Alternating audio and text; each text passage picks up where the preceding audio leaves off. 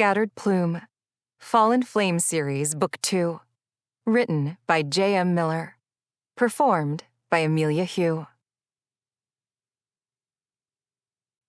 To those unsure, the watchers, the self-doubters, take the chance despite the fear. You are a fortunate one. 1. Water would never be my ally.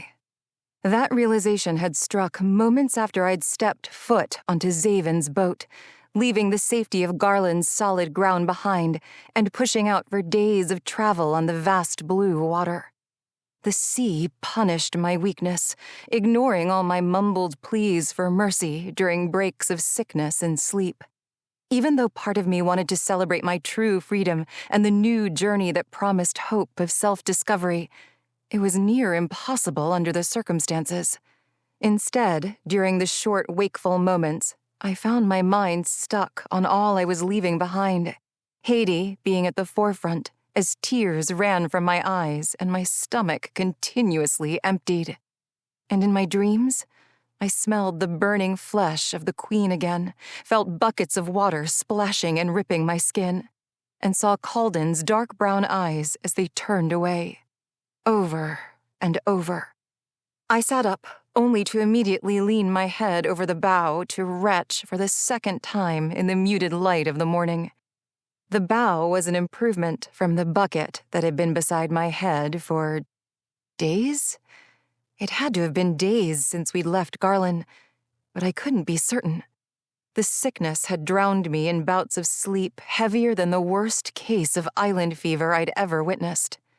But the fog that had settled inside my head dissolved some, wispy as the air around the boat, thin enough to see nearby, hovering thickly in the distance, surrounding us in all directions.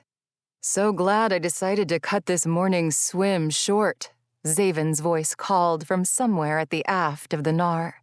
That bit looked chunkier, thanks to the bread you were able to gnaw down earlier. Turning slowly, I managed to keep my head level while propped against the edge of the starboard side. The heaviness was too much for my neck to bear. I ate. My voice crackled, the acid in my throat burning. I focused on his profile as he pulled the loose undershirt over his head, covering the ghostly white skin visible along his side and back. Even in my haze, I couldn't pry my eyes from the almost luminescent lines that streaked his flesh. You did. Barely. He ran his hands over his white hair, some of its thick black streaks showing as he smoothed its bit of length. Excess seawater ran down his neck and soaked into his dry shirt. Oh, I croaked, attempting to lift my head again. It wobbled, but held, and I groaned at the heaviness. I'm surprised you didn't end both our misery by tossing me overboard. Exactly how long has it been? My vision began to clear as I tracked his movements. He checked the tiller, then moved around the mast, looking up at the sail before grabbing a glass jug from the hold and stepping over toward me. This is the 5th day. We're close to crossing, but also closer to land than I had intended. With how sick you've been, the currents and winds we caught sweeping inland were too good to challenge.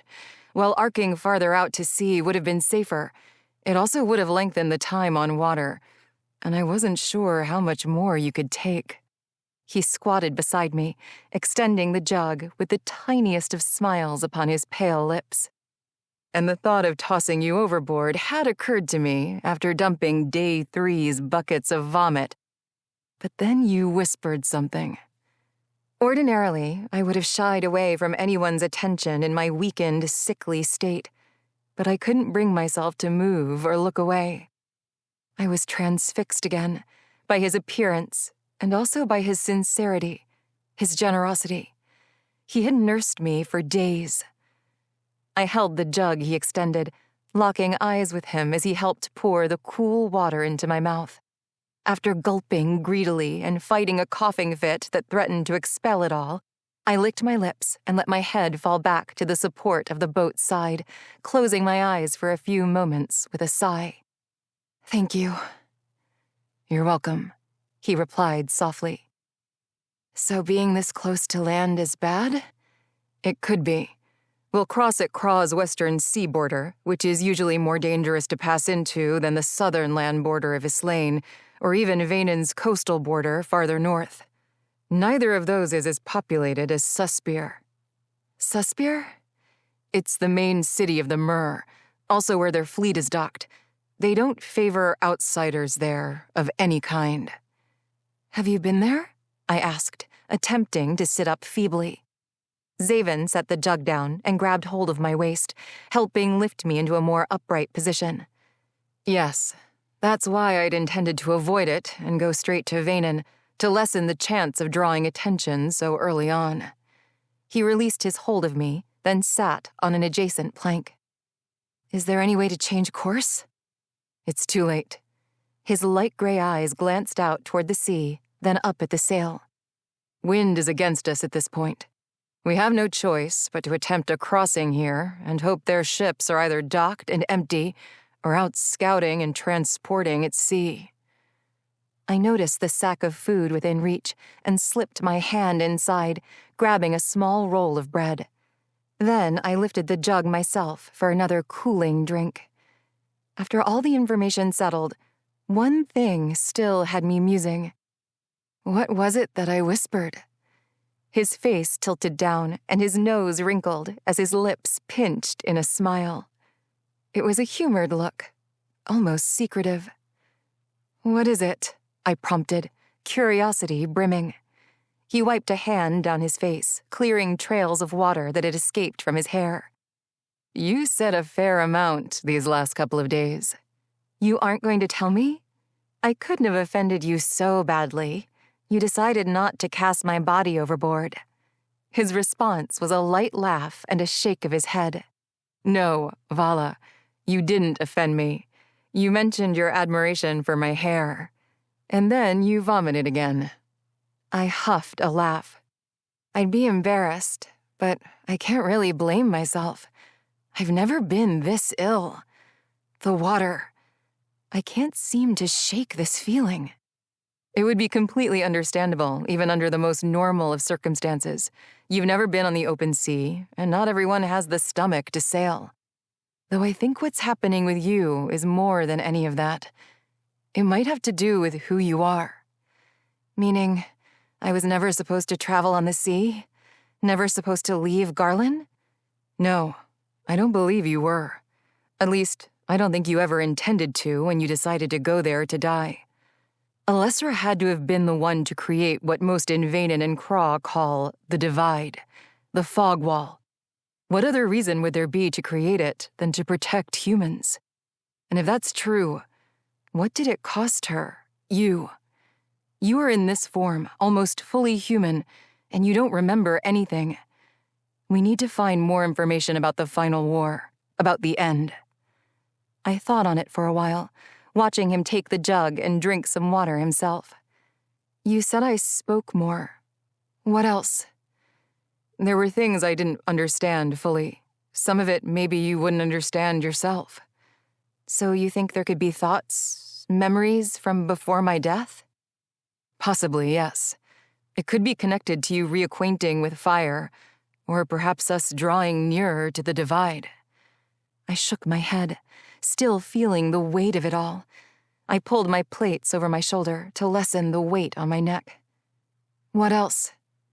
He stood then, avoiding my gaze, and lumbered back around the hold to the stern so he could tend to the tiller and rudder.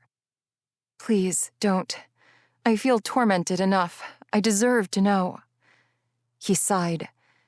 You spoke of people from Garlin, the queen and prince most of all. You talked about her flesh and of his face, and you wept more than you should have. More than I should have? I wasn't sure how to respond. That place, those people were all I'd ever known. That was my home, my family. I wept for what I have lost. You wept for people. People who treated you like filth your entire life. Not family. They took me in. Kept me safe. They used you. he yelled with a laugh, the bitter sound skittering over the calm waves around us. They did what they thought was best, and if they hadn't, I wouldn't be alive. They did what was best for them alone, not what was best for you. And they would have let you die without hesitation. Garlin is a coward, one who carelessly looked upon your bound body writhing in agony being tortured with water. I was there too. I cringed, clutching my stomach as the pictures flashed in my mind, and the rocking of the water below the Nar churned my insides again. There is no excuse for what he did. If he understood you as well as you claim, if he trusted you enough to protect his life, he would have known inherently that you would have never killed his mother, no matter how poorly she had treated you. I nodded solemnly, acknowledging the truth in his words. But the Queen, I know she did what she could. Her words when she was dying, they had to be the truth. Truth, yes, yet forced from shame and regret, like all who stare into the eyes of death. He huffed a breath and cast his hardened eyes to me. The glare softened some. As much as she wanted to believe she did the right thing, she knew the full truth. She had a choice when she witnessed your death, your rebirth. But it wasn't as simple as choosing to keep you alive. She could have raised you differently, closer, accepted you, not used you to evoke fear in all who threatened the throne. You were her tool, the only real weapon she had on that isolated, naive island. With no army and a very plain, hardly trained guard, she knew if ever Islain or anyone else came, Garlin stood no chance at defense. You were it, their only hope. That's why she couldn't let you go. She knew you were worth so much more, but she had no idea why you'd chosen Garlin or why you were reborn the way you were. And either she was too scared to search for the answers beyond her island because it would draw more attention, or she didn't care to find out at all. I breathed in the salty air, head spinning at his voiced thoughts. Do I wish she would have chosen a different path? Yes. But there's no sense in dwelling on any of it. I am who I am because of her actions, and I can't change any of it. I'm sorry, he said, after a moment of silent appraisal. You may choose to ignore the anger from that truth, but I can't. I'm angry for you, for what you could have discovered about yourself, for you having lived with unnecessary fear and shame, for feeling inadequate. He stepped back toward me, for feeling invisible and inferior, when it's possible that you are the one this world has been waiting for. He knelt in front of me and brushed his pale hand along my cheek, drawing my eyes to his. You deserved so much more. Tears slid from my eyes, burning a sorrowful trail down my charred skin. His thumb moved to wipe them away, but they had already dissolved. I can't help but to feel for them still. I don't think I could ever change that, or that I'd even want to. I know, he comforted, kneeling closer, his arms wrapping around me. It is who you are, a guardian, no matter the circumstance. I surrendered to him, pressing my forehead against his chest and leaning in. I'm not sure what to be otherwise. My purpose was simple, and I knew what my human life was for. Now, I am lost. I told you I would help you, and I promise that is what I will do. No matter what happens, I won't leave you.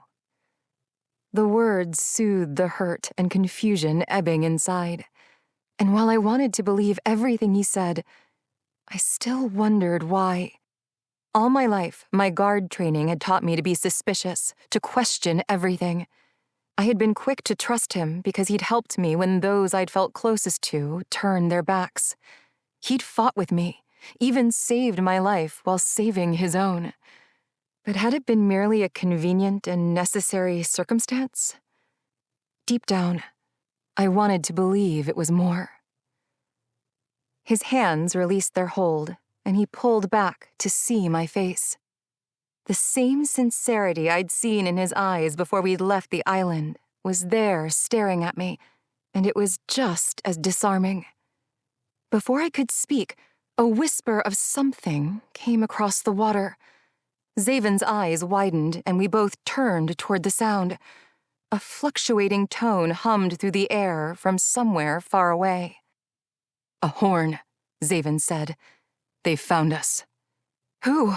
I asked, as he jumped to his feet and scrambled about the deck. "It has to be Islain. We might have stayed out of range had we arced more to the west, but could it be a coincidence?"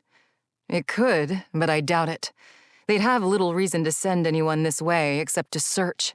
It's too close to the border and farther west of their usual coastal travel." He tightened the main mast rope, then grabbed hold of the tiller to adjust our direction and catch more wind. "How are you feeling now?" "Not nearly as bad," I replied honestly. My vision had focused during our talk. My head had leveled. "You've only gotten better as we've grown closer, unlike what anyone else has experienced close to the divide." "So we're close?" "Closer than I thought. We're minutes away, not hours." The sounding horn cut through the silence again. "Which is a good thing, because we can't outrun them. This Nar is made to transport goods, not for fast voyages." I gripped the bow's edge and slowly got to my feet. "What can I do?" "Nothing. Sit. I can't have you falling in when we're so close." I bit into my cheek, staring off in the direction of the horn, seeing nothing through the layers of cloud and mist. It was worrisome, the inability to see a target closing in. I looked down into the water, struck with even more worry.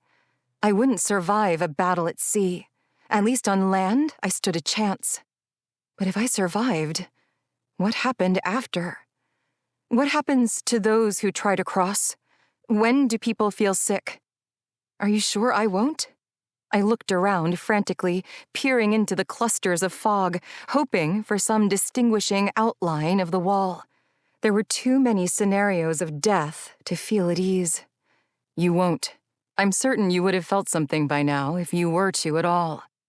In a negative way, anyway." "So we're going right for it then?"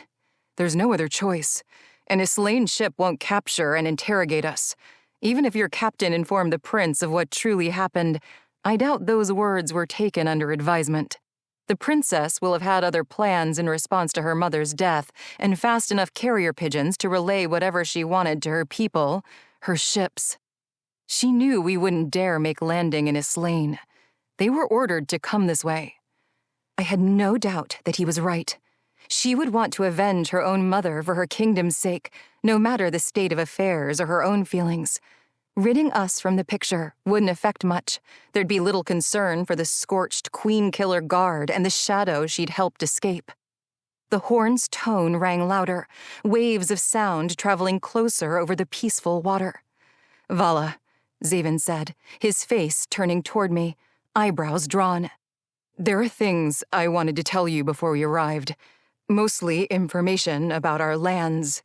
Things aren't the same there. I should have explained much earlier, but I didn't want to frighten you or make you rethink your choice to leave." I stilled at his words. "Whatever happens, know I am with you. I hope you are able to trust me enough to look beyond not only my past, but the actions of those who came before me." "What happened to you?" I whispered, as his words wriggled into my mind, immediately twisting my nerves. His head fell briefly with a quick shake before looking back up. "There's no time for me to explain. Look, I'm not sure what will be on the other side when we cross. There could be nothing, no one. But believe me when I say that it is different from what you know. I also need you prepared to fight in case the other side is not empty. This won't be a welcomed visit." "I understand." He nodded toward the open hold area of the Nar. "Gear up. This is going to be close." I stood solidly, feeling better than I had in days. A boost of strength coursed through my body, energy returning to my limbs as the anticipation and anxiousness of a potential battle settled into my mind and heart.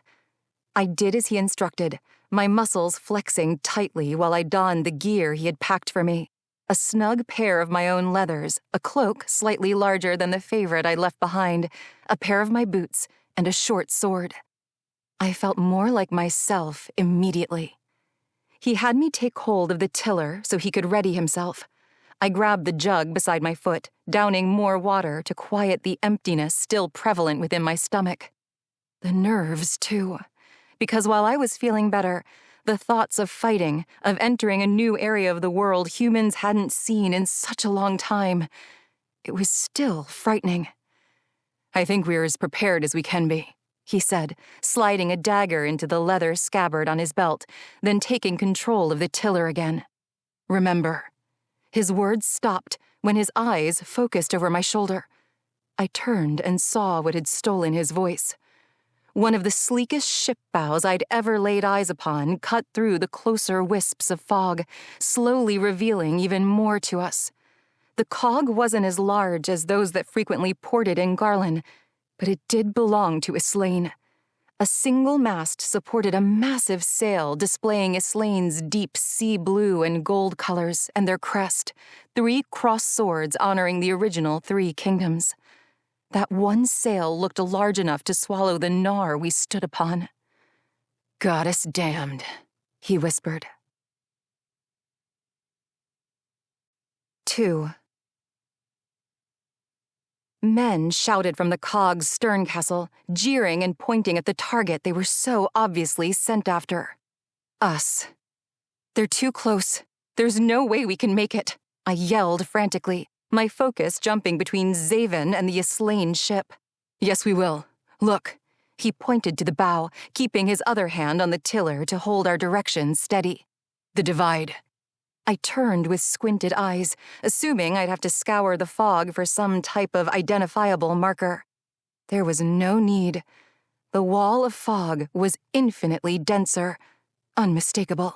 I took a step back and let my eyes lift from the sea to the sky, searching for an end to its impossible height.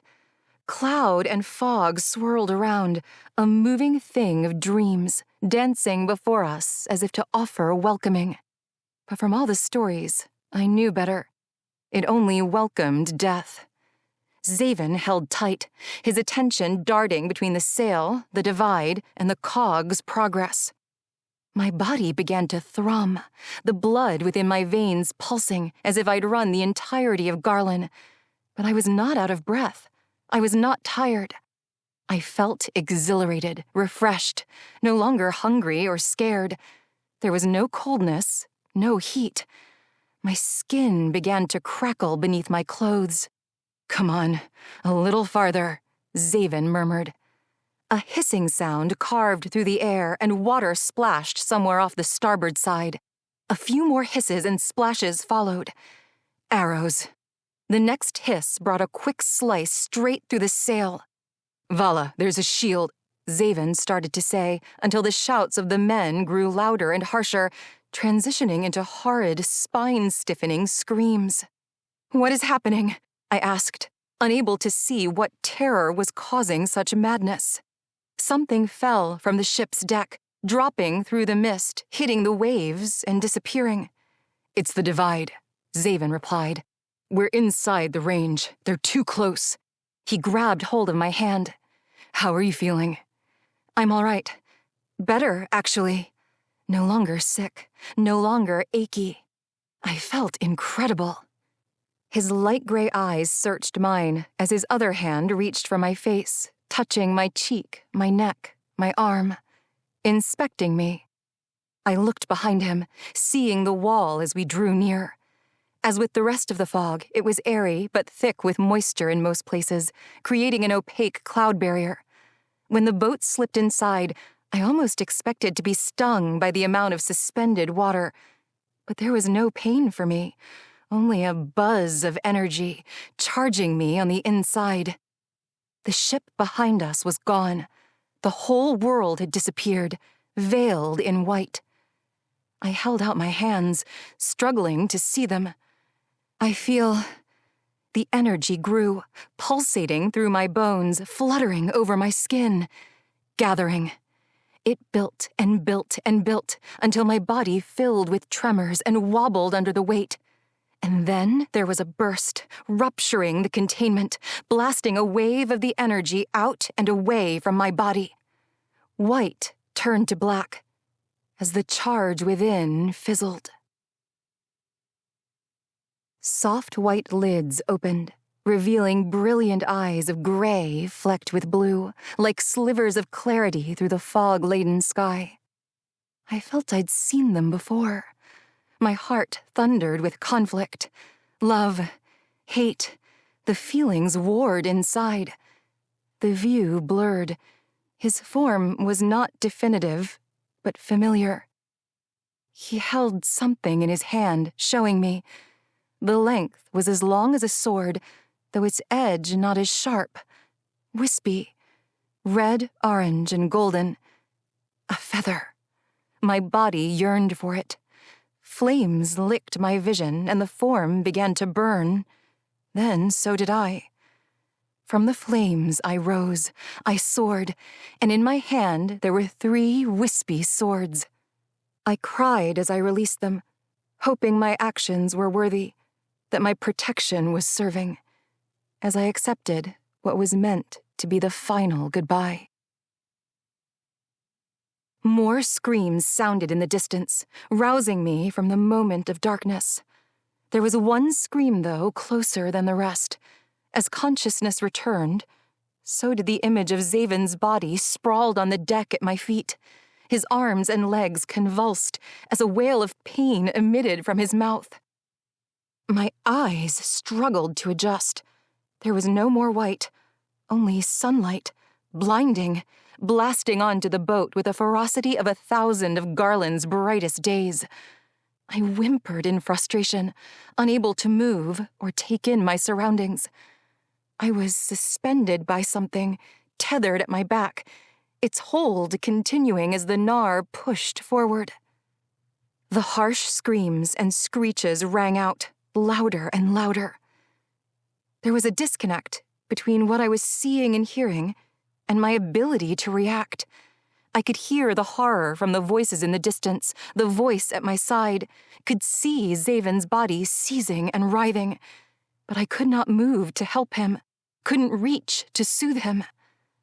The boat had broken fully through the thick of the fog, revealing the entire force of an unfiltered sun. My eyes burned from the intensity, while also stinging with tears of awe.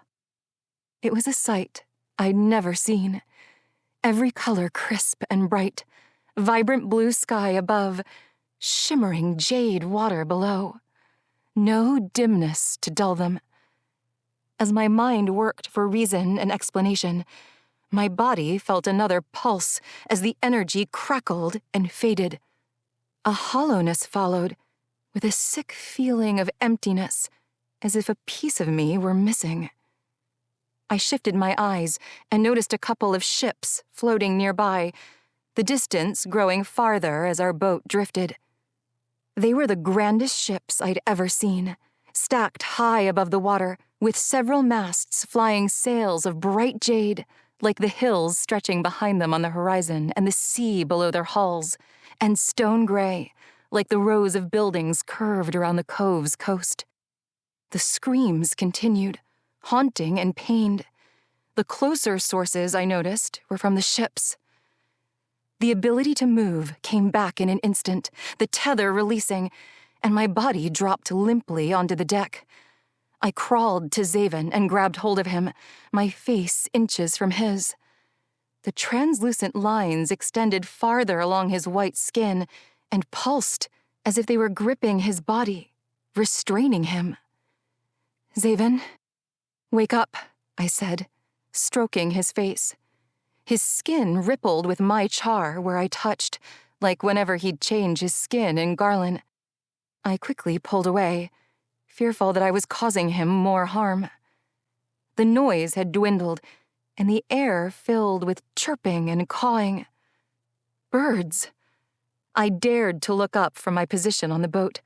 There was a fervent movement along the coast and on the ships, people running, scattering. Countless birds flew high above them. I recognize gulls right off, like those that poached from the fishermen at Floris's Cove. There were other birds, too, with vivid hues of blue, red, and gold, their wings like brushes filled of paint as they soared through the crystal sky. Droves more hovered and swooped along the port docks, fishing, playing, living. "Look!" Someone on the closest ship shouted, his voice traveling clearly across the calmer cove water. My heart dropped, fearing they had spotted us. "The divide!" I released a huge breath, grateful that the Nar was heading northwest, not in direct line of the massive ship's course. They hadn't seen us yet, or hadn't acknowledged our presence. I stole a glance at our backs, wondering what they were looking at. The density of the fog had dispersed. It was no longer thick, no longer hiding what lay beyond, which was Islain's ship. It had turned, displaying its lengthy starboard side, possibly an effort to avoid fully penetrating the fog during their chase. They'd watched us cross, though. There was no way they hadn't seen us. Hopefully, with both Xavyn and I lying on the deck, they thought us dead, like the one who had fallen from their ship. "Humans!" a sailor from the nearby ship shouted. "We can see them!" Arrows pierced through the fog, splashing down close to the Craw ship. I was willing to bet that no one had fired arrows through from either side in a very long time. They had no way of seeing or even hearing what they might be firing at without getting sick or dropping dead. Now, though, the humans had noticed, and those still alive and coherent on the ship had pulled themselves together enough to fire upon their new targets, those they hadn't seen in close to 1,000 years. Xavyn stirred, then pushed into a seated position with a pained grunt. I tightened my hands at his shoulders and waited for his frantic eyes to settle on me. "We're in Craw," he said, meeting my eyes, then flickering his toward the sky, the ships, and then the thin layer of fog at our backs. He groaned and shifted to stand. "Wait." I pressed my hand on his shoulder to keep him down. He followed my request, but kept his eyes pinned on the divide. "We can see them. Did you see what happened?" "Not everything. Only when we finished crossing. The energy was..." I stopped my explanation and really looked at him. The new lines that had formed up his neck. "Are you feeling all right?" I'm sore, and I lost consciousness. It's almost like..." He groaned again, and his eyes turned back to me, widened with some realization, then looked me over thoroughly. "It had to be you. You look the same. How are you feeling?" "I feel better than I have in a while. For the most part, I felt recharged. You sparked something, another change. It's like what happened during the Awakening when magic returned. I can feel it. All the energy is almost too powerful. Too much." He grunted through clenched teeth. "I have to work to suppress..."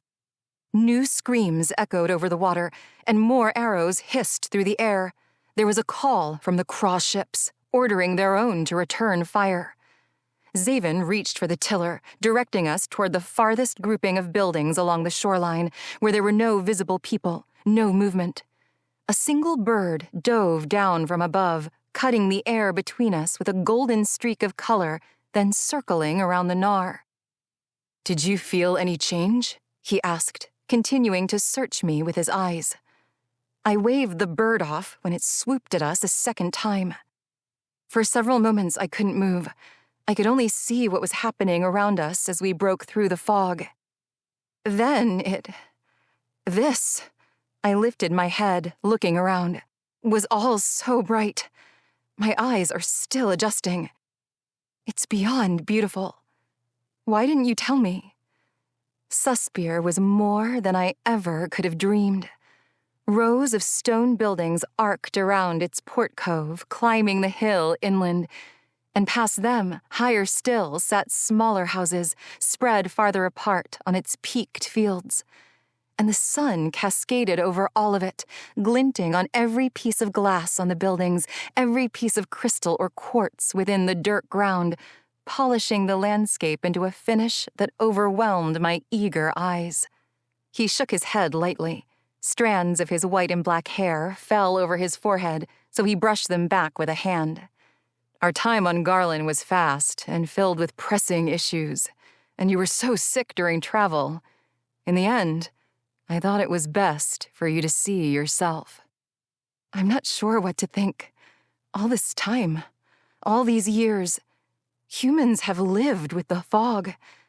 I never imagined it would be different here. So, it's only an hour. There lands. It's part of the divide? Yes. The divide is the border, and the human side is cloaked, he replied to my musing, as another bird fluttered onto the boat, its red-tinted feathers like fire sweeping through the air. It landed behind his hand on the rudder, and he waved it off. And Alessra supposedly did this? The divide? His eyebrows quirked. Fairly certain you did this. How could I be? After all that has happened, you are still doubtful? There would have been no way for you to pass otherwise. People, Fae, Myr, and others have tried everything to pass. They've attempted to climb the highest areas possible in the borderlands. They've dug beneath the ground. And though they no longer have their ability to change, the Myr have even attempted to pass below it in the sea. Everyone either dies or retreats at the first hint of the sickness. What about you? You said the possible reason you are able to is because you grew up near Alessra's lake, drank from its water. I swam in the sacred lake on Prince's Night. I could be— No, the divide wouldn't have responded to you that way. It never made me feel this way before or showed any signs of weakening. It's like you stole some of its energy, made it more transparent, and possibly dispelled some of that energy through the world. I don't think it was a coincidence, and I doubt it only happened to those in this vicinity. Listen to the cries still out there. It has happened again, which means more have died, others have gained power, and those of us who have bits of magic could have received more. I thought something might happen to the divide when you crossed, possibly even a total collapse. You created it, after all. But since it didn't fully disappear, we need to find out why. The boat pushed through the quiet water at the edge of the port. Aside from the group of birds hovering high above us, there was less activity. A few broken buildings stood guard behind a small dock, some of their stones missing. Blackened moss lined unkempt fixtures. Walkways were weathered and worn, coated in silt and mud. Not a well-traveled side of the city. The hollow feeling pulsed inside me again, this time accompanied by something else, a pull of sorts, a direction. It called through me. Down. Down. My eyes angled down to the water, looking past the ripples of green and blue alongside the boat. Did you feel something? Xavyn's face, which had been on a constant rotation, stopped to look at me. No. What did you feel? I'm not sure what it is. I looked at the water again. Is there something down there? Below us?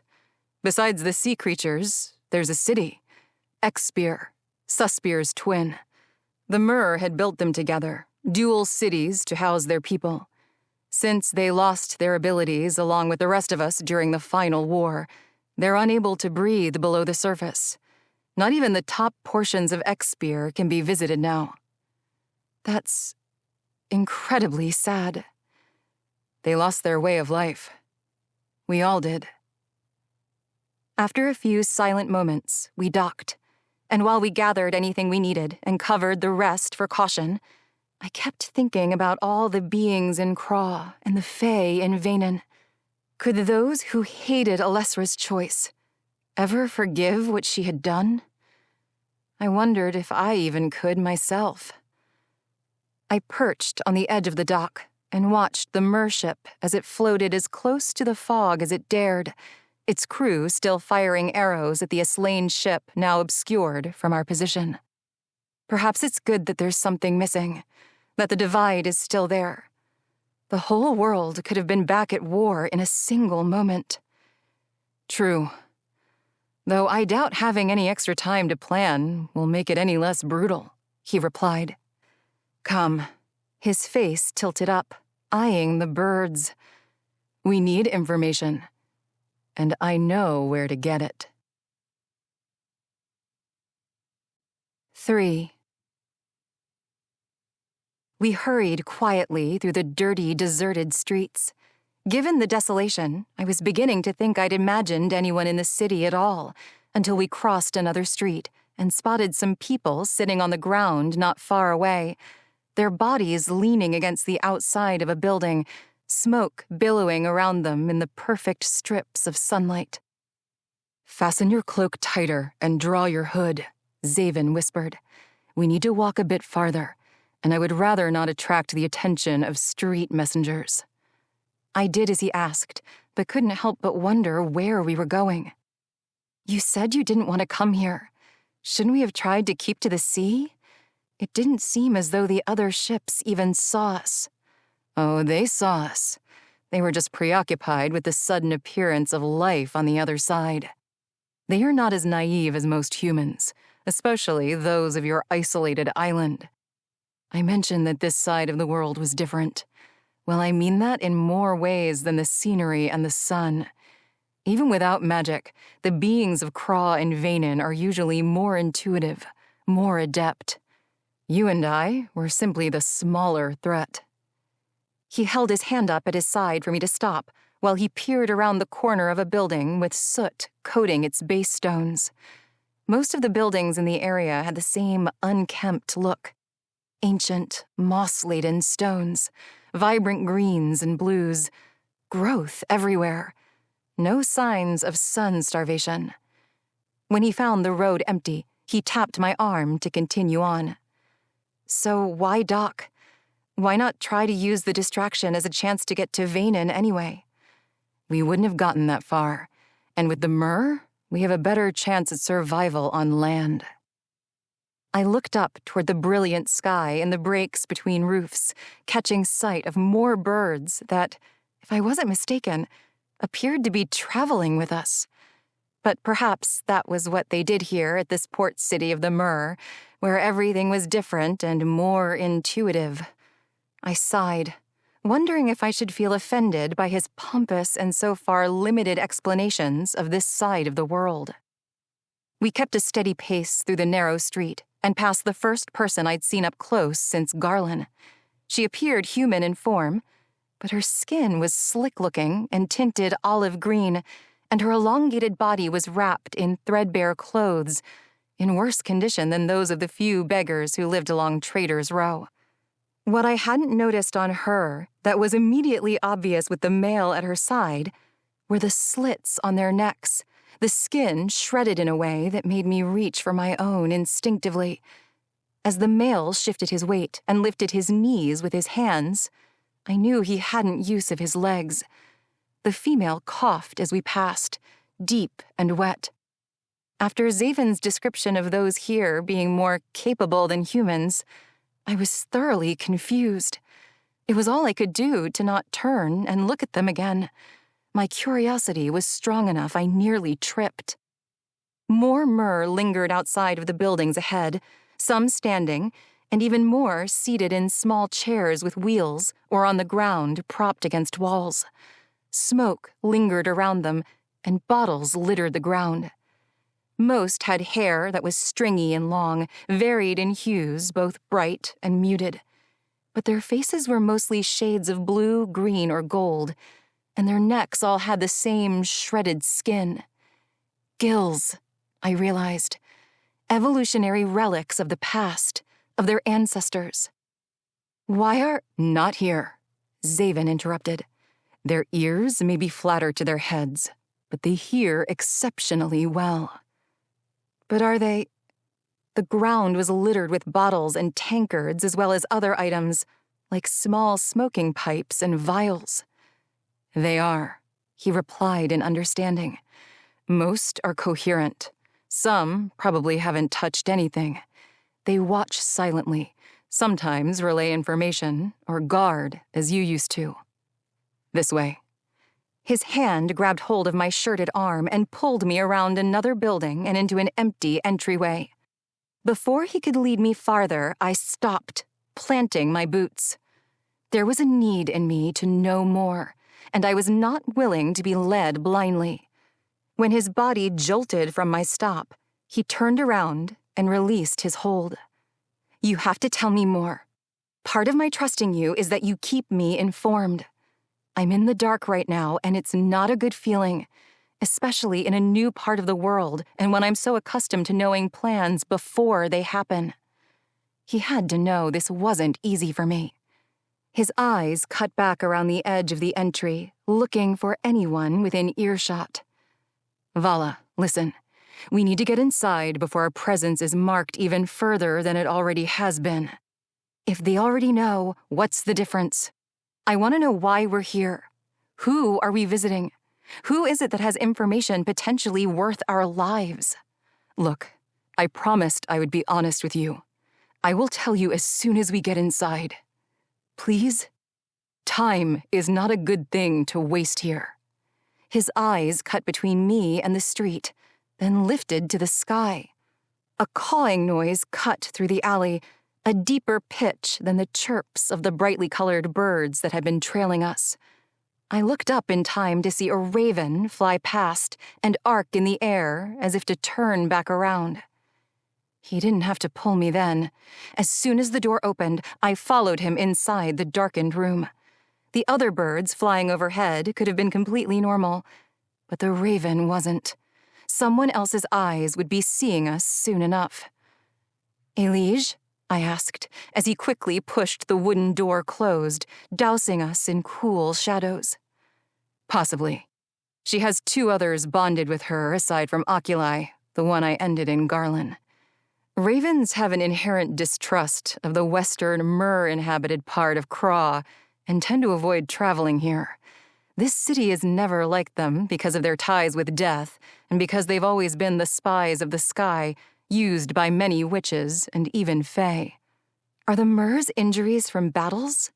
We had some people in Garlin who were dependent upon drink and other substances, but I've never witnessed so many seeming so unresponsive, especially during the day.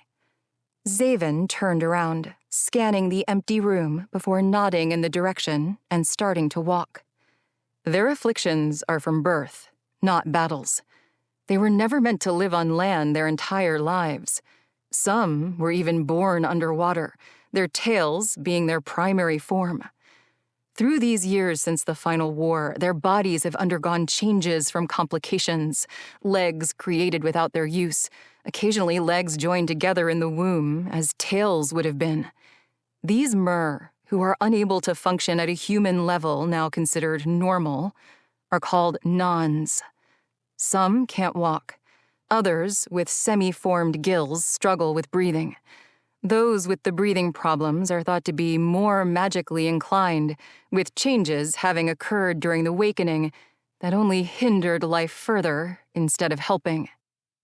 All this is why many use substances to help manage their pain. They don't much care if they are incapacitated because of it. They aren't viewed or treated well by the other members of their kind anyway. The able citizens, potents, are the sailors, the fishermen, and the protectors of this city and the rest of Craw's myrrh-populated areas. They are what a majority of what Craw views as its army. He quickened his stride. We'll talk more about it later. Right now, we're here to get some information from the most knowledgeable myrrh I know, the only one who might help us. We passed jugs lined against a wall, and the planked floors had transitioned to hardened dirt and began to slope. Walls of stacked stone also had thick beams of wood for bracing. Underground, an unease settled. As confident as I was with my abilities and training, and Xavyn's, going below ground with limited escape routes only added to my concerns. Soon enough, we stepped into a wider room with pathways branched out in 3 other directions. Slabs of speckled slate rock covered the dirt, creating a hardened floor that glinted with what little light there was. I expected the air to be heavy, laced with a moldy stench that often accompanied cellars in Garlin, but there was only the smell of soil, the pathways having enough airflow to prevent a stagnant odor. They grow the plants used for their pain here, yinth, mainly, he said. What is it? I asked. It's a weed, not native along our coast. A voice called from the back of the cavernous room. Wooden shelves made of split masts stood all around the back area, stocked with full and empty bottles, dirty books with missing bindings, and vials filled with dark-colored liquids. There was a fire in the corner, too, small, yet large enough to bathe the room in a soft yellow glow. The flames hummed lowly to me, a sound I hadn't heard since we'd shoved away from Garlin. I squeezed my hands closed, stifling the urge to touch, to feel the fire caress my skin again. The voice's owner appeared from behind a row of shelves, sitting in a wheeling chair that glided easily across the slate floor. It grows inland, along the wet wooded floors of Craw and Vanen. It's also found in any serious witch's pantry. His dark, silky hair was tied back in a short nub at the base of his neck, showing off the same slits of skin along his neck below his flattened ears as the myrrh on the streets. Uncovered areas of his tight, green-tinted skin reflected the firelight, creating a shimmering movement, like water trapped below the surface. His long eyes had no crease in their lids, and they shifted from me to Xavyn and narrowed. What are you doing here, collector? Collector? Xavyn straightened at my side. Vala, this is Leth, he said, choosing introduction over a response. I looked between them, deciding not to speak through the tension Xavyn seemed to be avoiding. It's been a while, Xavyn said, not breaking his courtesy under Leth's stare. I'm glad to see you're well. Why are you here? Leth asked again, his voice as cool as the air around us and as hard as the slate beneath our feet. There would be no charming him. He was older, had possibly lived more years than the both of us combined. There was knowledge and authority in his aged voice, much like I was used to hearing in Captain Bond's deeper timbre. We need information, and you're the best source to get it from. I doubt that's true.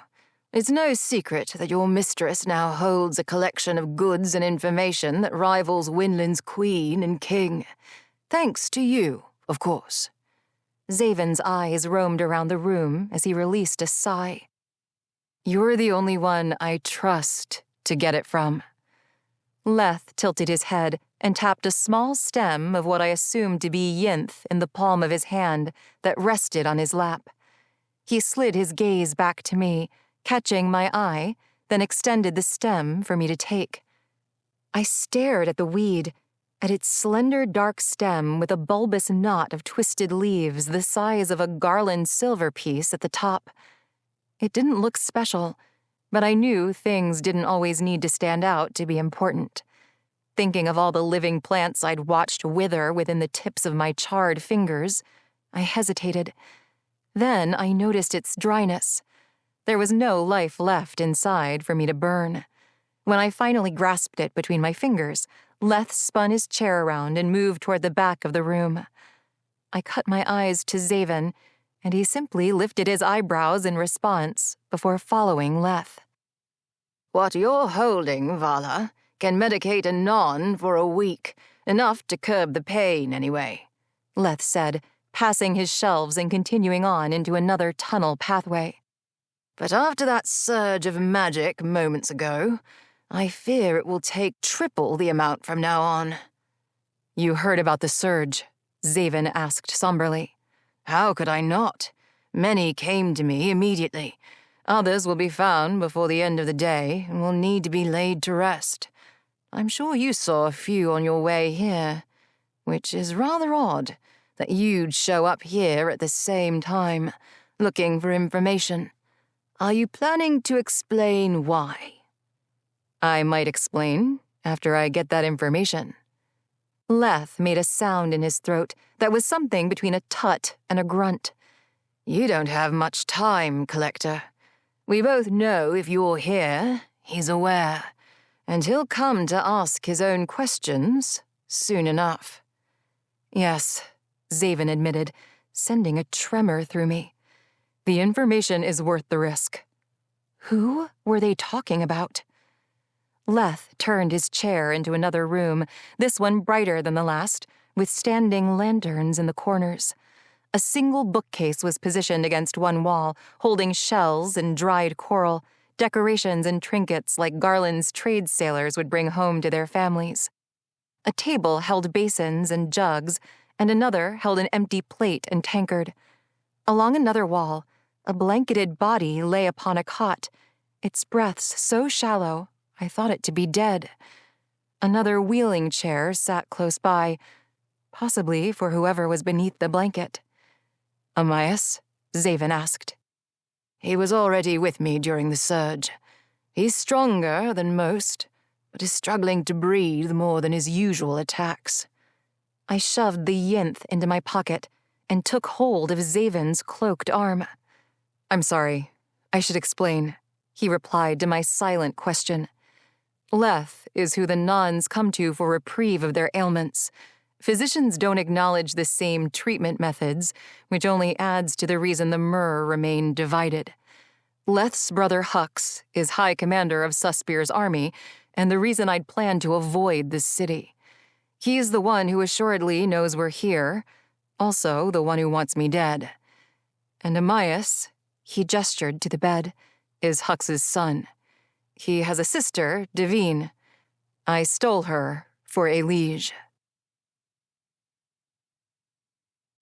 4. What do you mean you stole her? I tightened my grip on his arm and turned to face him. He was honest with me and Garlin about the actual reason he was there. He had been sent for information, but also to kill Prince Calden if it served the purpose. Yet I still found myself wondering how he could steal or assassinate anyone after having spent time with him. His eyes narrowed at me, his dark eyebrows pulling together. Oh no, young one, Leth answered me instead, moving his chair closer to the bedside of his nephew. That's only what my brother believes. You can't steal what willingly leaves. My grip loosened, and Xavyn instantly pulled his arm away and looked at Leth. Had he been startled by my reaction for thinking him serious? But he, Hux, blames you? Why? I asked. Because they know who I am, who I work with, he said simply, crossing his arms and biting his lips together. Leth placed a hand on Amias' shoulder and gave him a shake to rouse him. They all know. You, however, don't seem to know who you're traveling with, do you, young one? Her name is Vala, and she knows me well enough, Xavyn corrected, his tone soft but edged with warning. Doesn't seem so. Doesn't seem as though you know her either. Enough observations. The information we are looking for, it has to do with the divide, which is what is keeping Hux's attention for now. So it's true the surge came from the divide? Leth asked, while he leaned over and wiped a damp cloth over Amias' forehead. It's true, Xavyn replied. Those who came for treatments before you arrived said they'd seen a change. I haven't been out to see for myself. We need to know more about your lore. Were there any predictions for this kind of occurrence? Predictions are for witches and frauds. There is no way to know the future without the most powerful of magic and without prayers to Krau's goddess Verdandi. And both no longer exist. There was nothing but calmness in his voice as he dipped the cloth into a basin, wrung it out, and continued to tend to his nephew. Anything else in your ancestors' books, then? Something we can find from the final war, or even before? We have few texts and tellings from that time, from those few who actually survived, from those who chose to keep that information alive. As you know, a great many of things from before then are in X-Spear, accessible to no one. I'm surprised, though, that you came to ask me these questions instead of stealing what little we have left." Xavyn shifted his feet and looked at the floor, a sly smile forming on his lips. "I'm sure it wouldn't have been difficult, since I know where you keep them. But time spent stealing and reading is a waste, if better spent acquiring the information directly from a source such as you." "I see," Leth replied. He remained quiet for several moments as he looked over Amias's body. I was sure he would dismiss us, but then he slowly turned away from the cot and looked us over. "The divide was said to be left by Alessra, a barrier to further protect the humans after she wiped magic from the world." "So I've heard as well. But how was it created? How could it stay in place all these years?" "There are theories from those who survived." His eyes drifted away, and so did his words. "One suggests that the divide is evidence that the goddesses will return one day, that after the awakening, it's possible they already have." "I would say that's dangerously close to being a prediction," Xavyn noted with a little chuckle. "But it's not something I'm worried about right now. My concern is how she created it, to determine what might be happening." Leth rolled his chair to the table and began mixing ingredients into a bowl. "Are you familiar with many stories of the final war?" "A fair amount. It's said that in order to end Izaris's reign, Alessra ended all magic and the goddesses themselves. But it's also said she created the wall, so it's possible she lived on, and only Heria and Verdandi perished with her cry. Is that what you believe?" "There are many speculations, and most tend to stem from that same premise." Leth waved an acknowledging hand into the air before continuing to work at the table, grinding yinth with a mortar and pestle. "Alessra, the Phoenix, is the goddess who ended it all and left behind the divide.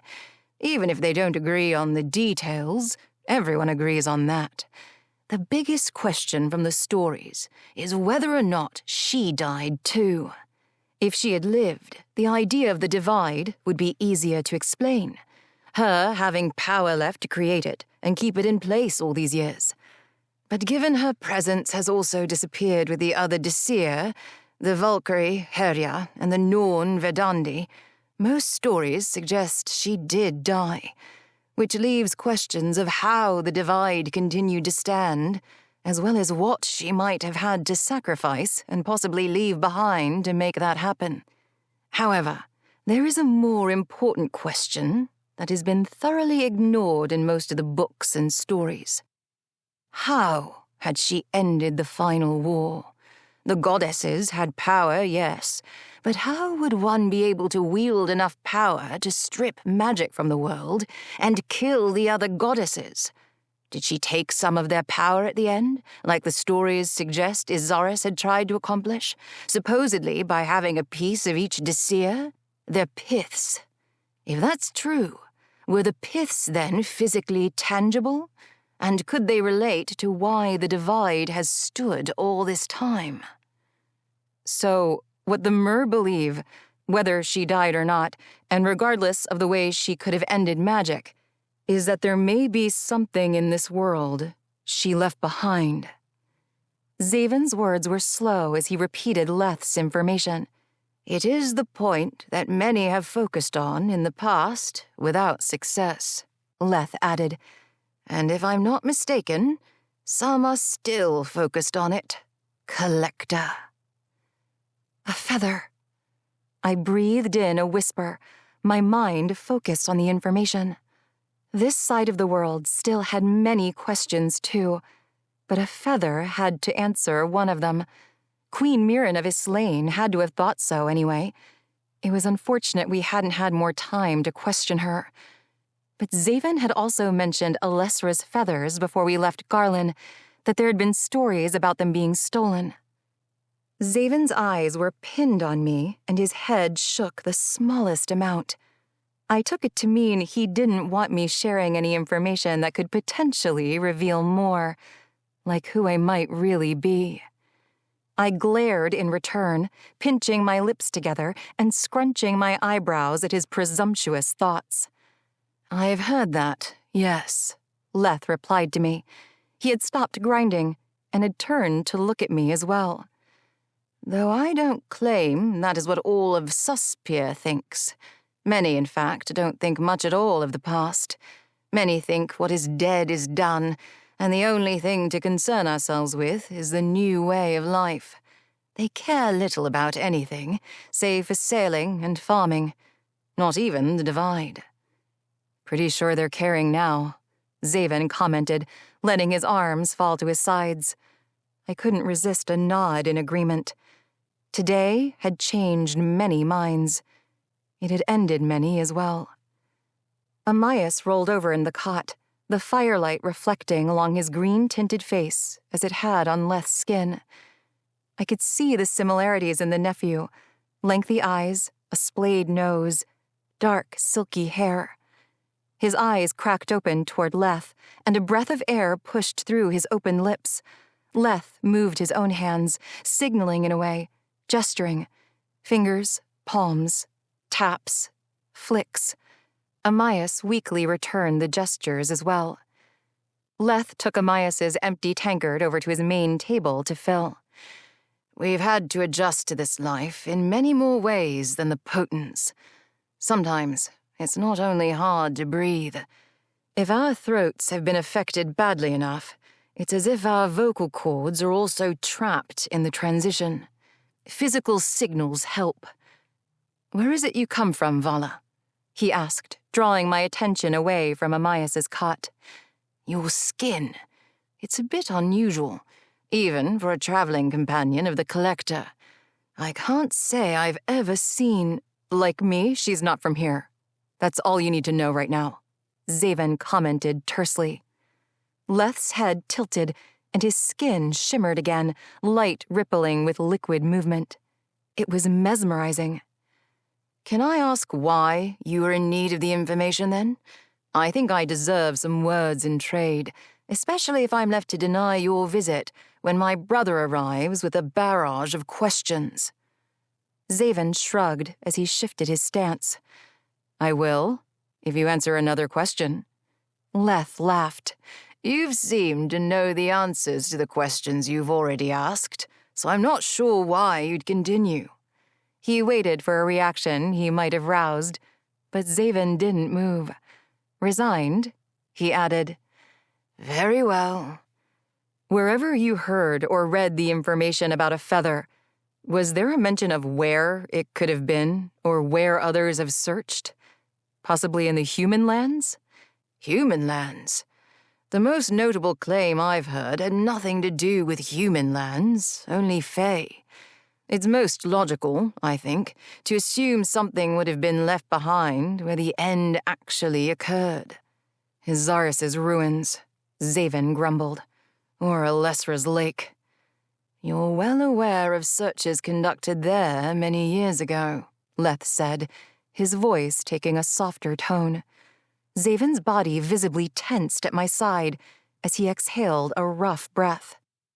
"Out of any beings left, it's likely they would know the most, the Volaire. I can't say I've had the pleasure of reading any of their text, given the palace location of King and Queen Calum. I'm sure even your mistress has not been so lucky either." Leth stared at Xavyn a few more moments before turning to the table, grinding more inside the mortar. "It's difficult to say for sure, though. Stories are simply that. With the Wakening and events of today, I suppose our time, our beings, will be the next spoken of in the stories about magic returning. And even those stories will be altered over many years." Xavyn nodded, then pushed a hand through his hair, scrubbing lightly with his fingertips. His shoulders noticeably dropped, the tension that had been there since we'd arrived releasing. "Thank you for your information. I did know some things, but wanted to hear anything you could offer as well. The reason we came here for answers was that we believed the human ruler of Islain, their queen, had been actively searching for something. We were right. It appears as though they, too, have decided to ask the question many others have asked over the years. They were searching for a feather, and given all you have said, the reason could be to take down the divide. Leth spun his chair around faster than I blinked. You're certain of this? Did your mistress's birds show her this? Elige has used her ravens to track their activities, but I also know because... He glanced at me and ran his teeth over his bottom lip, debating his next words. I know because I was there. I can cross. The pestle Leth held clunked onto the slate floor. His mouth had parted as he grappled with how to respond. I had my suspicions. You've disappeared south of this city too easily before. I didn't understand how, but I knew I was likely the only one. Until recently. I wasn't sure how to react. He was admitting everything to him, and I had no idea if it was a wise decision or simply foolish. I knew nothing here, and I felt powerless, as if I was being served up at the complete will of another. How is it possible? Does it have to do with your imito ability to pull from others' energies and mimic their forms? No, I don't believe that, though others might. I believe it has more to do with where I was raised, Alessra's lake. Leth's fingers tightened on his knees. The reflexive twitch, though a mere flash, was a jerky enough movement to catch my eye. Was it in reaction to the place, or the fact Xavyn had grown there? And no others from Alessra's lake have been seen anywhere close to the divide. A statement, not a question. But you found another who could cross from somewhere else? His examining eyes slid to me. Interesting. Yes, and right now our goal is to get more information, prepare for what will happen sooner than later. The divide will fall, and war will follow. We'd be fools to ignore it. But we can attempt to halt it before it goes too far, or even try to prevent it entirely. What might you say if I were to call upon you soon? Leth looked back at Amias and nodded. I always knew it would happen during my time. There was this feeling. Before he had a chance to answer fully, Amias began to cough, harsh and ragged, gasping for breaths. Leth wheeled his chair to Amias' side as his body started to buck, arms and legs thrashing. He's not breathing correctly. His intake is low. Leth spun his chair around, grabbing a jug full of water from the table as Xavyn and I moved closer. I glanced nervously at Xavyn, wanting so terribly to help without any means to do so. My hands held no power to heal, only hurt. What are you doing? Xavyn asked as Leth held the jug up, staring at it several long moments with a frown upon his lips. Fretting. Hold him down, Leth ordered, and when Xavyn took hold, Leth began to pour the water into Amias' mouth and over his neck.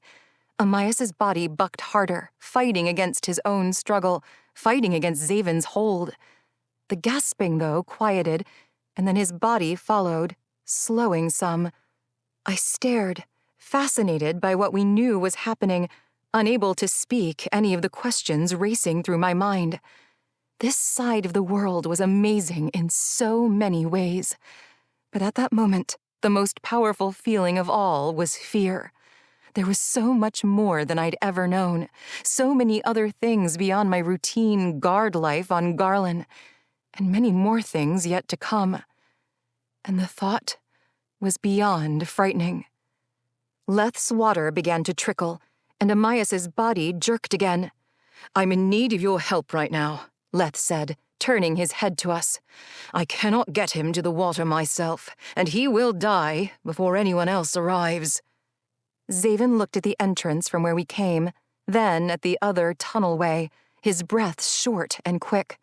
I took a step forward, prepared to convince him, but he had already decided.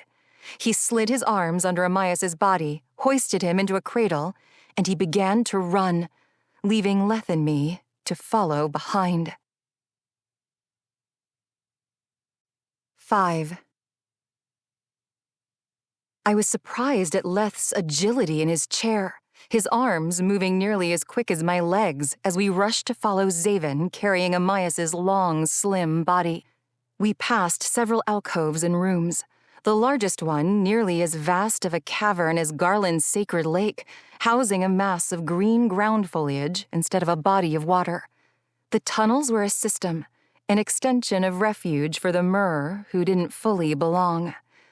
The path curved not far after, and a stronger light appeared, shadows being overtaken with each new stride. Xavyn's figure disappeared into the blinding brightness. The sky welcomed us like a beacon from the tunnel, shining down onto the small cove in front of us. A short dock was on the left.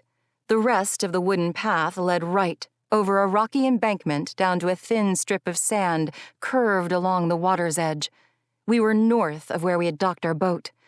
This smaller cove had the city to its southeast, hidden from view.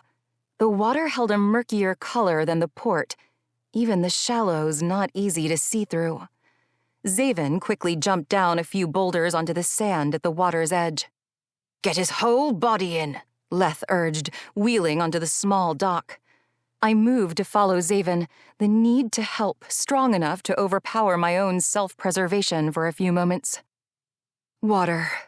There was no way I could help, not without exposing my weakness.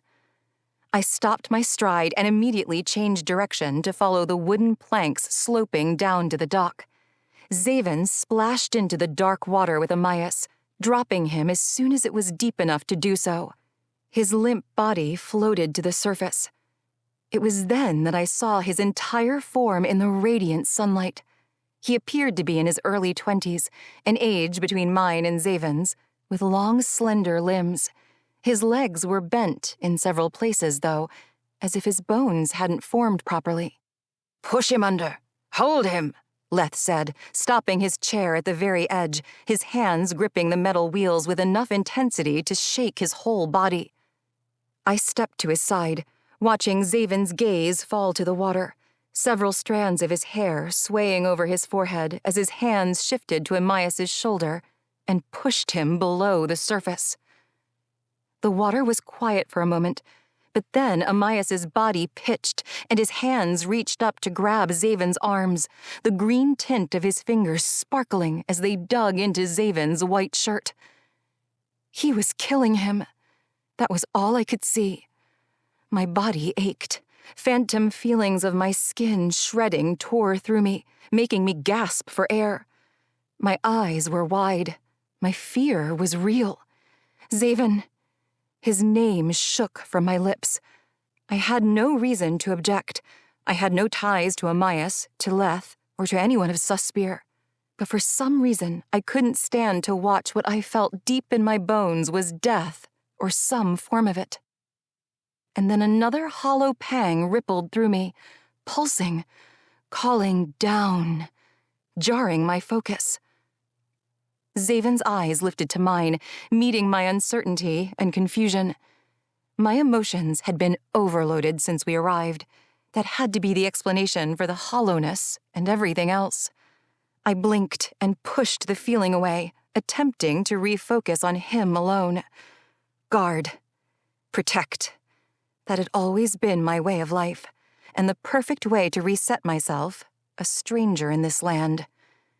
Xavyn had turned his attention back to Amias, his torso tight and arms flexed with tension as he kept his hold underwater. The more intently I focused on him, the more noticeable his struggle. There was more to his physical strain. It became apparent when his fog skin glimmered in the sunlight. "Ah!" he grumbled as his body began to tremble. And it wasn't from Amias's movements. His skin darkened, a bluish myrrh tint spreading over him. In another flash, black char had replaced it all, and then it was white once more. He was battling with his power, and the cause was the divide. I'd been grateful he hadn't shown many problems since we left the Nar, but perhaps too hopeful. I took another step toward him, conflicted on whether to help or to stop his task with Amias altogether. That decision was never made. Something rushed from the tunnel. It dove from the upper rock so quickly I had no time to consider what I'd seen until it collided with Xavyn. It screamed, a shriek filled with so much rage it made me pause, the sound transporting me back to the agony I'd felt in the chateau's courtyard. The pitch was high. Female. I blinked rapidly, forcing myself to focus, then tracked a pair of dainty hands wrapped tightly around Xavyn's neck. "Essenna!" Leth yelled at the apparent girl attached to Xavyn. Her body size was not much more than half of Xavyn's, considerably small in height and structure, mostly hidden under an ill-fitting brown cloak that draped over her like a blanket from a large bulge set high upon her back.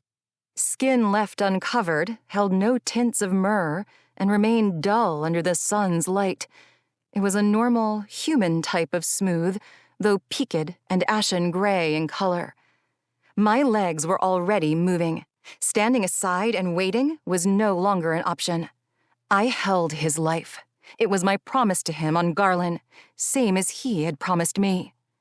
Birds appeared overhead, their shadows casting onto the water, their vocal clatter impossible to ignore even in my haste.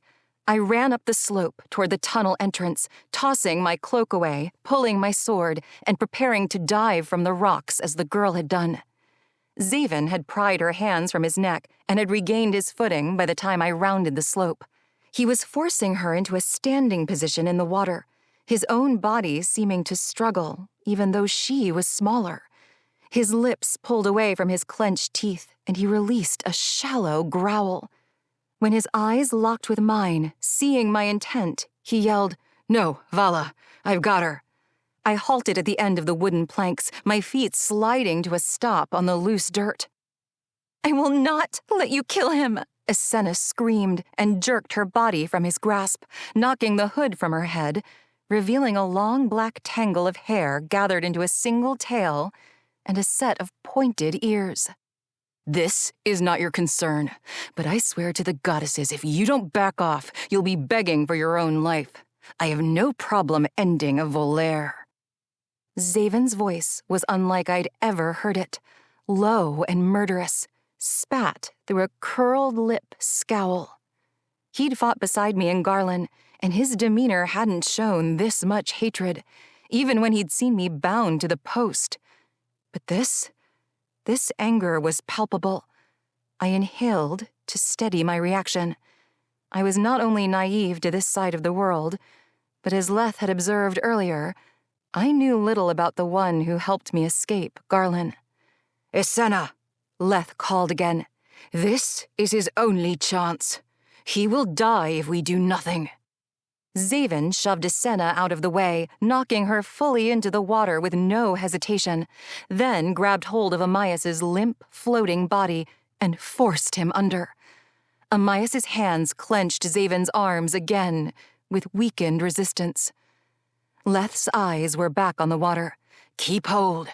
Allow him to give in." And sure enough, moments later, Amias's grip relaxed from Xavyn's arms and slipped below the surface. There was only stillness for several moments. The water.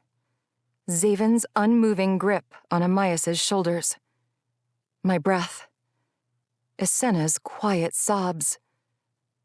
And then his hands emerged and took hold of Xavyn again. There was no thrashing this time. He sputtered, appearing to choke with swift head movements before relaxing. A soft rush of water brought strips of fabric to the surface, above where Amias's legs had been, and then a fan of greenish blue broke from the water in a brief wave. His tail. Amias's hands pushed at Xavyn's arms, and Xavyn released him. There was a large splash, then his figure disappeared from view. "Amazing," Leth said, the deep tone of his voice pitched with fervor. "It makes sense that he would be one of the first. There might be others soon. If more magic returns, there will be. But he is the first to live through this transition. Did you see Asenna? Asenna's only response was to rush through the water toward the rocky edge close to me, where she climbed without a word and ran to the end of the dock behind Leth. She paced back and forth, staring down at the water, her sopping cloak still covering her body, the large bulge at the crest of her back even more prominent. There was something underneath, a reason she wasn't quick to remove the drenched material. Perhaps she too had an affliction and had been used to concealing it. Xavyn hadn't moved from where he'd held Amias. That was part of our story, what we will soon talk about to all of our kin. Some of the Potens believed we'd return to the sea, but none thought the Nons would be those who changed. Our ailments show that we are more closely tied to the lives of our ancestors, and they still only look upon us as the mistakes of a goddessless world. We were the punished ones, the reminders, the cursed. His last words resonated inside me. The cursed. That was what the humans had thought of me, what I had even thought of myself during life on Garlin. I knew how that felt, how the separation and exclusion made me question my existence, question my purpose. They were divided, with no reason except for their own fears and insecurities. Numerous birds continued to circle above us, no longer screeching, only watching, their shadows swirling along the ripples of the calm cove water.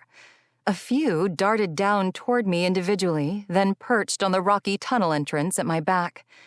I kept looking over my shoulder at them, checking for the black plumage among the vibrant colors. There were more of my people in the streets earlier. Leth rested his forehead against his palms. Some who hadn't been as badly stricken at the start. Some may not have made the trip to see me.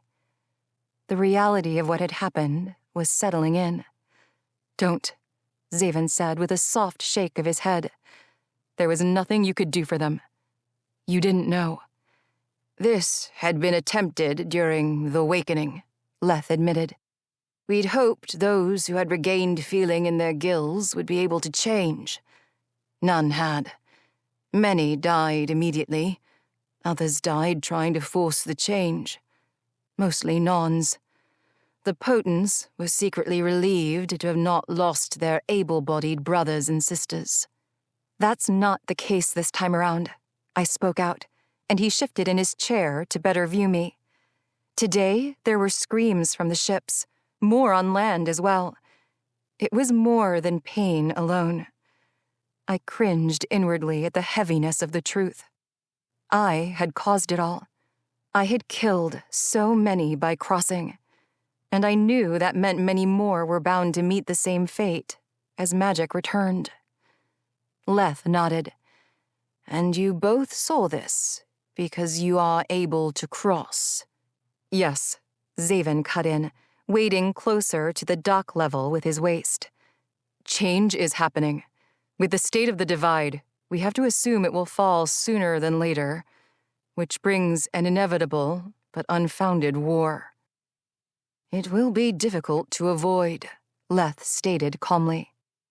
There's a natural instinct to protect what is ours. It doesn't matter our species. Whoever crosses will be the aggressor. Even if we attempted to organize peaceful discussions, that won't change. Hundreds of years have divided us. Besides the immediate and blatant hostility, curiosity will also be construed as threatening. That's because both sides have been quietly expecting this in some manner, worried about what was happening on the other side all these years. If what you spoke of was true, the humans searching for a way to get through must have planned for what's to follow that breach. But war is never as clearly defined as some anticipate. Us versus them. The past has told us it's never that easy. The Potens may be too self-involved to join forces with others from our lands, even if it means rallying against what looks to be a common enemy. and those from our lands who haven't been as quiet with their organization will not allow other leaders to step in and take control. All from Craw and Vanen know a liege has been monitoring things for years, expecting something.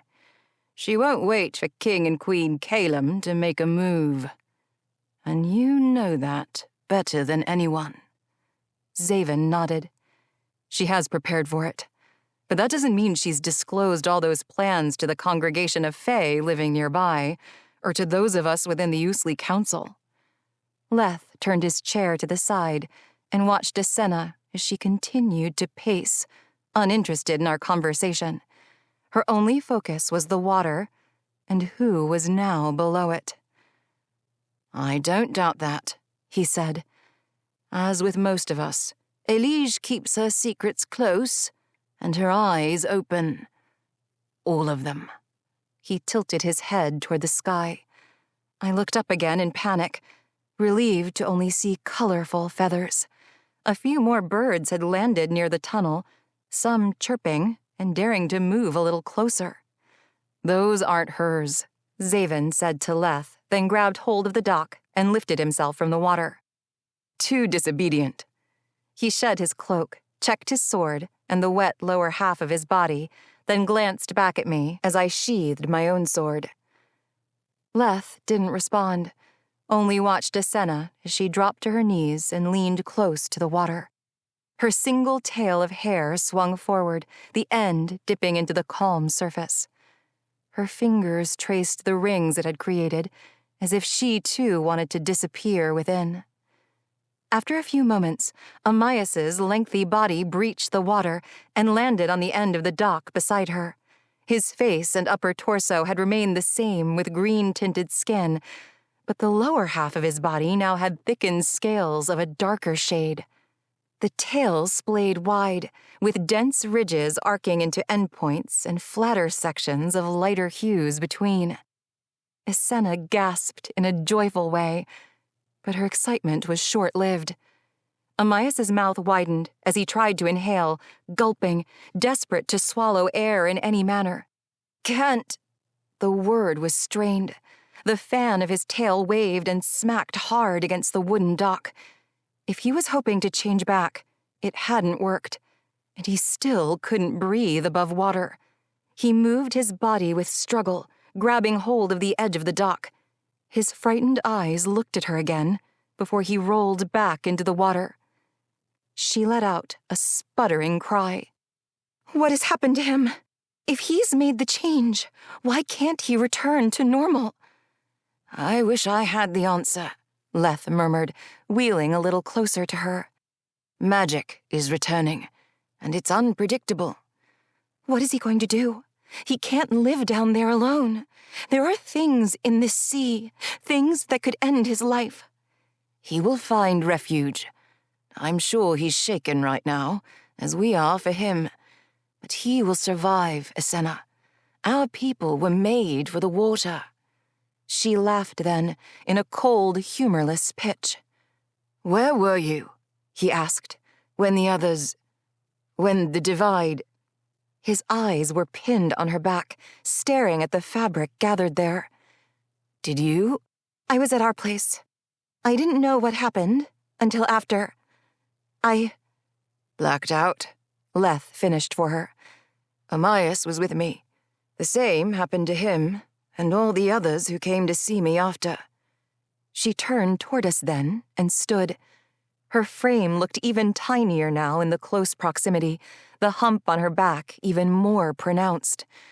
"Yes, I blacked out, and—" Her words caught as her eyes wandered from Leth to me. Yellow. Her eyes were bright yellow, their black centers constricting as they took me in. They shifted quickly, but not to anyone else. Behind me, then back again, back and forth. "Don't worry, they aren't here to harm anyone," Leth assured her. "I won't make that promise," Xavyn corrected sternly, crossing his arms over his chest. "She's not one of them, Collector. She came to us a year ago. She left them willingly, and we welcomed her into our lives." "Is that right?" I'm not sure any of her kind are deserving of refuge, Xavyn spat, but Isena's eyes never met his. Only mine. Leth turned his chair to face him. And most of your Imito brethren would agree. But most would also agree that an individual shouldn't be judged solely upon the actions of their group.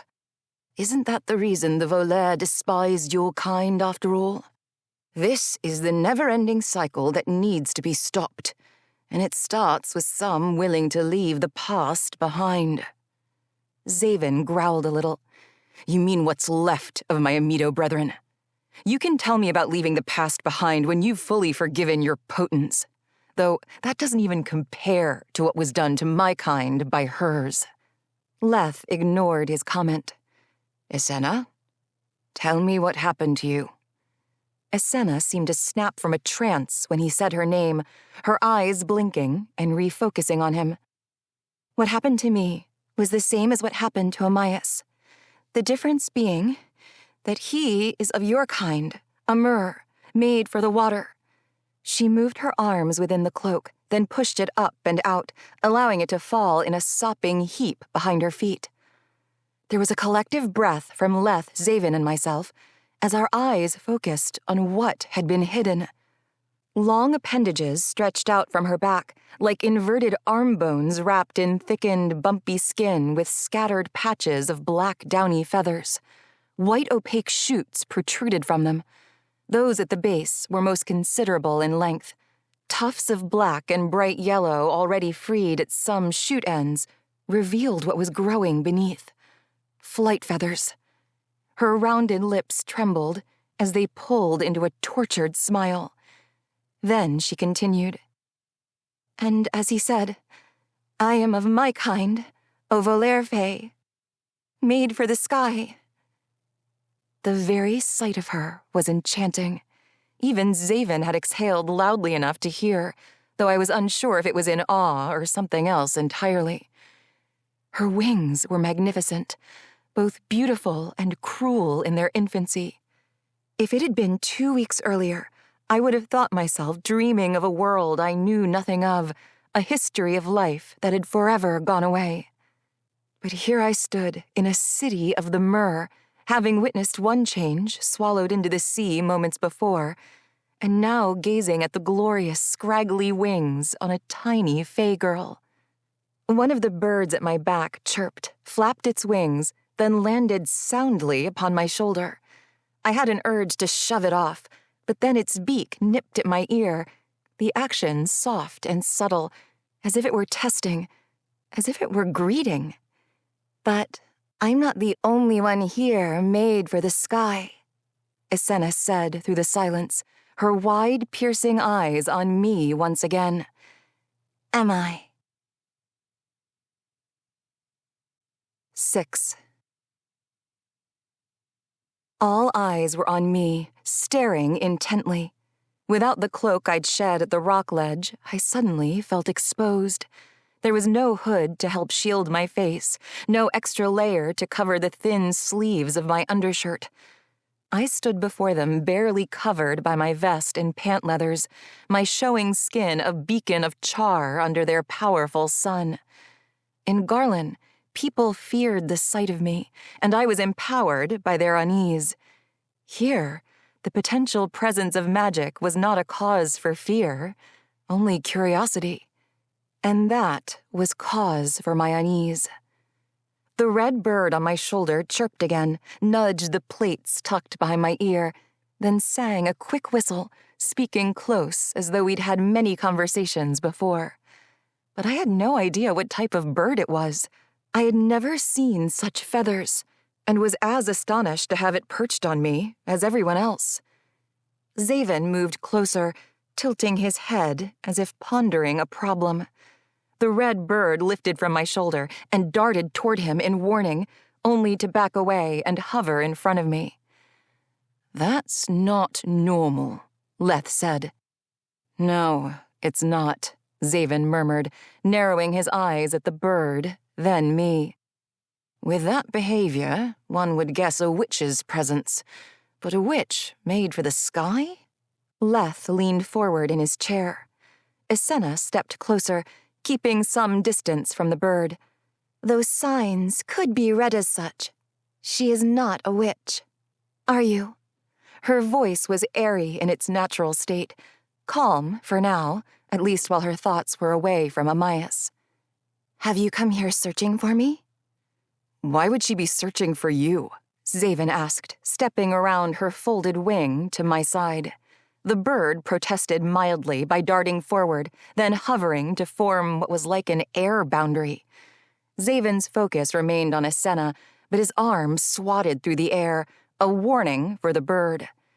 Islain kept silent, ignoring Xavyn, whose body was like an imposing wall beside her short frame.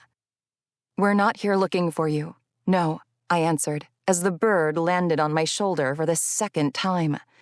We came for other answers, which I believe we've gotten. Perhaps we'll be on our way? Leth gave us what information he had. What else might there be to learn?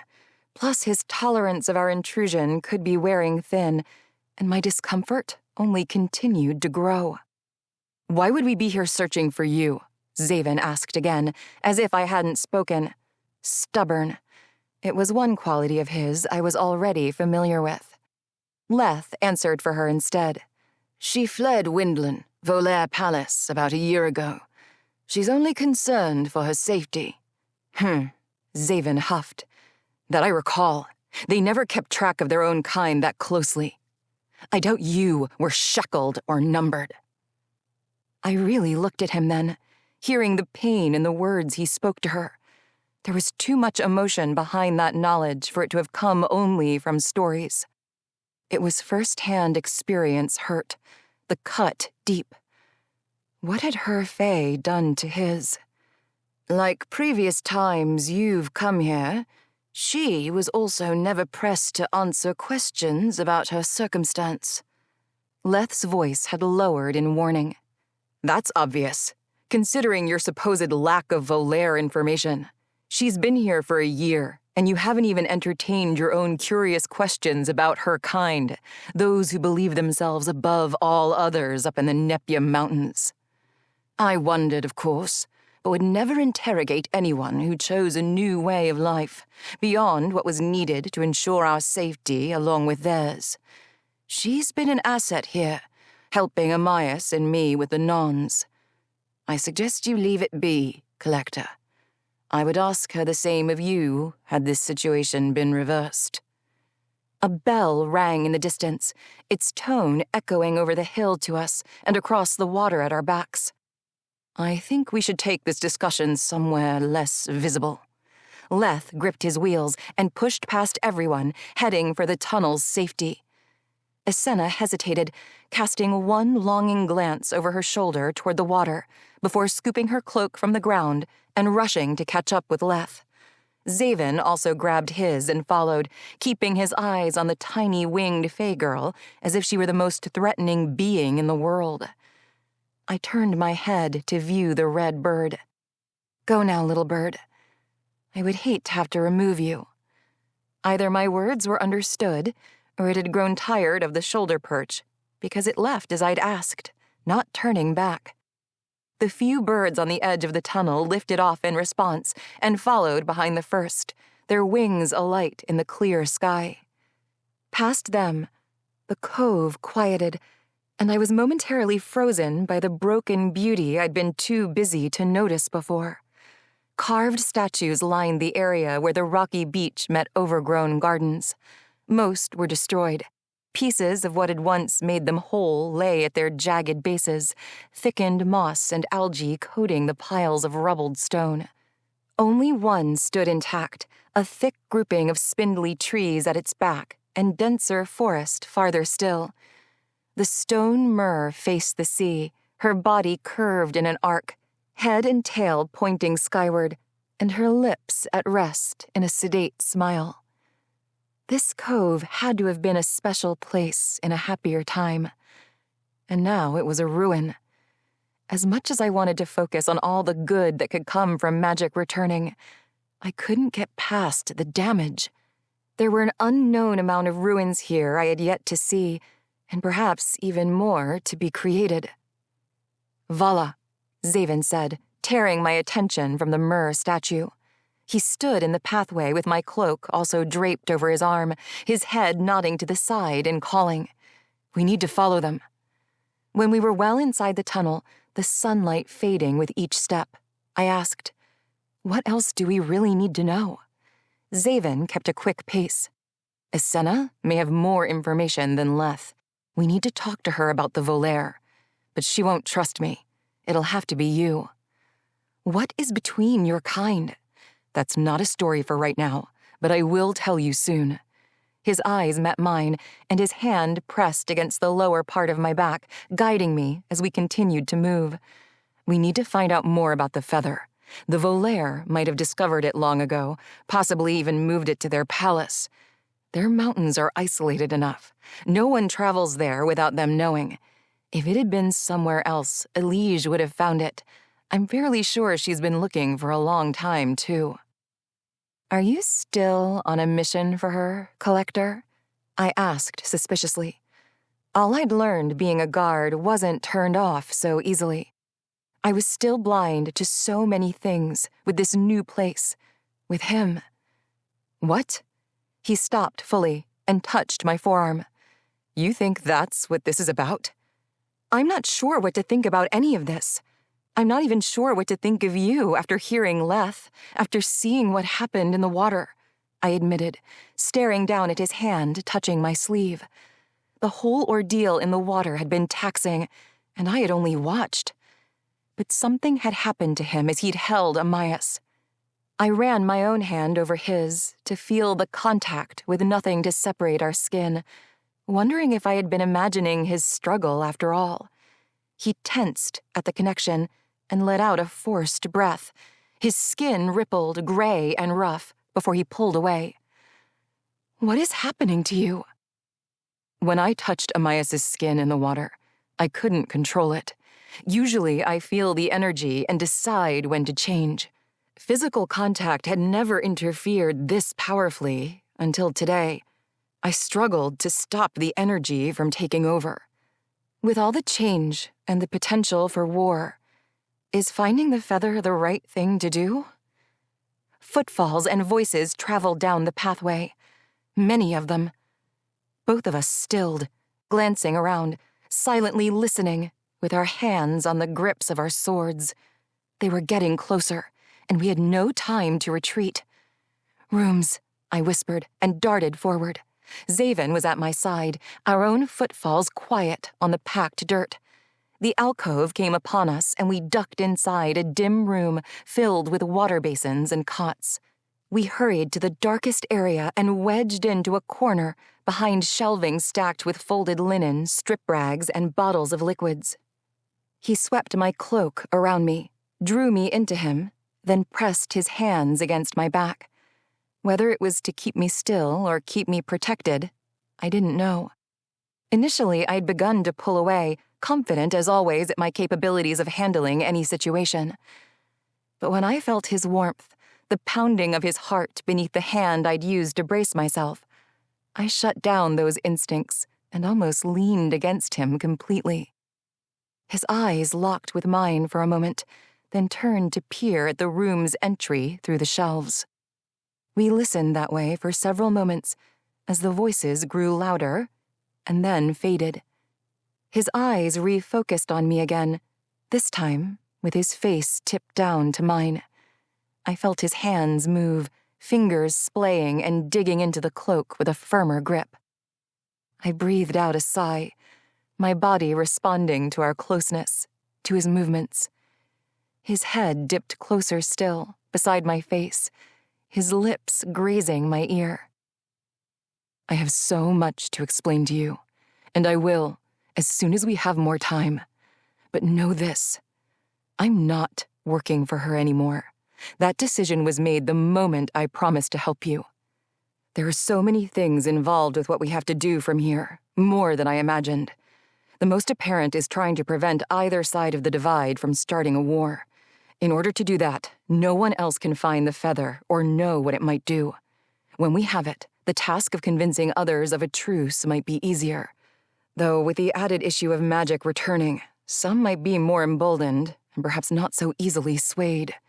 The thoughts tumbled from his lips, and his hands gripped me tighter, filled with all the tension and concern not portrayed in his hushed words.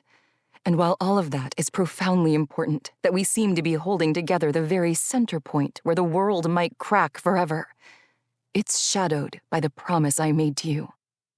My eyes closed at those words, at his breath caressing my ear. This feather, your feather, it is firstly yours, and I will find it for you, Vala. Though I feel so much more, so much closer to you beyond even that. Closer than perhaps I should, because of who I am, things I've done. Maybe I'm being brash and self-serving, but with everything that could happen, might happen, I know denying it will only lead to a much worse punishment of regret. A response danced on my tongue, only to die away as the side of his face brushed mine, a gentle, tentative touch, and then his lips met the same place. I could feel their delicateness beneath my roughness, feel his hands move from my back up to hold the sides of my neck. His face pulled away the smallest amount, and I opened my eyes to a mirror, his mimicked marble grays staring so intensely, I wondered briefly if he could see inside me, to who I once was, but could no longer remember. His now rough fingertips pressed firmly at my neck and jaw. Then his lips connected with mine, soft initially, tantalizingly so. My thoughts jumbled as he pulled me closer still, and my hands spread down his chest and clutched his sides. I held tight, anchoring physically, while my mind whirled and concerns fell away. The hollow panged inside me again, but there was something else lingering beyond reach. Something off. His tongue met mine, his hands controlling my head, his body strong and demanding, solid and fierce. Controlling. Demanding. A flash of terror sliced through me, familiar and grim. My body shook in response, and when I opened my eyes, he was staring at me, his eyes a piercing light gray with specks of blue, like streaks of a falling sky. No.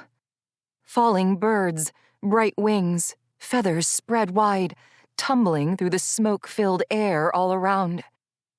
I twisted away from his hold, gasping, my need for air immediate and severe. Vala, Xavyn said, his face coming back into focus in front of me.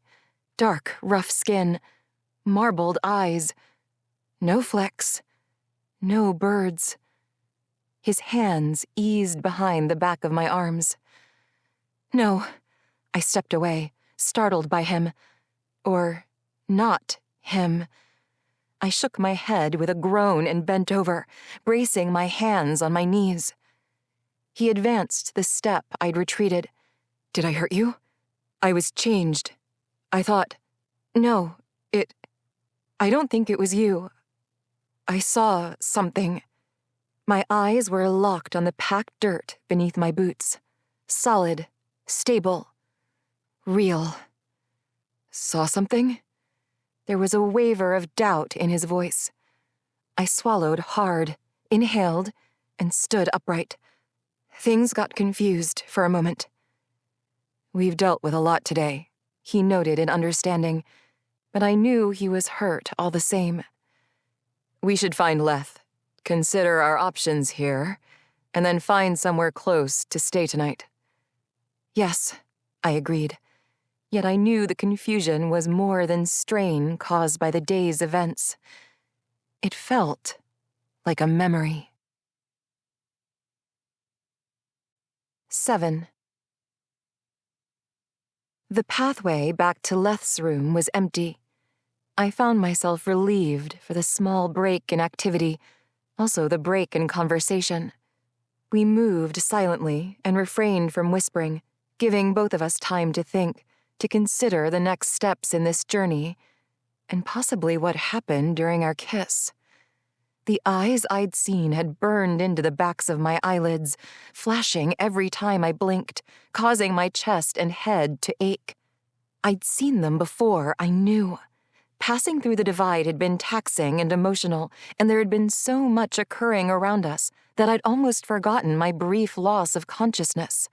I glanced sideways at Xavyn, who had retaken his true form, staring at his hand wrapped with mine, at the visible fog-white skin with thin, translucent lines like veins of magic below the surface. It was the same as the vision in my head, and his light gray eyes were so similar to what I'd seen, too. Hauntingly so. But it wasn't him burned inside my darkened vision. His grip on my hand stiffened, and his skin rippled with char again. I made to pull away, but he held tight and shook his head. "It's fine. I need to regain control of my own energy." I nodded, knowing I'd want to do the same. An eerie quiet lingered in the Non's underground sanctuary. I was convinced Leth and Asenna had left, until Asenna's scream traveled out from the entryway of Leth's room. More voices and loud banging followed. I jumped, preparing to run toward an obvious fight, but Xavyn placed a finger to his lips and nodded in the direction. "Slowly," he whispered, and we both took hold of our hilts. "We don't know how many." When we peered around the entryway, we were met with the room's destruction. All but one standing lantern had been knocked over, softening the light within the room. The wreckage was still plain to see. The bookcase had been smashed, broken trinket pieces scattered around. Even the cot had been overturned, its bedding strewn over the slate floor. Across the room were two Mer, their backs to us. After seeing most in seated or lying positions, they were much taller upright than I'd anticipated. While their height was intimidating, their slim physiques and lack of armor and weaponry was less concerning. Perhaps they had only come to intimidate, not harm. Leth was seated in his chair in front of them with Asenna's body curled on the floor not far away. "Our orders are to check on Amias. Tell us where he is, or we'll take your silence as admission that he's involved with the travelers. We know they came this way after leaving their vessel. Some of your street leeches confessed to seeing them," the merman said, his tone almost bored. In the shadowed room, his dark green tint was difficult to distinguish. Their bodies were also mostly covered with loose white shirts and basic black pants that frayed over the tops of their worn boots, and leather straps hanging at their sides that carried two visible blades and hooks for fishing. The male had shorter golden hair with broader shoulders, while the female's stringy strands of the same color reached the curves at her waist. "Tell my brother, if he has latent concern for his son, he should have come himself instead of sending you, Saibon," Leth said. "He thought you'd say something like that," Saibon replied, taking a step to the side of Leth's chair before knocking it over, spilling him onto the floor. "Syra?" The female responded to the name, bending down to Asenna's curled body, grabbing hold of her neck and lifting her into the air. At half her size, Asenna looked like a child's toy within the Mer's grasp, but the size difference didn't quell her need to fight. She grappled with Syra's hands, attempting to pry herself free. And though her gangly wings opened and swung limply behind her, the rest of her body thrashed. There was no need for communication between Xavyn and me. We rushed into the room, pulling our swords. The Mer spun around at our intrusion, Syra throwing Asenna to the side, where she dropped to the floor with a painful grunt, then inhaled raggedly. I followed Xavyn's lead and charged on, veering towards Syra while he moved towards Saibon. I swung my short blade, wishing I'd had a proper longsword with reach and weight I was accustomed to. The difference in weight may have increased my speed, but it was difficult to tell because it also threw off my balance. Syra dodged my initial advance easily enough. Not only was she tall and slim, she was undeniably quick. Her reach was extensive, and I was relieved the blades now gripped within her hands were at least smaller than my sword. I had to dive far to the side to avoid her arcing strike, and still her blade skimmed my lower arm and caught my cloak, piercing the tail edge as I moved. I flipped the other side up and tossed it at her as a distraction. Syra's assured movements hadn't stuttered, though, so I swung high to capture her attention, then continued with the momentum, dropping into a crouch, sweeping my leg across the floor and catching hers, causing her to tumble backward and trip over Asenna's tucked body. As Syra scrambled to harm her instead, I bound up. Leth had already reached over and grabbed her wrist as I swung my sword down toward her throat and stopped shy of breaking skin. He took hold of Syra's blades, then crawled a little farther to Asenna to examine her. "Stop!" I yelled, glancing over at Xavyn and Cybon, their bodies both graceful and violent, their fight a dance between two trained for war. "Toss your knives, or she'll lose her head." When Cybon caught sight of Syra, he stopped, pushed out one loud breath among his other shallow ones, then threw his blades onto the slate floor with a few loud clangs. "Who have you stolen this time, collector?"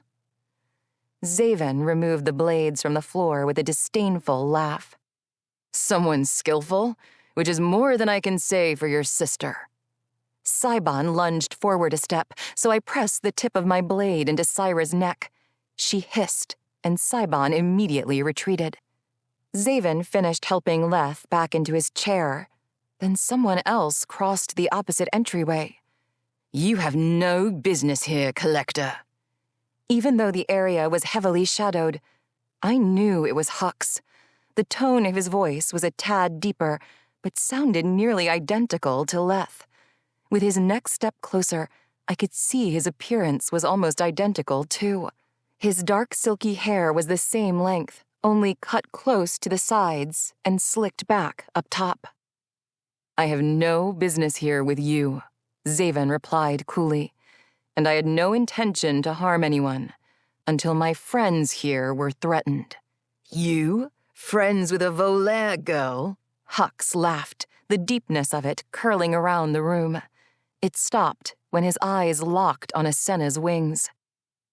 "What have you come here for, Hux?" Leth asked, wheeling his chair closer to Xavyn.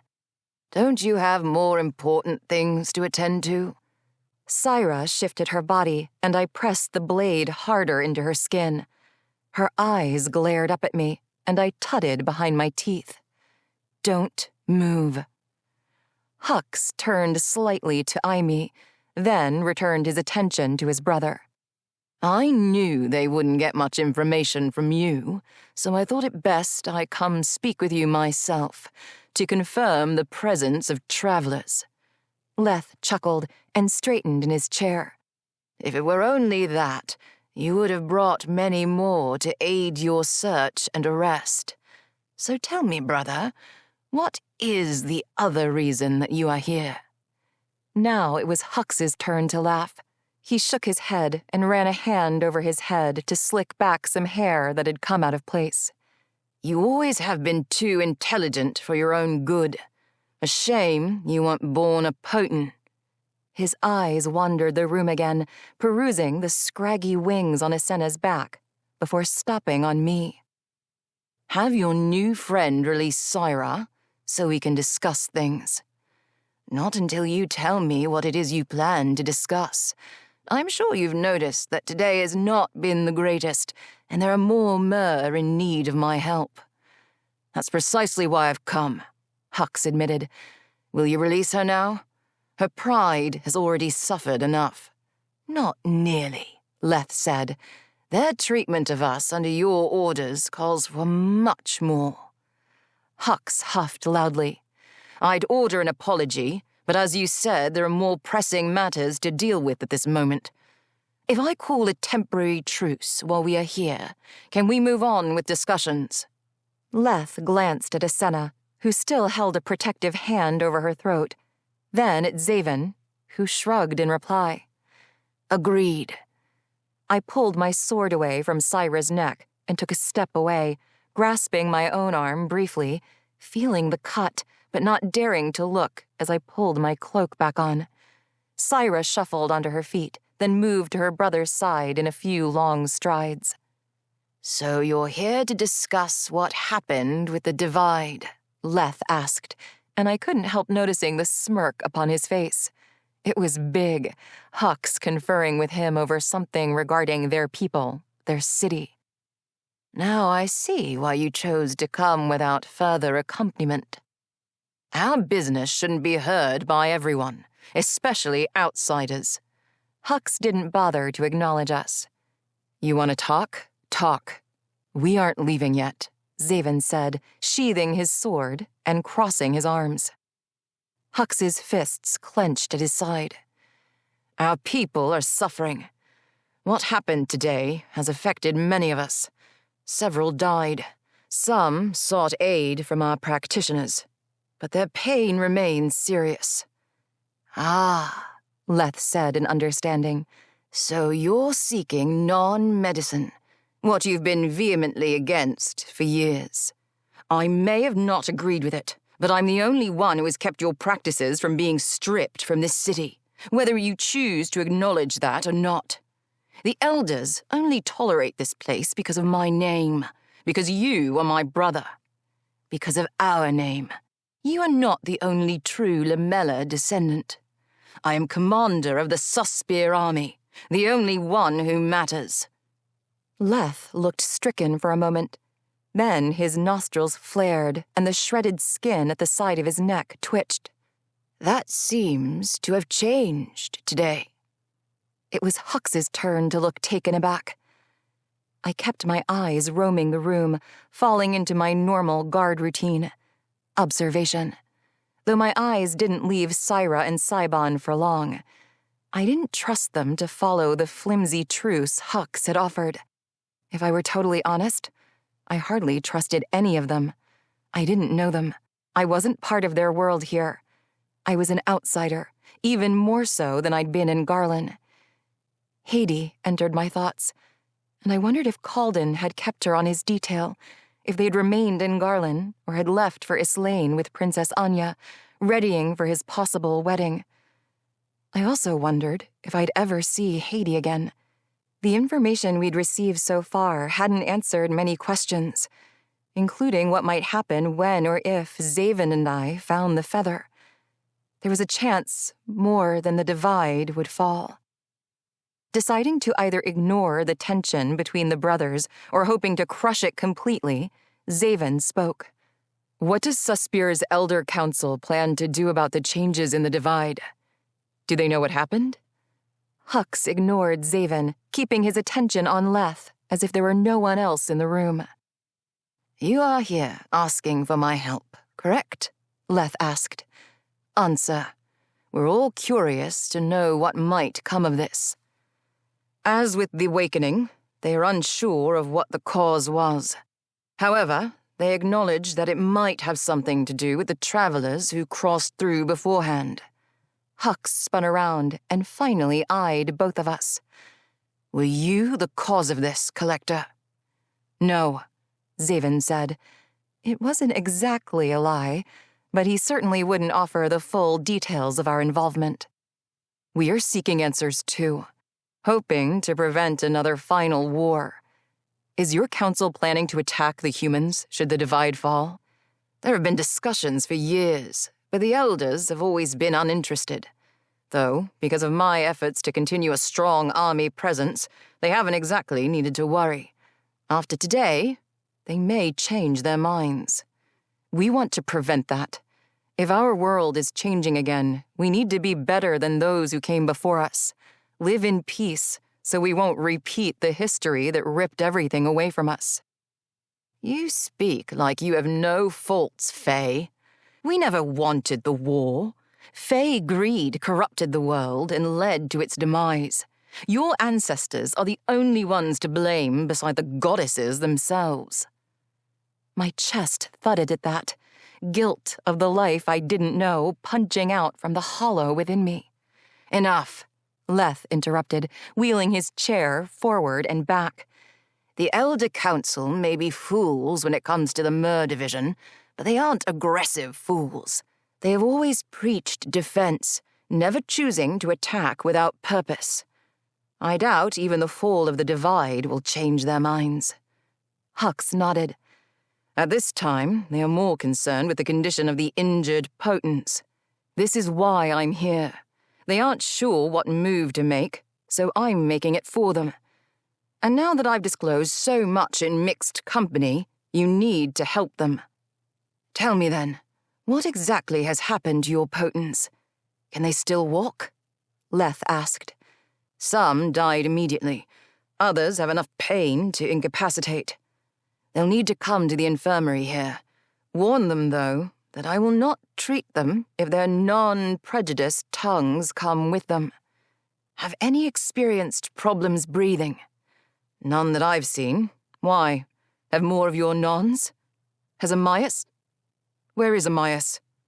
Hux's whole body stiffened, and his eyes scanned the room again, more urgently this time, taking in the flipped bed, the mess on the floor. He's alive, Leth replied. Where is he? His Volaire leech is here. If she did something to him, I will rip those growths from her back. No, Isenna did not harm him. It was more change, like all the others. He couldn't breathe, Leth said, shaking his head and looking at Xavyn for strength, possibly. What then? Hux noticed Leth's look to Xavyn. You did something? His feet were quick, closing the distance to Xavyn in no time at all. The room's tension had returned, heavy and constricting, causing both Xavyn and me to raise our swords, preparing for another fight. Xavyn kept his back to the wall, watching Cybon snatch his blades from the ground and creep around to his side. Syra's blades were still in Leth's possession, but she turned in my direction anyway, knees bent to lower and widen her stance, to not be taken down so easily by another sweep. No, Leth said, wheeling behind Hux. Listen to me, brother, because you and others might not want to know the truth. He has completed the transformation. Hux's mouth opened, and he released a rumbling scream, his focus still on Xavyn, his body within striking distance. Xavyn kept his sword at the ready, waiting patiently for him to cross a line. Hux breathed deeply and said, Enough with your dreams of old Leth. Tell me he's dead like the others. Do not lie to me about ancestor nonsense. Do you choose to ignore everything, you fool? The divide is responsible for potent and non-deaths, and it's because magic is returning. The world is changing again. You are not blind to those new growths on Isenna's back, so don't be blind to this. These travelers helped me to do what was necessary, helped me carry him to the water. He would have died otherwise. Hux turned around, long arms swinging through the air in frustration, before pressing his slender hands to Leth's shoulders and leaning nearly close enough for their noses to touch. Show me, or I will take all the medicine I need without your help, and then take the Volaire, to punish him and you for hiding what has really happened. That might not be possible. And why is that? Is he choosing not to see me again? No, this isn't some plan of petty avoidance by a stricken child. You might not see him, because the change was not complete. Magic hasn't fully returned, it seems. When he attempted to return to the surface, to change and breathe, he couldn't. So if you'd like to see him, our only option is to wait for him to return to Expier Pass, where he made the change, Leth said, smacking Hux's arms to remove them from his shoulders. He rolled forward. It's possible that he's already made another appearance while you've had us detained. We should go. He tossed Syra's blades to the floor and rolled to Isenna. I grabbed hold of the cloak beside her and helped her into it before she settled onto Leth's lap. As we turned into the tunnel that would lead us back to the small cove, or what Leth had called Expier Pass, Xavyn caught up with us and the others followed. The pathways weren't as still as they had been before. Nons moved about, some in the rooms we passed, including what had to be the infirmary where Xavyn and I had kissed. With Xavyn taking control of Leth's chair, Hux and his officers fell behind our pace, acting cautiously and inspecting room entrances as if they were expecting an attack. Finally, light from outside came into view, softer hues of orange spreading out along the path and dissolving the shadows little by little. The day had aged during our time in the darkness, and as odd as it was, I found myself growing excited with each step. I'd always loved sunsets, but I'd never seen one without fog and cloud hovering overhead, muting the colors and staunching the rays. When we passed the final large room and Hux, Syra, and Cybon disappeared from view to inspect it, Leth motioned to Xavyn, who leaned down closer while pushing the chair. He nodded as Leth spoke too lowly for me to hear. Isenna heard, though, uttering, "No," and wriggling within his grasp. "This is what has to happen, Isenna." Leth spoke a bit louder over her protest. "It's not forever. I will be here to care for him as always." "Enough talking," Hux said, catching up as we reached the entry. "Where did this change happen?" "Up, girl," Leth said to Isenna, pushing her from his lap, "while I show them where Amias went in." As I took another step into the warm rays of the early evening sun, I saw Leth's hand linger a little longer on Isenna's arm. We stayed our place as the others moved with Leth onto the dock and down the slope. Xavyn's head tipped back toward the pathway, and his body shifted. He eased back into the tunnel with Isenna, and I stole another glance at the falling sun, taking in one more clear moment of silence and beauty, because I knew we were fleeing. I backed into the shadows, too, and as soon as we were all clear, Xavyn slung Isenna over his shoulder, and we started running. 8. The hollowness panged inside once more during our escape from the Non's refuge, the call down, closer to a whisper, possibly quelled by my body's exertion, legs burning, heart pounding, head throbbing. My energy seemed to drain faster than usual. Despite Isenna's soft cries, Xavyn kept hold of her until we had crossed out into the fading sunlight, along the edge of a climbing forest of stretched trees with bare bases and wide green canopies similar to those in Garlin. He dropped her unceremoniously to the ground and heaved a few exhausted breaths toward the darkening amber sky. Isenna rolled as she hit, grunting lightly. With a few sniffles, she mumbled, "I could have run myself." "Sure, right back to Expier Pass," Xavyn replied, turning back to me. His eyes traveled up and down.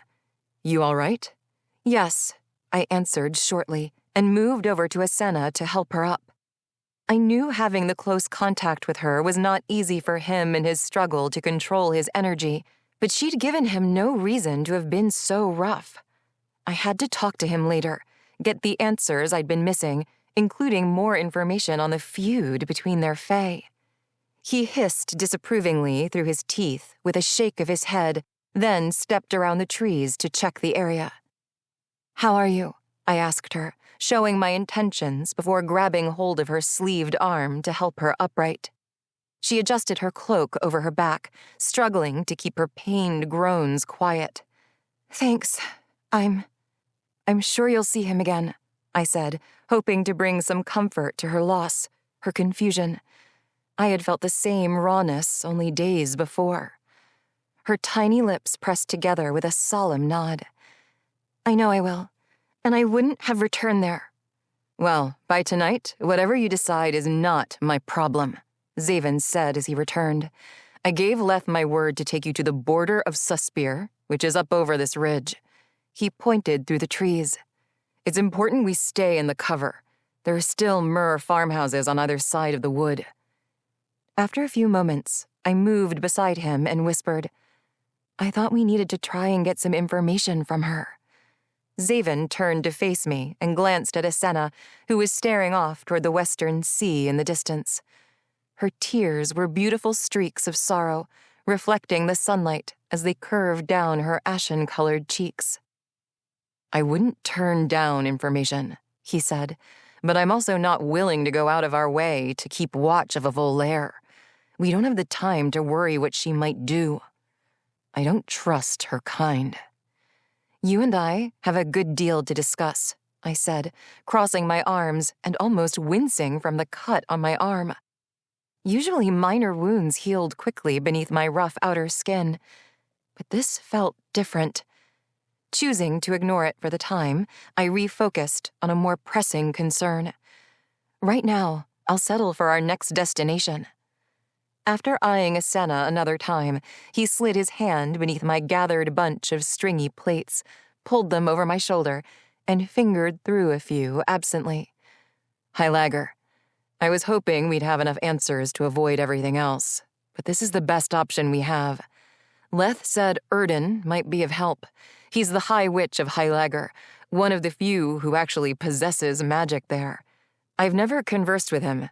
Sendel, a witch and another of our Usli council, is usually the one who travels there if needed. That's also why we'll need to use caution while speaking to him. I don't want our information reported back to Elige." His fingers released my hair. "We have to keep moving.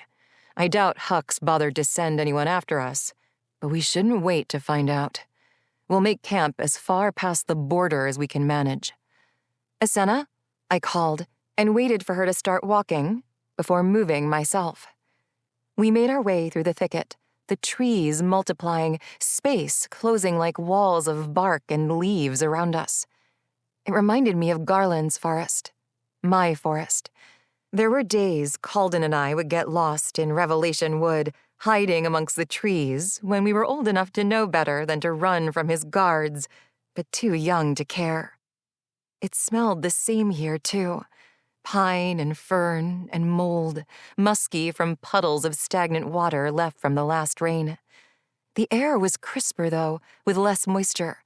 No hanging fog restricted the view, only layers of trees and the encroaching darkness. On, farther and farther. As we continued, the hollow feeling did as well, deep but soft. And the cut on my arm from Syra became more bothersome, pain splintering up and wrapping around the area. But I didn't dare stop to look or tell Xavyn. He was set on covering a fair distance before making camp, and distractions were not good for progress. When darkness had completely taken over, only pinpoints of moonlight poking through the dense canopy above us, Xavyn finally halted in a small clearing. "This is it," he said, placing a hand on the tree in front of him and running his fingers over a few directional arrows carved into the bark. "You can do whatever you want from here. Even go home for a while. At least until you feel Hux won't hold you hostage." Asenna stopped and turned slowly in a circle, lifting her head toward the trees. She looked alone and unsure. "You should come with us," I said, and Xavyn instantly stepped closer to my side. "I don't think that's a good idea." His hand touched my shoulder. "Why?" I hissed in a whisper. "She is alone, Xavyn. I will not be the one who leaves her out here to be caught or worse." He grunted lightly. You don't understand." "No, I don't. I don't really know anything about this place, about the Fae or the Myrrh. But I'm not willing to have another death fall upon my shoulders when it's something I could have prevented." His grip tightened for a brief moment before lifting. He released a low breath. "Fine." I could see him relax at my admission, feel his own torment take a pause for mine. "She can come, but she needs to stay close. No wandering off and no talking to anyone we aren't already engaged with. I'm the one who handles the discussions. Otherwise, there may be no saving her anyway." I backtracked to step into her line of sight. "Come with us. You could have a clearer head tomorrow or the next day. Or perhaps you'll decide that waiting to return will be better. I know you're worried, but I can tell you trust Leth, and he seems to care for Amias very much." Those big yellow eyes, bright even in the dark, stared up at me. Her lip trembled the tiniest bit. Then her demeanor shifted and hardened. Lips pursed, then tensed. Nostrils flared. "I will go with you. Volair Palace hasn't been my home for a long time. My home is him. There is no other option for me." "Are we settled then?" Xavyn muttered. "We need to move farther before we sleep." I gave Asenna a tiny smile, and we both moved to follow Xavyn again. Though the shadows and ground cover hindered our progression, we kept a quick pace. Over more time, the pinpoints of moon and starlight had all but disappeared. Trees grew thicker, with bases wider than Saren's house on Garlin, and their branches had lowered, twisting and curling downward, hitting the ground and rolling back skyward. This kind of labyrinth would be difficult enough to navigate at high noon, let alone the dead of night. I was glad Xavyn knew which way to go. My bearings had been useless. Finally, when we crossed a narrow, flat clearing, Xavyn stopped beside an enormous tree with an exposed root system. "Here. These are high with gaps that are perfect for cover if needed. You two settle down. I'll do a round and take watch." I had no energy to object. The guard in me wanted to help, but my body and mind were exhausted. Asenna chose a spot quickly enough, then spent some time positioning her wings before cocooning herself inside her cloak and slipping into a root nook. I listened to Xavyn's footsteps move around the perimeter and the ground noises triggered in response. Bugs, rodents, snakes. And though I normally had never been affected by the temperature, I could feel the difference in Craw. Autumn was not the same here. The crispness that tinged the air was more like Garlin's winters. My nose and throat weren't the only places I was feeling it. My arm was colder, and it still ached from the fight with Syra. "Area is clear," Xavyn said, climbing over some of the roots. He spotted Asenna, then scanned the ground several feet away. "This section looks good. Come, you need to sleep." He swept aside some loose brush and motioned for me to lie down. "Stay with me for a little while," I requested, unbelting my sword, laying it within reach. I needed sleep, but I also needed answers. He glanced around the shadows before unbelting his own and lying beside me with his arm tucked beneath his head. "What do you want to know?" "You know me so well already." I turned onto my side to face him. "You might soon tire of my questions." He breathed out a laugh. "No time in the immediate future." "The Myr. Are they all twins?" "Usually. Sometimes their second dies in the womb or at birth." His other hand picked a few plates that had escaped to fall over my face and tucked them back into my hood. "When Leth and Hux argued, Leth mentioned the Lamella name." Xavyn took a deep breath. "They are descendants of a notable name from the time of the Final War. Their family had been one of the several in charge, and also known for being aligned with the Mediators of Craw. The Mediators were the barriers between the Fae and the humans, maintaining boundaries between those most hostile." "So Hux views himself as superior." "The potent and non-separation has been constant in their world for a long time. I was glad to see Hux knock down a fair deal today, actually." "I'm pretty sure Leth was as well. Though I'm not happy about how that happened." "Right. And I hope you realize I'm not happy about what is happening either. I don't enjoy the thoughts of all the deaths, but I want the world the way it used to be. Everyone living their lives the way they had been created, magically inclined or not. We deserve to be who we are and not have to be punished for it. That's also why we need to prevent a war from happening. If it does, we will only repeat our past mistakes. Next time, there might not be any survivors." He smoothed his hand down my arm, and I winced. "What is it?" "It's nothing. Syra nicked me during our fight. The pain hasn't subsided as it usually does, though. Like it's not healing normally. It could have been deeper than I thought." "You haven't looked at it?" he asked, sitting up and pulling at my cloak. I sat up with him. We had enough to worry about. He helped ease my arm from my cloak, then pulled the edge of my undershirt sleeve over the wound. It's hard to see right now. His face tipped toward the sky. Curse these wicked trees. I stared up toward the canopy too, thinking of what lay beyond. The sun and the sky were so beautiful today. I imagined how they would look without the fog, but it was far more beautiful than I could have ever dreamed. I hoped I'd be able to see the moon and stars tonight, as clear as the day.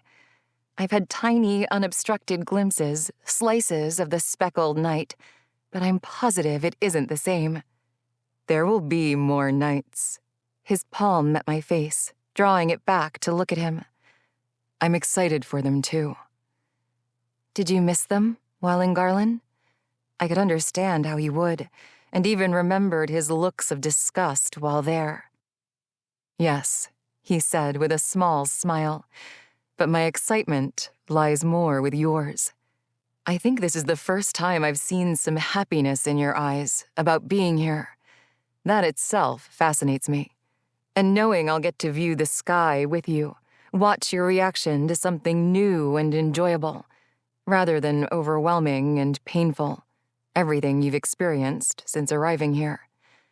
We haven't been able to relax, and I haven't actually seen excitement in you since you decided to come with me.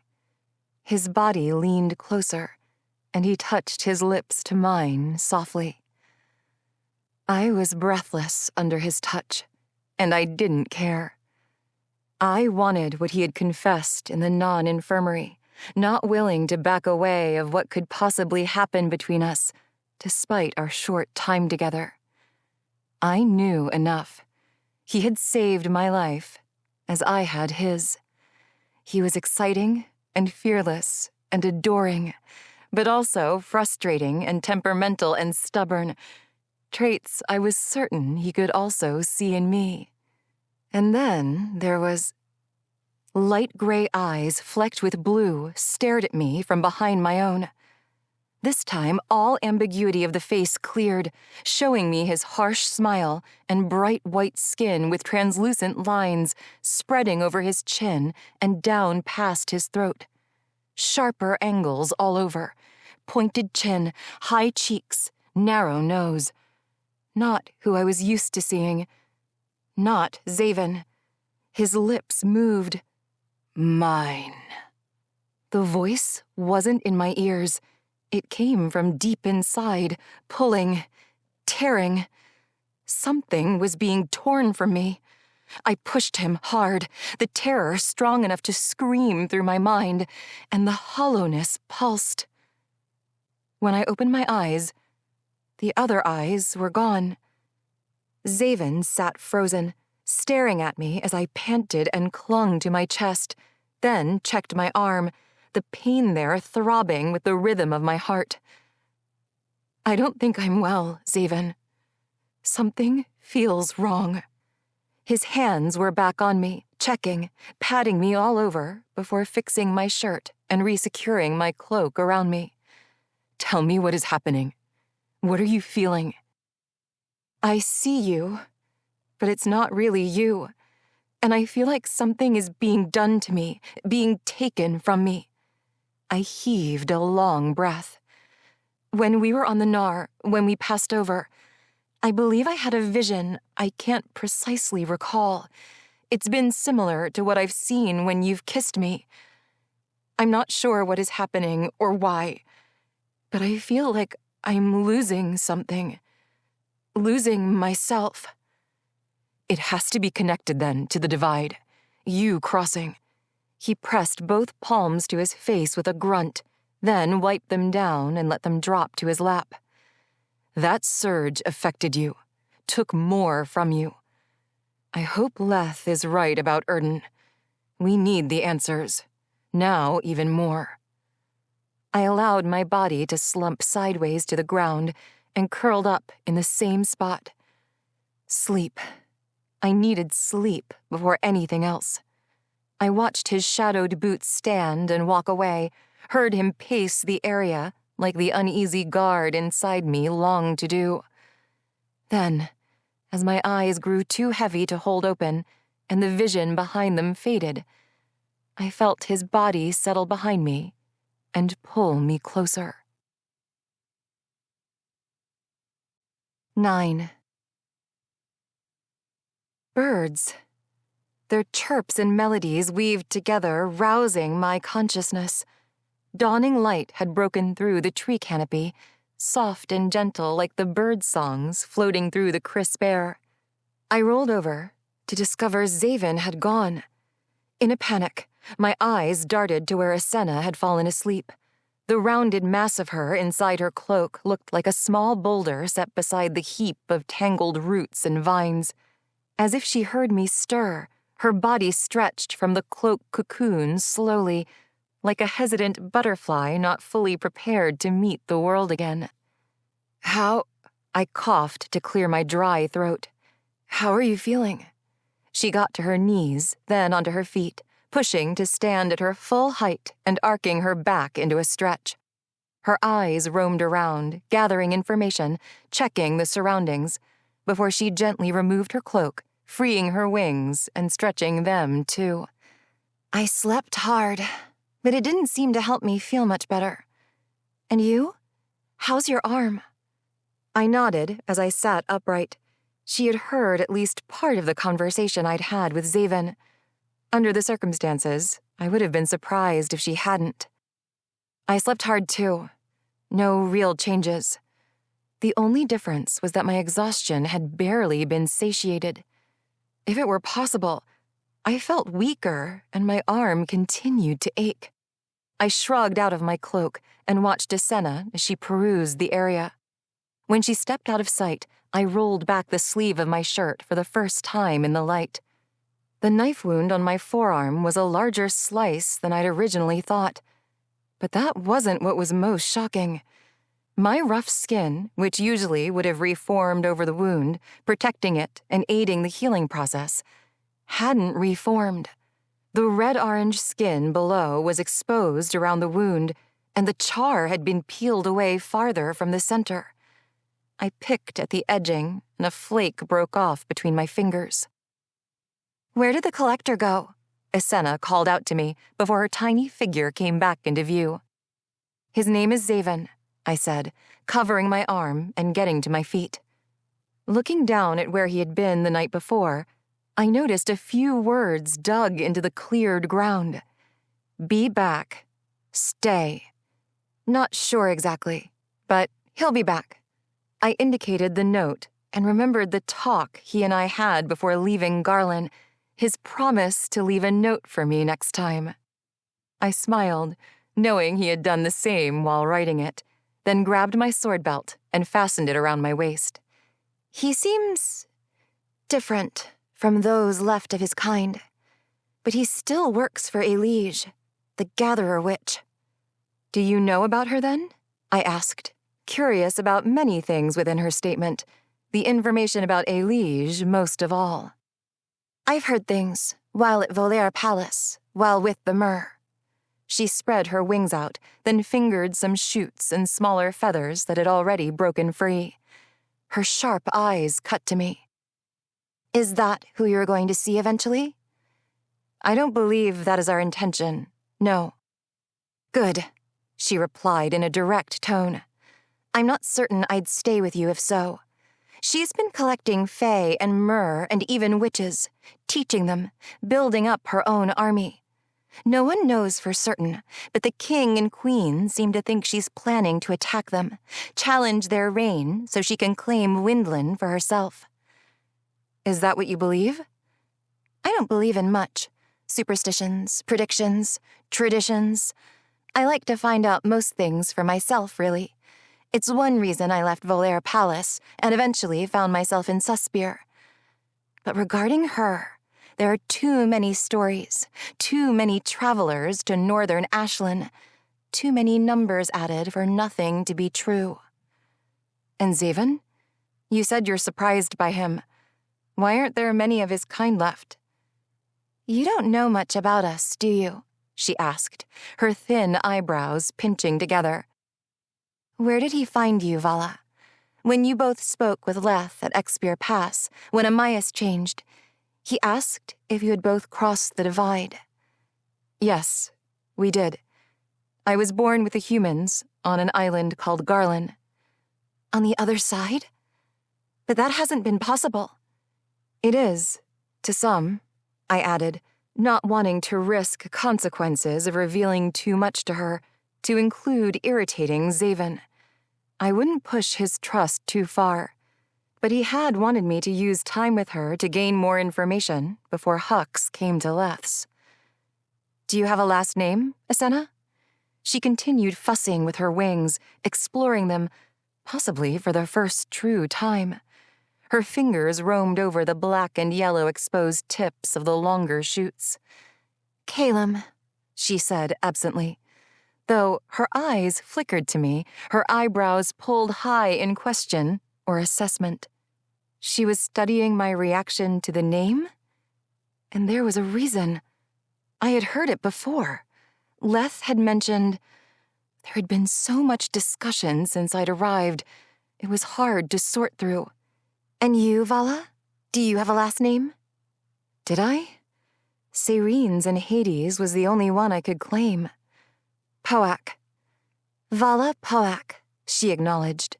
From the other side, a branch cracked somewhere in the wood, and we both spun toward the sound. There was no movement through the trees and the tangled web of roots covering the ground. No animals, no beings. Stay here, I told her, as I unsheathed my sword. You shouldn't, she replied in a whisper, reaching out and grabbing hold of my hand. I stared at the contact, bemused that she hadn't reacted in any way. She didn't jerk away, didn't hiss. There was no indication that she was being burnt at all. When I met her inquisitive stare, I shook off my shock.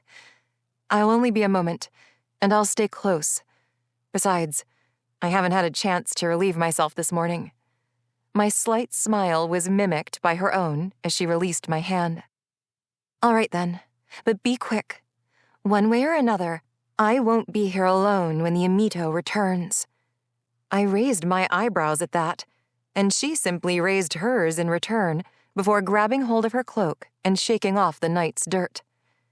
The perimeter was clear and quiet, unusually quiet for a forest of its depth and size, even during the early morning. With no indication of threats, I decided the cracking branch had to have been an animal out for an early meal and went ahead to relieve myself.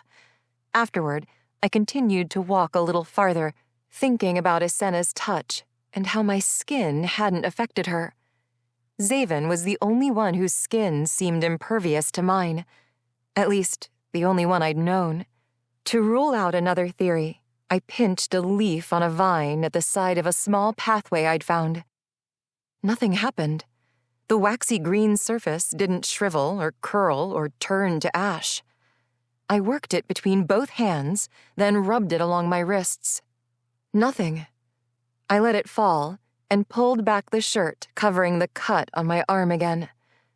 The gash was a darker red than my normal color, angry and tender, and the surrounding rough skin had flaked more with my movements, peeling away like brittle bark on a diseased tree. Perhaps I'd been poisoned.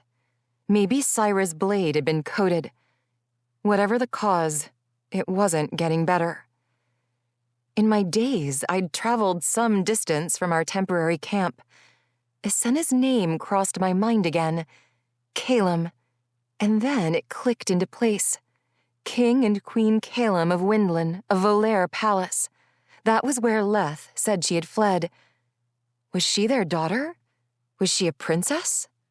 Leth and Amias had to know, especially if she so willingly disclosed her name to me, a foreigner. And when she had known I was made for the sky, she had wondered if Xavyn and I had been looking for her. She had fled, had been hiding in Suspier for a year. However, it didn't seem as though Xavyn knew. It made me wonder many things, the first of which was why she had left her home. I was about to head back to our camp, hoping to talk more with her before Xavyn returned. until a hum of many voices sounded in the distance. After a minute of cautious walking, thatched rooftops came into view through the upper branches in the mass of spindling trees. Bushes and vines kept most everything at ground level hidden, but the canopy had opened a little. In the near distance, a lone treetop could be seen, a bare, pointed spire so unlike the thick, lush trees surrounding it. The muffled voices continued, loud calls of numbers and what sounded like items. High-pitched chimes and stringed music also scattered through the trees. A market, perhaps? A few voices grew closer and louder, walking a trail out of sight. With no other choice, I climbed through the thicket of roots and vines into the snarl until the trail disappeared from view. "She's been eager for your return," a gravelly female voice said. "You better have a good excuse for stopping here first," a male voice warned. "She won't be thrilled to learn you took a detour into Craw." "She'll wait for as long as I want her to without complaint," Xavyn said, causing me to hold my breath. "She always does. Besides, with what I've learned and who I've brought, her feelings won't be irritated for long. And why is it that you both are here? Did she convince you all it was best to seek answers from the Vissus in my absence?" He laughed roughly. "Council agreement. It was time for our routine talks with Erden," the female said. "But, as you've seen, yesterday's occurrence claimed him moments before our arrival. We've been dealing with the misery here since. A few more deaths have been noted, and some others have been struck with new magic, rendering this entire place unstable and even more unpredictable. Most think that the tree is the cause. That's why many more have gathered.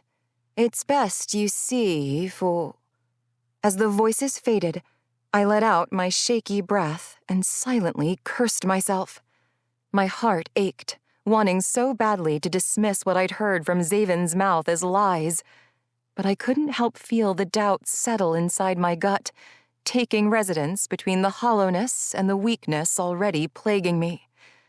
There was enough in his words to suggest a liege may not be in charge of things after all. His was the voice of a leader, not someone being told what to do. I thought back to his words in Garlin, his avoidance of the topic, only claiming that she had hired him in a sense. Maybe he'd become more than a hired hand used to cross the divide. "What are you?" A voice spoke behind me, causing me to still. I twisted within the barrier of roots and vines and peered through the thicket to see a small girl draped in a sleeveless dress of patched rags, her back to me. I eyed her darker russet skin, reminded instantly of Haiti. There was a stone wall behind her and larger tree roots woven all around its base. "I'm sorry, I've made a wrong turn "What are you?" she asked again, her tiny voice strong and direct. "You aren't witch or fae." "I am nothing but a wanderer," I replied, watching her stand high on her toes and her hands reach out, almost feeling through the air before seizing the bucket that hung from the well's center beam. She had to have finished cranking moments before. "I'm sorry to have disturbed you." "No," she said, removing the bucket from the rope hook.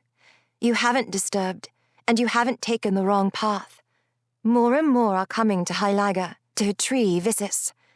But if you wish to know, I'll tell you a secret." The cheek on her profiled face rose a bit, indicating a playful smile I couldn't see straight on. And from that, I had a notion the secret was something more than whispered wit. So I replied, "If you wish to tell it, I'll listen." Pleased with my decision, she giggled as she set the bucket on the well's stone edge, sloshing water over the sides, then waved a scrawny hand over her shoulder to beckon me closer. I climbed through the last bit of brush into the small enclosed garth. "So many have worshipped throughout the years, and most have never known the real truth. Vissus has lain dormant for so long, has waited and waited for the days now upon us. It is said that it can tell some what they need to hear. It is said that it can show some what they need to see. But most don't look, and most don't listen, and most certainly don't know all the history. But you do? I asked, considering this young girl, which, before me, one whose soft skin and short stature showed she'd yet to live a full 10 years. But I was enjoying her elder speech, her wise, riddled tongue. I do now, she murmured, her face still pointed away from me, level with the water-filled bucket. The tree showed me, told me. Did you come for answers too? Oddly enough, yes. But not exactly. It knows what you seek, I'm sure. You should visit. She still hadn't turned. I'm not going that way, I admitted, preparing to climb back through the branches the way I'd come. I didn't know what I would encounter when I returned to camp, but I certainly wouldn't leave Islain to meet whatever was to happen alone. I had to go and determine Xavyn's truth. Good, she replied, because that's not the way, no matter what the rest may say. The tree that stands alone amid the sand is the same from long ago, the one tended to by Verdandi, and the rightful one worshipped by all in Hylaga as a shrine to their goddess. But its roots have always stretched wide and far, its reach from end to end beyond the craw. It has connected us all from many years ago, before us, before them. History says even before the goddesses themselves. So not all is always so clear to see, she said, and finally turned toward me. Inside the nesting of unruly hair framing her delicate face, circles of darkness surrounded glassy, clouded eyes. They looked like orbs floating within empty pits of night. Where then? I asked, my tone steady, even though I was staring into eyes that clearly couldn't see me, their focus somewhere far away, possibly another place altogether. She pointed her blank face toward a smooth, curved root, its width thick enough to be a tree itself, its color more ash than brown, with deep gray veins carved into the smooth surface. It sprawled over the sandy ground like a lazy port cat, not far from her feet. One root lives by our water well, as so many tend to. If it shows you things here, you'll see more of its roots along your journey, and then you may visit it again as often as you like. It may even call to you, wanderer. I walked the rest of the steps separating us and stood before her for a moment. I was hardly used to being around children. After Garlin and I had grown, there weren't many residing on the chateau's grounds. Though she was young and petite, much like Islain and any human child, the energy surrounding her suggested there were many more years hidden behind her blinded eyes. Possibly she had seen much more than even me. Who are you? I am Rhaenys. Thank you, Rhaenys. I am Vala. Vala, I hope it shows you all you need to see, tells you all you need to hear. As if she knew I had hesitations, she added, Do not fear it. Place your hand there. I breathed deeply, burying my concerns. I wasn't worried about killing Verdandi's tree. My touch hadn't burnt Islain, nor had it stolen the life of the vine I'd tested after. No. For once, my worries were not involving my skin. What did worry me was if touching the viscus was a mistake altogether. Would something happen to me or to the tree because of my true identity? Would there be some kind of repercussions, like with the divide? My other concerns were leaving Islain alone too long and not being there for Xavyn's return. But as it seemed to do recently, curiosity won the battle within me. The viscus could have all the answers Xavyn and I sought. The search could be over with one simple touch. At least, if the tree decided to show me truths, as the girl believed it would. Rhaenys' eyes were still on me, waiting, knowing. I lifted my hand, took the last step, and gently placed my palm to the curve of the root, feeling its smoothness beneath my rough fingers. Rhaenys' head nodded, and her own hand came to rest beside mine. "Ah," her small voice said. There was a sudden rush of energy building around my rough skin, as if the tree were begging for entry. Warmth grew as something scratched gently at the inside of my palm. "It wants to tell you, to show you. You need to look, to listen," Rhaenys whispered. "Visis knows, and I will share something even before it speaks, something more than it might dare. The one you have yet to meet, the one who holds more than your companion knows. She is no witch of mine. The raven is no witch at all." "Madonna," a woman's voice called out, traveling around a pathway from the area I'd spotted earlier with the thatched roof.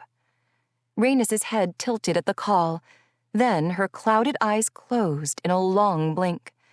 The warmth beneath my hand tugged hard, the tree demanding entry. I refused its initial pull to surrender, forcing my eyes open longer, still focusing on Rhaenys and what she had said. Her hand lifted from the tree at the same time as her eyes popped open, revealing irises of pale green within bright white eyes, and the darkened circles that surrounded them instantly lightened to her skin's normal russet shade. Her eyes were no longer orbs of white floating in pits of black. After a quick blink, she grabbed hold of the water bucket and walked away without care or visual struggle, heading down the pathway with ease. I felt myself let go then, all confusion falling away as I tumbled onward, somewhere beyond where any eyes could see. 10. I was nowhere and everywhere. Sights and sounds bloomed and collapsed around me, like bursts of light swallowed quickly by shadows. As I attempted to focus on them, they would constrict and disappear. Then one came without my calling, knocking into me with penetrating force and igniting my body with a reality so clear, I no longer knew I was anywhere but there.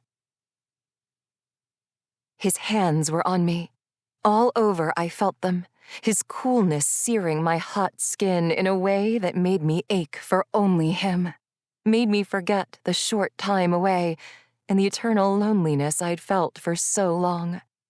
My gaze had been skyward, as it often was, focused on my birds circling in the open blue sky high above us, their voices calling, echoing my happiness and contentment. My focus drifted down, staring at the points of our contact, his skin on mine, white on red. I studied his touch as his lined hand traveled up the indent in my smooth, bare waist, skipping over the material covering my chest and turning outward. The backs of his fingertips dragged along the spread of my wing. He stopped and stroked a few of my feathers gently, tenderly, the movement causing my hot body to shiver, the endless power churning within, defenseless to a simple touch. He made me vulnerable that way, and I liked it, craved it. "Alessra, my love," he proclaimed, pulling my eyes away from his touch to his beautifully stern face, all angled, sharp, and defined. Long white and black strands of his unbound hair blew lightly as a heavy wind pushed through the upper passage on the northern side of his family's palace. There was something in the air that stirred, a feeling of dread, of fear, and a scent of new battle blood. With tensions building between neighboring Fae families, it was possible that the inevitable war between them had begun, a war his family held a place in, a war with which I could never allow my favor to influence. But I'd heard no whispers of unease from Herdia or Verdandi, and there was no evidence of such on my journey back to Windlin, my return to him. I could blame it on my scrambled senses, always consumed by him, my physical body enamored in all ways by his magnificence. It had been that way since he'd first called to me. He had needed me, relied upon me, and seduced me. And I'd allowed him to, had given him my body again and again, falling more often into the world I was chosen to protect from above. I knew it was wrong of me, knew the boundaries were only to be crossed when the entirety of the world or species was threatened, when it called for our intervention. Not a call by many, nor by several, and least of all a call by one single voice, be it beings from land, air, or sea. Yet there I was, an eternal guardian in the adoring and lustful hands of a hungry fey prince, one I knew stood on a dangerous precipice of war and boundless control. But I still came to him, took what he gave, and gave of myself, knowing a choice would have to be made soon enough. "You've given me so much pleasure," he continued, pulling me now, leading me past corridors in the most active and grand area of the palace, where I hadn't dared to visit before. My presence was always limited and concealed. He often traveled to meet me, somewhere secluded, not to be seen by others, especially not his family. He knew it was reckless to call me here, and I knew it was reckless to come. It could only cause us more problems, could only lead to more strife within the already volatile world, especially amongst the Feylands. He stopped outside a towering doorway. The etching in the wooden door showed the circular Imito emblem with all the main symbols of Fey, Witch, and Myrrh: a flame, a water drop, a pair of wings, a leafy vine, a bare tree, and a myrrh tail. Elaborately carved lines spread away from the center like veins, representing the lines in their skin that enabled their mimicry. The veins turned to vines and wrapped all around, marking the many lives in the Eternus family who had lived there before. This was their throne room. My heart beat, concern twisting inside as my confidence in his intentions dissolved. "Isaris," I said, hearing the hesitation in my own voice. "Why? This is unwise." "Shh," he hushed, a smile stretching over his lips that reminded me of so many of his others, both alluring and terrifying. "I promise there's a reason, and no one will disturb us." His eyes stayed locked with mine until he saw my concern slip some, my shoulders drop, and my wings settle behind my back, relaxed. "I hope I've given you as much pleasure as you have me. But I also have something for you, something that will keep us together, to ensure nothing will ever come between the bond we have." As his words sank deep into my thoughts, he pushed the doors wide, then took my hand and pulled me inside. Light spilled in from the tall windows that reached far up to the vaulted ceiling. When we turned the corner of the entry pillars, I realized how badly my senses had betrayed me. The stench of death hung thickly in the massive room, bitter and biting, emanating from the pile of bodies at the base of the dais. My legs continued to follow him, my mind too stunned at the sight to stop our progression, until my feet reached the edge of the blood pool that continued to slowly grow as life's liquid flowed from their bodies. "What have you done?" I asked, staring into the vacant eyes of his family. Young and old, their pale necks sliced wide, near decapitation. Imito Fey, most dressed in elegant silver silk, now drenched in crimson red. He turned to face me, his smile no longer alluring, only crazed. "This is your gift. Do you not like what I've done for you?" "This is not for me." "It is," he replied, leaning closer and laying a hand on my shoulder. "This is to ensure your safety so that you can stay with me forever." "I will not." "Oh, but you shall," he replied. I spun around, spreading my wings and preparing for flight. I wouldn't return fully to the sky yet, but I had to get some distance, if even to the top of the vaulted room, to make sense of the scene before me, though I knew there would be no reason to justify his actions. My movements were too late, and something ripped at my wing. The pain doubled me over, and I watched as his boots backed away a few steps. He lifted his hand high, clutching one of my flight feathers. Shades of gold, orange, and red shimmered in the streaks of sunlight, and blood dripped from the end he had torn from my wing. A deep, hollow feeling thrummed inside, with an ache coursing out from its center, shaking my body. Part of me had been taken, stripping my energy, forcing me into a state of mortality. I watched him lift something else at his side, a sword of gold and silver, with stains of blood coating the deep gouges along the edge of its blade. Glimpsing the hilt's crossguard, its form of extended wings, I recognized the sword and who it called master. Its name was Chiosa, and it belonged to Herya. He extended them skyward, their lengths as equal as their beauty, then brought them down to his lips and ran his tongue along their edges, one after another, licking the blood from each. I didn't need to see Herya to know she had helped him, whether she too had been used or she was using him. Either way, he possessed pieces of us, our essences, our piths, and he had known that possessing one made it easy to take another. Don't worry, my Alessra. You will remain here, more mortal without this single feather, allowing me to pull from your power. I've sectioned a chamber especially for you, surrounded by water, the substance that defies and weakens your burning existence.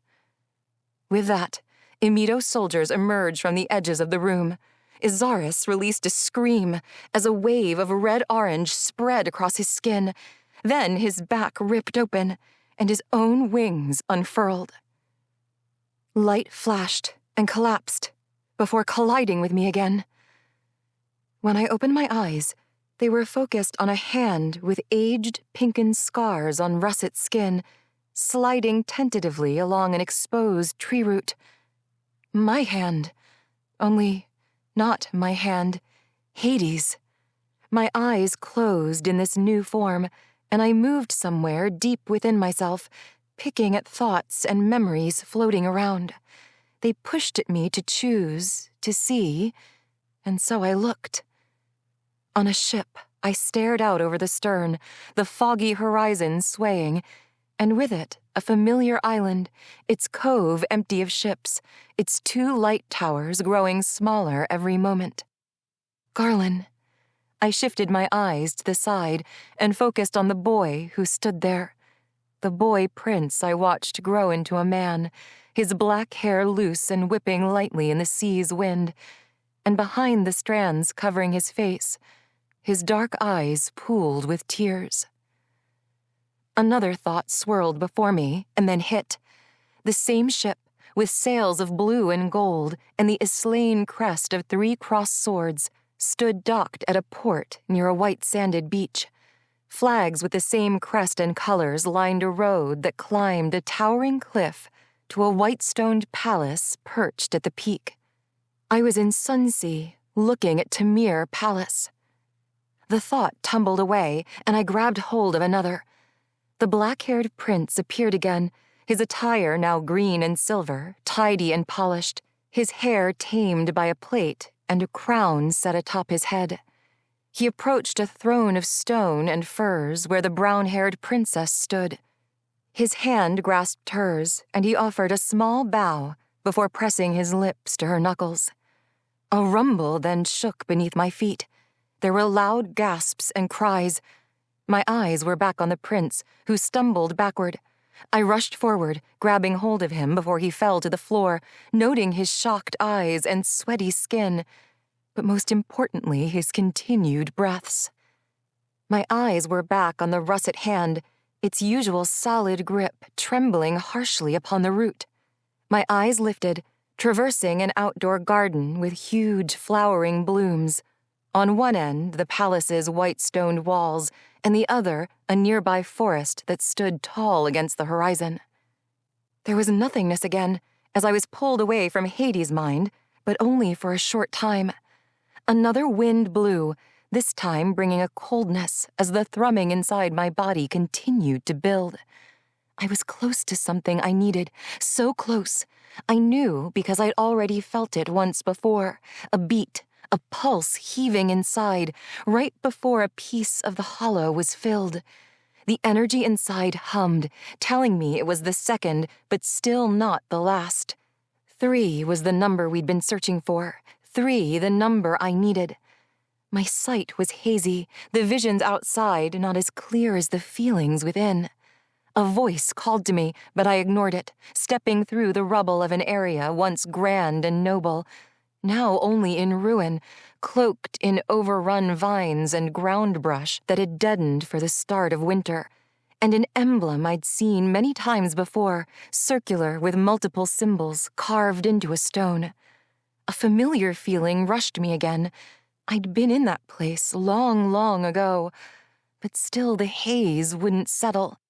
Fire, smoke, the thrumming returned, harder now, and suddenly I was alight with energy. Dread washed through me then, canceling out all excitement. A shape appeared, like clouds highlighted by the setting sun, a ghostly shadow of white and red, with outstretched wings and a gleaming set of black eyes. As specks of white floated down from the sky, adding to the haze, the figure drew closer, and my feelings warred, stalling my reaction to make a choice. Then I felt my deep affinity and recognized the figure to be Xavyn. His hands reached out to me, and I stilled, anticipating the cool comfort of his touch. Instead, his hands lunged for my throat and squeezed. 11. I blinked my eyes and found myself in the Hylager garth of vines and roots again, sitting near a well with the noisy marketplace close enough to hear. At my side, more veins had spread on the root, darkening the appearance, and as I'd seen before the Vissus had taken hold of me, Rhaenys was no longer there. I shook my head while attempting to sort my thoughts. A woman had called out a name, Mirdana, shortly before, and Rhaenys had reacted to it, her eyes changing, seeing me, and everything around her before she left. As I struggled to understand all that had happened, my head and heart pounded with exhilaration. I'd not been prepared for the Vissus journey. Surprisingly, though, I didn't feel as worn out as I had beforehand, effects of the previous day, possibly from the fight, the injury, or if Xavyn had been correct, an effect of crossing the divide. No, my energy had seemed to return some, and the throbbing in my arm had ceased. I peeked beneath my sleeve and was shocked to see the slice from Syra's blade had mostly closed, and the flaking around it had stopped, though had not regrown. The energy had to have come from the root. It was the only explanation. I had either taken the energy myself, or it had surrendered some to me and to all those it chose. Perhaps that was the reason the Vissus only revealed truths to few and not the masses. My mind tumbled through all that the tree had shown me, pondering the information, especially that Izaris had been an imito like Xavyn. He'd been the one I'd seen when I crossed the divide, when I'd kissed Xavyn. The thought of that alone threatened to steal my breath. There was no time to consider it all, though. I had to get back to the camp, back to Asenna, and back to the unknown with Xavyn. And as hard as I tried to redirect my focus during the walk back, I could still feel his hands around my throat. "You waited?" I asked when I rounded the wide base of the final tree to camp. Asenna stood in the middle of the clearing, feet spread, hands low and slightly in front of her, a defensive stance. Her body relaxed and her wings lifted slightly so she could sit on a low, winding tree branch. They drooped behind her, their tips touching the ground. "A minute more, and I would have left. I'm starving, she said, her eyes turning up when I stopped in front of her.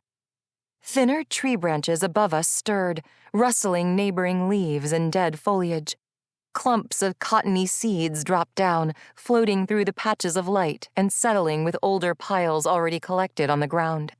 A few birds began to sing with the movement. Their chirping grew louder as they hopped to different perches. When I looked up, their noises increased, and a couple swooped in beside me. I waved a hand to deter them. "Xavyn hasn't returned?" I asked, trying to divert attention away from the bird's actions as Islain looked at me.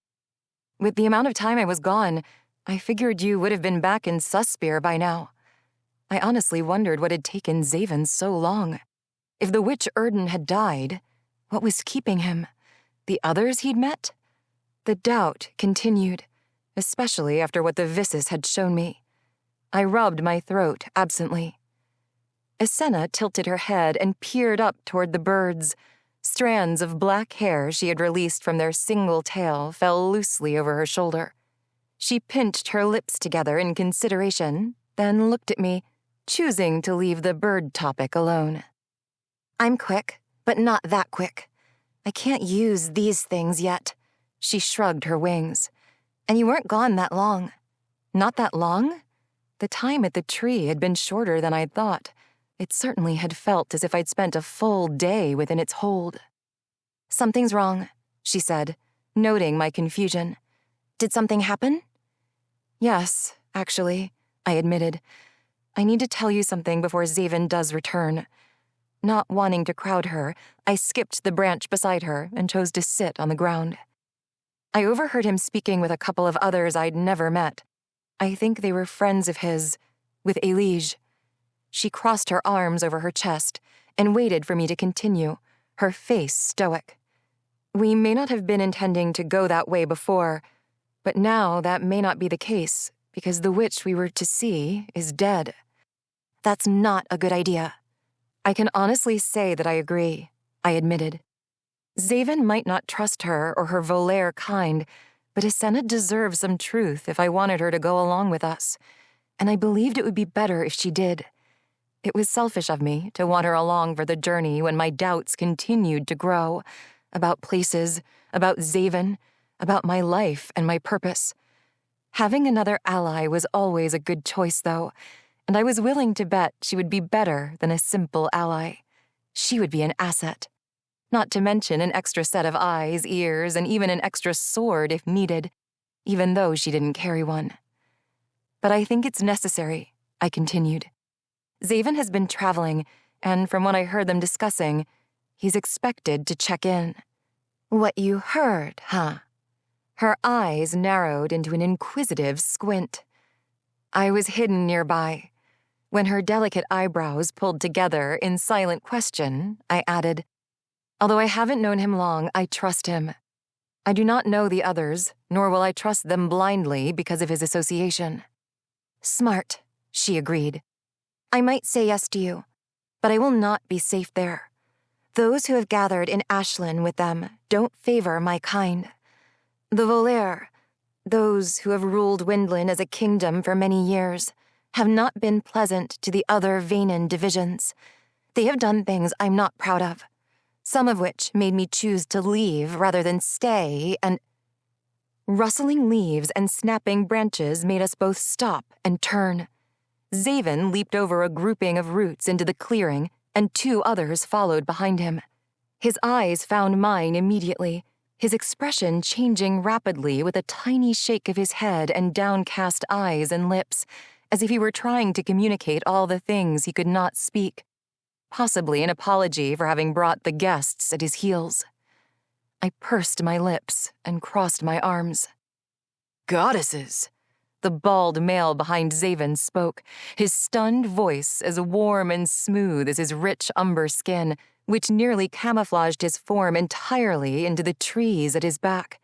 He was slightly taller than Xavyn and considerably wider, with more bulges of muscle than even the biggest Garlin guards.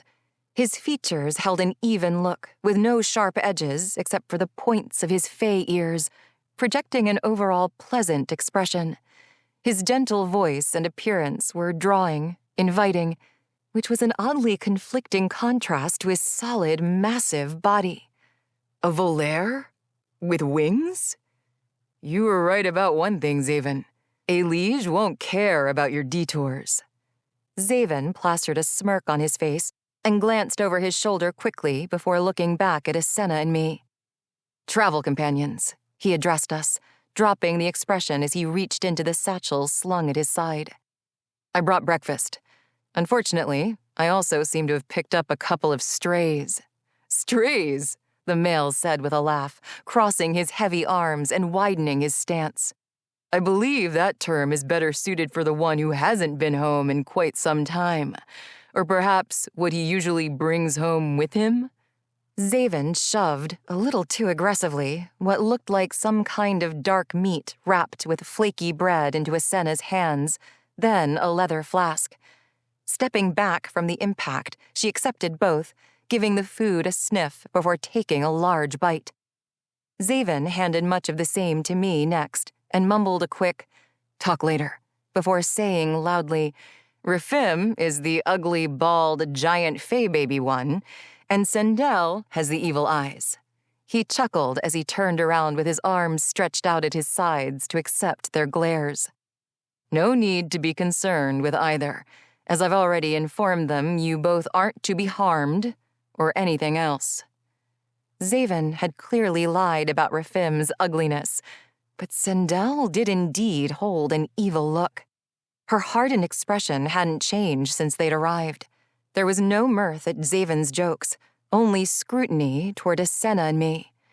Even with the amount of tears in her large, shabby cloak, it was difficult to judge her actual size. As far as height, she fell somewhere between Xavyn and me. Loose strands of twiggy hair hung limply off her head, the color a ruddy mix of gray, brown, and orange. And unlike the mostly exposed Rifim, who wore only a pair of basic pants and a leather armor vest, Sendel had a more modest approach in her appearance and was almost entirely covered. The only part left exposed was her oblong face that had 3 dark scars slashed down her tawny skin, one even splitting through her full lips. It was hard to tell how old she was, let alone how long ago she'd gotten the scars. But one thing was for certain. Given her overall appearance and the worn staff she held stabbed to the ground, she was a fighter. They both were. Being aligned with Xavyn, I wasn't the least bit surprised. Birds chirping loud and quick captured all of our attention. They weren't singing. Their noises were aggravated and aggressive. A caw sounded through their cries, loud and screeching and disruptive. Moments later, a black raven appeared through the branches, ungracefully knocking down more of the canopy's wispy seed clusters as it flitted around for a safe landing space. The action was chaotic, and we were all unsure as to why, until we saw the other birds fighting with it, charging it, as if they were guarding their space. Feathers of bright red, blue, and yellow flapped around us in the melee, knocking the raven off its every planned path. Finally, it spun its way down to us, down to Xavyn, landing on his extended arm, a frazzled mess, repeatedly shaking its head and its wings. "Having a rough day, Aris?" Rifim said to the raven with a laugh. "Perhaps you shouldn't pick fights with nesting birds." I thought the same, recalling the gulls of Garlin's port and their squabbles over the latest catches for their young, until the other birds swooped down around us and circled, a couple fluttering close to me while the others took turns darting at an agitated Aris, fighting to stay upon Xavyn's arm. Xavyn's eyes cut to me, and his tight lips tilted downward into a shallow frown. He touched the raven's feathers and looked it in the eye. "Leave us. Erden is dead. We are on our way to you, with 2 more added to our numbers." His arm lifted, and the raven took flight only to hover closely for a moment, its head turning to view Asenna and me, before finally flapping hard and rising fast. "Well, that's something else added to the list of oddities over the last 2 days," Rifim stated, while all of us watched the other birds disperse and return to the trees, a few arcing around me one final time. It has been interesting, Xavyn concurred, casting me a sidelong glance. I let out a tiny sigh, expelling relief after fighting the urge to swat the birds. Though the action probably wouldn't have added problems, it had been best to maintain composure to avoid drawing Sendel's or Rafim's attention to their odd behavior. Then I stole a look at Sendel and noticed she was already staring at me, the look in her evil eyes suggesting she observed more than most. That means no more detours for us, so we better start moving, Xavyn said with a shrug as he stepped closer to me. It'll be almost 5 days to Usli Ruins in northern Islain. How are you on a horse, Volaire? Are you able to put those things away? He asked Asenna carelessly. I knew she couldn't, and he had as well. After seeing Amaya struggle in Suspir with his own attempts to change back into his non-form, I surmised she was in a similar position. Or possibly the winged fae simply couldn't. Otherwise, she wouldn't have chosen to struggle with them since we left. Before Asenna could respond, Sendel said, "We have the carriage. It might be better to keep her out of sight. Keep them both out of sight." "What's wrong, Sen? I always thought you liked a good challenge. You're always picking fights with things." Xavyn prodded her with a chuckle. Rafim let out a soft one, too, his body shaking as he attempted to hold it in. Those pitted eyes didn't even flinch toward them. They remained locked on us. "Never mind what could happen if anyone sees those wings, or even this one's unusual skin." Her eyes cut to me briefly before returning to Asenna and drawing her slashed lip back into a scowl. "I thought you'd rather die than be seen with a Volaire, especially one that still breathes." Asenna cleared her throat and tipped her head back defiantly. Xavyn ran a hand over the top of his head, then strode quickly over to Sendel. His shoulders were pinned back, his tensed body beyond intimidating. "Listen now, because I won't tell you a third time, no matter what new question you decide is worth asking. This one is Vala. She's the reason I'm standing here and not at the bottom of the human sea. I owe her. You know more than most that my word means something, and the winged one happens to be part of my payment." He cast a glare to Asenna. "Like it or not." The disdain in his eyes had not decreased since his first reaction to her in Suspir, so I knew he was telling Sendel the truth. I thought time and travel might weaken his hate toward her, as we got to know her personally. But it seemed only the opposite might happen. The longer they were together, the more grim the hatred would become. "Now," he said, releasing a breath. "Where did you leave the horses? And the carriage?" 12. There had been no way to get the coach and horses to us. The wood was too thick for anything with wheels to pass through. We moved quickly, Asenna and I fully covered in our cloaks and trailing behind Sendel and Rafim. Xavyn took the rear position, keeping more of a distance than I'd liked. I needed to speak to him, with more questions to ask, and also things to tell. Though there was uncertainty attached to the latter. Would telling him about the Vissus be a good idea? Or was it better to wait until I received information from him? He had been showing his own secretiveness, divulging only enough to keep me appeased, or so it seemed. I wanted to chat with Asenna too, but she was more alert and cautious as we walked the border of Heilager's market square, and more focused on occupying her mouth with the food we'd been given. Resigned, I used the time to do the same. From a distance, we could see the street stacked with vendors, some permanent structures with their own small doors, others mere travel carriages or carts with stands. They were decorated heavily with products to purchase, like bundles of dried roots and flowers, lengths of dyed garment material, glass orbs of all sizes, and candles, some already burning, wafting an array of sweet and musky scents into the area. Witches of all kinds gathered to sell their goods, their promises, or predictions. I wondered how many truly held magic, and how many hoped their lives would change after the events of the Divide and a visit to the Vissus.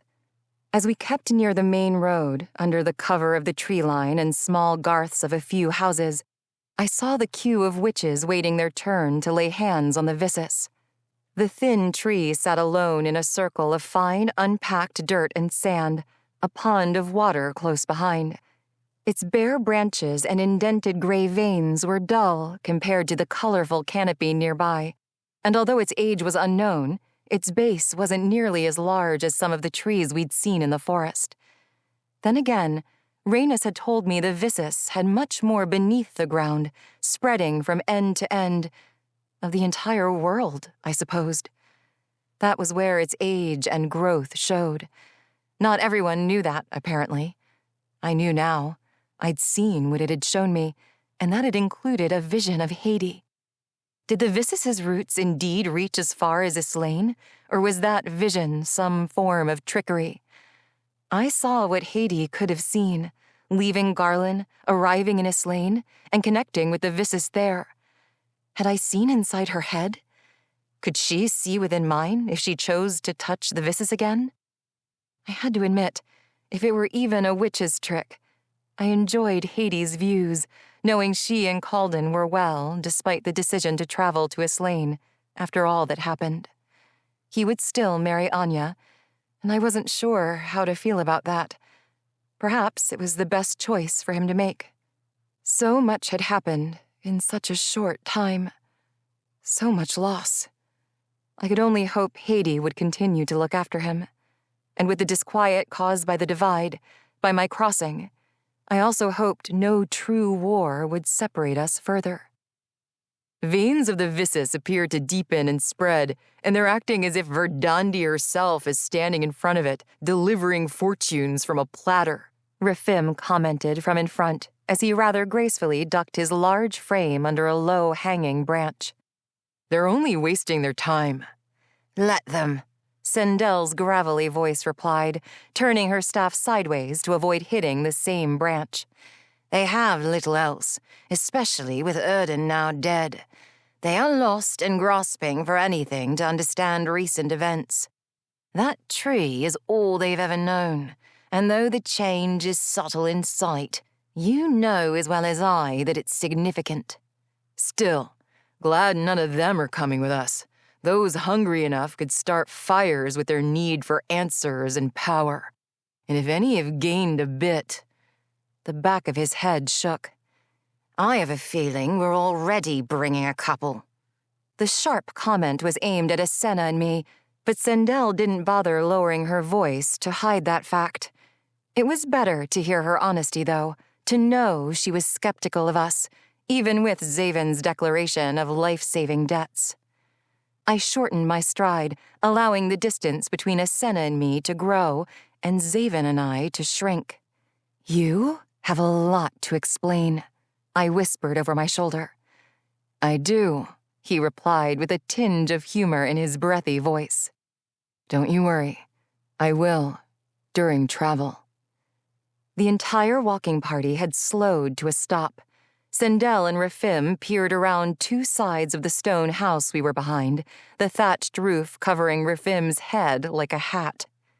It's clear, but we can't all go without attracting attention. Rifim stays here with them, while you and I get the horses and carriage, Sendel said to Xavyn, who glanced at me with a raised brow before following after her.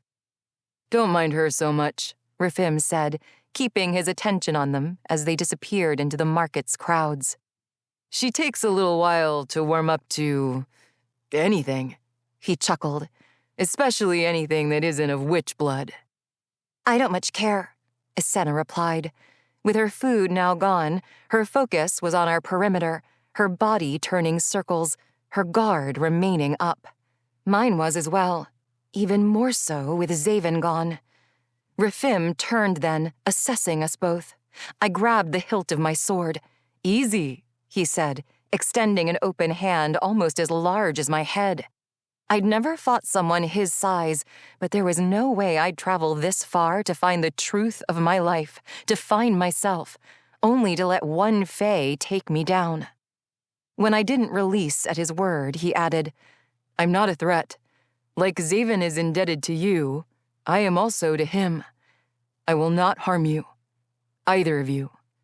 He nodded when I let my hand fall to my side. "So, she's a witch, and you're a Ligna," Isenna commented as she stopped circling to stare up at him from across the garth. "Yes," he confirmed before glancing back toward the market. "Are you from Weald, then?" "I haven't lived there in many years," he answered. "Should I also assume, then, that you're from the Nepia Mountains? I know that's not where Xavyn said he found you." Isenna began to circle again, as uneasy with the conversation as I was. "Come on now, tiny one. I already said I won't harm you. That applies to the use of your information, too." "I'm not foolish enough to believe that," she said with a rather loud huff, then attempted to adjust her wings beneath the cloak. "And don't call me tiny, tree." He hummed with a huff of his own, then his lips pressed into a serious line. "Shall I make an oath to you, then? Promise you my second-born? That is how the Volair do it, right? Make death vows with their own blood, and sometimes with their Imito slaves as well. They still keep them, don't they? Even after they nearly eliminated all their kind in the name of Alessra?" What? I wanted to gasp at the information pouring from his lips, but I kept myself in check. Imito slaves. Now I understood why Xavyn hated the very sight of Isenna. Had he been a slave? And they had done it in Alessra's name? Why? Isenna grunted, and Rafim added, "I can see the deep-seated disdain inside those bird eyes of yours, and I can understand why you left." "I'm pretty sure your mistress has her own type of oaths. Some you've probably taken. And you know nothing of me." "True," he confirmed, not indicating if it was for one statement or both. "That's why we are conversing now. You are traveling with Xavyn. He is part of us, and we always like to know more about travel companions, no matter what is owed to them. Being thorough is always a smart practice. No one wishes for unexpected fights, so it's best to be prepared for what could happen along the journey. How about you surrender some harmless answers, then? Will we encounter trouble on our way to Islain for having a missing Volair in tow? What is your given name?" Isenna's eyes cut to me quickly before glaring back up at him. "Isenna Egredio. The only trouble we might see is from the myrrh we ran from, but I'm sure your Imito friend already told you that." She had told me Calum was her family name. She didn't want them to know. She had to be part of Windland's royal family. But why was she hiding? Rafim nodded. "Glad to hear it. I am Rafim Nur. I may look battle-born, but it's not my favorite pastime." "And what is your favorite pastime? Standing amongst the sacred trees and flowers of Weald, fondling their pretty branches and petals?" For some reason, an image sprung to mind. One of his massive body crouched down like a child in a field of wildflowers, plucking them from their roots and holding their blooms to his nose for several pleasurable sniffs. A loud, boisterous laugh burst from my mouth, which had not only startled them, their attention whipping in my direction, but surprised me as well. I couldn't recall the last time laughter had broken free from my restraint unwittingly. I resisted the urge to cover my mouth, choosing instead to accept what was already done. I was no longer a guard with a tight leash to bind my actions or reactions. "Ah," his warm voice cooed. "The quiet, brooding one speaks after all, or laughs, rather, at ridiculous verbalizations from a suspicious young mind. So there is something softer lying beneath that tough exterior. I was wondering how Xavyn had cracked you, but he is rather entertaining when he wants to be." Even though it wasn't nearly the worst I'd heard someone speak of me, my fading smile vanished at his words. It was simply an overall observation from him. As a guard, I knew them all too well. My entire guard life had been about quietness and pensive observations, big and small. And from my observations, I knew he was every bit the gentle giant he was claiming to be. but there was more to him, too. A hardness beyond his exterior, possibly forged from circumstance, like so many of us.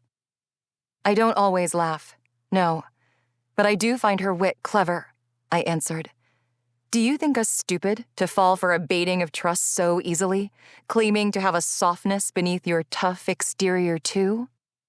I was the one baiting him now, wanting to gauge his responses, filter honesty from lies as best I could, with what little I knew about the Fae. I'd once read in one of Calden's books that the Fae of old were not able to lie, but that was a story of a time long ago, well before magic was stripped away. I needed to learn more about those I now stood amongst. So far, most seemed to be fairly normal, aside from Senna feeling that I was made for the sky, and Rhaenys, or Myrdanna, knowing I wasn't Fae or witch, as she looked upon me with blind eyes. I don't bait, he replied, his rounded lips pulling into a shallow smile. The only method I play is headlong, and often with brute force. Head games take too long, and usually aren't worth the effort. Good to know. I nodded, and turned a circle to check the perimeter. His voice was even enough, and he hadn't attempted to be humorous or deflect. I believed the words to be truthful, and that was truly good to know. Sounds of hooves came from around the house, and we all moved quickly to the corner. 2 horses stopped in front of us. They were tall and wide, not nearly as sleek as those in Garlin, with haunches made for pulling and carrying loads well beyond the usual carriage or farming plow. Both were speckled with brown and cream colors, and their reins were strapped to a covered wooden carriage the length of the 2 of them end to end. Miss us? Xavyn asked with a broad smile as he hopped down from his seat beside Sendel on the carriage's perch. You mind if I ride in the back with our new companions? His question was aimed at Rafim, but he didn't bother waiting for an answer, and Rafim didn't bother giving one. Xavyn yanked open the unpolished door of the carriage and swung his arm toward it, waving us inside. 13. The inside of the carriage was nicer than the exterior. There were curtains to cover the windows, much like Queen Havila's carriage had. In the front, there were sacks of supplies, clothing, swords and knives, bags of food, and different packages of other goods. 2 blocked seats flanked the supplies. 2 more bench seats were in the back, facing each other, stacked with cushions. Did you steal this? I asked, unable to help myself as I took a seat in the back, pulling the hood of my cloak down and taking a moment to release my plaits from the single gathered tie. Isenna moved to the front and settled into the cushions stacked on the floor behind the goods. She was small enough to fit comfortably. Xavyn climbed in last and tapped the roof before closing us inside. With a jolt, the carriage tugged forward. What would make you ask that? He said, smiling some as he slid into the seat alongside me. Only curious if this carriage belongs to your mistress, or if you stole it from someone else. His eyes were on Isenna for a moment, watching her remove her cloak and tuck her wings in tightly to get comfortable. When she finally finished and lay down, his body shifted toward me. She's not my mistress, he commented in an irritated tone. This carriage is used by us, our Oosli Council. It's one of the many we use for transporting goods and other things. He laid his hand on top of mine, then locked eyes with me. Prior to that, I'm sure it was stolen. I don't know who it belonged to, though. Could have been a fae from Islain, somewhere near where we call home. Home? And that's where we are now going? He leaned in close, lowering his voice. I know this wasn't the plan. Far from it. I didn't think it wise to bring the both of you to Erden's right away. I'd never met him and wanted to be certain it was safe first. Unfortunately, he was dead. Then I crossed paths with them. And who are they exactly, besides a witch and a Ligna Fae? I asked, keeping my own voice low and angling myself toward him. He pulled away with squinted eyes, assessing me. Guess you did some talking while we picked up the carriage. They did, mostly. Of course. Rafim has his mouth open more often than closed, he said, his lips tipping up a little. They, along with Elige, Xavyn, and I, make up the Islain Council. We're going to our home in Islain, the ruins of Islain Castle, because all of them, including Elige, expect me to report what I've seen and done across the divide. I had hoped to delay our returning, try to get more information elsewhere, but the old texts and other materials we'll have access to might work out in our favor.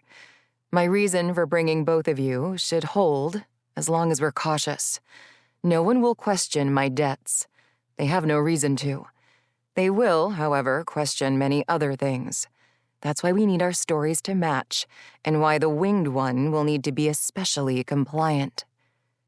But I owe you more information first, he continued, and slid a finger behind the window curtain, peeling the thick fabric back, eyeing the road we had turned on, before letting it fall and returning the darkness to the carriage.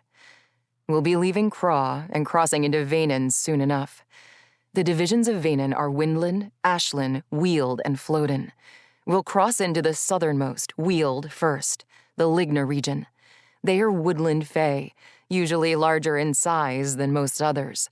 Weald and Floden have no particular rulers anymore, only town or village leaders. But they follow Windland's reign whenever called upon because they are separated and weak in numbers.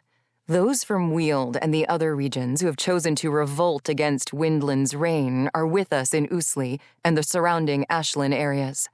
Our council is in charge there. Most outsiders, like the Myr, see Elige as the sole ruler because she was the one who started it all, gathered those who don't believe Vaenen should be controlled by one division. It's the reason I alluded to that when we were in Garlin. I found it unnecessary to share all the specifics then, when a simpler explanation would suffice. Islain spans over half of Vaenen's western coast, and to its east are Weald and Floden, the latter of which is awash, mostly uninhabitable with its swamplands and rivers, though some numbers of the Inber Fae remain there, their affiliation with water keeping them near their home. North of everything is Windland. It holds the largest amount of land, but is comprised mainly of the Nepia Mountains. Volair Palace is located within them, along with the valleys and plateaus of other Volair towns. And of course, even farther north is Alesra's Lake and the ruins of Eternus, also known as Izaris Ruins, the area that has remained mostly desolate since the final war. He paused for a moment, his gray eyes distant. Izaris Eternus. I'd seen him fully in the vision from the Vissus. I'd stood inside the Eternus family palace, felt the coolness, smelled the tinge of blood. It had been too real to be anything but my own memory, I knew.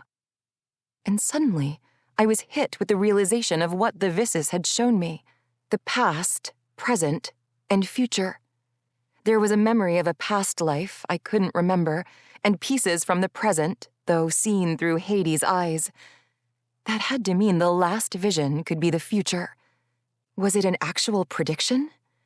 I stared at Xavyn, picturing him in a haze of smoke, wings extending from his back, determined eyes focused solely on his grip upon my neck. After a few blinks from his own reverie, he asked, "How are you feeling? You look a little better this morning." I blinked rapidly myself, trying to expel the dreadful thoughts creeping into my mind. I haven't fully escaped fatigue, I admitted.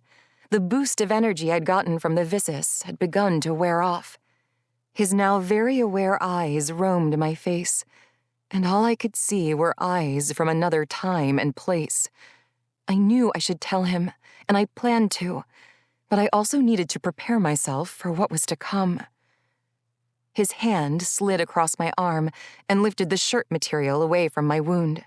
It had crusted over with a human-type scab in a bare section of red-orange skin. His fingers circled the cut. "This looks better. How's your skin? The pressure? You haven't bathed since." "Garlin. Fire would also work to cleanse my skin, but I haven't felt the warning ache. It hasn't bothered me, like the rest." I was surprised I hadn't thought of it myself, but with all we had been through since our arrival and the fact that fire had given me the same relief, my weekly bath had been the least of my concerns. For probably the first time in my life. This human life. Everything else? He questioned. Does the cut still hurt badly? No, I'm just weaker, tired. And oddly enough, Isenna had touched me. His body stiffened at my side, so I covered his hand with mine and lowered my voice. Not in anger, but it shocked me that she didn't get burnt. And when I touched a living vine today, it didn't shrivel. So your touch is not burning? I don't believe so. How are you? Is the contact affecting you? I asked, looking down at our hands. No, but I've been repressing my power since we arrived. I felt that initial change, felt it pulling a little harder at the energies around me.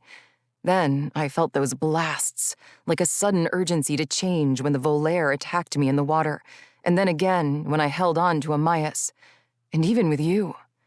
His hand stroked my skin, staring down at our connection, too.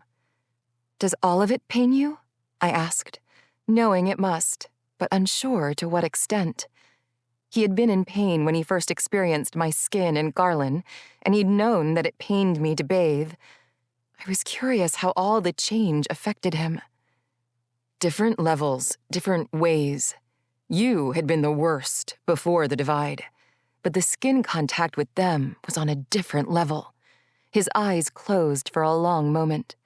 When she grabbed my neck, it was as if my back was tearing, like something wanted to come out of me. I know now that it has to involve her wings. At the time, though, I was unsure how she could inflict that much pain. And with Amias, my legs started to buckle and my neck seized. I thought for a moment I'd end up in the sea beside him. After that, I knew I had to start focusing more internally, push my power in both directions, like why I didn't want to pull away from your touch in Suspier.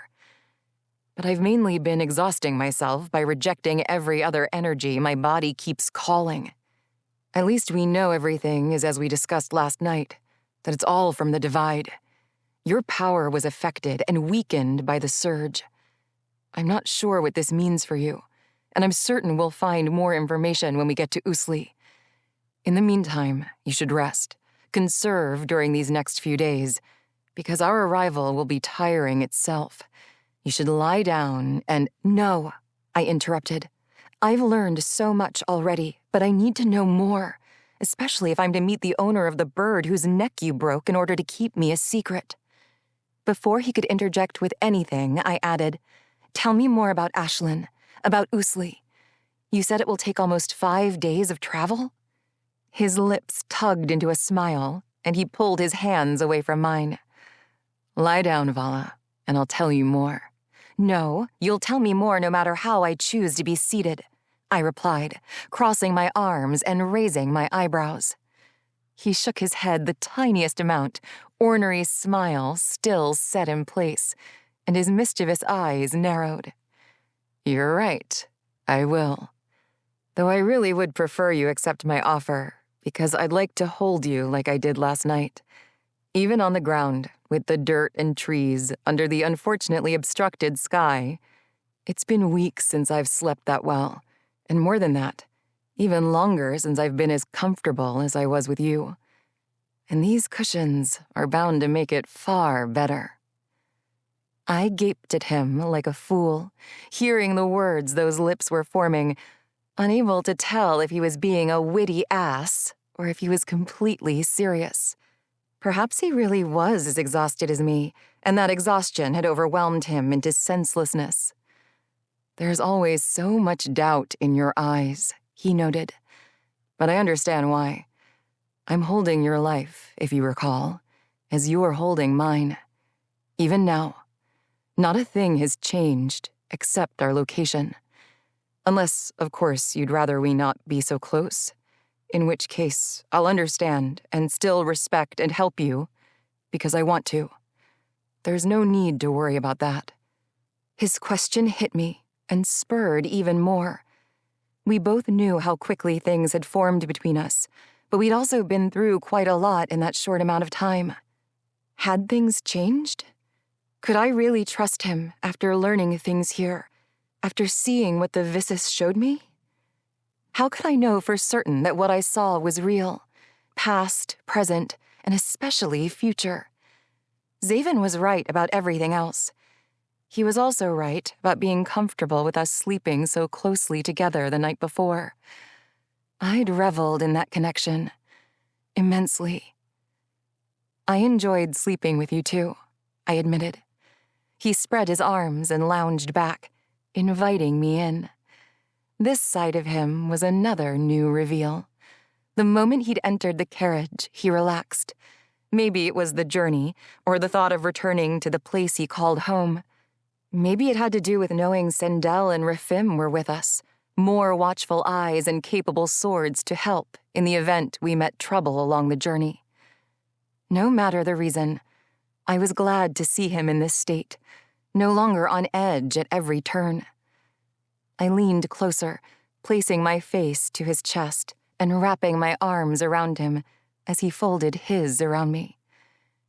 Is this a concern when we get there? I couldn't help but to wonder.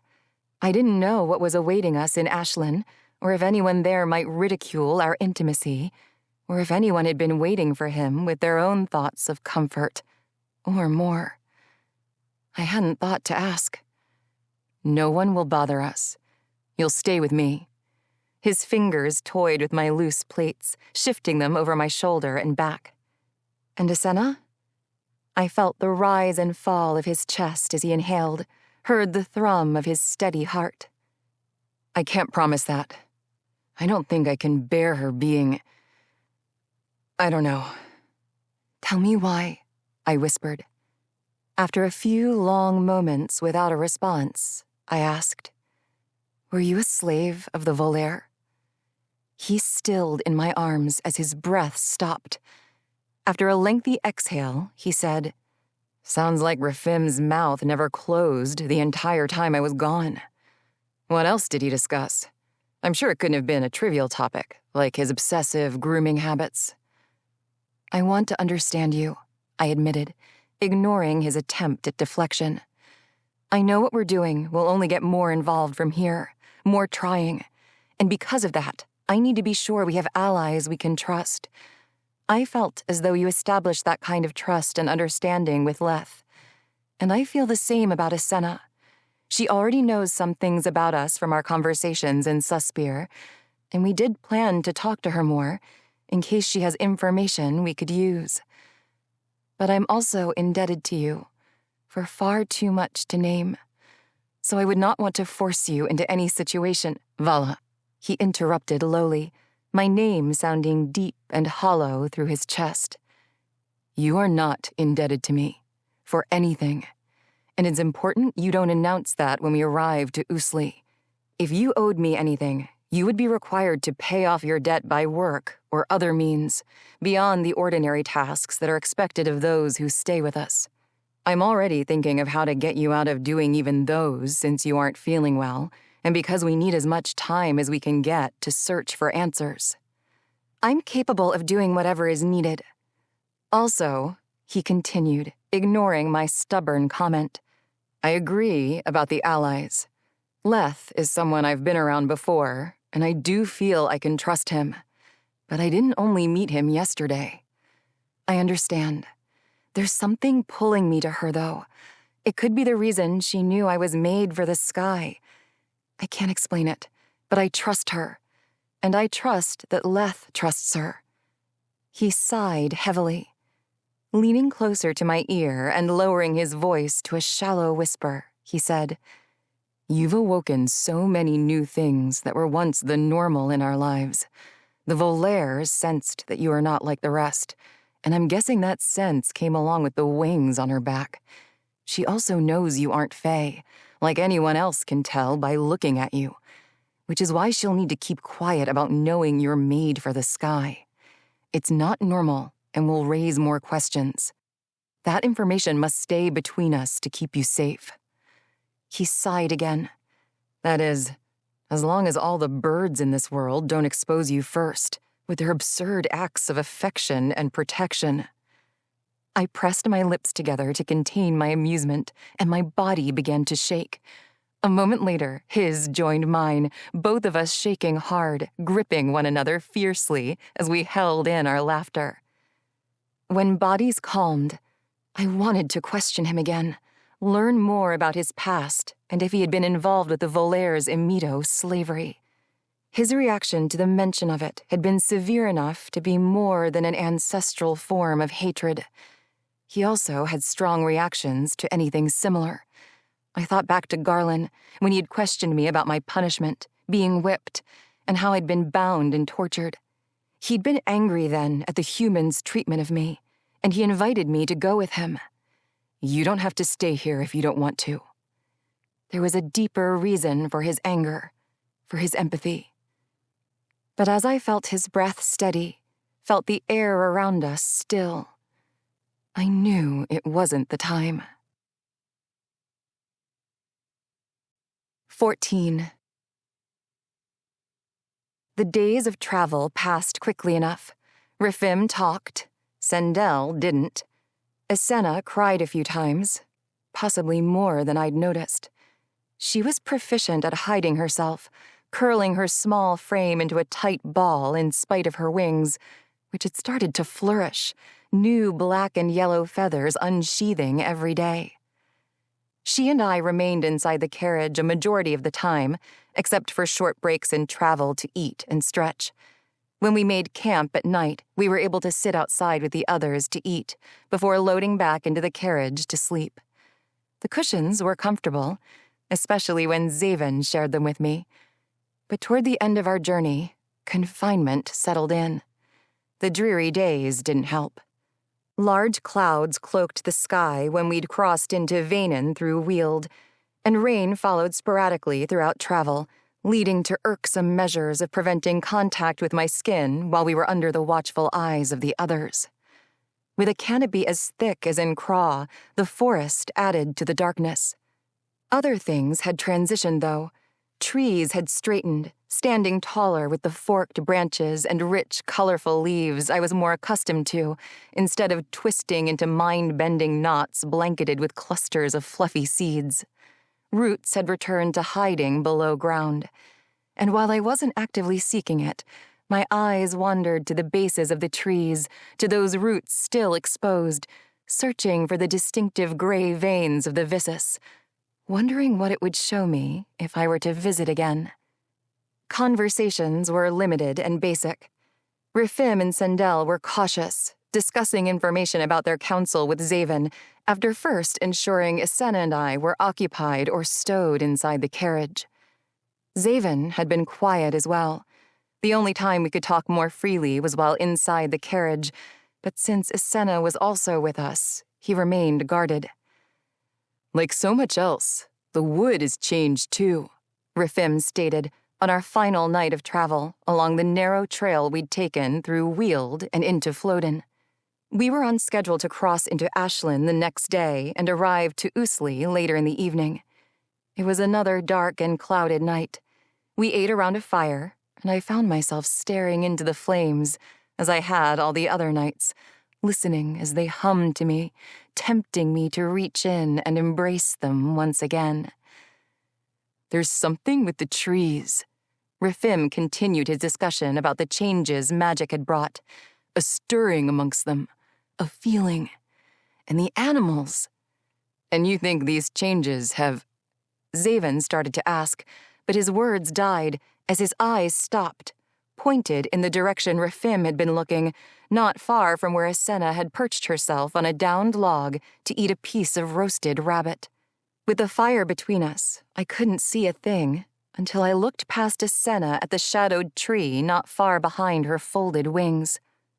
A pair of dull yellow eyes reflected the tiniest amount of light from our fire. Slowly, the dark body came into focus, sleek and crouched low, with rounded ears pinned back as it stalked its prey. It was a cat, a massive panther cat, something else I recalled reading about in books Calden had passed to me. My instinct was to jump and fight, but I held fast, unsure what action to take. "Oh, I believe some things have grown," Rifim whispered, watching the creature staring at Asenna, the same way she was staring at the rabbit's leg clutched between her fingers, salivating and prepared for a bite. "Don't move," Xavyn whispered, finally catching Asenna's attention. Her yellow eyes cut to me and widened, seeing my concern, feeling that something was assuredly at her back. She stilled, rabbit leg suspended below her open mouth. She tried to hold position, but panic had taken over, shaking her body. At once, she sprung into a sideways leap, tossing the rabbit leg behind her as a weak distraction. The panther bounded out of the shadows at the same time, its solid form cresting over the downed log, large black paws outstretched with claws like tips of daggers. Xavyn, Rifim, and I lurched forward, ready for the attack. I reached for the sword at my side, only to come up empty-handed. I'd removed it along with my cloak prior to eating. Before we could get to her, the panther had landed and bounded again, front paws striking her wings, knocking her body forward. I knew Xavyn would have his sword drawn, but I was the closest. I couldn't wait. Casting away all thoughts, I ran through the fire, then held my breath, feeling the flames take hold of my skin, caressing me in their warm embrace as I dove for the panther's body. I hadn't burnt Asenna in the wood, hadn't burnt the vine with my charred skin. There was no way to know if I could hurt the panther at all, but at least my actions would interrupt the attack. My hands slid around its sleek body, and I grabbed hold, twisting with my own momentum to knock the panther off course. It released a pained and angered cry, a sound I could feel through my grip before I let it go. The sharp smell hit my nose a moment later. Burnt fur and skin. A loud, lengthy growl cut through the chaos. As I landed, I rolled down the bank along the side of the trail, ensuring a safe amount of distance from the panther, which had rolled onto its feet into a low crouch.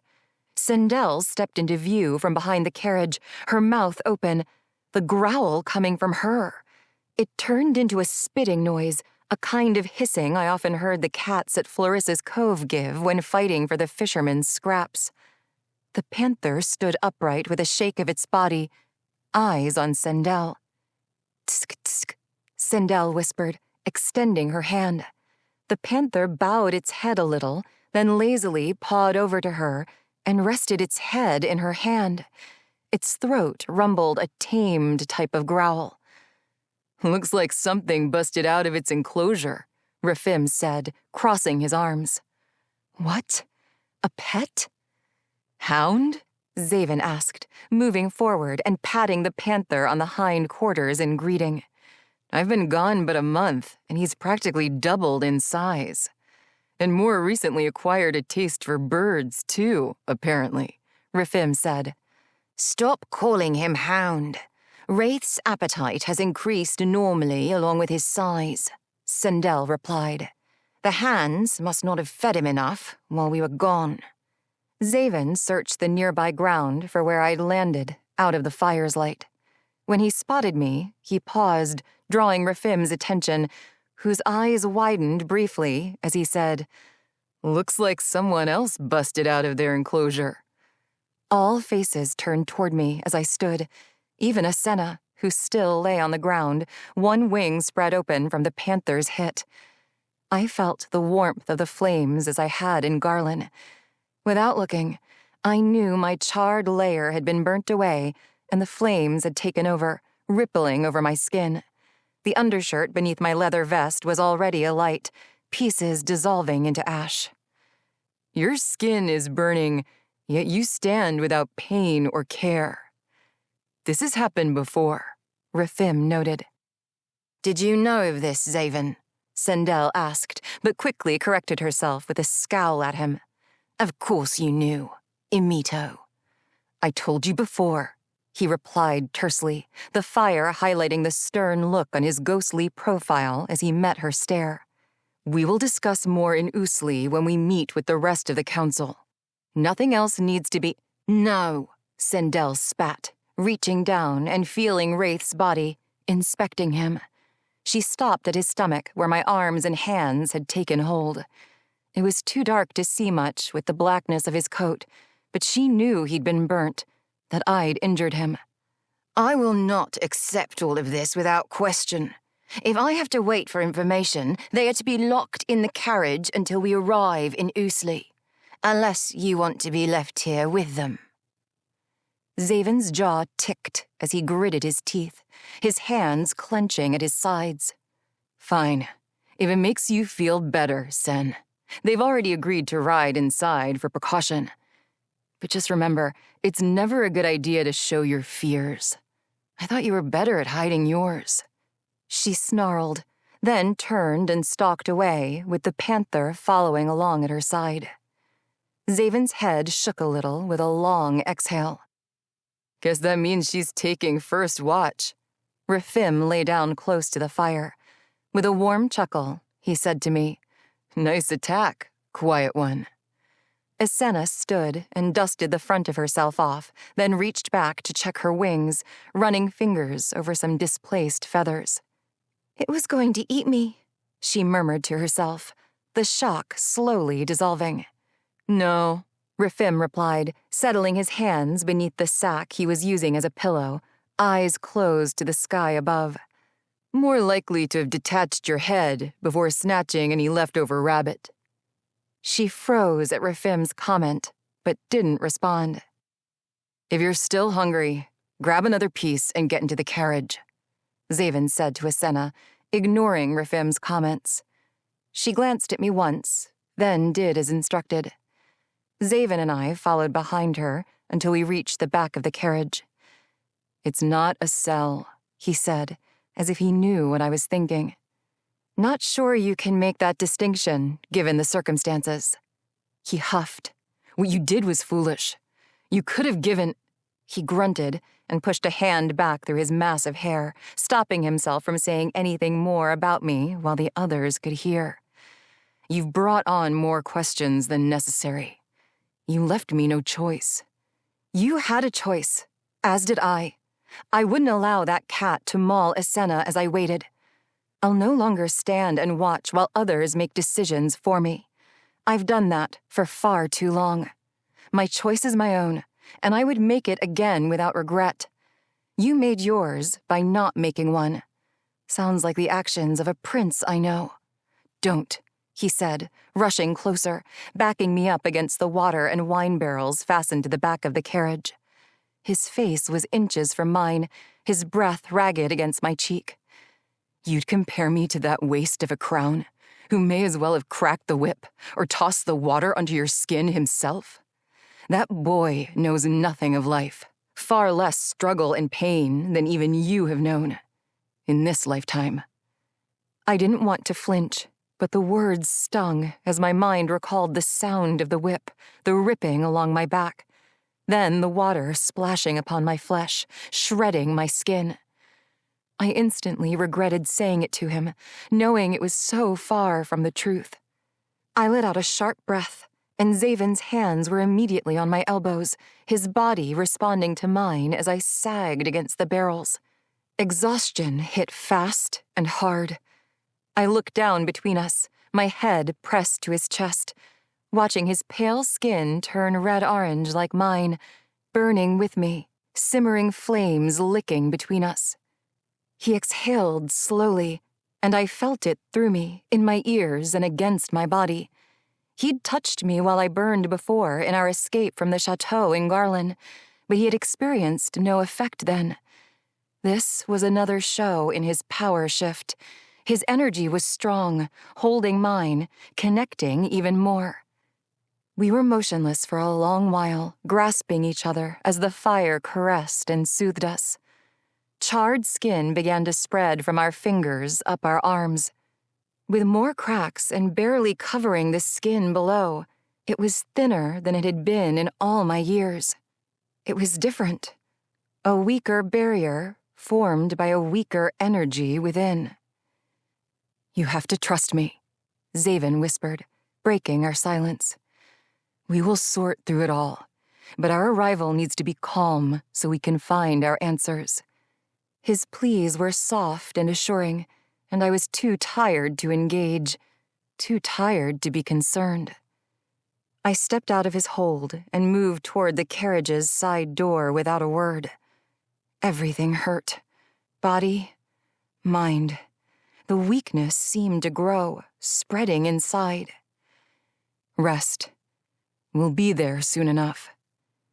He held the door as I climbed in, and I watched as he secured a lock around the latch.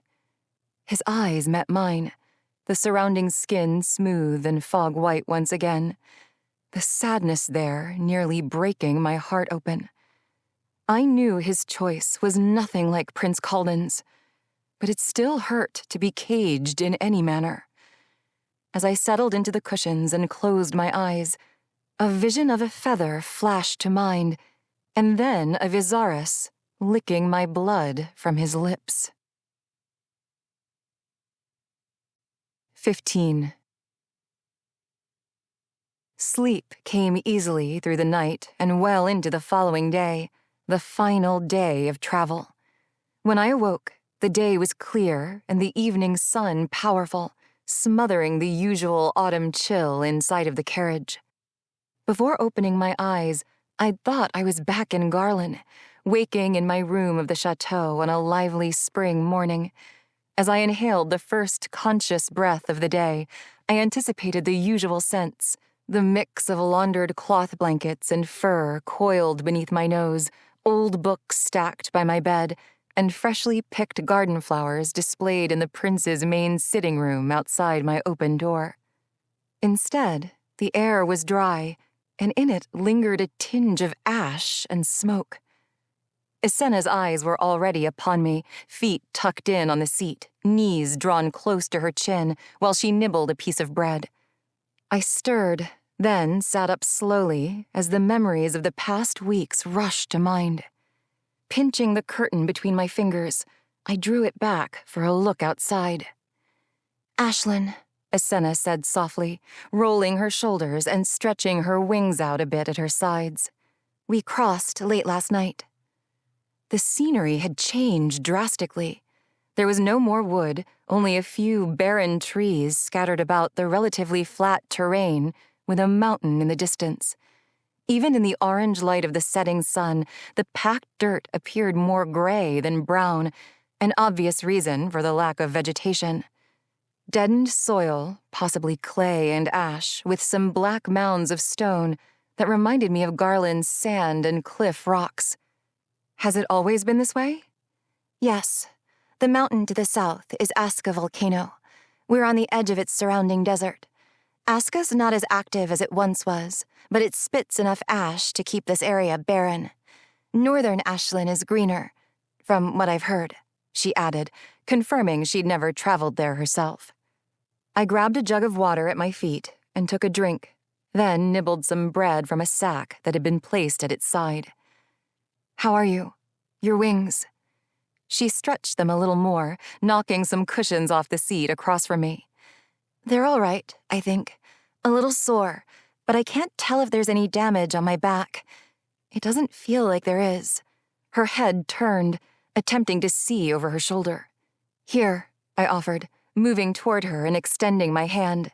She flinched back, her wing pulling tight with a quick snap. I froze, realizing she was fearful of my touch. After seeing my display last night, I couldn't blame her. "I won't burn you. At least, I'm pretty sure I won't right now. I didn't in Heilager." "Do you not know yourself enough to know when?" Her eyes squinted as she assessed me. Things have changed for me recently, much like they have for you," I replied, hoping that would be reason enough. She touched a finger to my rough hand, testing the contact, then sagged a bit into her seat and slowly extended her wing again. "There's been much of that, hasn't there?" "Yes," I agreed. She shifted, allowing me access to her back.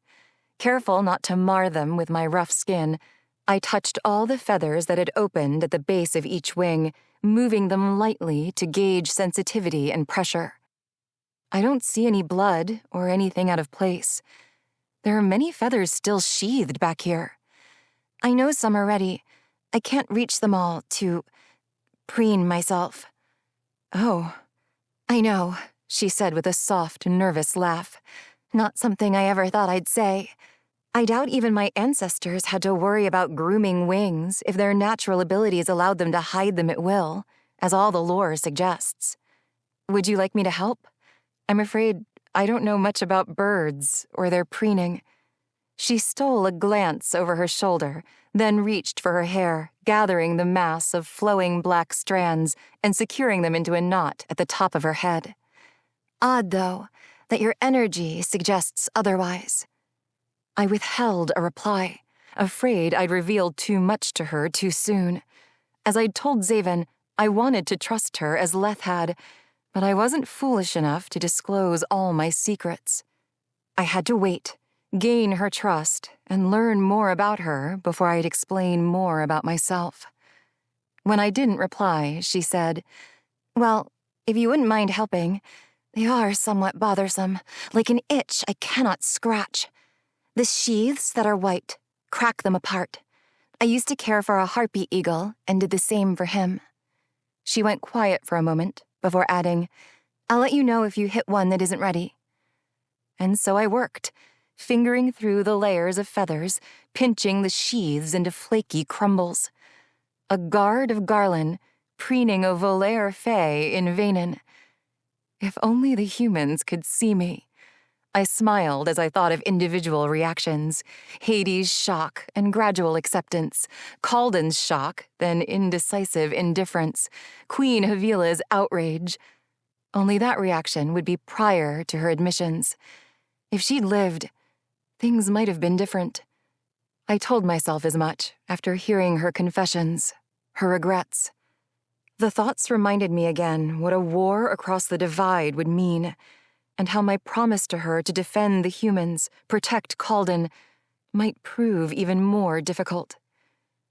When I finished freeing her feathers, I returned to my seat and absently gathered my plaits.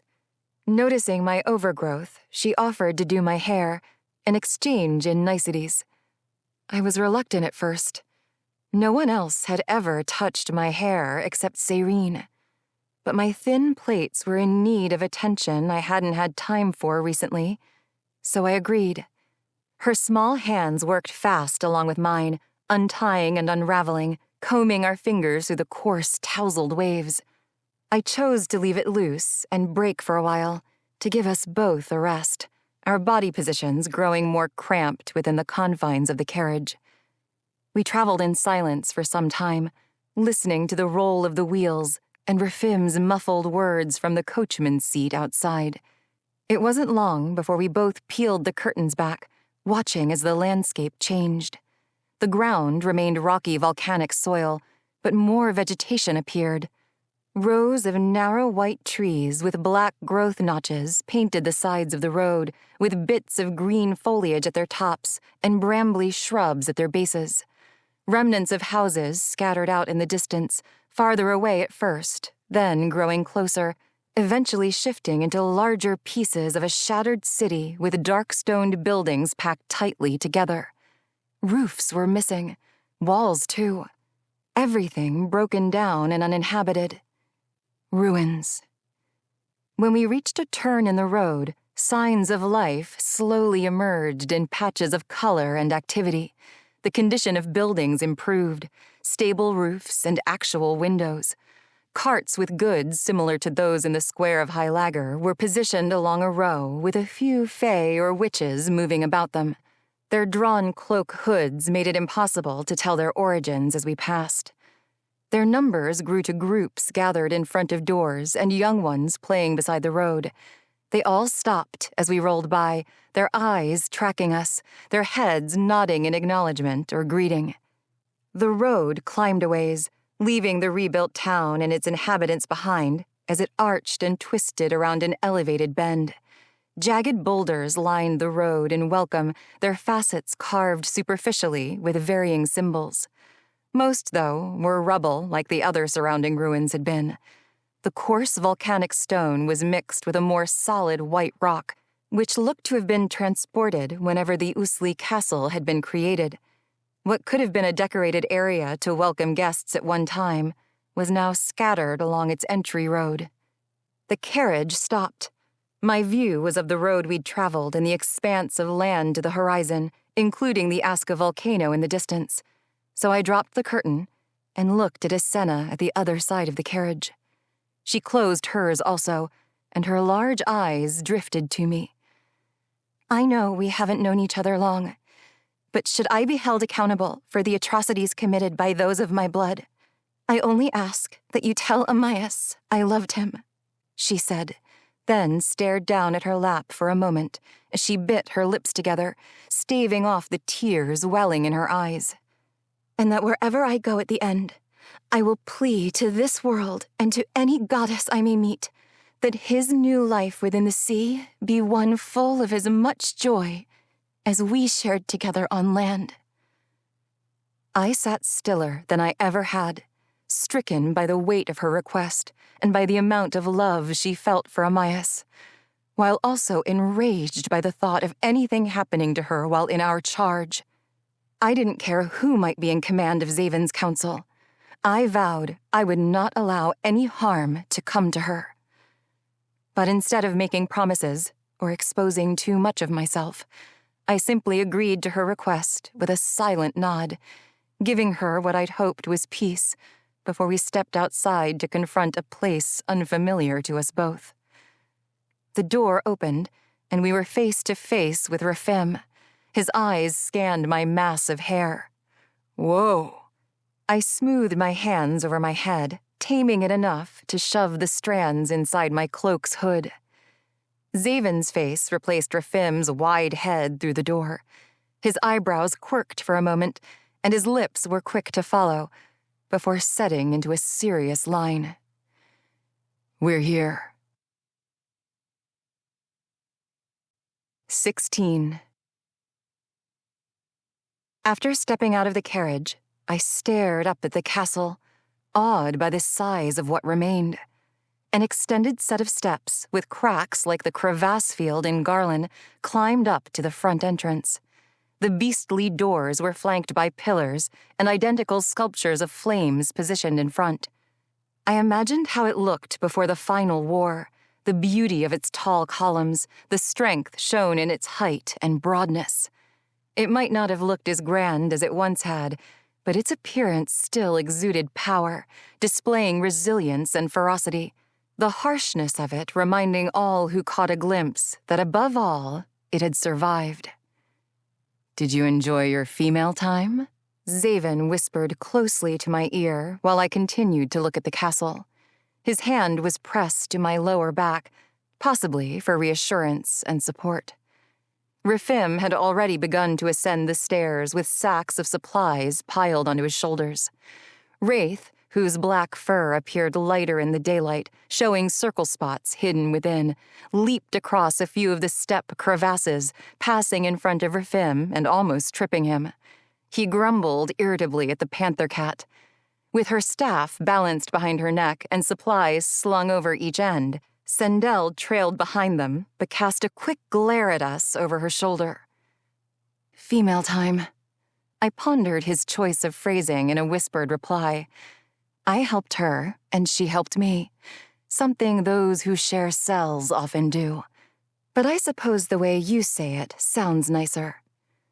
My irritation about our situation remained strong enough to throw his ill humor back at him. His grip of my cloak tightened as he took in a lengthy breath of air. Do you think I enjoyed having to agree to that? It was the best and only choice I could make. I understand if you want to blame me, but I hope you understand the outcome will be a positive one. It may have helped your connection, tipping a hesitant ally in your direction and possibly leading to more information. When Asena's eyes had feasted enough upon the castle's exterior, she looked back in question at our staid position. We should get you both inside, Xavyn said, grabbing 2 sacks of food at his feet before moving forward onto the steps. We're expected in the council room. I'll introduce you there, Then I'll take you to my quarters." A majority of the castle had been reconstructed. Cracks within the walls and base foundation had remained, but the roof had been restored with newer stone and wooden plank beams and supports. The main entrance was open and bare, no fancy ornamental items hung or displayed. There was no need and no desire to show any type of extravagance, no reason to entertain, especially if their purpose was to fight Windland's rule for the individual divisions of Vaenen. The entry shifted in two directions, the halls splitting around a tiny courtyard, open to the air above. We rounded the back of the courtyard and stopped in front of a set of wooden doors with so many splits they were impossible to count. They'd been pieced back together, their edges worn and weathered, but the flames carved inside could still be seen. "Who lived here?" I asked, staring at the flames so like the sculptures at the entrance. They had to be part of a family or Fae emblem. "Ignis Fae. Islain family reigned over Islain long ago. They're all extinct," Xavyn commented. "Are you both ready?" "Follow my lead," Xavyn said, his eyes finding mine and winking. I refused to make such promises when I'd already told him I would no longer sit back and watch. I looked at Islain, who gave a little nod as she tucked her wings in tighter to adjust the cloak sitting high behind her head. The bulge was impossible to ignore, and it was possible that everyone inside knew what was underneath, but I supposed covering them would mute attention and perhaps any aggression. Xavyn knocked on the door once, then pushed through, not waiting for us to keep up as he strode forward. The room was larger than I thought possible, given the castle's general condition. I had a clear idea of the height from outside the doors, but the space was beyond even that, and only amplified by the lack of furniture and other decorations. It was bare.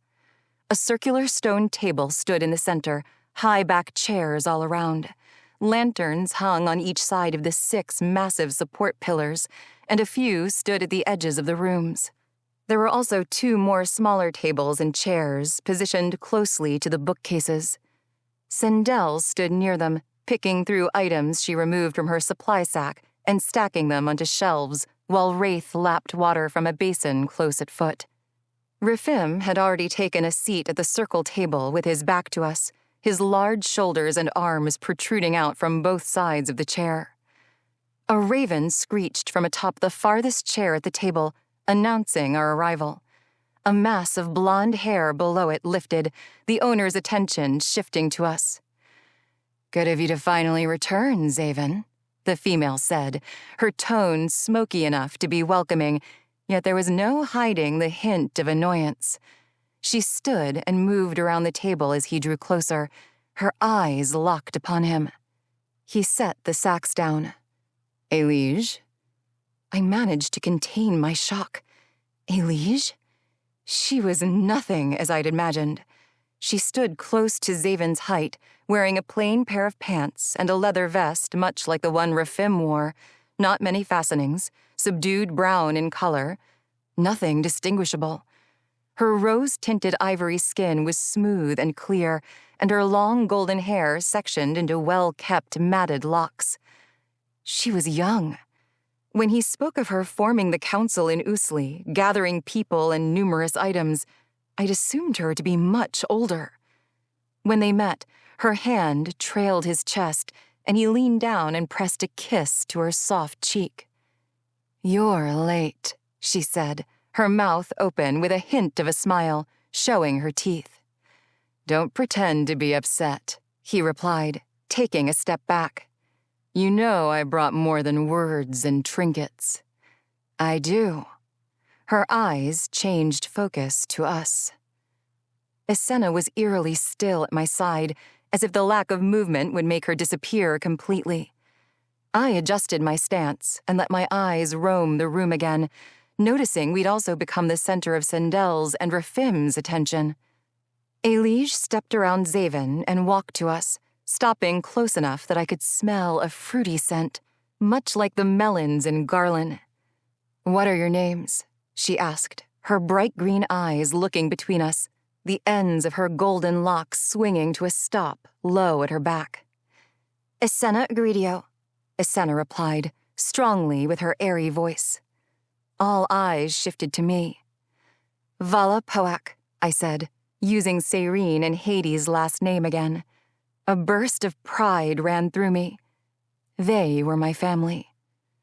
Alicia's head nodded, and her tongue darted out to lick her pale lips. The burnt one. Xavyn must owe you a fair amount if he agreed to bring the Volaire along. I nodded, not willing to elaborate. I'm sure you both have been told a little about our council, she said, appraising us once more before walking back to her seat at the table. I hope to get to know you more, but for now, we have business to discuss. Her eyes moved to Xavyn as she sat down. Another door opened at the far end of the council room, and a figure emerged, moving quickly with silent footfalls. When they rounded the pillar, I realized she was Myr, with blue-green skin rippling under the streaks of sunlight cast down from the high windows. Her build was equal to the other Myr I'd met, slender and taller than human, and her sleek black hair was loose and swayed like the thin, breezy clothing covering her body. She was Davine, Amias's twin, the one Xavyn had been accused of stealing for Elige.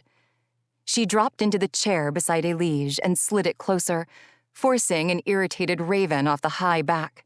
It flew up to a beam to perch beside another I hadn't noticed. Without a word, the Myr leaned down a bit to grab Elige's chin, then pressed a kiss upon her lips. Elige matched her fervor, running her hand over her cheek and slipping her fingers into her silky hair. It was more than a simple greeting. It was lusty and passionate, and telling enough to know they shared more than equal seats at a council table. While it had always been more common to love the opposite gender in Garlin, I'd witnessed other choices there as well, especially along Trader's Row, where heads were sometimes lightened with liquids and all worries and judgments became nil. We have guests. We also have much to discuss. Her placid eyes fell to Xavyn, while Davine's eyes studied us. You send me to the mines to deal with the dragons because Sindel was away, and I come back to this? Is this his attempt at a joke? Elige remained silent, but Xavyn spoke. Perhaps we should let Davi rehydrate before we discuss things.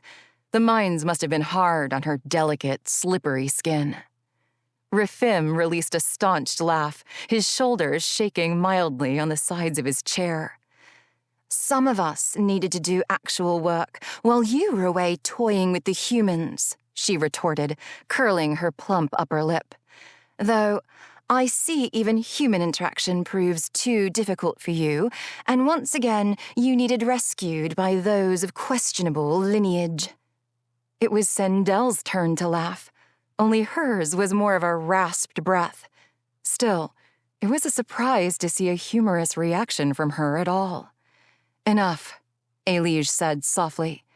And with that, I knew as much as they wanted to consider themselves equal, she was definitely the lead and final say amongst them.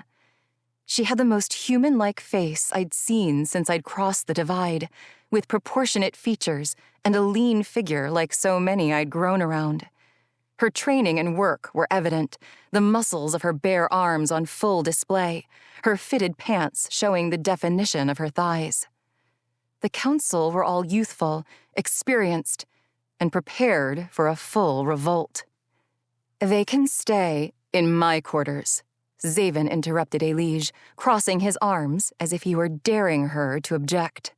I'll show them there now and return for the meeting. Elige's lips drew up into a full smile as all other eyes in the room watched. She nodded once, then tilted her face down toward the books we'd pulled her from when we'd arrived. Isenna and I turned to exit the way we had come, but I paused when I noticed a flat circle rock that lay upon a display pillar near the doors. It resembled a grooved sundial without the gnomon. 5 handprints had been pressed and smeared onto the surface. It was their council, a handprint from each, possibly made of their own blood. It looked like a blood oath, what Asenna had brought up in an accusing retort to Rafim and Hylager. Or it was simply a pact between them to honor their union and their purpose. I glanced back, past Xavyn, at the table, finding all eyes trained on us before we exited into the hall. 17. I'd imagined Xavyn's quarters to be much like the other parts we'd seen of the castle, mostly weathered ruins with some area rebuilt to suit whatever was needed. The entire walk was quiet, as Asenna and I observed our surroundings filled with plain stone hallways, several cracked open to the ashen landscape outside. So when we entered a circular room with spiraled staircases along the sides leading both up and down, and stone archways showing a center open from the sky down into the ground, I was taken aback. This was what remained of the castle's northern tower. Fear hit me with a jolt, causing my feet to halt. No, I said, outright refusing with a shake of my head. I'd been led there by the hand, across the sea, into the city of Myrrh, and through the Witch's Wood. But I would have to be beaten, then forcibly dragged before I entered another cell. Xavyn grabbed a lit torch suspended on the side wall, then looked at me. No, Vala, it is not what you think. Look, he said, pointing down through the archway as if it held more explanation. I thought introductions went as expected. Did I make you question your safety with me? The question echoed in his somber eyes. He was hurt by my reaction. Asenna and I both moved closer and peered over the edge. The staircase spiraled along the outer walls, down, down, down. Columns and archways served as partitions on the inside, their surface cracked and worn, with faint traces of moss coating the stones where water had entered from the tower's opening high above. The levels below ground fared the war and time better than most constructed above, as you've seen. My rooms are directly below us. You're both free to roam wherever you'd like without a guide, but I thought you'd rather settle first while the council meets. I'll be back here after. Asenna watched me closely, waiting for my decision. I nodded, but before I moved on, I wanted more affirmation. I will not be left in the dark, Xavyn. His hand reached out and grabbed hold of mine. I cannot press to have you there, but I will tell you everything that is said, and then we search for our answers. I nodded, feeling more tired than ever, exhaustion settling into my muscles much like the seasickness I hadn't been able to shake. Everything. Yes, everything. We followed behind him, descending a full ring of the staircase. He pushed through a recessed wooden door and moved to light the lanterns within the space. The room beside the washroom is where the Volaire stays, Xavyn said, moving back to the doorway. His eyes locked with mine, and he tilted his head. I nodded, knowing the offer was far better than another place or cell. There should be food and water already stocked for my return. Take whatever you want.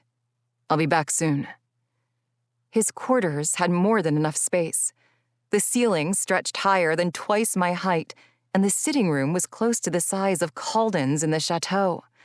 Shelves and tables held several books, some opened, others with pieces of pages assembled around their tattered bindings. And unlike what we'd seen elsewhere, there were decorations that had survived the years below ground, paintings and statues pushed against the walls. There were a few that stood out. A small fire carved of wood stood upon the table. A painting of a volcano hung above a worn chair. Sacks of fruit, dried meat, and breads, and jugs of wine sat on shelves and stools in the corner of the room, much like storage for a kitchen without a fireplace. Xavyn's sleeping room housed a bed, small table and chairs, extra clothing, a rack holding 3 swords with curved blades, and little else. The washroom had an old bathing tank, a smaller wooden basin atop a table, filled barrels of water, and a privy closet.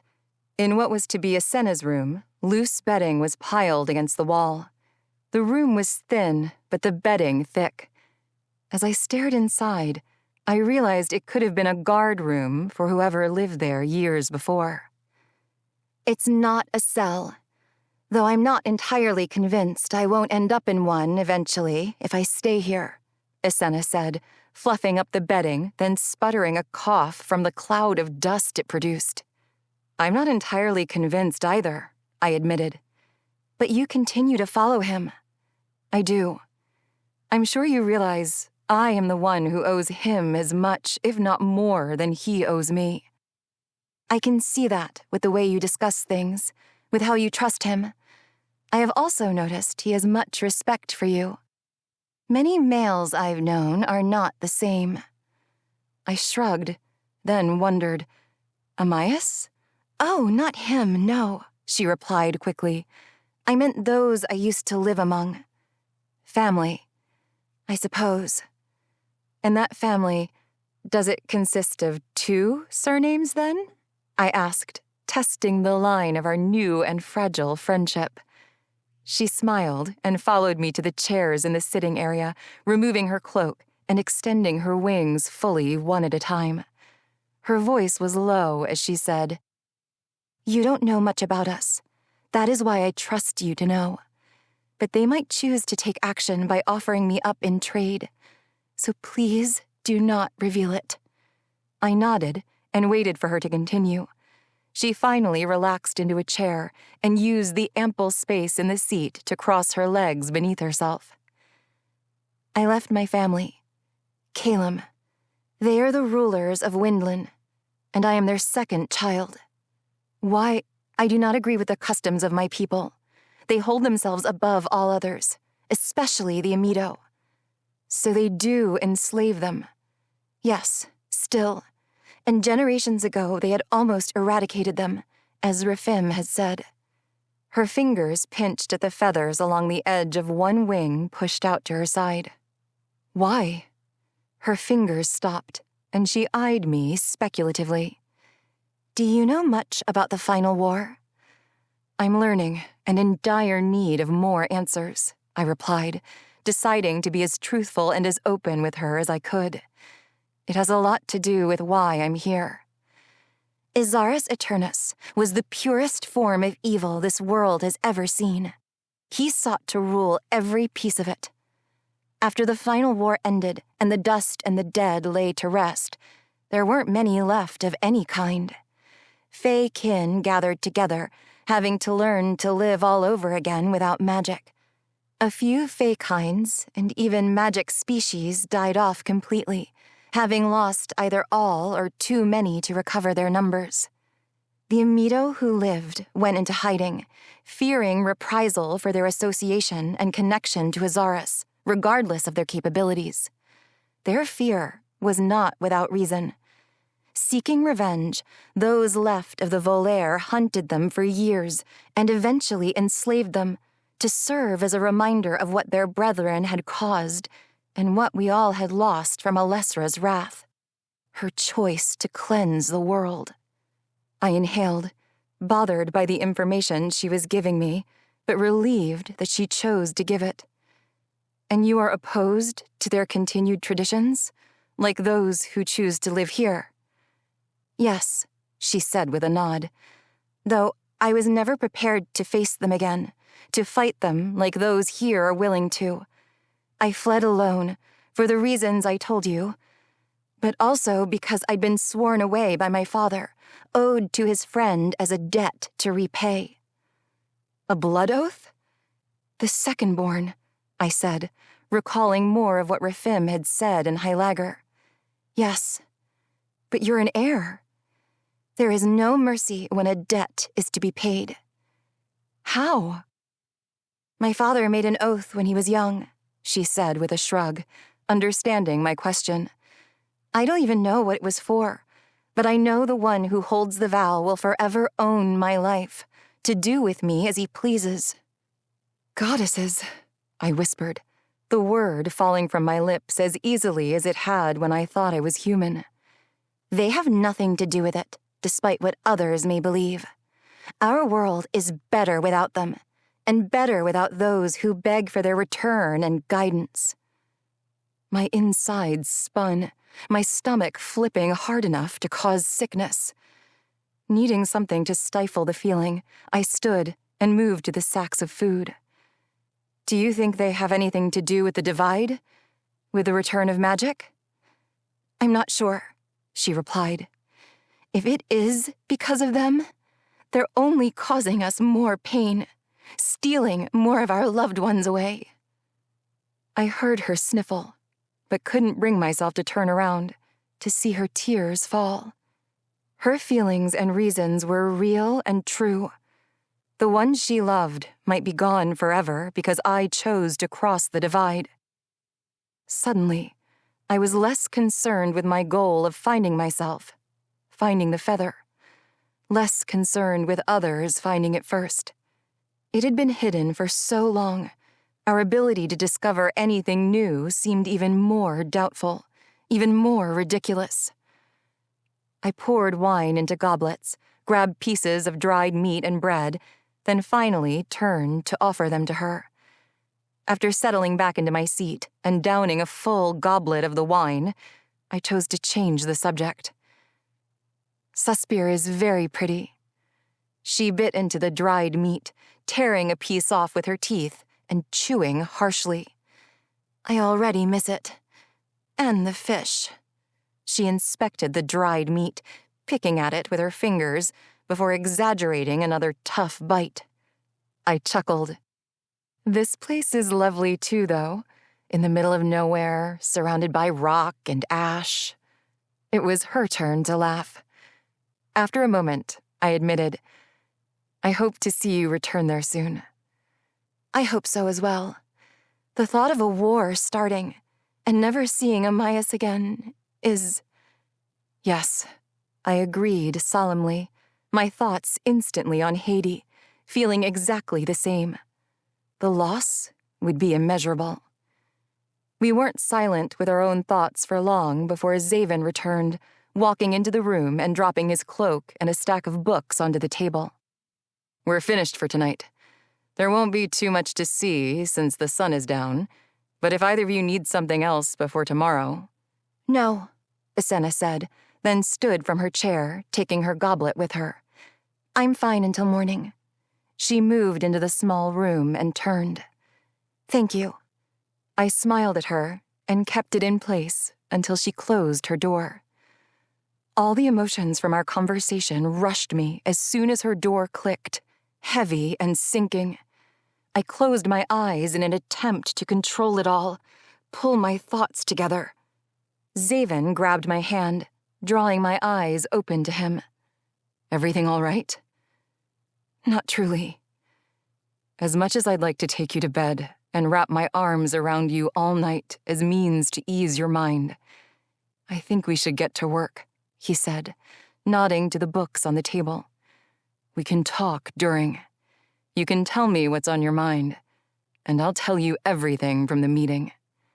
I sighed with a nod, then helped him move the books into his room so we could speak freely, while digging through the history I feared I might repeat. 18. New clothing for Asenna and me arrived to Xavyn's door later the following morning. Both Xavyn and I would have slept right through the delivery if the carrier, a young Fey girl seamstress, hadn't started a fight with Asenna, refusing to hand over the garments to a volaire. She obviously hadn't been told who she might encounter. Despite the harshness, the awakening had been welcomed for its necessity. Otherwise, between exhaustion and the comfort of being wrapped up in blankets with Xavyn, I would have gladly remained in bed for the entire day. The night before, while we had scoured many books in his room along with those he'd brought with him, he discussed the council meeting. He had relayed information to a liege regarding the humans, being honest with a majority of what had happened in Garlin, leaving out the information of my identity and its confirmation by a dying Queen Havila. He told her about Queen Mirren's treachery and her search for a feather, feigning ignorance about what feather it might be. Most of the discussions involved what had occurred with the divide. She was interested to learn I had indeed been in the human lands, but also understood that with the conditions of magic, my crossing had likely meant I was similar to Xavyn, having the ability to go between. That led to more questions about others' ability to cross and what we'd witnessed in Suspier as well. He tread lightly with the Myrrh information, discussing Amias's change and explaining how he'd been the one to force it or let him die. Xavyn, though distanced from her family, showed some relief that her brother was still alive. And though Elysia's ravens' travel there was infrequent, they'd known for some time that Asenna lived with Amias. They also accepted Xavyn's reasoning for bringing her along with us, citing my fondness and protection rather than Hux's threats. We'd been up hours past when Asenna had retired and had found only the theories we'd already known, either read before or what we'd learned from Leth. I'd chosen not to discuss my growing concerns with him. We were too focused on what was in front of us and what he discussed with the council that it felt wrong to bring my objections into the light. I would have to tell him soon, though, because deep inside, I knew if the feather happened to appear in front of me, I wasn't sure I'd want it. I'd done so much damage already. She wants to talk with you, show you around, Xavyn said after we'd dressed. Don't worry about birds. Most tend to keep away from Islain because of the ravens. And Asenna? I asked, pulling on my cloak and sliding my new plates over my shoulder. I'd redone them as we read the night before, separating them into larger sections to finish quickly. They held well and were functional enough for combat should the need arise. Yes, her as well. Xavyn slipped his fingers under the fold of my cloak's downed hood and helped free another plate with a smile. He'd shown me the same alluring smile while I'd made them the night before, the corner of his pale lips curving ever so slightly, seductively, and his black eyebrows rising as he stole glimpses of my progress. He'd also kissed me after and admitted to liking how my hair had looked free, its wildness begging him to do things to me when we'd first arrived in Islain. My cheeks had heated with the admission. The rest of my body had too. But exhaustion won out in the early morning, dousing any thoughts we may have had to explore each other in new ways. And where will you be? I'm going to use this time to do some digging. I recall acquiring a few books for the Council's collection that may be important. I'll bring more back here, too. I also have some duties I need to take care of, he said with a sigh. As? I have to go back into town and help resolve some usual disagreements between our residents. Most are very civil, knowing that we are here to guide, not rule. But there are a few who like to stir trouble and claim items for themselves. I've been told some have experienced changes because of the divide. Did any die here? I asked, guilt slithering in to take hold as we broached the topic once again. He eyed me inquisitively. Not that I'm aware of. Other things have happened, though. Changed. I didn't cover the specifics last night, but the new activity has raised our awareness. The council here are no longer part of the numbered few with magic on our sides. There have even been changes in other species. The dragons... Asenna exited the washroom and grabbed an apple from the food storage area. Xavyn closed his mouth and ran a pale hand across it wearily, weighing his words. Dragons? So what Xavyn said yesterday wasn't simple humor? I'd forgotten the mention of it, written it off as foolish squabbling between them. No, there's a system of caverns across the Windland border, near what was once Herya's temple. Brunei Caverns. Dragons are native to that area. Many were killed during the final war, but they did not go extinct like some other species. The end of magic decreased their physical size and stole their abilities to fly and breathe fire. Their hides are still tolerant to heat, though, which is why they stayed in the caverns. Of us, Sindel has an ability to connect with animal species, as you saw with Wraith, who crossed her path on a previous trip to Hylager and hasn't willingly left her side since. So she takes lead with handling the animal species we deal with, which means frequent trips to the mines. Elige got word about unusual dragon behavior while Sindel was in Hylager, so Xavyn was sent in her stead. She reported nothing too abnormal, only elevated temperaments toward a few witches who had overworked them. And what is mine there? Stones, gems, also relics from the war and before. Islain snorted a laugh. It is said that Heria herself hid things of value there. That's likely what they are mining. The Myr call him Collector because his mistress. Xavyn scowled at her and she corrected. Their council finds and collects all kinds of things, living or not. We collect anything and everything that could be used to end the reign of the loathsome Volaire, Xavyn said with a sneer at her. I took hold of his arm, feeling the tension there, his energy alive and coursing beneath my touch. Withholding any outward reaction to the feeling of his power, I said, "She's only stating what she knows, not—" He tugged his arm from my hold, his eyes sweeping to me, rage still alive inside them. I raised my eyebrows and crossed my arms, and he blinked a few times in response. I think it's time we go. Elige is expecting you, and I have to get to my duties." "All right," I agreed, giving Islain a pointed look. I hoped she'd understand to mean it was best to continue her strategy of silence around him. Our walk to the council room was quiet, and he left us outside the door without a word, giving me only a single sorrowful glance back before exiting the castle. Elige kept us waiting alone in the council room for some time. I took the opportunity to study what little was within the space, opening several books for any information that might stand out, and closing them when nothing did, then moving to their council pillar, drawn to it and its handprints, namely the one with an X marked inside the palm, fingers splayed wide in a precise impression with little smear. What was most curious, though, was at the base of each print.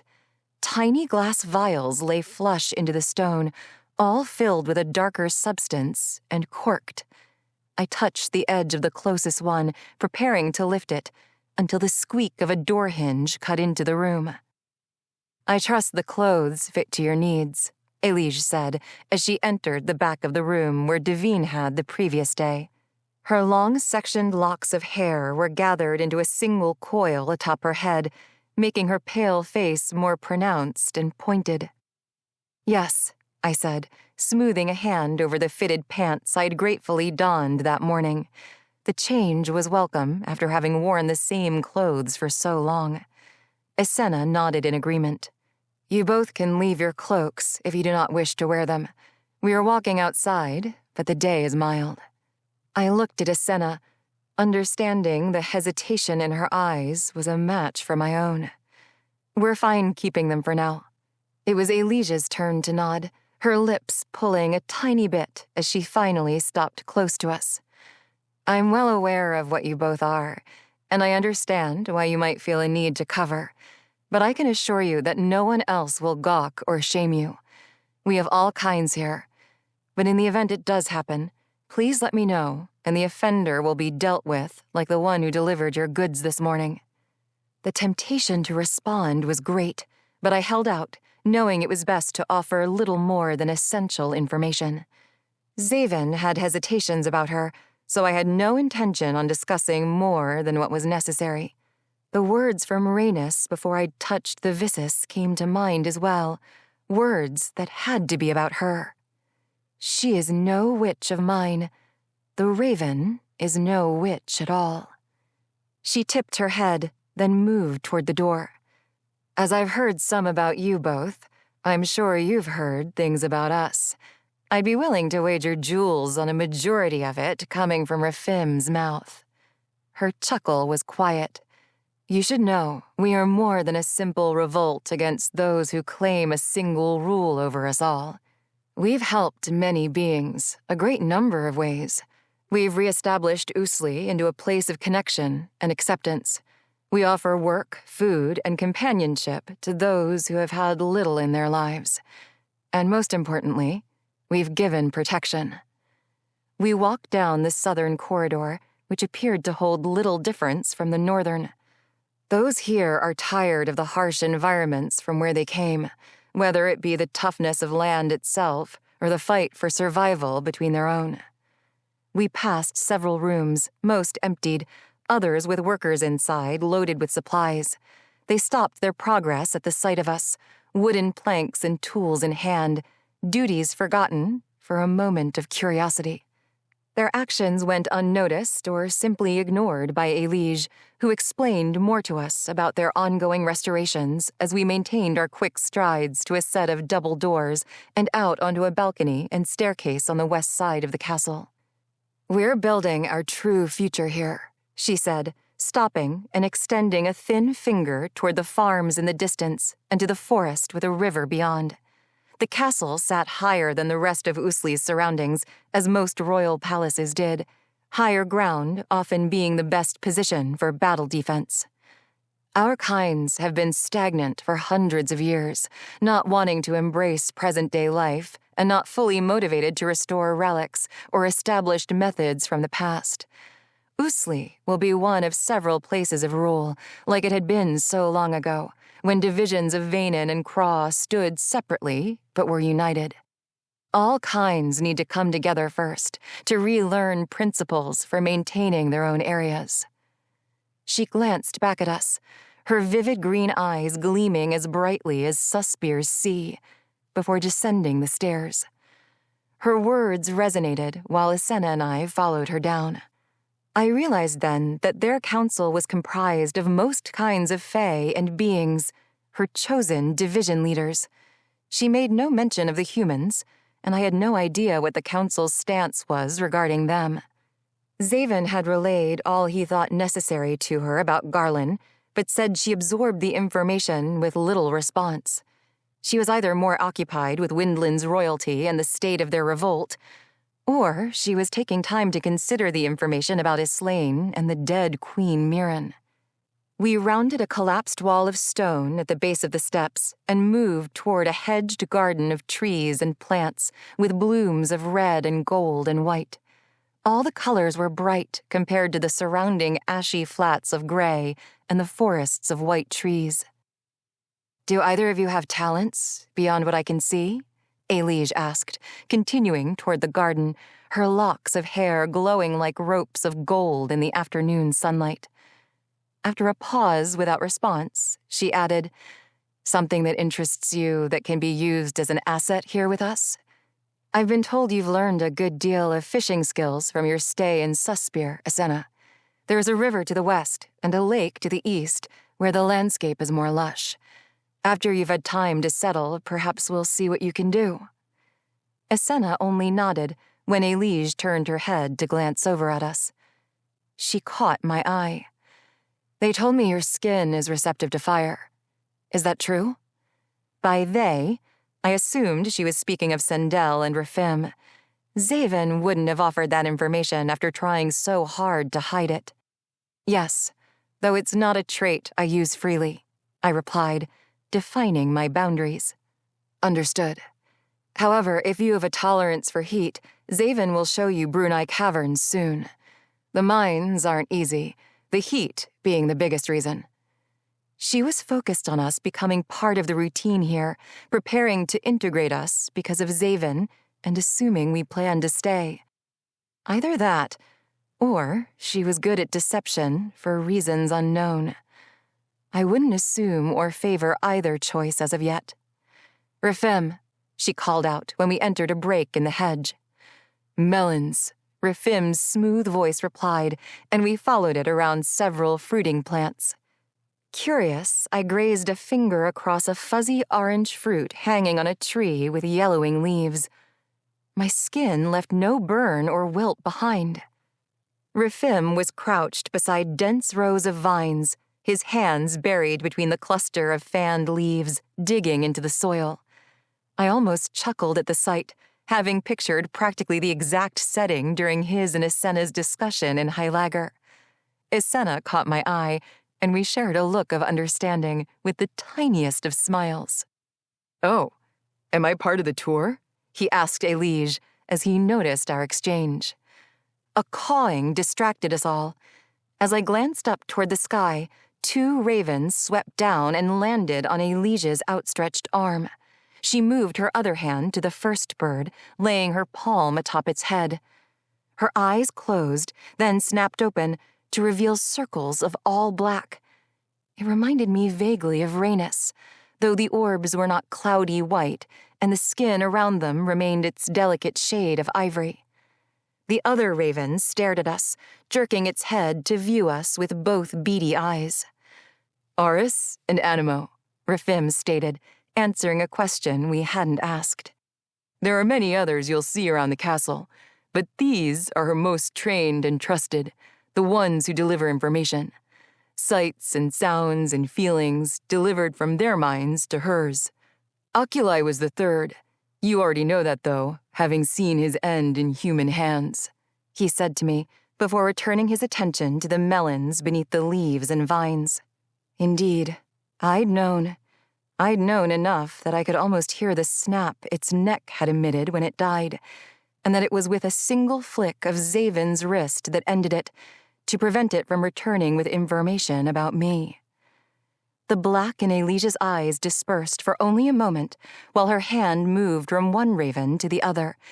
She was utterly still for several breaths, and then her head tilted, and her eyes seemed to search the area for us, locking onto me until her hand dropped from the bird.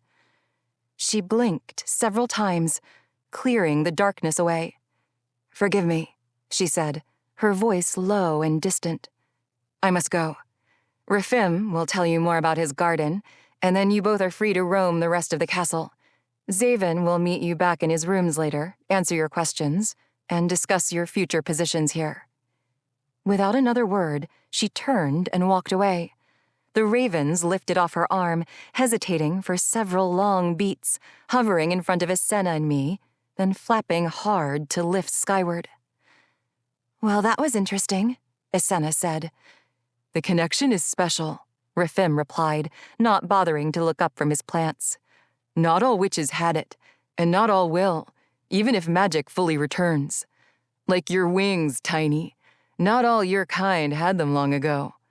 You are one of the fortunate ones." "Fortunate? I'm sure it looks that way, but you don't have these things growing out of your back, tree." "You're right. I wouldn't want those things growing from my back.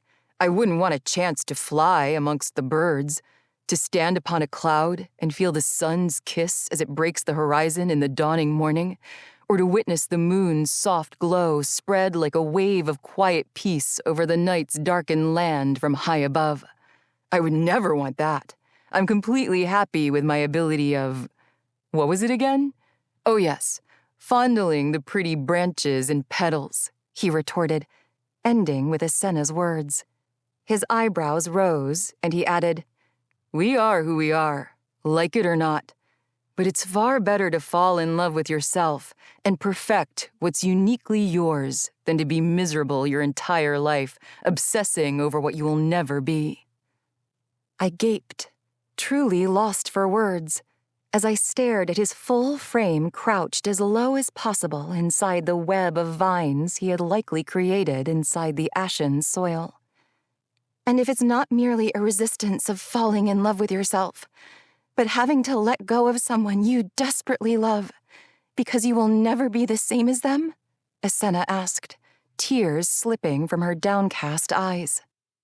Rafim shook his bald head the slightest amount, and his lips turned down. He knew what she was referring to, of course, having been at the council meeting and hearing of her relationship with Amias. "One might hope these changes continue. Then, maybe the one you love will soon meet with you again." "Should we return to the rooms?" I suggested, placing a hand on Isena's shoulder for comfort, wanting to take away the hurt she felt, The conflict of finding the feather and possibly wreaking more havoc upon all beings, raging war inside me once again. She nodded and wiped away a few more tears. Then we made our way through the garden, heading north toward another entrance at the far end of the castle. Before we reached the steps ascending to an entry alcove at the northern corner, I spotted a well, likely one of several used for the castle, possibly Rafim's main garden. It was little more than a stack of jagged rocks with small barrels and buckets tipped at its side, surrounded by a short barrier wall. Aside from knowing where to go if we were in need, it wouldn't have been worthy to note. But there was a splattering of finer sand around its base, lighter and more beige in color than the ash and volcanic rock around it. I kept my eye upon it as we began to ascend the steps, looking with interest and possibly eagerness. At the very moment I prepared to turn my eyes away, I spotted a curved root peeking out from the sand, tucked close to the barrier wall. I thought I'd imagined its deep gray veins, confusing it with everything else my eyes had set upon. But the extra moment, the pause in my step, allowed a second look. There was no denying the dark veins. Rhaenys had been right. The viscus was obscure, blending well into its environment, hidden from anyone who didn't know, but practically shouting my name for a visit. 19. A few days had gone by without much change or interaction. I'd begun to think they weren't exactly sure what to do with Islain and me. Xavyn entertained Alicia's ideas of larger jobs, but kept us focused on smaller chores around the castle, most of which involved cleanup or supply relocation. We weren't bothered by others, which was nice, but also frustrating when witches or fae would eye us speculatively. It was obvious they all had been warned not to show us any hatred, and simply decided it wasn't worth the risk of even speaking to us. We learned some routines of the castle, the usual workers and times they arrived and departed. Most were without powers, though there had been 2 Ligna fae to visit the council with cultivating abilities like Rafim. From what Xavyn had told me, they were placed into homes in Islain and given work on the farms, since it was the largest need. Xavyn kept me informed whenever he returned to his rooms, but he had been busy most days, well into the evenings, and even spent one night away. He grew more and more tired. He wasn't only keeping peace amongst those living in Islain, but also using his power, mimicking others to help with farming or whatever was needed. I was worried. About him. About us. About sitting still in a castle of ruin, pretending to all those around us that this was our final stop. I passed the time reading through books Xavyn rotated into the room, scouring them for any information that could help the search. There was a good deal of lore about the Ignis Fae who had once called Islain home, as well as the divisions prior to the final war. I looked over old maps and got more acquainted with the areas of Vaenen and Craw, and even maps of the human lands. What I didn't do was visit the Vissus. But it wasn't for lack of trying. My only time without Islain by my side was at night, when Xavyn was even closer. The one night he hadn't been, I was too worried about him and too tired to attempt a secretive journey outside. Perhaps it was for the best. But the itch for answers wouldn't subside, and the thought of viewing the present from behind Hades' eyes again, to know that she was all right, that was something I longed to see. "What are you looking for in all those books?" Islain asked, as we walked down the corridor toward the castle's northern entrance, eating some cooked fish Xavyn had left in the room sometime during the day. After discussing it several times and bringing up Rafim's rather poetic wishes of flight, I'd convinced her to make an attempt of using hers when we knew no one would be outside the northern part of the castle. "You've gone through too many to be reading them thoroughly," she added, when I didn't reply. I eyed her from the side, wondering what I could tell her. She hadn't expressed any interest in discussing more about the goddesses for several days, so I assumed she either didn't know or didn't want to help me. I'm searching for specifics on the final war, curious of the lore involving the goddesses, especially Elessra, and the end of magic. It seems there are many different stories, but I'm interested in truths. We trotted down the steps, watching for any workers late to take their leave. "Ah," she said, chewing steadily, her wings hanging loose and lightly swaying as we walked. "I may know some truths. At least, they are truths the Volaire believe and teach. Did you know the reason the Volaire had claimed control of Windlin was because they had helped Elessra escape from Izaris' control?" "No," I replied, pushing through the door and stepping out into the exterior alcove and the orange light of dusk. "That's also their reason for punishing the Amido. But it's said in our lore that it had been a Volaire fae named Calum who was able to free her from Izaris' control." "Calum? That's how your family came to rule?" "Yes," she confirmed before continuing. "He watched Izaris, waited for him to leave the palace, then entered and released Elessra from a cage of water. She was said to have visited the Volaire after she ended magic, entrusting them with some secrets for safekeeping as an honor to him for helping to free her." She ate the rest of her fish as we finished our descent and passed the jagged perimeter wall of the castle. I allowed myself a quick glance at the Vissus, then refocused on the reason we'd come outside, moving toward the corner of the castle where the land sprawled out several lengths before it reached the thin white forest. But weren't the ones who survived as angry with her for ending magic as all the other beings? She stretched her wings, and I moved behind her, checking all the newly released feathers. With an almost full black and yellow plumage, a span longer than her height, her wings looked ready for flight.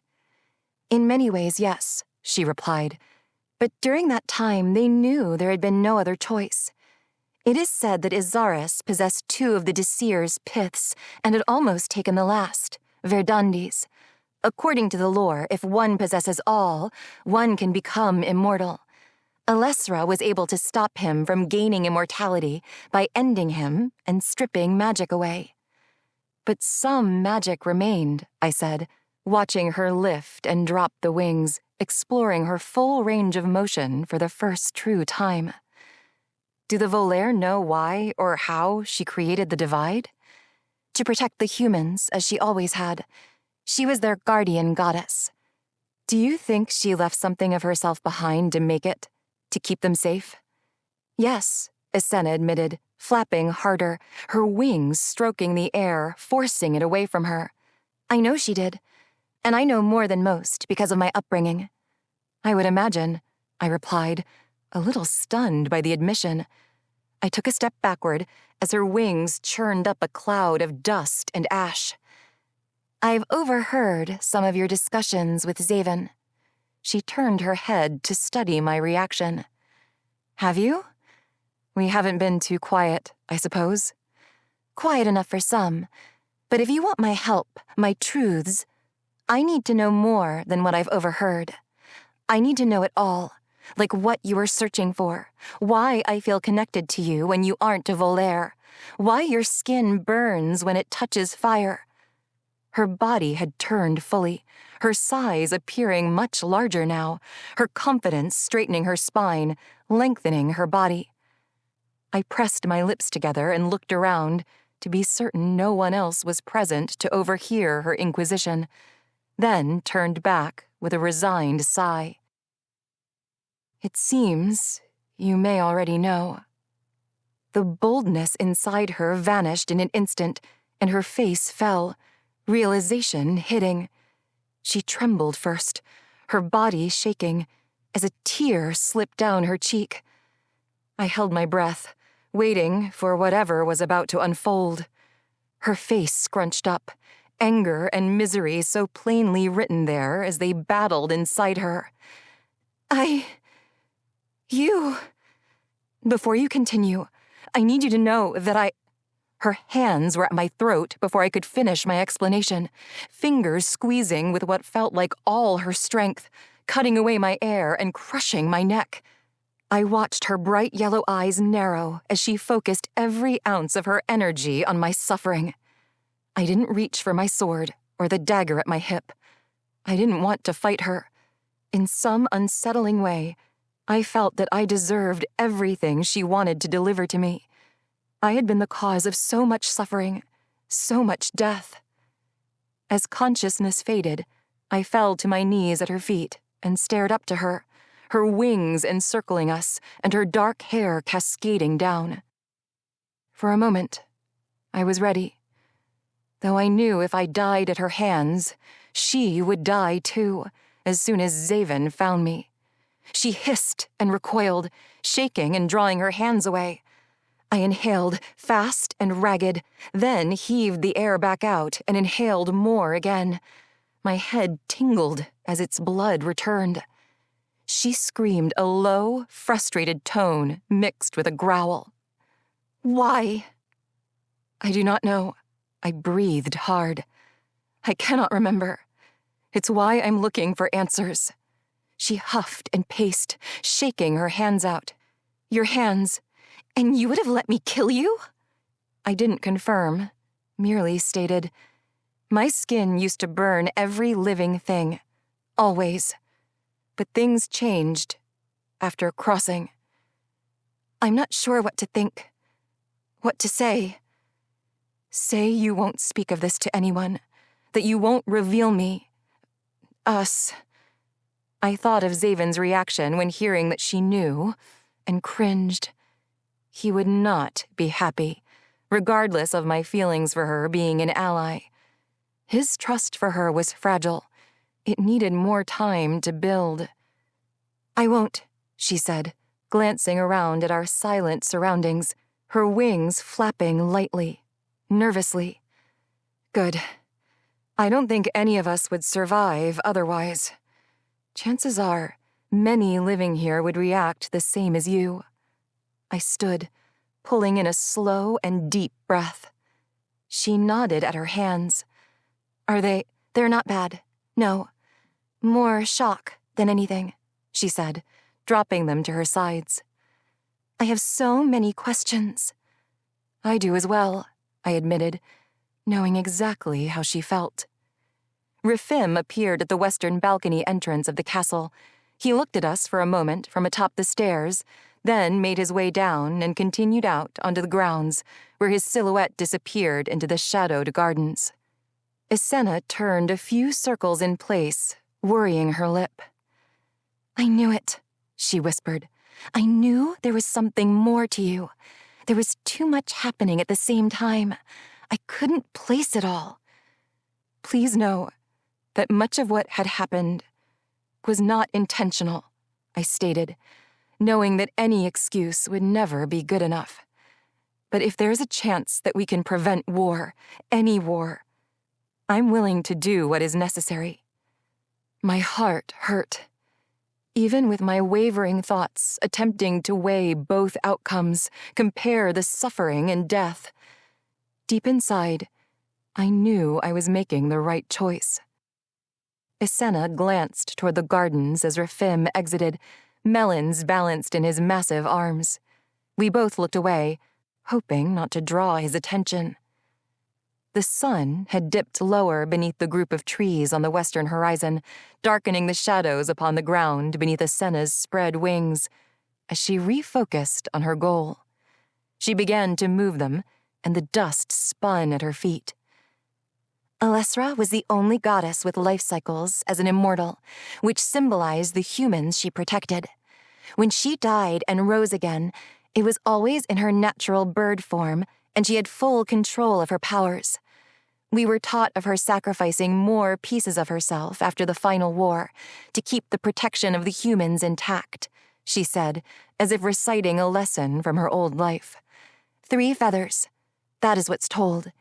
Hidden in places of her own choosing, but giving more of herself came with a price, too. She was the only magic remaining in the world, so sacrificing those feathers meant that when the life cycle ended, there was a chance she would die immortal and not be reborn. Leaving pieces of magic behind also risked the power bleeding out and reawakening all of the goddesses, who were almost fully mortal without their piths, and thus had died in the war, too. That's why many still believe there will be a day when they all return. The stories say that Alessra knew and chose that path anyway. So she welcomed death after all she had done, I said, rubbing my neck absently. I know I would have done the same, she admitted.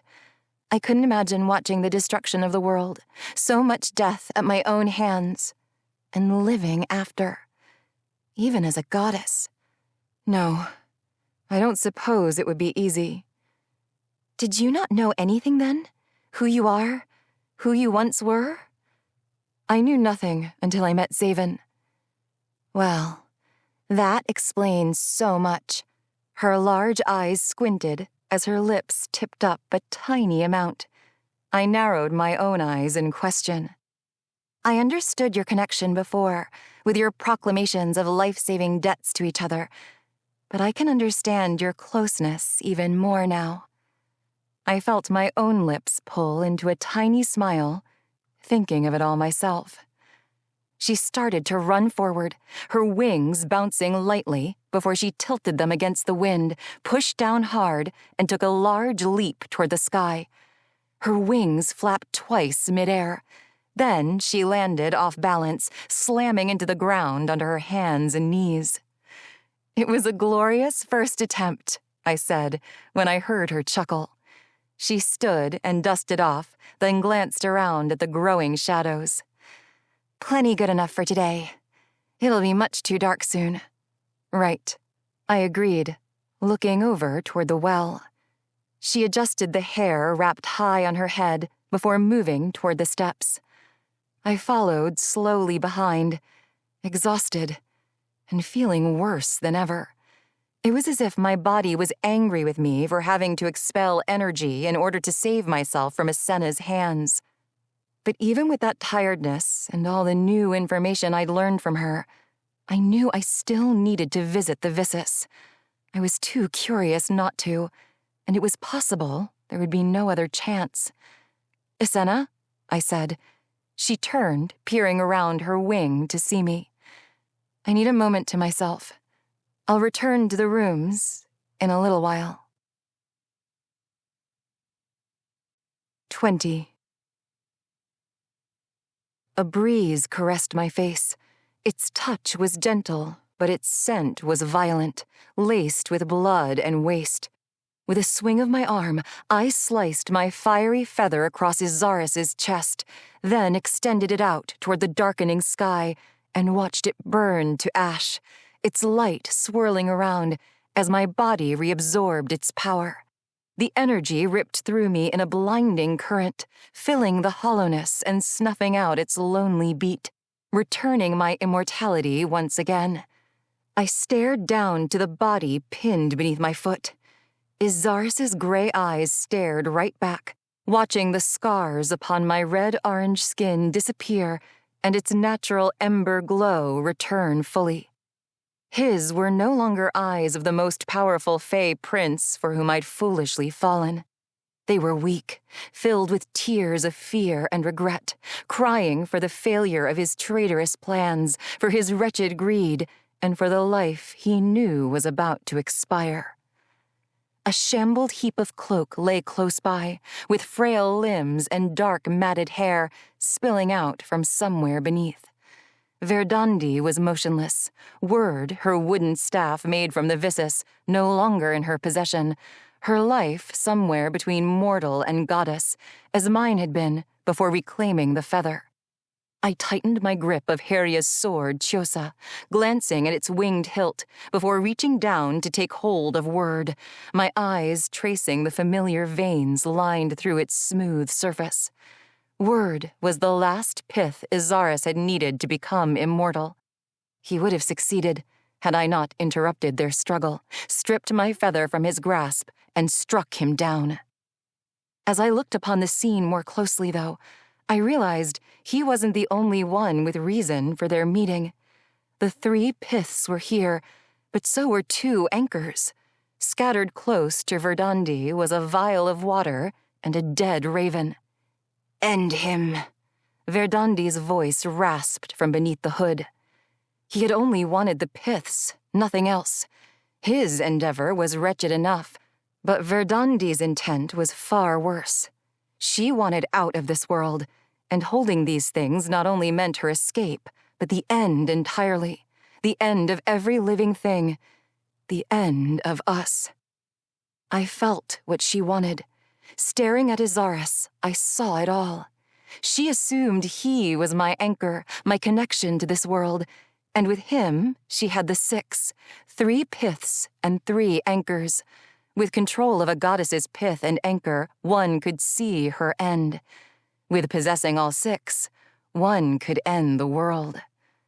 My eyes took in what remained of Heria's temple, traveling up the polished black stone steps to the rubble at the foot of her cracked statue.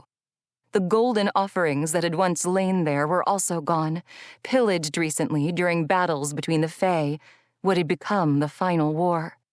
The time for our presence was gone. "You are weak," Verdandi said when I didn't respond. "You gave your pathetic human-loving heart to a Fae prince who outsmarted you, a failed goddess of this wretched world of ours. This world has been good to us. You cannot say, I can say. Time here is done. Clean up your mess." "Where is Heria?" I asked, scouring the surrounding field of coiled, sleeping dragons and beyond, to the shadows of mountains and forests, hearing muted screams as dragon silhouettes flew in the distance, and the night pressed in closer all around. Izaris's mouth opened as his hand struggled to grab my calf, but only blood sputtered from his lips, and his hand fell away. The strike from my feather had shredded his soul and expelled all magic from his being. He bled as a mortal human, and his Fae form began to wither under the weight of years it had lived past any normal human life. "She is leading an army and collecting lives for the one who betrayed you both," she coughed, spraying blood of her own from under the hood onto the stone floor.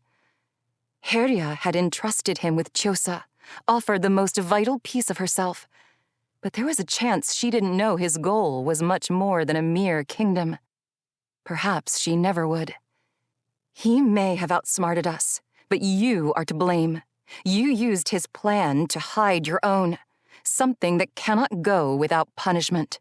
"No," she rasped, her body jerked with an attempt to stand, the hood of her cloak falling away and revealing the blackened circles around her blinded eyes. Hands moved out to her sides, reaching, grasping for any of the items nearby. "Alessra, do not do this. I will promise." She abandoned her plea, unable to see, but fully sensing my intent, feeling the heat already burning behind my eyes. "You know this will not end us. We will see you again." I held out word and Chosa, harnessing some of their energy as my body and wings burst into flames. My fire surged, curling and spreading out over me. I looked down upon Verdandi, and she was enveloped instantly. Izaris was next, his gray, vacant eyes reflecting my flames before they consumed him. The power raged, growing too large to contain. I launched into the sky, my wings raining streaks of fire through the twilight. My grip on word and Chosa was lost, and I watched them fall away, like the birds that had flown too close. The piths had served their purpose, and my end was already set in motion. The highest peak overlooked the world from north of Izaris's palace. I landed on its uppermost plateau and watched the stars' nightly conversation with the world, feeling as I always had, caught somewhere between and desperately in love with both. Emotions mixed with the flames, burning me hotter than I'd ever burned, the energy from the other piths amplifying my own. With one last breath and tears bursting from my eyes, I opened my mouth and cried my song of sadness and death. This time, cleansing the world of magic. Thoughts stretched, the cloud of fire disappearing and darkening. A sea wind passed, scented of salt and fish, but there were also hints of airy flowers and wet soil. My eyes opened to a massive room, its high ceiling draped in blue and gold cascading cloths with crystal accents on the decorative ties that bound them. It was a throne room I'd seen while looking through Hades' eyes. With the amount of people inside this time, the space felt smaller. I turned and saw the prince I knew, Garlin, and the brown-haired princess Anya sitting upon the stone thrones, side by side. But they were no longer simply children of queens.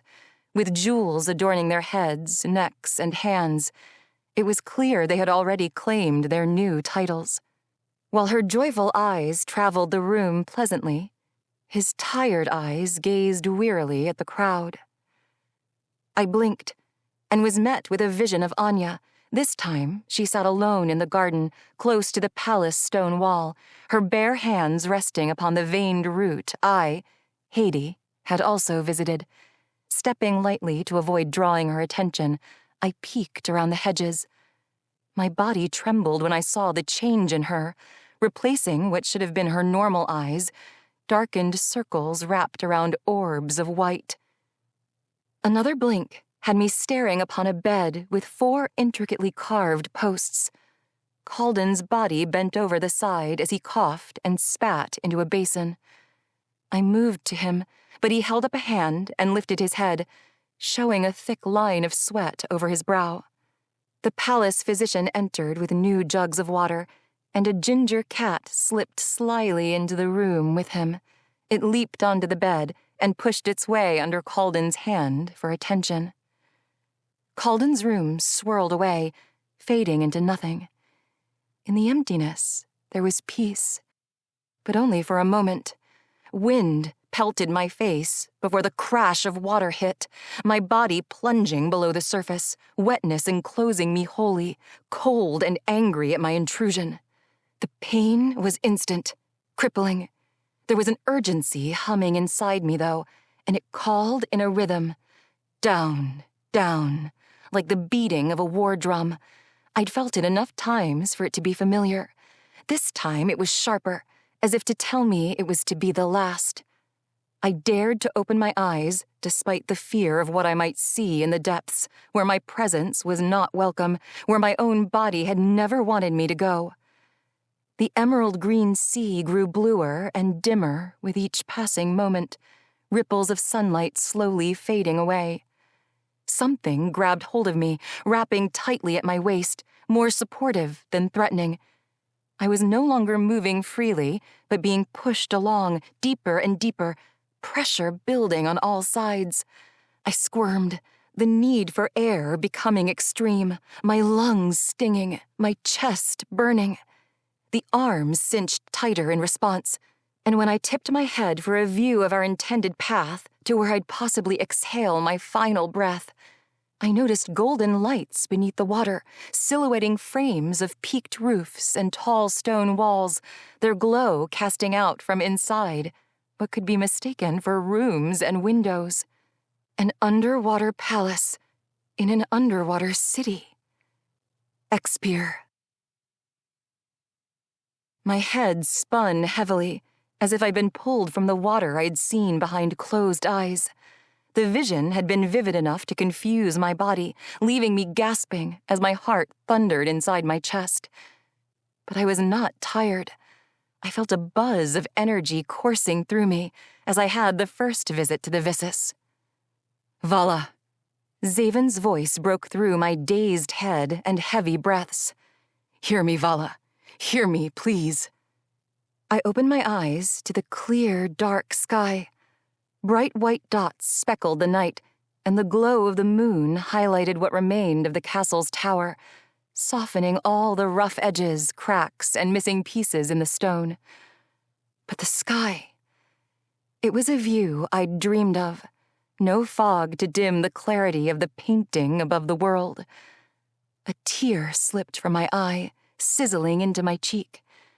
After everything I'd seen, After all that I knew, I couldn't help but to let the raw emotions slip. It was the view I'd always imagined as a child, staring up and cursing Garlin's fog for never fully revealing the sky. The place where I truly belonged. Vala, Xavyn said with a sigh, his hands roaming my neck, my face. The stark black eyebrows I found so alluring were drawn tight above his light gray eyes, the concern plain to see. I stared at his features, admiring his broad nose and wide jaw, softer than the sharp ones I'd been staring down upon in my memory, the one who had withered and then burnt to ash beneath my flames. Xavyn, I said, blinking at him as I thought of his honesty and loyalty. Even if all the Vissus had shown me was real, there had to be a way to prevent what it had shown of the future the first time. I felt the truth deep inside, saw it within Xavyn's eyes. He would never willingly hurt me. Hi, he replied, with another long sigh. You had me worried. Esena said you were outside, and then I found you here unconscious. I wasn't sure what to do. The shake in his hand as he touched my cheek, the dismay and concern wavering his voice. It caused my heart to beat faster. Can you stand? We should get you inside to eat and rest. No, I can't stay out here, but we can't go back to the room. We need to talk somewhere else. I looked up toward the top of the tower, wanting to be closer to the sky on this night, to be closer to home when I told him everything I'd learned. Is there a place up there, open to the sky? He tipped his head back, all the white strands of his mixed hair shimmering lightly under the moon's light. Yes. His lips rose into a soft smile. But are you sure? Yes, I interrupted, and moved in front of him, feeling enlivened after having touched the Vissus. It was obvious now that there had been an exchange in energy both times. I'd been tired and run down, growing even more so with each passing day, but not immediately after the visits.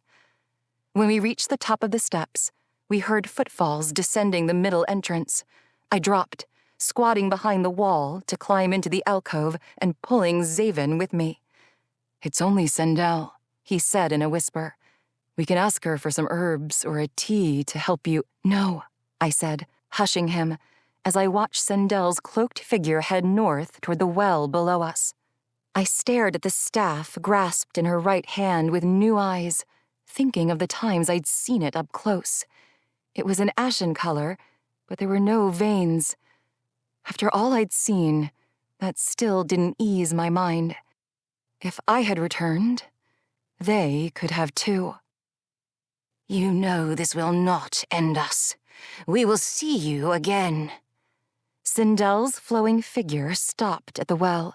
Her cloaked head turned in every direction and pitched up for a moment. We ducked behind the alcove wall and waited a moment before peeking back over. She had taken a seat on the ground beside the root of the Vissus. Her hand pushed out from her cloak and smoothed over the veined root. And when her head jerked backward, forcing the cloak hood to fall off, the glow of the moonlight shone on her face, enough to reveal the darkened circles and the white orbs that had replaced her eyes. 21. What was that? What aren't you telling me? Xavyn asked when we finished climbing up the tower's spiral stone staircase and pushed through the wooden door at the top. While the roof of the guard room had been gone for a long time, the outer watch perimeter remained intact. It was wider than the staircase below, and what remained of the walls were squared off and tall enough in some areas to display the arrow slits once used for battle defense. The rest of the barrier walls were broken and uneven, non-existent in some places. I peered over one wall on the west side, looking down on the area from where we'd come. Sendel was already gone. I stepped quickly over what remained of the guards' quarters, where the area opened wider, giving more room at foot and spreading beneath the sky, then stared down the center hole of the staircase. My eyes passed over the entry to Xavyn's rooms and moved to the bottom where the Ignis Fae could have held their prisoners. The stillness of the night was hard to ignore, but it wasn't still enough to carry our voices outside the tower or down through its inside. Xavyn hung the torch he'd carried into the brace before watching my movements. I'm not sure what that was with Sendel, but you were unconscious a few moments ago. We should go back to the room. You need to rest, and I'll get you something— Stop, I said, finally stopping myself and turning my eyes upward toward the sky. I longed to be closer, to fly into the night and watch the quiet world below, like Rafim had said to Asenna. The memory from the Vissus had reawakened many things, and flying, I realized, was what I'd been missing most of all. I shook my head. When Xavyn moved closer, I grabbed his hand and threaded our fingers. There's so much to tell you, but you need to let me explain it all. We can discuss after. And so I told him. I explained Asenna's identity, her suspicions, and that I'd confess the truth to her after she'd given me information about her Volaire lore. And then I explained about the Vissus, of visiting it in Heilager and again moments before, of Rhaenys and Myrdana, of all that it had shown me. Everything. We'd taken seats upon the floor, backs against the low wall, swords discarded. His knees were bent up, forearms propped against them, but his face was downcast, draping his longer strands of hair past his forehead, and his lips were pressed tightly together. He was angered, or at least upset. I'm sorry I didn't tell you about the Vissus right away. I had planned to, but I wasn't sure it was the best idea while we traveled. Or with what it had shown you, he filled in. This is why you've been doubtful of me. Distant. There has been plenty of time since we arrived. You could have told me. You should have told me. I know. I was wary, he finished, gritting out the word. I warned you things are different here. You should have trusted me, my word. Please trust me from now on. Know that you still have my life, Vala, as I have promised to protect yours. I reached over and wrapped my fingers over his sleeved arm. I will, and I do. After a few moments, he sighed and continued. Asenna confirmed what you'd felt in your visions, that Alessra left 3 feathers behind in order to create the divide to protect humans, knowing there was a chance it would render her too mortal to be reborn at the end of her life cycle, thus risking her life. And you visited the Vissus twice. Each time it showed you things from the past, things happening now through Hades' eyes, and things that could happen in the future. Yes, I confirmed. It felt good to release it all, even though it meant burdening him with the knowledge, too. If we are to believe this, the stories and lore have missed a fair amount. When I saw Izaris with Verdandi, no one else was there to witness it all. No one else knew her intent. Right. And you didn't see the 3 feathers, or anything after your death? Only the 1 feather when you took it back from Izaris. When we crossed the divide, I saw a vision of wispy swords, but it was muddled. I didn't understand then. Now I know I saw Izaris, and also the 3 feathers. The divide had shocked my mind into remembering a little, but not as much as the Vissus. And you feel better after touching it? As if I've taken its energy. Xavyn leaned his head back against the wall, pondering. It's obvious Sendel has visited the one here before, but I wonder how long she's known. She's never spoken of it with the council that I'm aware of. I wonder if her connection is like yours, or if there's something else happening, because her eyes— Yours were closed when I found you. It could be because she is a born witch. I adjusted my position, turning more to face him. Do you think the Vissus is connected to the other's return? After seeing word in the vision, I thought of Sendel's staff, but they aren't the same. When you spoke of the girl in Heilager, you said she called herself Rhaenys, yet the woman called her by another name. I nodded as he dropped his gaze to mine. There's more to learn there. Maybe, But finding your feathers takes precedence over searching for anything else. He reached a hand to my face. It felt impossible before, when there was only one. And now, I know, I admitted. Finding all of them seemed unimaginable. The best option we have is to focus on what I saw in the visions. We have nothing else to go on, and they felt real enough. We should head north. He dropped his hand to take hold of mine and settled them into his lap. You had those feelings in the future visions, as if they were leading you to missing pieces. If it's true, we know where the second and the third are located. And while we could test fate, knowing Expeer might hold the third, it makes more sense to head north at this point. We can travel toward Izaris Palace, where you saw the Amido emblem, and stop at Brunei Caverns and Heria's temple first. You saw Word and Chosa fall somewhere close. It might be a good idea to see what information we can gather in that area before moving on. Since Elige suggested you work in the caverns, leaving won't be a warning of our alternate plans. Sindel is due to leave for there tomorrow. The dragons have not settled after the surge as they expected. And what about you? How are you feeling? I asked, worried about him as much as he was of me. I unclasped our hands and ran mine down his arm, wanting to feel more of him. He smiled and closed his eyes for a long moment, and I felt a rush of life run through me, as I had those weeks ago when we weren't yet worried about a war or feathers. Our only concern was obtaining information from a queen and princess. You are worried about me when you've been dealing with all of this yourself? I know how it feels to keep many things inside. It can be exhausting.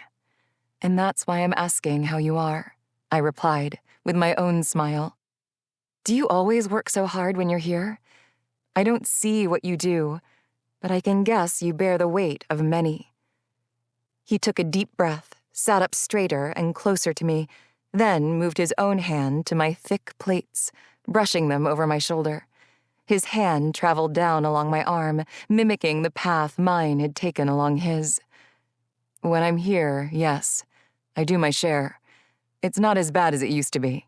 Most of the Fae and witches get along. But when I first arrived a few years ago, it wasn't the same. I had to deal with most of the fights. I also helped train many for battle alongside Rafim and Elige. Still do, occasionally. And there have been other things I'm not proud of. His eyes fell with his hand, both stilled as his mind went somewhere in the past. You once told me, I recalled, that fear is one of the strongest allies to use against enemies. I know I haven't visited the town again or the farms, but I've seen no other Amido here in Usli. You were found because of your ability, but are you, also used here as I was in Garlin, as a figure to elicit fear? There aren't many of us left, he replied softly, telling me something that may not have passed over his lips in a long time. Being an Amido with power is assuredly a benefit for this place, intentional or not. That includes eliciting fear in enemies and allies alike. As you know, Izaris was unstable and unforgiving. Amido that survived Elesra's cry were instantly labeled as his kin, no matter the bloodlines. Even now, with so few of us left, we are hated and feared for what we are. Most Amido are raised as slaves of the Volaire, long since stripped of their last names, unable to trace their lineage. Some have escaped and found refuge in other areas. My mother was a slave who fled Volaire Palace with 2 children. We lived in the forest near Elesra's lake when the Wakening happened. I was 5. My older sister died instantly, her body too receptive to magic and unable to hold it. My mother was captured a few years after, when Volaire raided the area. Some others took me in, taught me to fend for myself. I went to find her when I was older, but I was too late. The information I'd received told of her death years before. I wrapped my arms around him then, with no hesitation, gripping with all the grief I felt for him. I am sorry. The words were a faint whisper into his ear, my lips brushing the pointed edge with a soft kiss, one I hoped would help to console him, erase even a moment of sorrow from the years he kept it all to himself. "You did nothing wrong, Vala," he replied, pushing back a little to stare at me, his beautiful gray eyes clear and focused. "You were the one who saved us all. Some of us already knew, but now we know it was from a far worse fate than even him. Nothing would have been left." I shifted some, thinking about everything. This has become far more complicated than finding a feather and preventing a war at the fall of the divide, hasn't it? "It has," he agreed. "But we focus on the feathers for now. The rest we'll return to later. Do you think Asenna knows more? There's a chance. If we want her with us, though, we need to tell her everything. I'm sorry if having her—" "No, don't apologize." He shook his head and pressed his lips together in thought. "She's not like them. I've known, but I've been too proud and angry to admit it. She's given us a lot of information, and she's been good for you." I couldn't stop my eyes from widening. "Are you sure you're feeling well?" He laughed with a smile that lit me up from within. "At this moment, I feel better than I have in a while. Being here with you, knowing you are all right. I was worried down there. More than you know." "I'm pretty sure I know," I admitted, feeling his energy radiating over me, warm and comforting. The solemnness in his eyes dispersed, and they flickered with something that sent a pulse of need through my body. "North tomorrow, then?" I asked, nearly crumbling beneath his heavy stare. "Yes, tomorrow. But not tonight." He leaned in closer, slipping his hands around my waist. "Tonight, we're here, watching the stars look down upon us. Let them look. It has been a long time since they have had a proper view of you, the one who is destined to fly among them. They've missed you as well. And I—" He stood abruptly, then reached down and lifted, pulling me from my seated position. "I could only dream of seeing you as they have." His hands slid around to my back, pulling me closer until I was pressed against him. "And what of those here?" I asked, unable to keep my mind from skipping ahead. "What of them?" He whispered into my ear, sending another pulse through me, every piece of my body craving more. I thought of his life here, what he was choosing to leave, who he was choosing to leave. "You are willing to walk away from this place? From your oath and counsel? From Elige?" He backed away enough to see my face, while keeping me pinned against him. "I came here with a goal, one set with intentions based on revenge to those who have wronged so many of us. That has been my life for the last few years, and has become less about revenge and more about doing what's right for all beings. But my goals haven't been the only ones to shift. Things here have become less and less about a revolt, like my being sent to Garlin. Although I've traveled the human lands several times to observe and obtain information, I knew that trip was different. We shouldn't have had a reason to interfere in the mainland human queen's plans to assemble against the smaller island. Yet I was sent there to assassinate a prince and learn as much as possible. We knew she had ulterior motives, that she might have been searching for something. That showed me our council's plans had shifted, and that I might not know as much as I was being led to believe. Leth had insinuated as much when we were in Suspier, that there were still some who focused on finding what Alessra had left behind. "So you think Elige has known for some time?" "After hearing what the Vissus showed you, yes, it has confirmed more of my doubts. Mining the Brunei caverns never made much sense to me. We've found a few artifacts near Heria's temple, some precious stones for funds and minerals for weaponry, but I always felt there was another underlying reason, with many other missions too." "So then, your closeness to her, her kiss—" His head tipped, and a single black eyebrow rose curiously. "What's this?" A smile played on his lips. "Is this jealousy or suspicion? Even after these last nights of my arms wrapped around you, perhaps I should have acted upon the longing desire I felt with your body pressed so closely against me, even with an occupied room beside us. If my face could show my flesh like most other beings, it would have given my embarrassment and arousal away quicker than the flash in my eyes and the sigh from my lips. I want only you, Vala," he proclaimed, with a slow lick of his lips. "All of you. I'm drawn to your strength.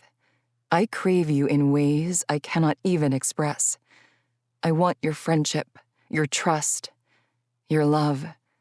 Whatever you are willing to give me, I will take, and I will gladly hand over whatever you want of me. But above all, I will never willingly betray you," he added reassuringly, my vision still on his mind too. My body hummed, the energy from the viscous still inside, and it was only fueled by the building desire at his profession. Suddenly, the castle, the viscous, the worry and concerns, they all disappeared, and we weren't close enough. I reached up to his neck, to his head, then pushed my fingers into the thickness of his white and black hair and grabbed hold, drawing his face to mine greedily. His lips crashed down to mine, accepting my need and showing his own. As soon as our mouths opened, our tongues met, stroking wildly, embracing unlike any time before. This was urgent with need, with want, mixing deliciously into a feeling that burned deep and lifted me higher, like the air beneath my wings as I flew in my viscous vision. We grabbed at each other, our bodies pushing against the wall, spinning as we worked to free our cloaks, our vests. His skin had morphed into mine in a flash, and he grunted against my lips as the sting hit him. He'd been controlling the latest effects in his power better every day. But us being so close, so frenzied, he was unable to keep the energy away. Soon, we were beside the torch carriage, and my yearning grew even more, the flames calling to me as Xavyn pinned me to the stone, my plates fisted in his hands.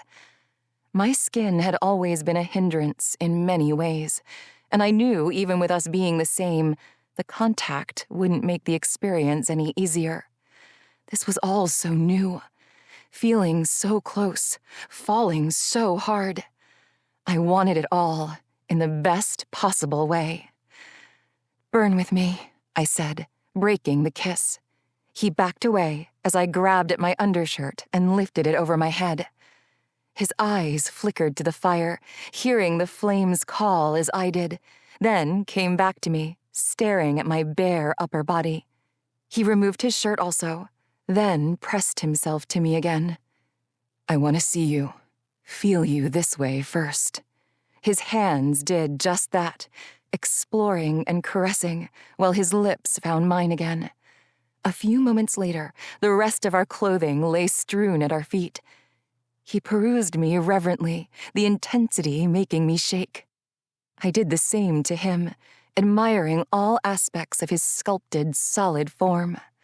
When I reached up to the fire, he didn't object, only kissed my neck and whispered, "You are my very breath, Vala. I am yours forever." "And you are my very fire," I replied, knowing he meant more to me than even what burned within. The flames spread rapidly over our skin, and the energy between us surged again. He moaned and bit his teeth into my neck, and I whimpered my pleasure in response. Our bodies moved without reason or thought, dropping to the floor above our clothing and rolling dangerously close to the opening in the center of the tower. I wanted to shout my bliss to the stars when he entered me, but I knew we would be heard, and I wouldn't dream of sharing the sound of our passion with anyone. Life seemed to stop while he moved with me, explored me with his lips, his tongue, his hands. Wrapping my arms tighter around him, I rolled our bodies and took control, watching the fire lick and move between us, the flames pulsing, connecting us deeper. As his eyes poured over me and his body continuously claimed mine, I felt alive for the first time, felt closer to the one I truly was, the goddess I would become again. 22.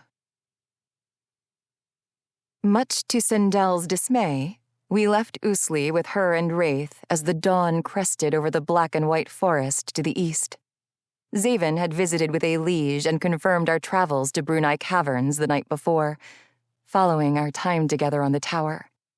I smiled to myself, vividly recalling all the pleasure he'd made me feel.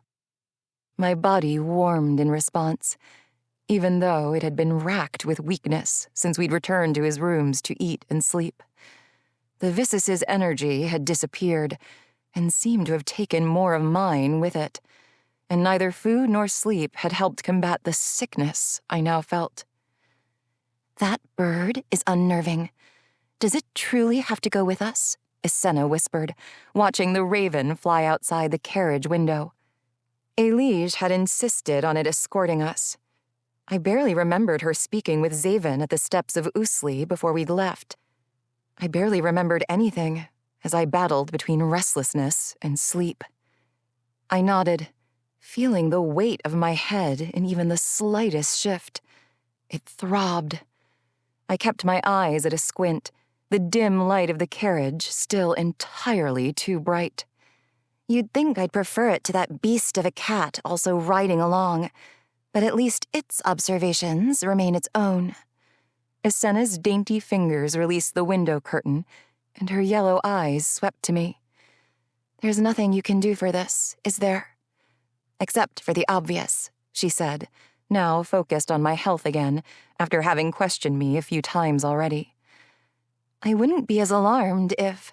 She glanced around at the empty cabin and lowered her voice further.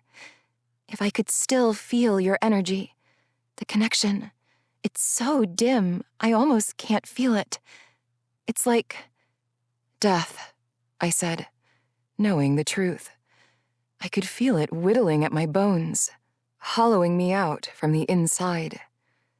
What little magic I had is almost gone. I will be completely mortal soon. I'm not sure how soon death comes after that. My skin's outer layer had thinned out even more, with longer and wider cracks of red seen easily through the roughness. The protective barrier I'd once considered a curse was now fading away with the last bit of my power. But, she replied, sliding closer to me on the bench seat, maybe it's not.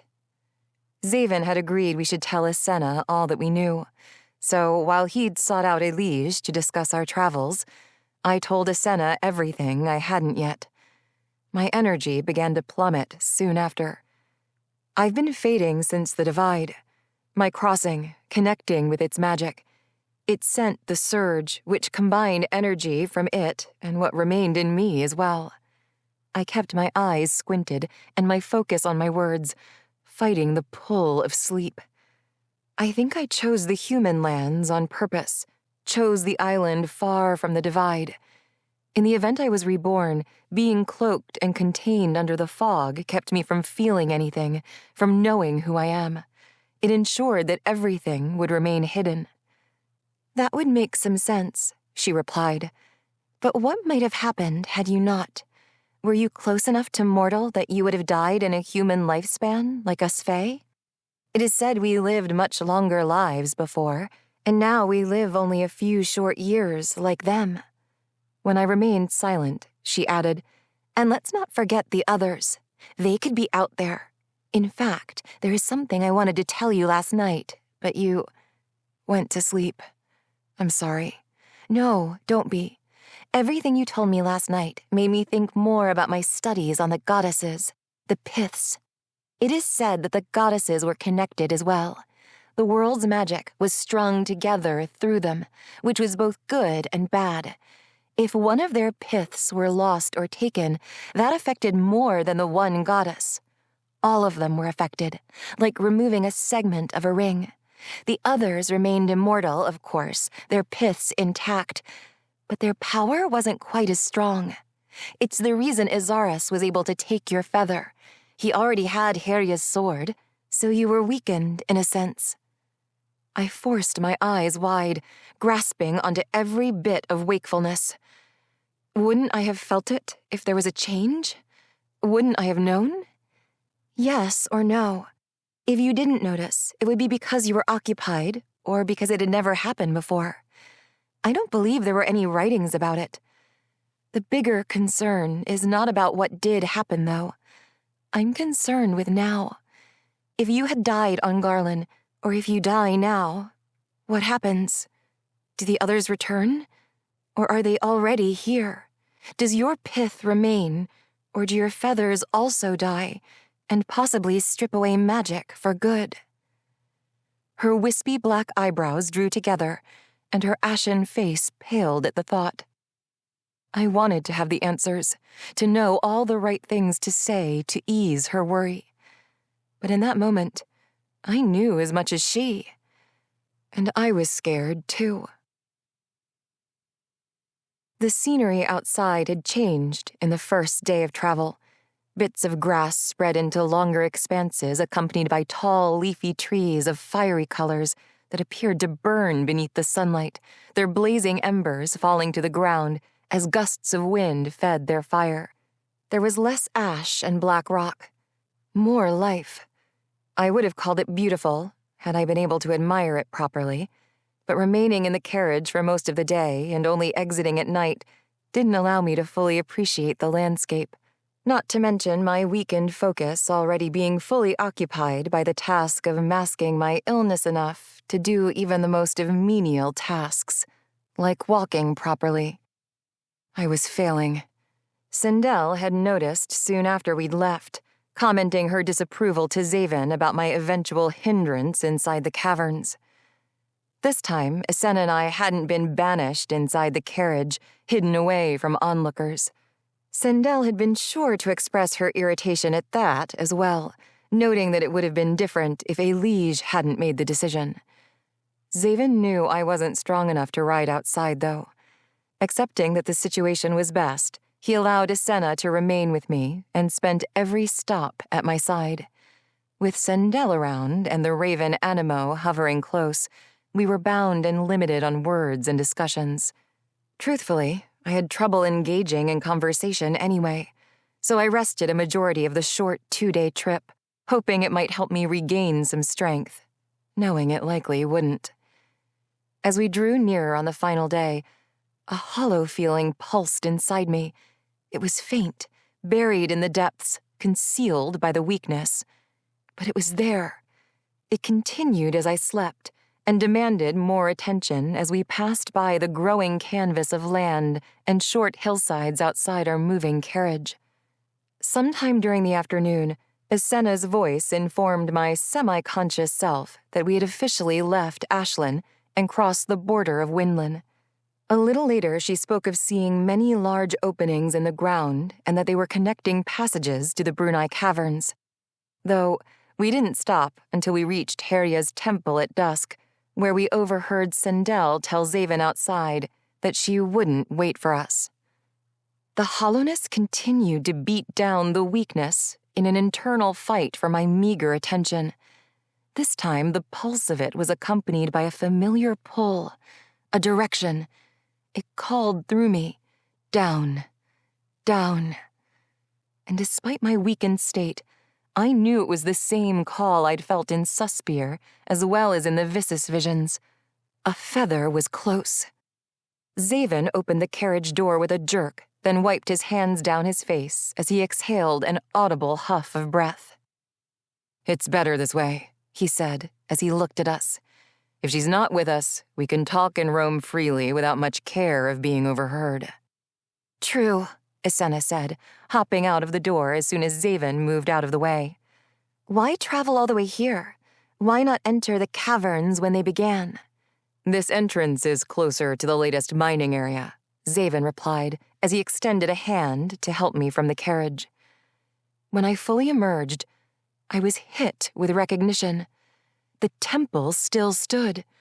Dirt and grass had taken over several lower layers of the temple's black stone steps. The rest were cracked and crumbled worse, years more worth of damage from what I'd seen in the vision. A few pillars had also fallen, taking with them parts of the roof they supported. I felt the hollow pull and its calling down again as I watched Xavyn begin to water the horses. "Vala?" Islain asked, possibly having said something my head had failed to acknowledge. "I was here," I said absently, and moved toward the steps without help, feeling an urgency to push myself. She followed me closely, and Xavyn rushed to meet us. Before I knew it, I was staring down at the battle scene in my head. The blood of Izaris and Verdandi no longer painted the stones. The landscape was dusk again, this time without the distant fires, screams, or dragon silhouettes. There were bones, though. Dull white pieces, arches, and a few crushed skulls the size of boulders, still lying in the field where they had slept when I'd flown away and ended it all. "Vala?" Xavyn whispered beside me, lightly grasping my arm. I turned toward Heria's statue. War and neglect had nearly destroyed it completely. The base remained in position, her feet battle-guarded in chiseled leather straps up to her cut-off calves. The rest lay in piles of stone all around, most parts indistinguishable. I was preparing to answer Xavyn until I spotted a smooth piece. After rolling it over, I wiped away the coating of soot for a clear view of the eye, cheek, and ear. Still in a squatted position, I looked past Xavyn, past the puzzled look on Islain's face, out over the temple steps to the horizon. The raven circled the sky, then swooped into the temple and landed on a cracked pillar in the corner. That was when it seemed to click. The visions, the piths and anchors. I started to stand, and Xavyn moved to help me, but I held up a hand, refusing to allow my weakness to impact what needed to be discussed. "Are we prepared for this?" I whispered, then inhaled fully as I steadied myself against the base of Heria's statue. Xavyn tilted his head and narrowed his eyes.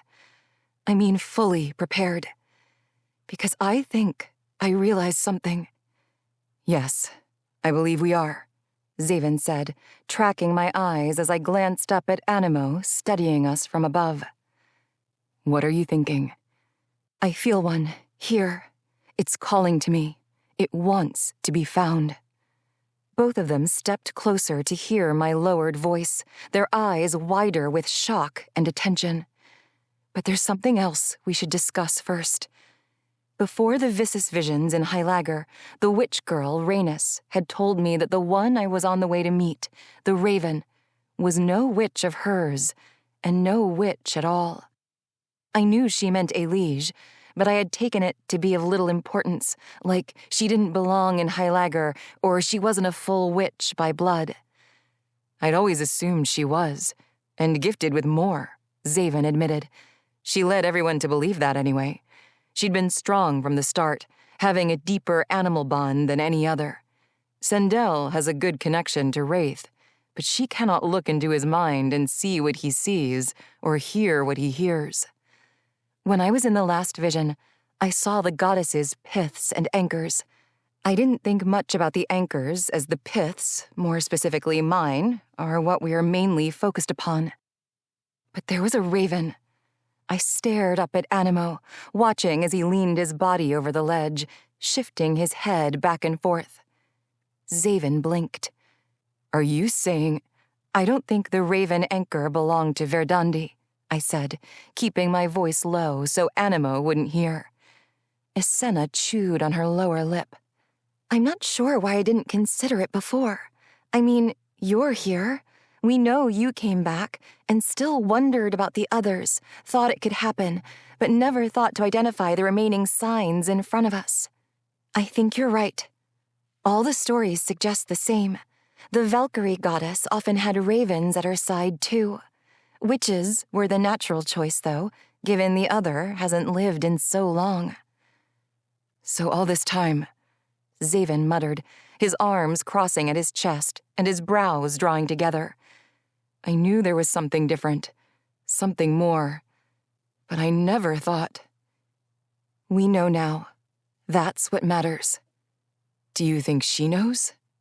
She knows, I said, leaning more weight onto the statue and taking in a deep breath. My body objected to all the activity, but there was no way to stop. Things were in motion. I'm no witch or fae, and she is obviously not as foolish as I've been. After what you mentioned in the carriage about all of us being connected, her lying in wait makes even more sense. She sent us here, even though Sendel objected, even though I'm obviously weak, and even though Asena's a Volaire. She seemed so at ease allowing you into Islain when all the others weren't as welcoming. Sending you with us only adds to that peculiar nicety, considering we've crossed into Windlin and could be spotted by others of your kind. Isena cringed at that, and I felt her unease. She didn't want to be seen by any of them either. She's found enough information, I continued. How much is impossible to tell. It would take us years to read the books she has collected. But we know she needs me to find my feathers. And also, Xavyn, do you recall her having a sword, Chiosa? She doesn't, Isena noted softly. Xavyn and I snapped our attention to her. She lifted her cloak with a grunt, releasing her wings to stretch. How do you know that? He asked her sharply. I know because I've seen it. It's kept in Volaire Palace, Isena retorted loudly. The raven squawked and fell from its perch, swooping into a dive toward us before pulling up at the last moment and flapping off into the growing darkness. Goddess damned, Isena said. I forgot that thing was watching us. 23. The current entrance for mining the Brunei caverns was at the southern end of the temple grounds.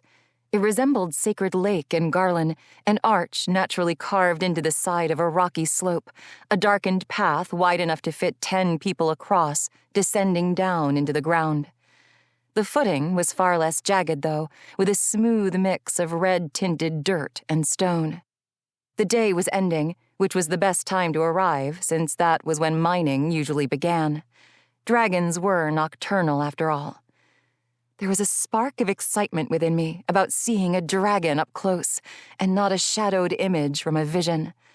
I'd read a good deal about them in Calden's books, too, of course. He'd had a particular fondness of them. I was certain the books wouldn't be anything like reality, though, because there was no way humans could have gotten as close of a look as other beings had, and lived to write the account. She's been searching for Chiosa and possibly a feather all this time. Now I know what motivated her, Xavyn said, gripping my side tighter to support me as we moved into the entrance of the cavern, passing iron carts stacked full of rubble. She could have had suspicions about it being with the Volaire, too. It's possible she's connected, and he feels it like Vala feels her feathers, but it's been too far away. Could also be why she wanted to usurp the king and queen, Isena said. Don't even try to offer this as some simple reasoning for the revolt. Your people have much to atone for, whether or not this might have been involved. Xavyn spat. I gripped him tighter, hoping to relay my support, while gently reminding him whose side she was now on. But the lack of energy within my fingers was less than threatening, because he continued. And since you've spoken up again, please explain why you only now decided to offer this information when you've had plenty of time to discuss things with Vala.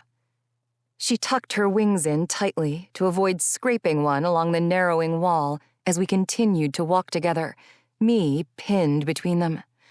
I wasn't withholding information. I may have had time, but there had been no reason to disclose anything like that yet. If I had known your mistress was Heria herself, maybe I would have said something sooner. Xavyn released an angered growl. Both of you, please. A screeching wail silenced us all and halted our movement. its resonance inside the cavern enough to shake dirt from the rounded ceiling and walls. A smaller echo followed. That was... Yes, Xavyn answered Islain. Now we should get moving before we are found. Which way? He asked me, as the first cavern split, and I pointed where the pull from the hollowness inside felt strongest. Do you think Sindel knows about Herya? Islain asked. Or any others of the council? Sindel might, since she's connected to the Vissus too. There's no way to know what it has shown her, or what information she has passed to Elige, I said with a labored breath. Xavyn looked at me sideways as if to suggest a break, and I shook my head. Rifim might not, but Devine would have to know, or at least suspect something. She's closest to her, Xavyn added. Herya's always been attracted to power. That's why she collected all of you and made you into a council. Allies in battle, souls on her side, Islain noted absently. Xavyn didn't argue. She was right in that sense. Elige wanted the beings with the most power, and she got them. But things had changed. We can slow down if this is too much, Xavyn whispered into my ear, sending a shiver through me. It shouldn't have been enticing, merely sweet, but even the caress of his air was enough to drown the weakness for a moment, desire washing all worry and ache away. No, I said, smiling at his tenderness before pushing myself harder, knowing we would have more time together after we achieved what we came to do. As we moved farther into the caverns, the temperature had elevated, and so had the darkness and noise. Grunts and growls, angered voices, metal clanking, rocks cracking. Spotting a glow of light, we stepped up to a notched-out hole in the wall and peered through. What I thought might be a small, hollowed room was actually an overlook into a massive area, large enough to fit half of Usli Castle. I leaned farther into the opening, my eyes focusing into the soft light of perimeter lanterns and the movement around them.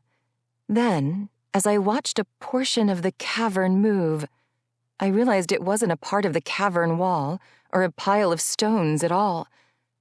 A dragon. Then 2 more moved, their bulky backs shifting. I slid a hand over my mouth to prevent any noise from slipping out. Their body size was equal to a full carriage, their tails doubling their length. I stared harder, longing to see more details hidden by the shadows. Workers hurried around at their sides, yelling to get them to move. As one swung a torch near, I realized why I hadn't identified them sooner. Where are their wings? Bound to their backs, Xavyn replied.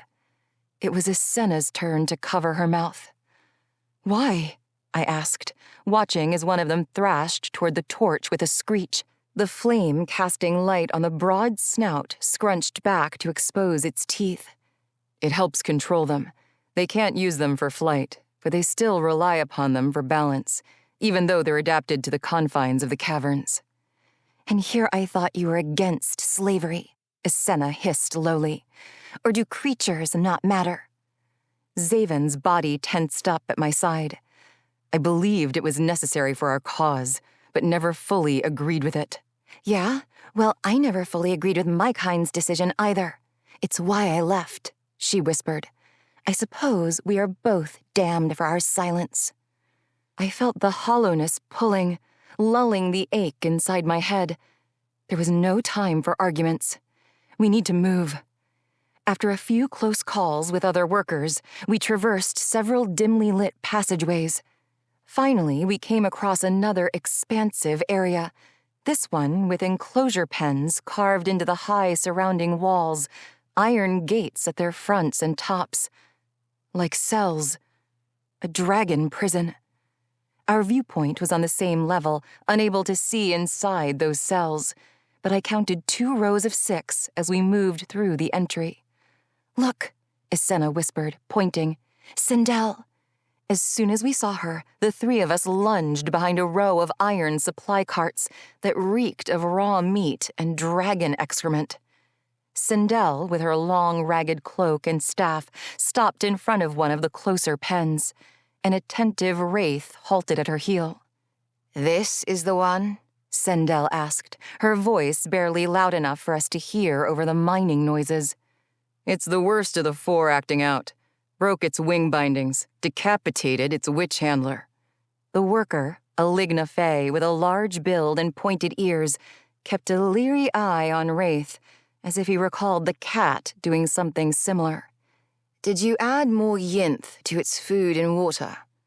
Yes, it worked enough for us to haul it back here, but it's refused to eat or drink since its head cleared this morning. Yinth. They were keeping them medicated, too, or at least the temperamental ones. I breathed in deeply, rasping lightly from the weakness and from the stench of dragon shit. The temperature of the room was no help either. It was stifling, weighing me down. I had never before been so affected by the temperature. Xavyn turned after hearing my breath. He wasn't the only one who heard, though. Wraith's ears perked at my sound, and his attention turned slowly away from Sendel and the worker. We all stooped a little lower behind the carts and stilled, switching our view from the gapping between them instead of over the top. Well, Sendel mused, then began to pace wordlessly. When Wraith turned back around, Xavyn squeezed my sides, drawing my attention. His lips moved, asking a silent, "Where?" I inhaled slowly with my eyes closed, hating the news I was about to deliver. I nodded forward, into the same room. Xavyn raised his eyebrows, then tipped his head in the same direction to confirm the bad news. I pressed my lips together, feeling weak and helpless enough already without adding the task of trekking through a dragon den. Xavyn closed his eyes and exhaled. Shall we send word to... The worker began. No, she's already on her way, Sendel responded, making Xavyn, Islain, and I snap our eyes to each other as we realized she was referring to a liege. Sendel spoke as if she'd known before we'd even left Usli, which meant a liege would be here sooner than we thought. Shall we move back to the main landing then? You go. Stay on track with the others and let me know if you see a liege or if Xavyn turns up. I'll check my storage to find other options for this one, she said, then turned to leave, adding a call to Wraith. Come.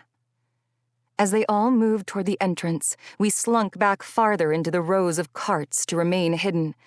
I went so far as to hold my breath as the dark cat padded behind Sendel with its ears perked up. When we were sure they were far enough away, Xavyn heaved me into a standing position, and we lumbered away from the stench. Are you certain it's in here? Not exactly, I replied, my head light from the sudden movement. But the pull feels stronger than before. Its calling is louder in here. Then we follow, Islain said, grabbing hold of my other side for support. We chose to stay closer to one side, treading as lightly as possible to prevent capturing the attention of any dragons. We were relieved when, one after another, we discovered the pens empty. All the dragons were working, except the one Sendel had talked about. As we passed its enclosure, we could see an outline of a snout and an eye, highlighted by a lit sconce beside the iron gate. It watched us as we passed, its dark scales glinting in the fire's light. "There's no other exit," Islain said, glancing around nervously. "We have to go a different way." "No," I said, feeling the call again. This time it thrummed loud enough to shake me. I stepped away from their grasp and followed the cavern floor. "It's here. I feel it. If it's inside the rock, we won't be able to get to it in time without being heard. It's impossible," Islain whispered, her tone pitched with worry. I dropped to my knees, ran my hands across the dirt and stone, and closed my eyes, feeling the pulse growing like a lonely heart's beat, reaching out for me. This is the main dragon den. There are others, but this was one of the originals when mining began. They chose to keep them housed where their original dens were found to maintain some form of comfort and reinforce the area with iron-caged pens. "I'm sure it's really comforting," Islain said behind me, wandering around as if she were hoping another exit would magically appear. "There's nothing back here," Xavyn stated. They purposely kept the dens with only one passage for entry to help prevent any escapes. Of course, Islain stated with a huff. And they keep them shackled and the feisty ones medicated. Sounds familiar. Here, I said, finally hitting the back wall and slowly pulling myself up onto my feet. It's behind here. How in the goddesses could we even possibly? Islain breathed. She was right. It felt close, but the wall was dense, and I had no way to tell how far beyond the feather lay. I slumped down, staring at the stacks of tools and equipment piled into the far corner. Straps, chains, clamps, and iron riggings that looked like they were built for large horse carriages. There were also iron harnesses with sharp, curved spikes, like bird talons fastened to the ends. We had tools to dig, but there was no way we had enough time. Someone would find us. Someone would hear. Well, Xavyn said, rushing over to the side wall and grabbing a pointed axe from a pile. This stone is softer than most, and I'm not waiting around. There's a chance we'll be found either way, so we need to try and get what we came for. He swung the axe and sliced through the stone harder than I anticipated. Crumbles flew from the blow. He swung again, and I released a sigh. Hope. There was hope driving his swings. I could see the determination in his face, focused eyes, pressed lips, tightened jaw. And then there was his body. He swung his cloak off after the second hit, the heat of the cave far too much to deal with while exerting so much energy. I stared in awe at him, wishing I could help, knowing I was far too weak to even lift a tool. Islain ran to the pile and started in on the wall beside him, keeping her wings tucked as she swung the axe with her tiny hands. A screech made us all take pause, covering our ears from the sheer volume of it trapped within the confined den. We looked back toward the entrance, seeing the problematic dragon hit the iron gate, keeping it inside its pen. It stopped for a moment, and Xavyn started back on the wall, muttering to himself angrily over having stopped. After he hit the stone a few more times, the dragon screeched again, then slammed its iron gate another time. It wanted out. The dragon continued the same pattern as Xavyn and Islain worked. They weren't at it very long before they had carved out a chunk of the wall, roughly the deepness of two people, one in front of the other. Then, following a swing, his axe stuck into the wall. He grunted as he yanked it out, then bent over with heavy breaths. Look. I peered around the alcove they'd carved and saw the hole where the end of his axe had been removed. It was a void. There was a hollow area behind it. My heart panged harder as excitement grew. "What's this?" a voice yelled into the room, followed by a couple of squawks, causing all of us to stiffen, then turn. A liege had entered. She removed the hood on her tan-patched cloak, revealing her sectioned locks of hair and a stern expression on her ivory face. Her ravens, Animo and Oris, hovered around her, then took off to the top of the cavern, finding indented perches. Sendel stood at her side with Wraith, and there were two other workers as well. All began to walk down the wide path between the pens toward us. "Now, Xavyn, out of anyone, I wouldn't have thought it would be you to betray me. I suppose even I can be wrong sometimes." His face fell, all determination extinguished in an instant, like unshielded lanterns in a flash storm. But what was an initial sign of defeat didn't end in acceptance. His jaw clenched, and his eyes glanced over at me. "I am forever yours," he said, then lunged forward into a sprint toward them, unsheathing his sword along the way. 24. No, no, no. I watched in horror as Xavyn rushed forward, showing only braveness in his steady speed and unwavering path. A liege merely watched him come, a small smile playing on her lips as she looked past him at me. I struggled to even hold myself up, unable to hide my weakened state. We were undeniably at her will. Sendel looked on, watching much like a liege. Though, with her scarred lips pressed tight and her brow furrowed, she appeared slightly concerned with the situation. Was she conflicted in the thought of fighting Xavyn? The workers with them unsheathed swords of their own, but stayed their places, awaiting commands. I realized as Xavyn reached the midway point that he hadn't planned to engage with them after all. He lurched to the side and swung his sword onto the latch of a dragon pen, the only one occupied. They were all shocked as well, and suddenly there were shouts of "No!" while all of them, save a liege, began to run to stop him, Wraith included. No, I whispered to myself, transfixed with the nightmare playing out before me, and then I felt Isenna grab onto my shoulder. "It's the only diversion we have," she said. "He's given us more time. Hang on." She grabbed hold of an axe and continued where he'd stopped, doing her best to ignore the chaos unfolding behind her. I wasn't sure how he did it, but a moment later, before Wraith was within pouncing distance, the pen gate burst open, and the most terrifying creature I'd ever seen burst through. Thin gray scales reflected the firelight with its movement, though there was a darker reddish color like the cavern stone shading on the top of its head and neck, and lower on its legs, too. Its long neck and tail swung around as it opened its wide jaw and screeched louder than it had before, shaking the dirt from the walls and along the ground, forcing everyone in the area to pause and cover their ears, abandoning all attack plans. It faced our opponents and whipped its tail around, connecting with Wraith with an audible thud, launching the panther cat high into the air. It twisted around and around, attempting to right itself, before it crashed into the wall close to the ceiling and fell back to the ground behind the supply carts. Sendel shrieked, but continued to back away as the dragon stepped forward, stretching its unbound wings. "Come," Xavyn said, his hurried steps stopping at my side, then lifting me up and half dragging me to where Isenna continued her progress on the wall.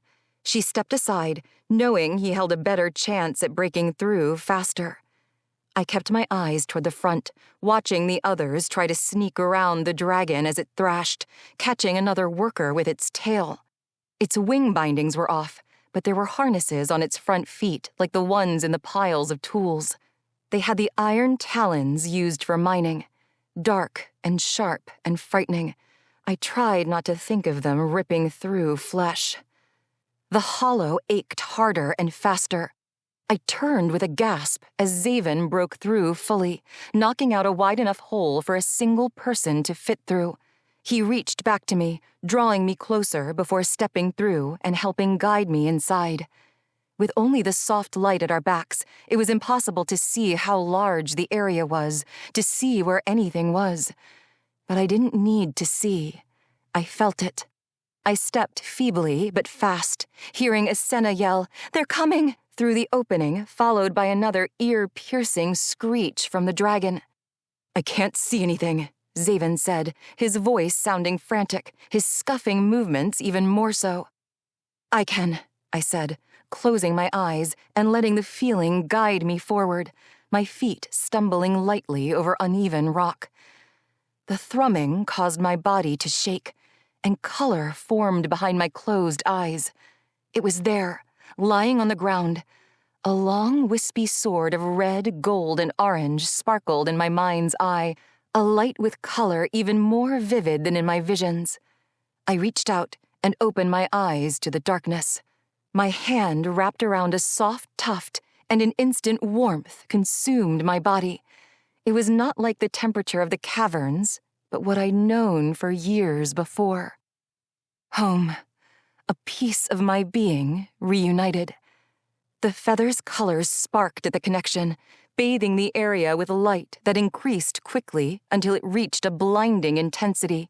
The energy swirled around me as the feather crumbled to ash within my palm. As soon as the last speck of light sank into my skin, tears slid from my eyes, and a massive surge exploded from within. Screams of all pitches attacked my ears immediately, including enough dragon screeches to make even the caverns quake with fear. My first attempt to move was fruitless, the whole of my body locked up by the occurrence. Though there was no pain and no weakness shrouding me. Feeling my skin crackle, I glanced down, only seeing darkness. Xavyn's rough scream met my ears, and I lurched toward him successfully. The soft light from the dragon's den guided me to his body, which writhed and seized uncontrollably. "Alessra," a smoky voice called through the noise, and I knew there was only one who would be capable of calling out after the surge. If all went as the divide had, it would take some time for Xavyn or any of them to awaken. But he would make it, I reminded myself, as I reluctantly dropped my palm away from his forehead and made my way back to the opening of the den. Esena lay inside, her wings spread wide over the floor, her stiffened body shaking the loose stones beneath her back. In the center of the room, one worker and Sendel were also in the same condition, while another worker lay motionless on the floor. The dragon had fallen onto its side, and it too shook lightly. Elige hadn't been affected like the others. Her feet were spread wider than her hips, and she smirked when my eyes finally met hers. "I've waited so long for this. For you." After knowing nothing and scouring all the books I could find about our once immortal lives, I knew you would find the pieces you left behind. She reached an arm up and ran her other hand along it, as if feeling for an external change. "You knew," I replied to her admission. "Look at you," she said, ignoring my statement and taking a few steps closer since I'd stopped at the edge of the pens. "You already look more like your true self, shedding that protective barrier." I glanced down at my hands. What I'd felt before was my thickened char cracking away, peeling back like spent layers, exposing more of my red-orange skin. Of course I knew. There is no being in the world like us. Not fae, witch, or mer. Not human. She scowled, the whites of her teeth showing beneath her scrunched upper lip. "What do you want?" I looked around as the noise and movement from the bodies quieted. "I want what you want, to be whole again, for this whole world to be what it once was. In order for that to happen, your feathers need to be found.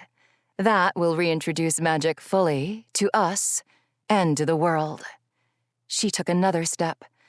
"We can help each other achieve that. If you were interested in helping, you would have talked to me as soon as I arrived in Islain. You wanted me to find it here, but you wanted it for yourself." She smiled, tipping her head back with a shrug of her shoulders. "Magic will only fully return when the feathers are reclaimed by you, the one responsible for taking it all away. Why would I want to have one?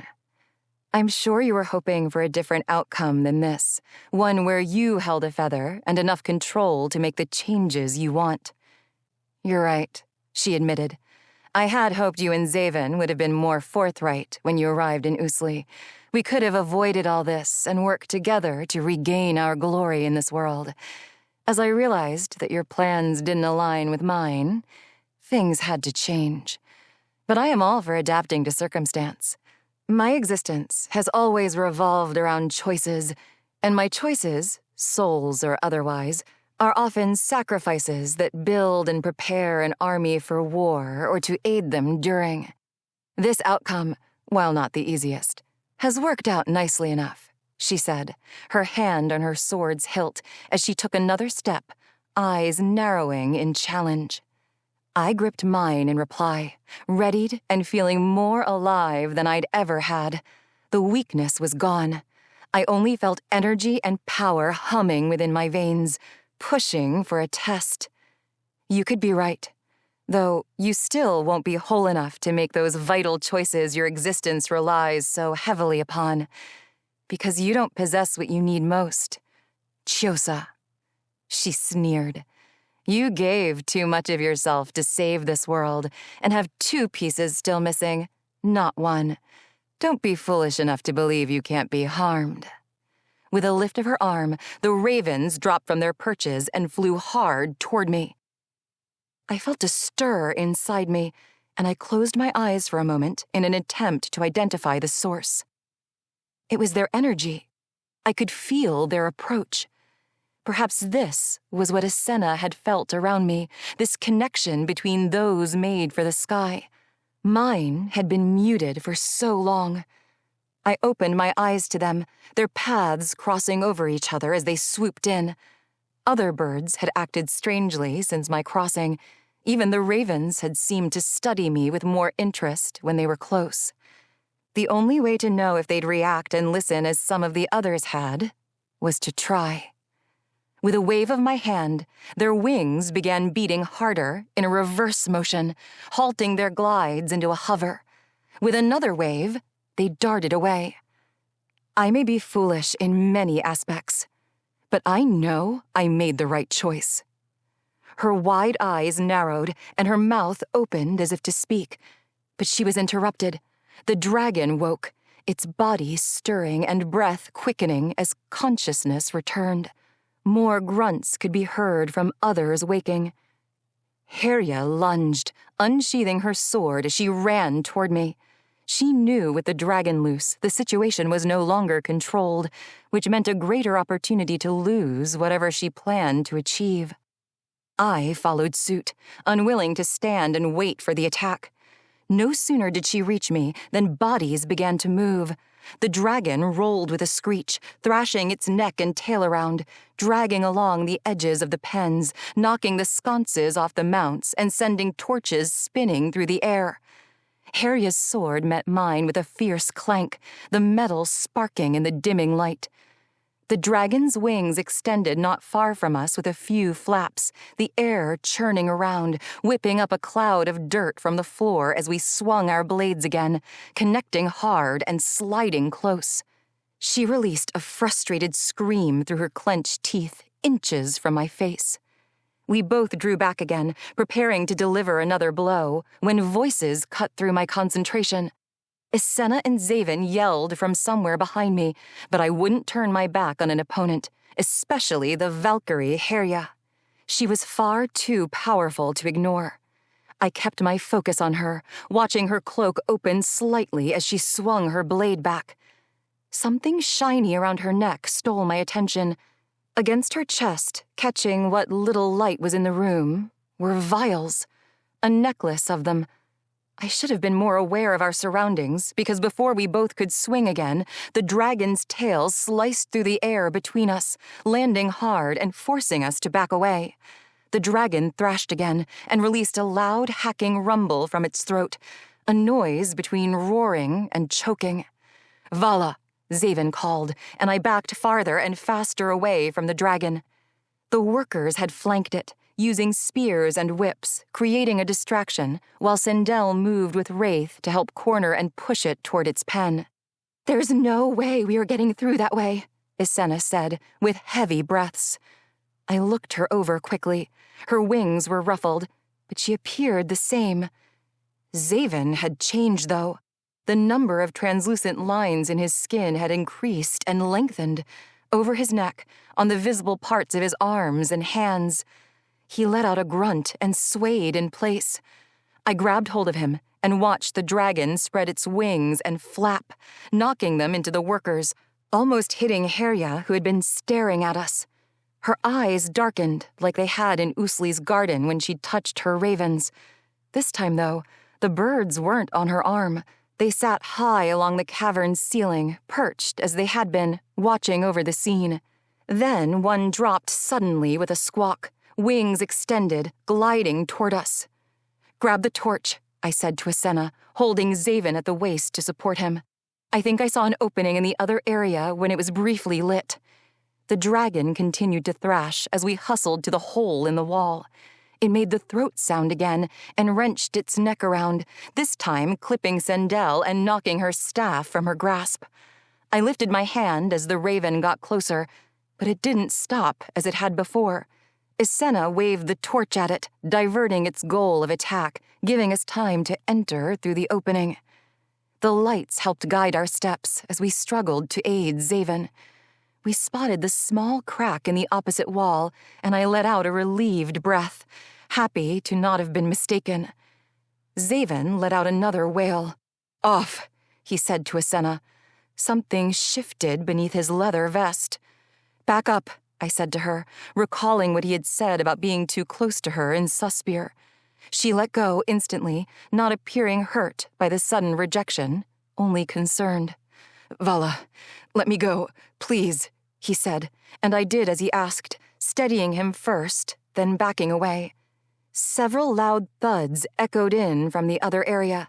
Then the dragon burst through the hole we'd carved into the wall, opening its wide mouth with a screech and turning its head, seeming to look for us. There was no time to run or attempt to flee through the narrow crack in the wall we had yet to even investigate. The dragon dipped its head low and started forward at us.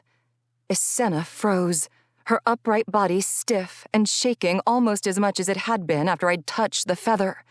I shoved her aside, hoping to prevent her from being trampled. When I turned to do the same to Xavyn, I was too late. The dragon skidded to a stop, its face almost crashing into his.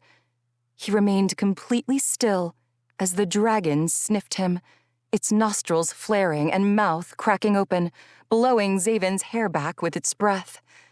It made a gruff throat noise, then tilted its head and clamped its mouth around Xavyn's body. 25. I moved to draw my sword, in such shock I hardly understood what was happening until Xavyn said, "I'm all right, I'm all right," while the dragon swung him around to its back and dropped him. It let out a small screech, its right eye staring at us, expecting something. "Grab on," Xavyn said. The dragon didn't wait. It jumped a few steps and swiped its front feet at the wall, the sharp iron talons harnessed to its feet, carving through the stone with little resistance, like a dagger through a melon. Asenna and I looked at each other, then behind us to the silhouettes standing in the wreckage leading to the dragon den. Sindel and Wraith emerged, as did the raven, which flew through, preparing to attack again. There was no other choice. As absurd as it was, we had to trust a dragon to escape the caverns. We ran behind it, leaping over loose stone and staying clear of its massive, swaying tail. The raven dove in and snatched at our heads, locking its talons into our hair a couple of times while we ran. The next cavern area was about the same size as before. The dragon stopped to swipe its iron-covered claws at the wall, and Asenna and I used the opportunity to mount it. While Xavyn kept his grip and position between the wings, he hadn't taken his eyes off us, ensuring we hadn't fallen behind. The dragon didn't even flinch when we jumped onto its rear end and climbed our way up its back. I couldn't talk. None of us could. It was as if we were caught in a dream, afraid to utter even a single word in case that simple action ended it all. We all looked back as the dragon cleared another wall, seeing Wraith's silhouette move into the area we'd left. Then the dragon tucked its wings in tightly, forming somewhat of a cradle around us as it pitched forward and began to run. There were several hollowed caverns and tunnels the dragon had to break through before the final wall. It tore through all of them with nearly as much energy as it had the first, and we held on without question, because there was a chance we wouldn't have survived otherwise. Soon we were bathed in moon and starlight, our noises cutting through the silence of the night as the dragon hurried away from the ruptured hillside at our backs, sprinting through a stretch of flats toward a thick wood and snow-covered peaks glowing in the far distance. Heria's temple was nowhere in view. A shadow shifted through the air alongside us, giving chase. It glided overhead before flapping hard toward the dragon's head. The raven. It dove in again, aiming its beak at the dragon's head, its eyes. The dragon whipped its neck, connecting with the bird and knocking it away for only a few moments before it was at its side again, trying to blind him. We were helpless. The dragon continued to run, its body movements rough, jostling around enough to keep us digging our fingers into the fine cracks of its scaly back to hang on. The raven struck again and hit its target. The dragon screeched, shaking its head at the pain and flapping its own leathery wings in a wild spasm. When the raven shifted to the other side, the dragon swung its head again, this time bounding into the air at the same time. There was a lift beneath us. Its wings reacted and pushed the air down, and we rose off the ground. Before the raven had a chance to twist away, the dragon snapped its jaws closed around it, cutting it in half. Distracted by its catch, the dragon failed to focus on its wings or its feet and crashed into the ground, tossing the three of us off its back. I landed, tumbling over, and finally stopping not far from the trees. "Whoa!" Isena's voice carried from somewhere. I couldn't see her, only the dragon and Xavyn sprawled out on the ground. I crouched at Xavyn's side and heard Isena again. "Oh!" Finally, I looked up and watched as her wings turned, twisting her body through the air, her silhouette blocking out the moon above. "Wonderful," Xavyn said impassively with a cough, drawing my attention down to his face, while his eyes were pinned on Isena's flight. "Are you all right?" "Are you?" he asked in return, sitting upright, rolling his shoulders and stretching his arms wide. "Feeling better than I have in a long time, actually," I stated, watching Isena land a few feet away, tripping over her feet and rolling onto the dry, reedy grass. "Isena?" "I'm fine," her voice replied, her body hidden. "I am also, though my reaction to the energy is still severe," Xavyn admitted. "And the dragon..." It lay close by, breathing hard and shaking its head, its eye bothered from whatever pain the raven had inflicted. "The raven... Animo," Xavyn said, pushing up from the ground and checking his belt and sword. I did the same. It was from the feather, the surge. She can control them. He started walking toward the dragon. "She may have gained that power, but there's only one left to control now." They both responded to me at first, didn't attack. Then she realized the change and had full control of the one, and my slight connection was useless. "And this one? What exactly happened in there?" he asked, as stunned as me. "You saved her." Isena stood up and approached us, running her fingers through a wing to smooth down the feathers. "You were the one who opened her gate. She's a clever girl." "Girl?" I asked, watching the dragon rub its face along the reeds. "Yes, it's dark, but I noticed in the cavern. They haven't changed much in these years, aside from their size and lack of magic. I learned about them in my schooling. The females are sleeker built overall. It especially shows in their faces, since the males tend to have more spikes around their jaws." "She's right," Xavyn said. "I've only been to the caverns twice, but I learned some things in council discussions in case I was needed to work there." "She watched us digging into the wall. She knew we wanted out," Isena said, switching her attention to her other wing. "Will it come with us?" "Hard to tell," Xavyn said, stepping forward some. The dragon tilted her head to look at him, then tipped it back to the ground and exhaled a deep breath. "That eye," I said, matching Xavyn's movements. "It'll need to be covered if she comes, even if the injury isn't bad. And we'll need to find some water soon. She'll probably wash it if given the chance." "And you need to name her," Isena added. "If she comes. They only had numbers on the pens." Xavyn turned his head to her and gave her an incredulous look. "It's not my pet, and I'm not sure she should come along. We've just crossed one of the goddesses and have another with us, who has ears and a mouth," I interjected with a raised brow, not willing to fall back into being a guard in that manner. I was no longer invisible. He eyed me with a smile.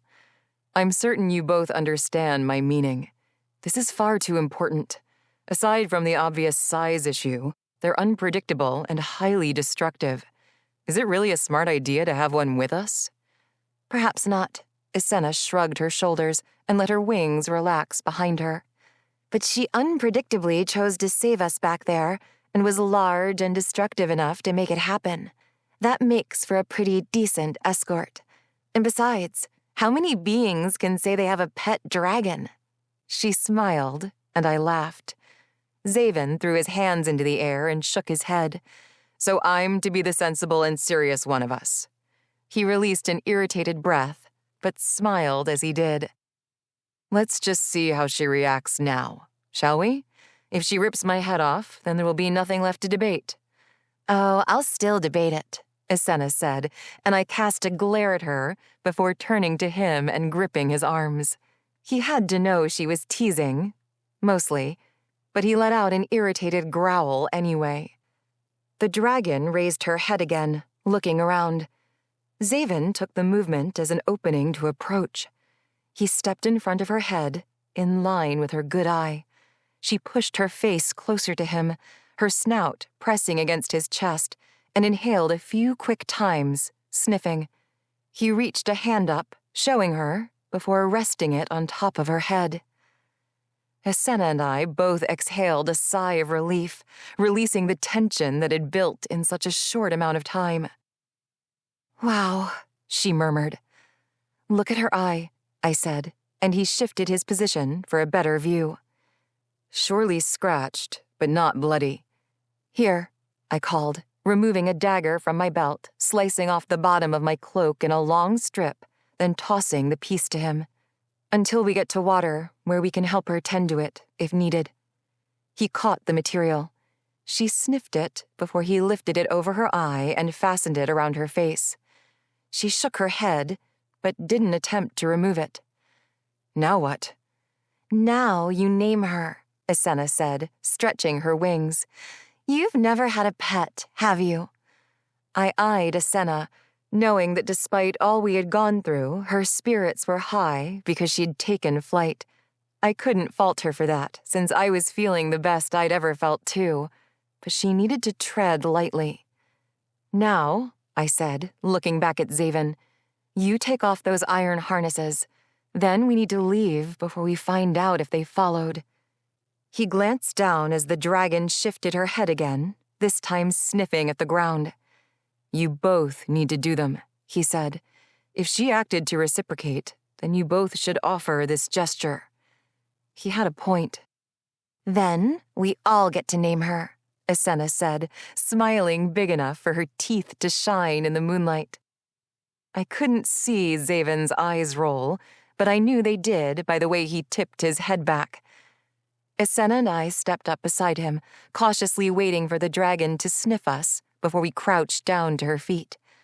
With both of us at her sides, she opened her mouth and released an uneasy snarl. We backed off a moment while Xavyn touched the top of her head and whispered words too low for me to hear. She settled again, and both Islain and I went to work, unlatching the iron brackets and unfastening the leather straps around her ankles. When the harness was free, I slid the iron talons off her toes and pulled the entire piece away. Islain and I moved back to Xavyn and held up the harnesses for her to see. Xavyn nodded. We should go. Leave those. Even if we needed them, I wouldn't make her wear them again. I smiled as Islain and I dropped them on the ground. Then I reached for Xavyn's hand. He moved it away, but grabbed my arm at the elbow. I'm still trying to control it. It'll pass again, like it did before. I need some time. His eyes told me enough, as I was sure mine showed him the same. We started off in a fast walk, all of us checking back over our shoulders to see if the dragon would follow. We kept it up until we reached the edge of the wood, even calling to her a few times to be sure she understood we were leaving. She lifted her head to watch, then set it back down. I guess that's settled, Xavyn said. We can only hope she doesn't get... Here she comes, Islain said with an excited jump and clap of her hands as the dragon galloped toward us. As much as Xavyn wanted to be conflicted, to be relieved the dragon wouldn't follow, I saw a tiny tilt of his lips. I have an idea for her name, Islain added. Since she accepted each of us, we each give her a letter. V-E-X. Vex? Xavyn asked as the dragon slowed to a stop in front of him, dipped her head, and nudged his shoulder with her snout. I like it, I said. Good. Fine. Vex she is, Xavyn confirmed, resting a hand on her head as he looked up at the clear sky. Now, let's get moving. I have a feeling traveling won't be as easy come daylight. 26. We cleared the wood during the night. We tread lightly, remaining as quiet as we could, so as to not attract anything within hearing distance or those who could be tracking us. There were unusual sounds all through the night, though, sounds I'd never heard a forest make. Even Xavyn and Islain had commented about it. We all surmised it had to do with the feather. Many things had changed, including us. What do you want me to say? That I shouldn't have opened the pen? Xavyn asked, then tossed the last bit of berries we'd collected into his mouth before discarding his shirt onto one of the boulders lining the river's edge. We'd found the river sometime in the night and followed it until reaching a stretch of plain that veered away from the wood. Without even discussion, we knew our only direction was north to Azaras's ruins, what I'd seen in the Vissus vision. Xavyn had gone over our options to get there. The first route was the easiest, yet most visible. It followed the river inland, northeast to Amito Pass, the main path used to access the isolated Eternus Palace, now Azaras's ruins. Not many traveled there anymore, but there was a greater chance to be seen by Volaire lookouts, wandering farther than their normal posts along the Nepia Mountains. The alternate route was across the stretch of plain, a narrow path hidden in the cliffs of the Eternus Mountains. It was the one we would take. Islain had stayed with Vex near the edge of the wood to wait while Xavyn and I went together for his turn to wash up. There was a chance we wouldn't see a large body of water again for a while. I stared at his bare skin, mesmerized by its lines even more so beneath the dawning light streaming through the tree canopy. Would you have given up so easily? He asked, drawing my attention back to the conversation while he removed his pants. I shook my head, having a hard time focusing on anything other than his physique. He was a thing of beauty in his own skin, drawn with intricate lines and scars of struggle, sacrifice, and torment. I didn't think so, he replied, watching me as he removed the last of his undergarments and walked into the water. Vex could have killed you as soon as you opened her pen, I said, stepping closer, thoroughly besotted. He stood where the river was cut deep enough to cover his waist and crouched to wet his whole body. When he emerged, he smoothed his hair back and wiped the water from his face, releasing a pleasured sigh. The water was cold, runoff from the early snow in the mountains to the north and east. I'd tasted it during the thirst of the night's journey, and it was refreshing. I was sure it felt good on his skin, too. You were worried? Was it that you wouldn't get to kiss me again? He asked, his lips pursing, then stretching into the alluring smile I'd come to love. Yes, I replied with a smile of my own, following his playful lead, trying to ignore all the doubt and worry rushing through my mind. Maybe more. More? He asked, raising his eyebrows and running his tongue under the edge of his upper teeth, but he made no attempt to move closer. I toed the edge of the water with my boots, hating that I couldn't walk in beside him. After having plunged my hands in during the night to scoop the first refreshing drink, as Xavyn and Islain had, I'd only burnt my flesh once again. I'd used my dagger's scabbard after, preventing any more unnecessary pain. But it was the least of my worries. See, you have that look in your eye that tells me you're willing to walk into this river to be with me. It's a different circumstance, yes, but I also saw the life-risking version when your Volaire friend tried to strangle me in Suspiir. You would have jumped in if I hadn't stopped you. I know the point you're making. I would have done the same in the caverns if it were you. I'm just questioning everything at the moment. I was also terrified at the thought of reaching the feather. I knew it was our only hope to escape, but I also knew what would come after. You could have died, or Asenna, or Amias. And while I'm thankful, you are still here. Others died as soon as I took back part of myself. I won't diminish their deaths with excuses. It is a tragedy that some will die in order for the world to be right again. But even if there had been a choice for you before, that time is past, he said, wading out of the water and grabbing his clothing. He pulled on his underclothes, then wiped his hands dry, before pressing a chilled palm to my cheek. But what if there is? What if I decide not to get the other feathers? Her power grows as mine does. Perhaps it's best to stop now. Let the world settle as it is. And hide from her forever? Guard the feathers and her sword so she's unable to gain any more power from them? That won't stop her from trying to attain them. She has a goal, one she's been working for since her youth or since she found out who she is. His eyes closed, and he grunted a little. I tried to pull away, save him from any more pain, but he kept hold, running a thumb over my lips. It's all right to feel sorrow. It's all right to feel pain. And it's all right to be frightened by what awaits us. But we cannot stop. I'm most afraid of losing you, I admitted, sliding my hands around him, wanting to be closer since he wouldn't let go. I knew what awaited us. I knew what might happen after I took hold of the next feather. The vision from the Vissus had been too real to ignore, and it frightened me most of all.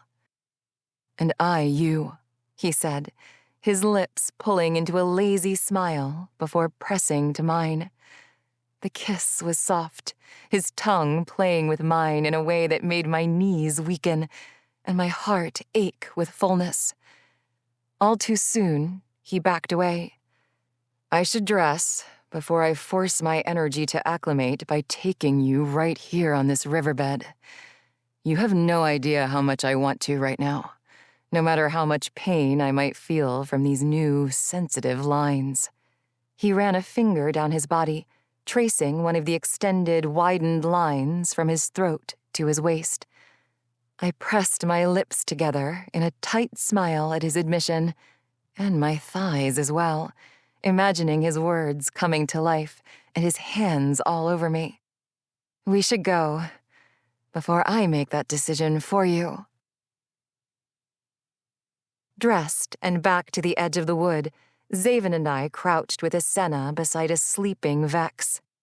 During the night, when darkness and shadows blended reality and dreams, I had trouble believing the dragon was real. Staring at her in the daylight, though, all of her details were highlighted and impossible to ignore. Her light gray scales overlapped intricately down her body, with wide bases that angled like sword tips into dull points. Beautiful, lithe armor, essential to her form.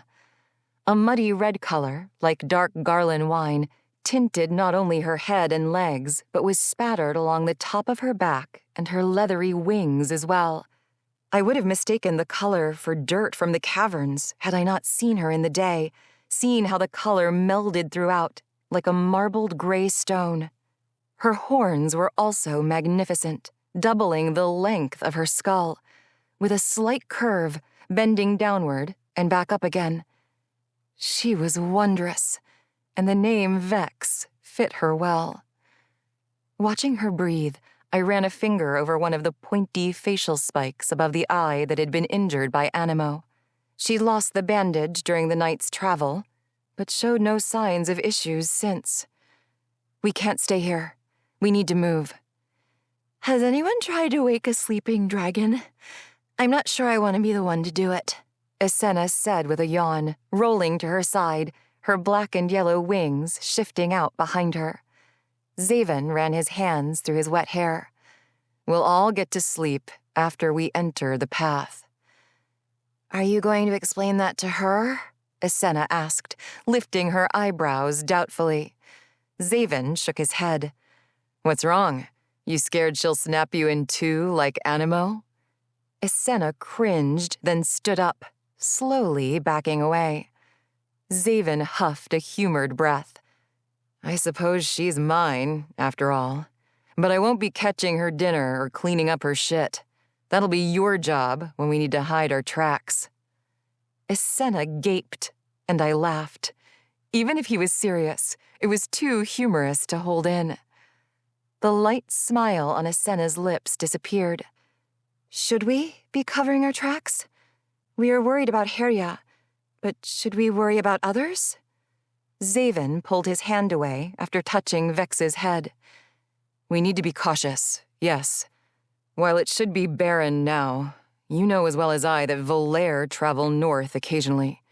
They know this area has been a last resort for many Amido, my family included. The light in his eyes seemed dim, and I knew he was not only concerned with the possibility of seeing Volair, but that he would be returning to the area he'd called home for a time, one he'd left long ago.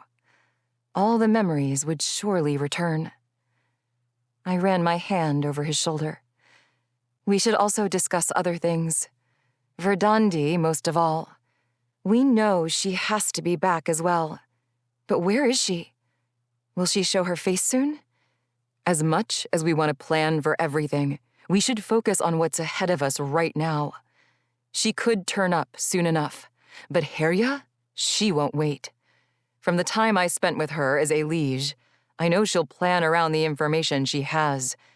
If nothing comes of us and our progress with the other feathers, she'll go for her own pith, Chiosa. So she'll attempt an attack on Volair Palace? I asked. You've both said their palace is well protected, difficult to even gain access because of the mountains. How will her army do standing against it with far less power than she planned to acquire? She'll try any way she can. Diversion. Or a secret incursion, persuading other solitary Volair who might have means and access to what she wants. We have to assume anything is possible. That's why we need to move now. We'll sleep soon enough. I thought about Herya, the anger so plain upon her face as we battled with our swords. And then I thought of what else I'd seen. Xavyn? I grabbed his arm again before he could touch Vex, drawing his attention back to me. She wore a necklace beneath her cloak. In the cavern, it was a chain fastened with vials. I'm certain they were from the council room. The pillar. His eyebrows pulled together. Blood oath, Islain said. You made a deal with Herya and didn't know. Xavyn ran a hand across his forehead and took a few steps. She must have thought she could use them somehow. I don't know any lore involving her with oaths, only her use of Chiosa to choose those who died in battle and of claiming souls for others when needed. I was sure we were all thinking what they could be for, but I couldn't bring myself to talk about it again with Xavyn. While the Vissus visions leaned toward truth, he didn't care to acknowledge the one I feared most, the one that was coming next. Chirping high in the trees drew our attention to the sky. Birds. They were waking in the early sunlight. A few had gathered in the treetops above us, and more joined, singing notes of their own while circling above. Xavyn cut his eyes to me and raised an eyebrow. I shook my head, not having to read his thoughts to know exactly what they were. Goddess-damned birds. Vex, Xavyn said, ending all conversation to do what we needed to do most. Move. 27. We slept a few hours in a crevasse of the cliff, bodies pressed against the sharp, solid stone, not long after having entered.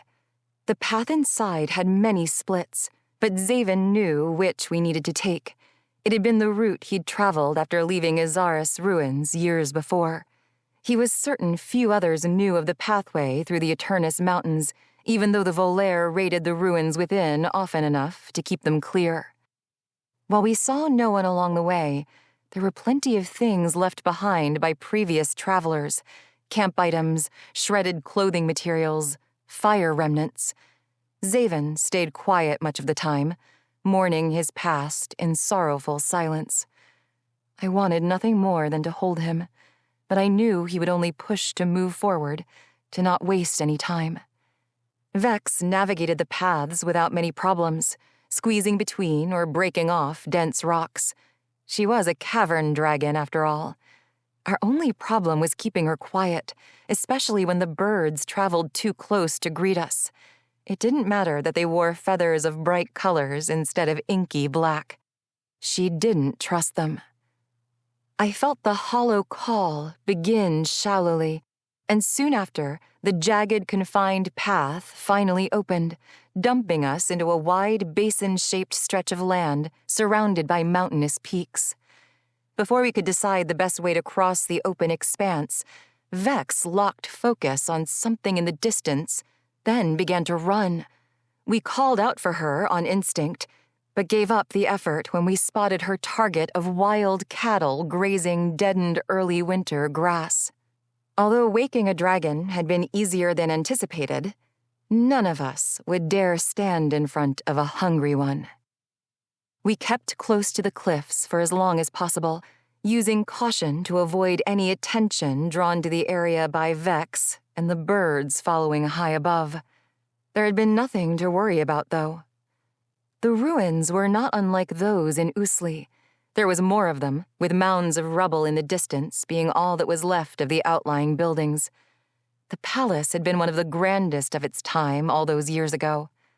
Gray and white stone had been taken from the mountains for its foundation and walls, carved with detailed flourishes for columns and accents.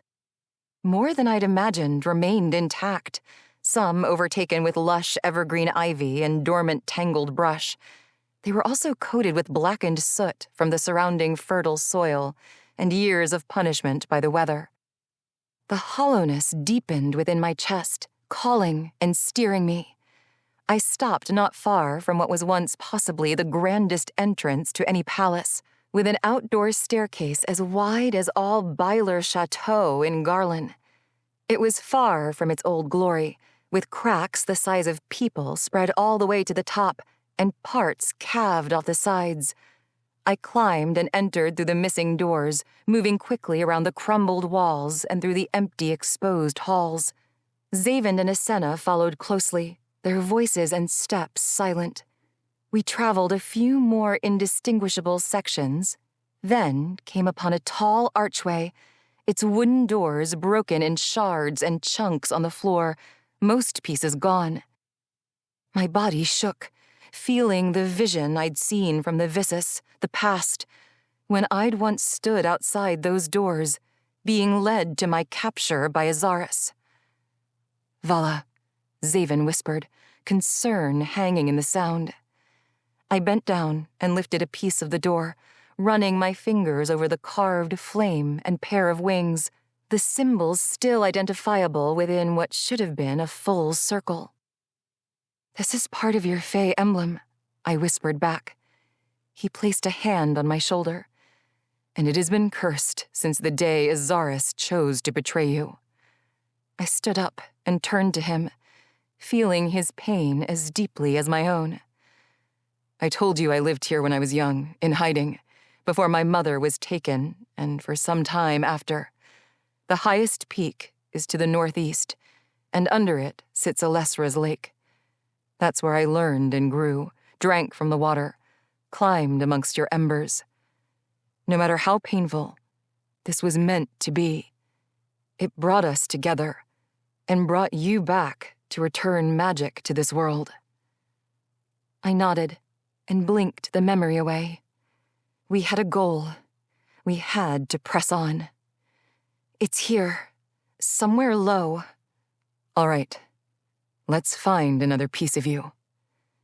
We moved through the throne room, and while I tried to ignore the images of all the dead Amito in my head, I still chose to walk far around the base of the cracked dais, where they had taken their last breaths. Questions stirred. Why would I choose the places I did for the feathers?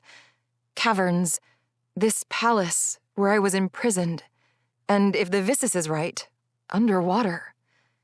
Islain stepped to my side. If you were unaware of what would actually happen when your life cycle ended, the choices could have been for many reasons. One thought would be to keep them hidden from anyone, especially Herja and Verdandi, to keep them from being discovered accidentally. Another reason might add to your thoughts of why you chose Garlin to keep yourself away. You could have chosen the places as an extra preventative measure. I would surely look in this place. Really, though? I can see how it affects you, how it has affected others, too. No one wants to come here willingly. Like Xavyn said, like the Amido Fae emblem, their home is considered cursed. She moved with me around a fallen wall into the next room fully open to the sky above. Birds swooped around the few covered corners of the room. We heard a screech and watched as one of Vex's wings flew past the opening overhead. The dragon's den explains itself. No one would want to go looking there with some dragons surviving. And the sea, the city of Expier, you knew the Myr were no longer able to go there. But how would I have? You were reborn to your true form after stripping magic away, the goddess bird. You had to have changed to make the visit to Volaire about Calem. Then you returned to your true form and dropped your feathers, able to continue your life cycle after. But when the end was near, you chose a human island, knowing if you were reborn without your feathers, you'd automatically take on a mortal form, with no more life cycles. Vex screeched somewhere farther outside. "She's looking for us," Xavyn said. "I have to show her where we are so she doesn't keep crying. If you find it, wait for me." I nodded, then continued through the palace with Islain. We came to a section of wall that had toppled over an opening, but I felt the pull from below.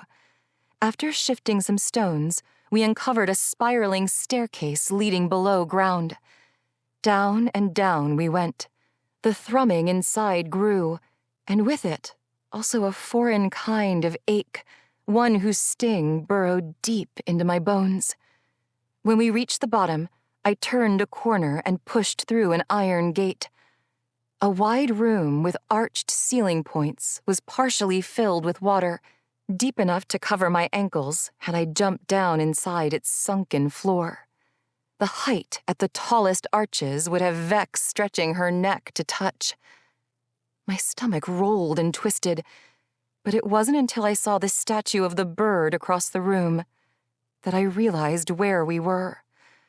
It was one of the palace's cisterns. It had also been my cell of water. I stumbled and grabbed hold of the gate behind me. "Vala," Islain said, her hand touching my shoulder. "I'm all right. This is it, where I was kept. The feather is here, but I can't see it. It might be farther inside." Patches of light shone through a crushed wall at the other end of the room. "I'll have to go around." She backed away, ready to search the hall for another entry. But as I moved, a grouping of vines and roots caught my attention. There was gray peeking out from them, close to the ledge over the water. "Wait," I whispered. "What is it?" I bent down and stared harder into the dim light, seeing traces of sand on the ledge, and then the ashen root and the dark veins I was hoping for. A thrill prickled my body. I had no memories of the past except what the Vissus had shown me, and even hearing the information Islain had offered, I longed to know what my reasons had been, why I had made the choices I had. Another part of me also wanted to see Haedi again, and even Calden, worried about what was happening to them in Islain. "Is that?" Islain asked, looking over the top of my crouched body. "Yes. Islain, stay here, but call to Xavyn if he comes." "Wait, Vala, I don't think—" I grabbed hold of the root and instantly seized up. My eyes went dark and my mind went blank. There was nothing. Moment after moment. Then light swirled, racing around in front of me with bits of memories. One slammed into me, and a breeze blew over my face. From my last visits, I expected something from the past lives I couldn't remember, hoping for something to fill the void of not knowing. Only I was hit with a memory from my childhood instead. Standing in front of a young boy with black hair and tawny skin. Calden. There was no time to even understand the memory before I was pulled away, swirling again. Another came. Xavyn reached out for my hand, the edges of his lips curled into a smile as he pulled me close to kiss me. There were books on the desk behind him. Again, I was pulled away. Light and darkness mixed around my closed eyes. The next slammed into me as I held a sword in my hands, looking a liege in the eye as we fought in the dragon den. No, it was all wrong. No, I screamed inside my mind. This was different than before. It was showing me nothing except my own thoughts, my own memories. I felt a shift and saw a flash in front of me. Then a pair of white eyes, surrounded by darkened circles. Vala! I heard the scream, then felt a sharp pain as something snatched my hand from the root. Vala, open your eyes. I did as I was asked, slowly refocusing on the room around me. It was dim, but Xavyn's face came into view. Thank Goddess! Isena's voice yelled somewhere out of view. Vala. Xavyn's hand was on my cheek. What happened? I couldn't get you away from it. I wouldn't wait any longer. I know where Verdandi is, I whispered. She's been here the whole time. She's in control of the Vissus. And while I've gotten bits from her, she's taken bits from me. Verdandi has been seeing through the Vissus? Xavyn asked, standing and helping me up. Yes, I croaked. This time was not like the others.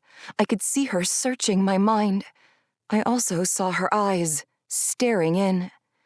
That is disturbing in a frightening way, beyond the unnerving ravens Herya uses.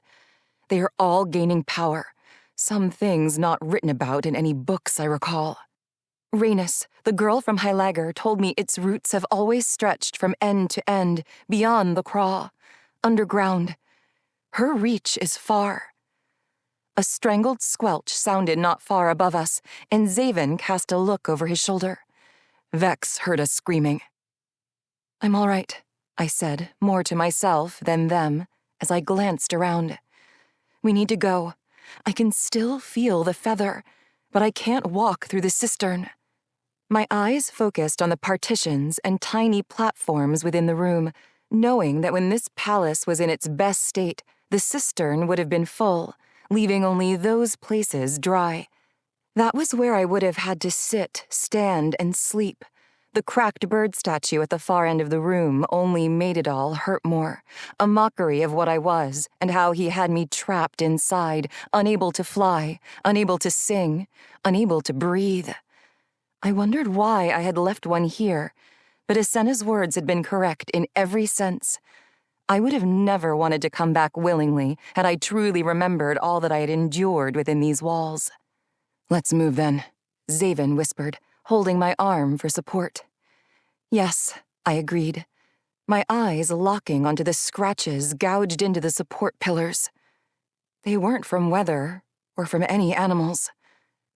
They were from me.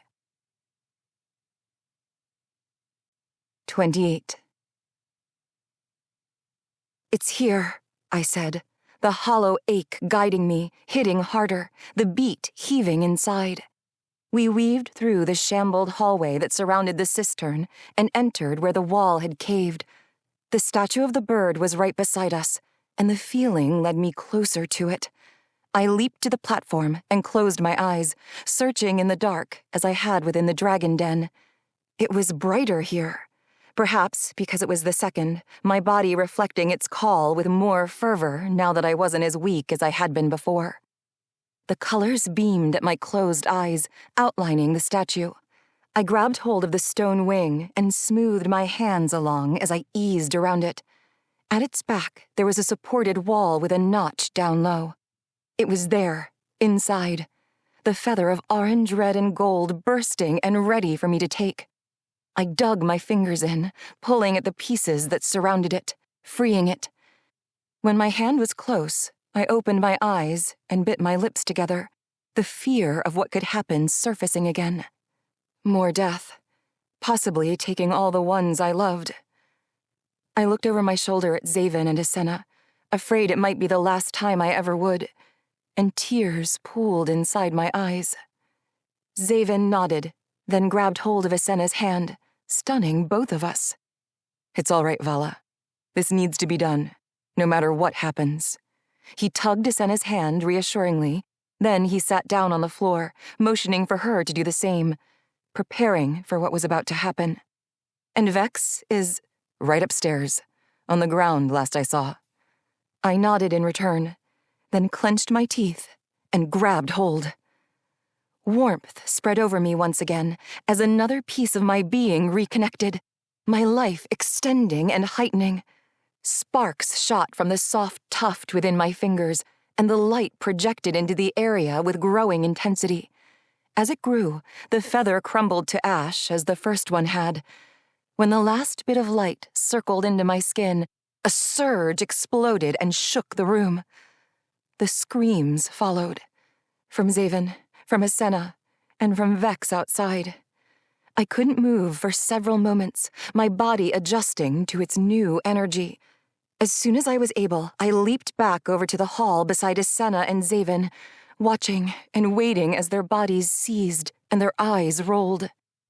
The lines on Xavyn's skin stretched longer, reaching to his fingertips and up under his jaw. Islain's wings had thickened with added feathers. Tears slipped from my eyes, singeing my cheeks as I watched them, the fear of losing them too strong to hold everything inside, too strong to breathe. My skin crackled, and I looked down at my hands, seeing more of my barrier skin flake away. Another force built inside, churning and pushing, wanting to break free.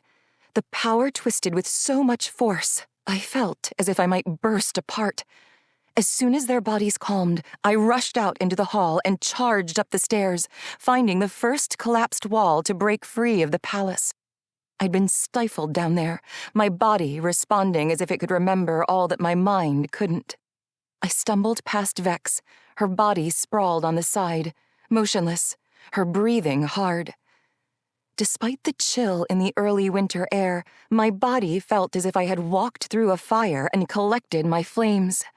I dropped my cloak to the ground and stared at my arms, but the only movement upon my skin were the flakes of char breaking and falling away.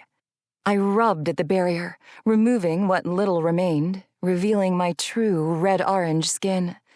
The roughness was gone completely. I felt exposed to the world, no longer hidden by what I'd always known as an affliction, a curse. I also felt as though I could breathe for the first true time, though I was unable to savor the feeling because the churning continued, my body cramping and doubling me over. It was all too much. I gritted my teeth and closed my eyes as a stabbing pain spread across my back, my skin there taut and tense. With a sudden sense of release, I felt a pull of my flesh and heard a rip in my undershirt and vest. The force of it all pushed me down to my knees. Pain subsided quickly, and it was replaced with the feeling of air along my skin, tingling like individual flutters as the soft breeze whisked by my face, my arms, my back. I opened my eyes to the glow of gold, orange, and red surrounding me. My head hazy, I tilted it back and watched silhouettes of birds flying high above, their melodic cries like joyous greetings. "Vala?"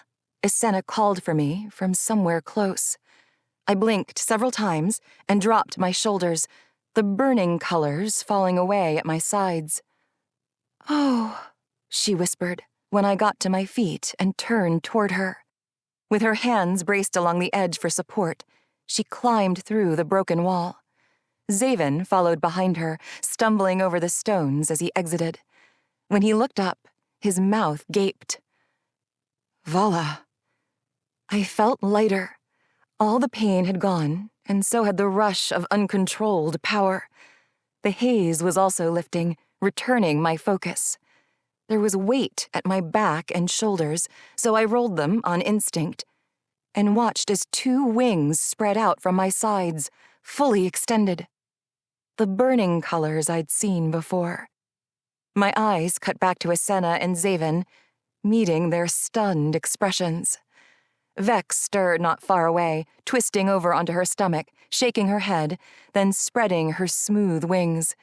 She attempted to stand and fell over with a worrisome screech. A sharp hacking sound came next, with an underlying rumble. She had made the same sound before, in the dragon den, after I'd taken the first feather. It was as though something were stuck inside her throat. We watched as it happened again, but this time, when she opened her mouth and swung her head, a cloud of bright orange fire erupted from her. I had no time to move, only throw my hands up, watching as my unfamiliar wings cocooned me. The flames hummed as they consumed the air around me, the ground below me, and merely caressed my skin in the same comforting way it always had. Vala!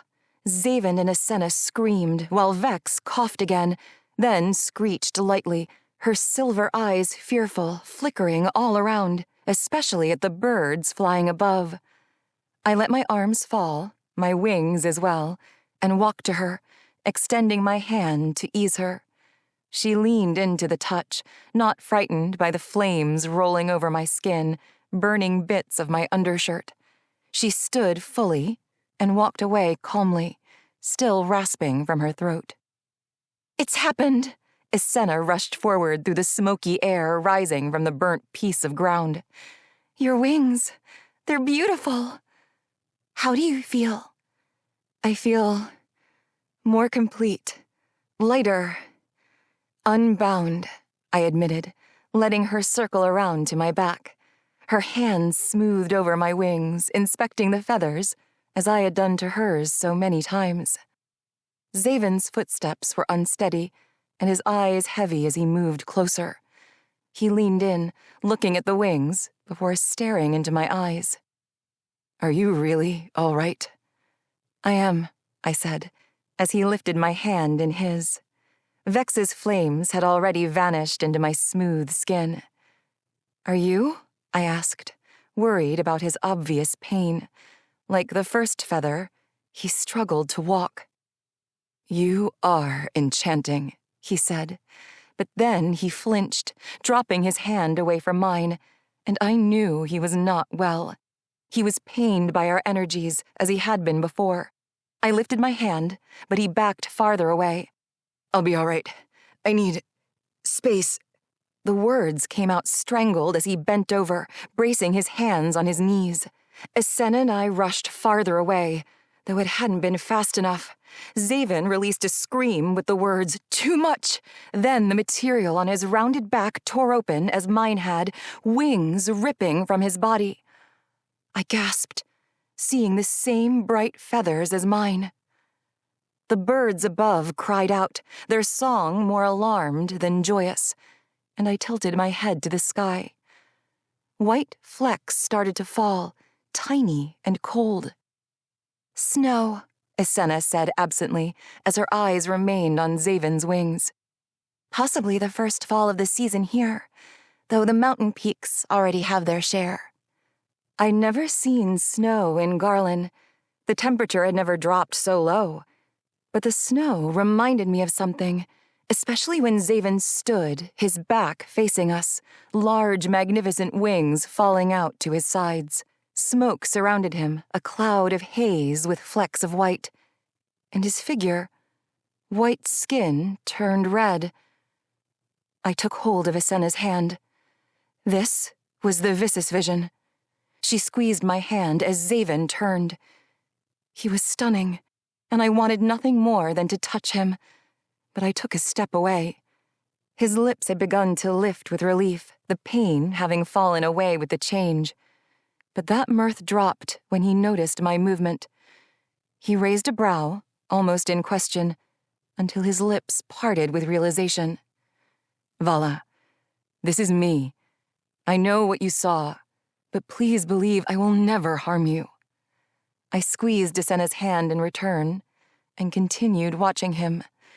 debating. I believe you, but... He rolled his shoulders, adjusting to the new weight the same way I had, and moved closer. I didn't want this to happen. I had no intention of changing, but I couldn't stop it. I know. And you feel all right now? Yes, he said, taking the final steps to me. Islain dropped my hand as he touched my face. He smiled, a full smile, and I sighed at the sight, happy that the Vissus had been wrong. Why would Verdandi show me that then? Predictions have never been known to be completely accurate, Islain replied, extending her wings, testing her changes. Even though it was shown, it doesn't mean it all will be true. Fate, future, not even the Norn Verdandi herself could predict it all, especially without having magic fully restored. This is unbelievable, Xavyn said, eyeing his wing, shifting it closer so that it touched mine. I know we need to decide our next move, but I want to appreciate this for a moment. He licked his lips and reached his hand out to touch my feathers and his own. They are incredible. I suppose we should try to use them. They'll certainly make travel faster. I reached for his also, trailing my finger over the soft feathers, then continuing over to his arm and the skin that mirrored mine, fiery in color and warm to touch. I have this sense that the wings can be called in. I'd rather not try it at this moment, though. That's wonderful for you, Islain commented, crossing her arms and tilting her head. I'd like to say the same. I shrugged and scrunched my lips. I wish you could as well. There's still a chance, after... I let the idea linger, as thoughts of our next moves came to mind. Xavyn nodded in agreement, then backed away, lifting his wings and letting them drop. Yes, let's not do that. These might not even last. I have no way of truly knowing, except to test them. While your energy was too strong to fight right away, it's hard to tell if I'll be able to keep hold if I'm farther away from you. I looked over at the palace, the walls leading back to the cistern. Could be one of the many reasons Azaris chose to keep me here, alive, only taking one feather to hinder me and not disrupt my power further. Though he did possess the feather, giving him more power and a way to keep my energy close, enabling his mimicry. Xavyn turned away with a sigh. We didn't have many options, and I was certain both Islain and Xavyn knew. She's willing to end us, I said, and use me especially to gain more power. We need to discuss what we have to do next. Right, Islain agreed. She stared off at Vex, who had found a drinking pond not far away. Killing her is the only way, and that means we need her pith and her anchor. The sword and the bird. Islain whispered the last words and bit down hard upon her lip. I turned to look at Xavyn again, knowing he was feeling what she was. Neither of them wanted to go to Volair Palace, but that was where Chiosa was. Snow continued to fall, speckling the air and all our feathers, little crystals glimmering like fallen stars under the cloudy sky. Xavyn, I said, hoping that he would understand. I would never ask him to go if it wasn't something as important as this. He turned and sighed again, his face revealing the sorrow he felt. I know it needs to be done. We'll have to... His words stopped, and his body stilled. His eyes stared straight ahead, focused somewhere behind me. I turned around on instinct, ready to face what could be there. But there was nothing. I looked at Islain, who had done the same. Confused, we both faced him again. As I took a step forward, about to ask what was wrong, the gray eyes that mimicked mine turned black, and he lunged for my neck. 29. His fingers dug deep into my neck and squeezed. I clenched one fist around his wrist, trying to loosen the hold and pry them away, as my other hand reached for the dagger on my belt. Xavyn! The word escaped with my breath, cracked and airy. His blackened eyes widened, focus still locked on mine, and I realized who was actually looking at me. Herya. Run, Vala. His throaty words were not a threat, but a frantic cry, a warning that didn't match his physical movements. He was in there, watching, with no control over his body. No! Islain screamed and slammed her tiny body into his. His grip loosened for only a moment. She leaped onto his back, climbing over his wings and sliding her arm around his neck. I shook, pure terror coursing through me. He was still Xavyn, being used by Herya. How was I supposed to fight him? Hurt him? I couldn't. Darkness blotted my vision, and I knew I had to do something. As Islain clutched his neck in the fold of her arm, I focused on the fire within me, hoping I could burn him as I had done to Islain in Islain. There was no change in his grip, no hiss of pain from his tongue. His mimicked skin was like my own. Still missing a single feather, I was powerful, but mortal enough for him to take my energy, as Azarus had done. He had my skin. He had my wings. I couldn't hurt him with flame, even if I wanted to. Bird songs turned into angered squawks in my ears. They frenzied high above. Colors of brown, yellow, black, and white streaked the muted sky as they circled and started to dive. Their bodies flew down to us, each attempting to cut between Xavyn and me, trying to distract him. When one rushed his face, I released my hold on the dagger and threw my fist into his nose, then kneed his male parts. He winced, but kept hold. Islain, gaining nothing at his throat, jumped from his back and grabbed a stone from the ground and slammed it into the side of his head. His grip released instantly, and his body dropped to the ground. I choked a breath, then began to run. We have to go. Now. It's her, isn't it? Herya. She's taken control of him. Islain responded, struggling to catch up with her shorter strides. Yes. Vex looked over in our direction as we sprinted through the high, deadened grass. It has to be the vials, their blood oath. She's taken control, and I don't know how to stop it without hurting him. Islain created enough distance between us and jumped into the air, flying to keep at my side. We have to get the sword before she does. That's the best shot we have to stop her, to be certain she can't obtain the rest of her magic, even if you get your last feather. I huffed hard breaths, pushing my legs harder and faster, the wings on my back weighing me down, slowing my speed. Daring a look behind me, I saw Xavyn begin to give chase. So we traveled to Volair Palace. You need to fly, Vala. It's the only chance we have. We have to leave him. Not far away, Vex dipped her head in for another drink from the pond, then began to run in the same direction. The situation would surely confuse her, which could only make things more complicated. I clenched my teeth, knowing Islain was right. I recalled the visions from the Vissus, those of the past, and how it had felt with the air beneath my wings, my heart soaring as I carved the sky. There was no other option.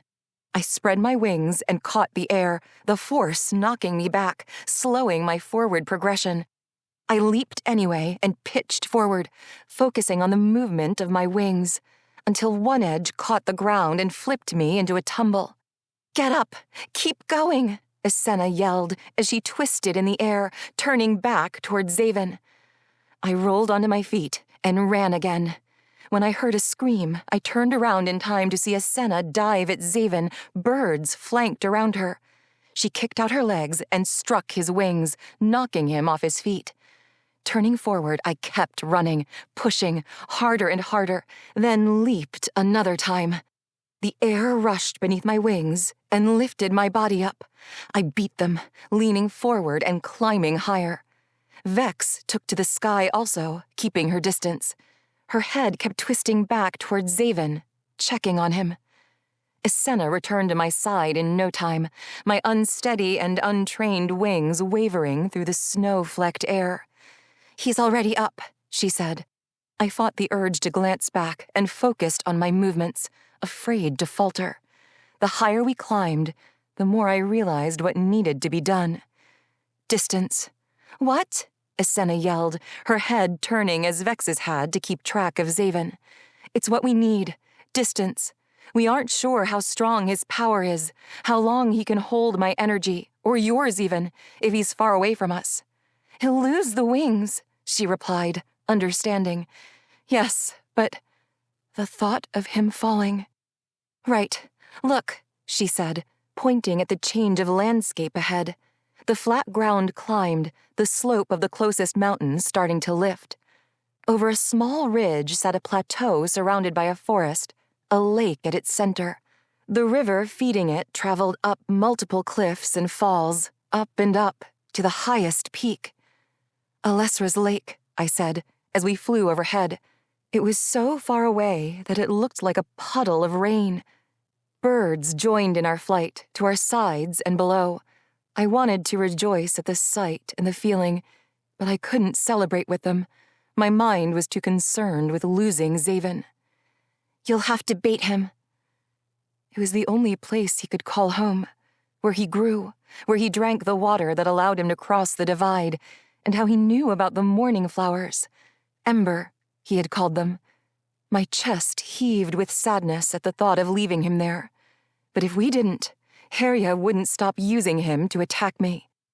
Yes, I replied confidently, growing more comfortable flying with every downward stroke. And you'll have to distract him. I'll go high. You wait closer to the lake. When we head back down, delay him. Water could help if you can find a way to hold it. Steer him toward the falls. From there, I'll take off and wait for you. If his connection breaks with me, we have to hope he'll be unable to take on your energy. I hated the idea of leaving her to face him alone, but there was no better plan. We can do this, she said with a nod, before breaking away and drifting downward. I chanced a peek behind me, making sure Xavyn remained. He was flying about as elegantly as me, wobbling with the currents in the air.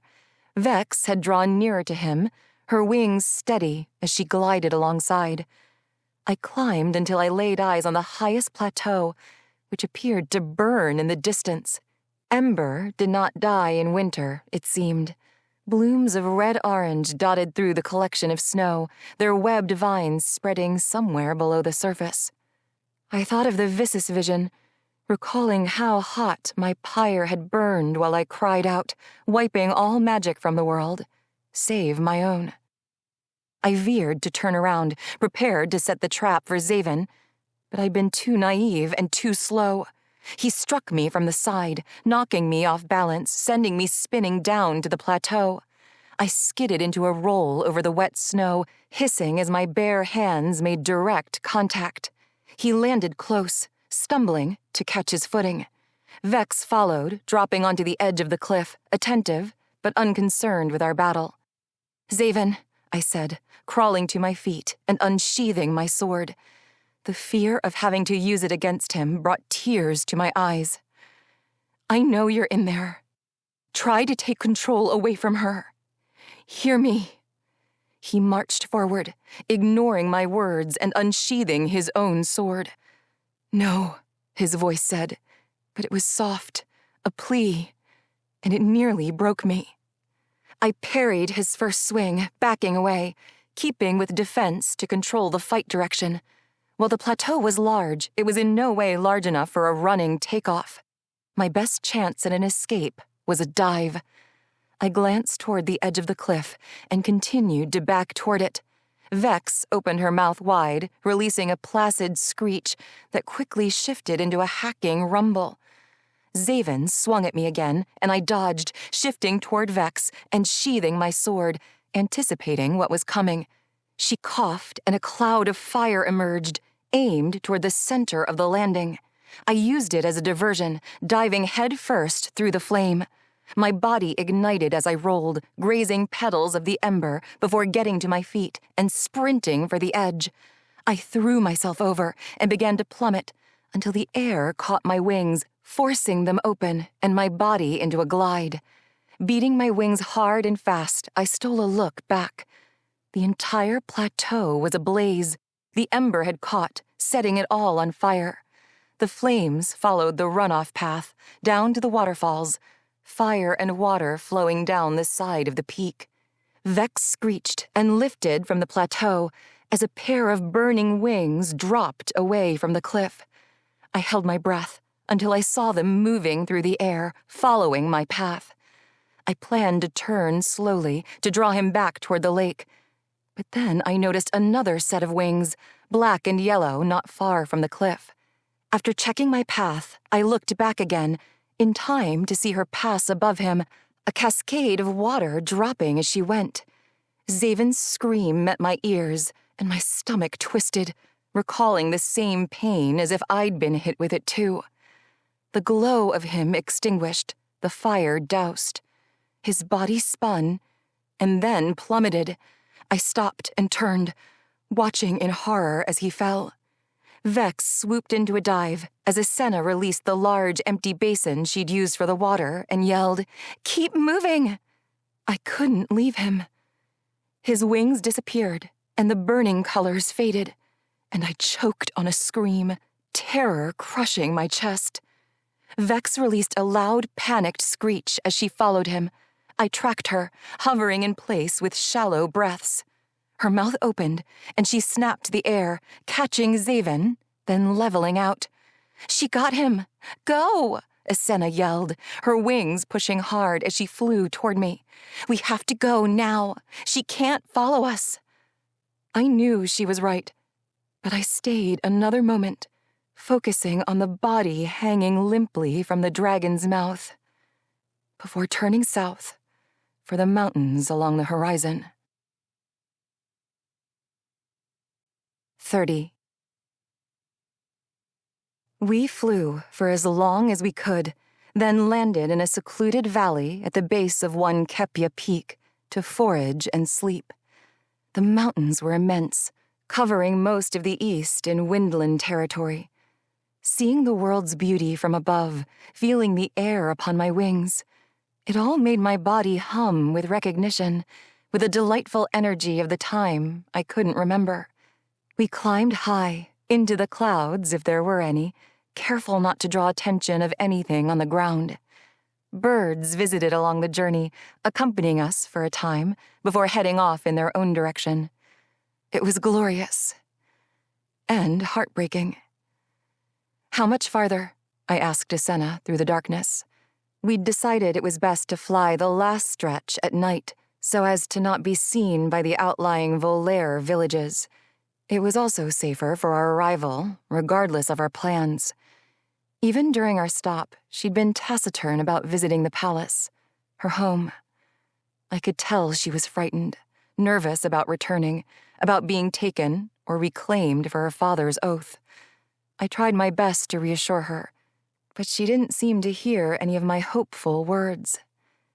"Islain?" "Yes," she replied, her wings set in a glide with no drive or focus on our goal. "We need to talk about this. I know it isn't easy for you, and I wish there were another choice." "I know. There is no other choice." Her words were taken by the breeze, swallowed by the night. "Do you believe they would help, given the circumstances?" "No, they will not help, especially if I'm with you." "Is it guarded?" "No," she answered, knowing I spoke of Xhosa. "There's never been the need. The outer palace has enough guards, and anyone within the walls wouldn't dare try." "How impossible is this?" "I haven't been there in over a year's time, so my information may not be accurate. Palace routines, though, never had many changes during my life there. Xhosa has been in the same chamber for hundreds of years.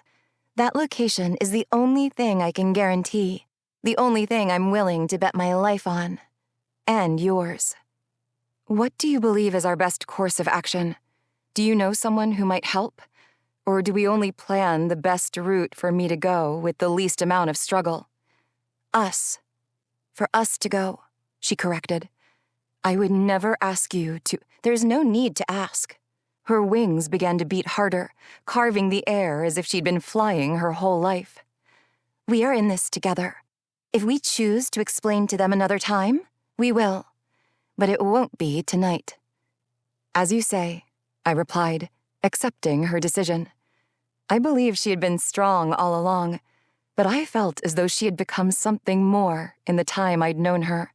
Something fierce, something heroic. And she would need to be. The thought brought flashes of Haiti to mind, made me wonder what she was doing at that moment, how she was coping in Sunsea, how she may have been directly affected by the changes in magic. Also the connection she had to the Vissus. We also need to consider what has happened to them after the surges. If they realize what is causing it all, I noted, contemplating all the death and sorrow that awaited. It may have altered their normal routines. Hopefully it works in our favor and not against us. There may be others who have gained wings. That's a worry, especially as we draw closer.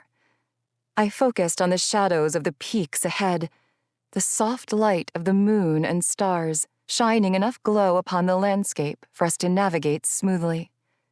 I can't help but to think of Rafim's words, I mused. As he said, we are witnessing the moon's soft glow spread like a wave of quiet peace over the night's darkened land. Her smile was also highlighted by the moon's delicate light. He was right after all. I am one of the fortunate ones. I tried my best not to marvel in the glory of Volaire Palace as we flew lower and closer. Even in the night, it appeared wondrous. Walls and towers had been built against the mountain, some structures carved into the face. Smaller houses and buildings flanked a single road that climbed up like a snake to meet the palace's external walls. All of it was bathed in snow, sparkling as if it were conversing with the stars above. Its powerful presence demanded attention and respect. I instantly understood why there had been no direct challenge to their claim over Windlin. We'd seen no others in flight, heard no sounds of disturbance, but the night was late, and it had been well past a day since I'd taken hold of the second feather. All was quiet. "Follow me," Islain said, as close as she could get to me before pitching forward and drifting away from the front of the palace and its entry. She dove right for a rock face off the side of the palace, causing my breaths to quicken. Then I saw her land on a ledge with a gated opening, seeming invisible until we were close. I landed after her, slowing to a hover beforehand so I wouldn't crash into the wall. My landings still needed practice. "What is this?" She opened the gate with only a flip of a latch. It made sense, really. No one had wings for many years. What was the point of locking a gate hanging on the side of a mountain? This is one of the throws. Garbage and waste and unwanted bodies, all tossed from here. Did you not have anything like it where you lived in your royal's chateau? My heart panged a little harder at the thought of Garlin. Not exactly, though we did have a cliff for weighted bodies to sink into the sea. Crypt cliffs. She nodded. All right, we go in together, try our best to stay hidden. From here, we'll pass the prison. The room with Chosa is up 3 levels and through a few halls, mostly of kitchen storage rooms and slave quarters. The real problem is that it shares an antechamber with the main hall that has one of many balconies overlooking the city below. In this hour, though, not many should be out roaming. Most will be in the southern wing, where the quarters are located, sleeping. Even the guards, if we're lucky. I followed her, tucking my wings in closely and holding my breath as we passed waste collection bins lined along the wall of carved gray stone, ready for disposal. Farther down the narrow hall, another iron gate stood. This one had a lock close to the latch. Islain glanced back at me, moving a finger over her lips, then pointing in the direction. More gates could be seen beyond, under the flickering light of a dying torch flame. One had a body curled upon the floor. Their prison. We made a turn and traveled quickly up a spiral staircase, then into a hall. Noises traveled out from the open doors to meet us. Even though it remained mostly dark, with very few sconces alight to guide us, I still felt bare without a cloak. I suddenly wished I hadn't left it on the ground after my wings had formed. After checking movement within, Islain rushed past an open doorway. She motioned for me to do the same. I glanced inside, and my eyes fixed on a woman dressed in a sleeveless beige dress made of canvas, displaying translucent lines that spread over her fog-white arms. She pressed her hands into dough at a large wooden table. Imito Fae. As if she felt my presence, she lifted her eyes, and they widened beneath stark black eyebrows. I stepped in front of the doorway to show myself, pressing a finger over my lips and hoping she'd remain quiet. Islain sighed and stepped out to do the same. The woman blinked, but made no sound, so Islain tugged my hand forcefully, steering me through the hall and turning down another. She studied the large antechamber for any signs of movement, then beckoned me on, rushing to a set of ashen doors. I trailed her, studying the decorated area for possible exits. There was another set of ashen doors to the right, tables with white flowers on either side, possibly entry to the main hall. And at the far end of the antechamber, a set of glass doors stood, with a balcony and horizon beyond. As soon as I entered the room, she closed us inside into complete darkness. A moment passed, and a light flared in the corner, casting a fragile light into the large room. In the center, a circular area was recessed 2 steps down into the floor. A stone pillar sat in the middle with 2 upright iron supports, cradling Chiosa. I rushed forward, letting my eyes roam the golden hilt and silver-winged crossguard with the face of the bird between. A raven. Several deep gouges marred the edges of the blade, from guard to tip. I slipped my hands below and lifted. Its energy pressed into my palms, cold and tormented, and I closed my eyes around the feeling. Vala, Islain whispered. it's almost daybreak. If the kitchen Fae stays silent, we might get out of here without being seen. Yes, I agreed, opening my eyes and shaking off the thrum of energy the blade had given me. Let's go. She cracked open the door, checking the antechamber first, then moved outside. Entering the hall, we heard a voice. Islain turned around and signaled with her hands. I backed into the antechamber, deciding in that moment, as the gentle dawning light shone through the glass doors, that I wouldn't wait to find another route. I rushed to the glass, opened the doors to a breeze of cool wind, and lunged to the side to hide. I thought Islain had followed, until I heard a clear voice call her name. Islain? Islain had made it to the door, her eyes on the horizon. She turned slowly, looking at me and nodding toward the balcony before turning fully. It is you. Detain her. She must have known she wouldn't make it, because instead of running backward for the balcony, she took a step inside so I wouldn't be seen. Hello, Father, Islain said, her words strong but divided as someone physically took hold of her. He laughed, its tone cruel and loathsome. You dare come back here, walk these halls as if you belong, after all you have done to this family. She laughed then, and while she meant it to cut him like a blade, I could hear the fear inside. You speak as if I had a choice. You traded me, like I didn't matter, like I was one of the Imito you love to hate because it makes you feel powerful. Well, this will certainly make you feel good, won't it? You finally get to hand off your second-born to pay your debt. And look, I have wings. They should make up for the lengthy wait. Yes, perhaps they will, King Calum said. What is this? Another voice came. Female. Islain? He could march in with chains to enslave me, or a sword to remove these prized Volaire wings, and you would still hand me over. You are not my blood. You are a weak, pathetic king. The Fae will see who should lead them now that magic is returning. And it won't be you, wingless coward, she growled, unrestrained.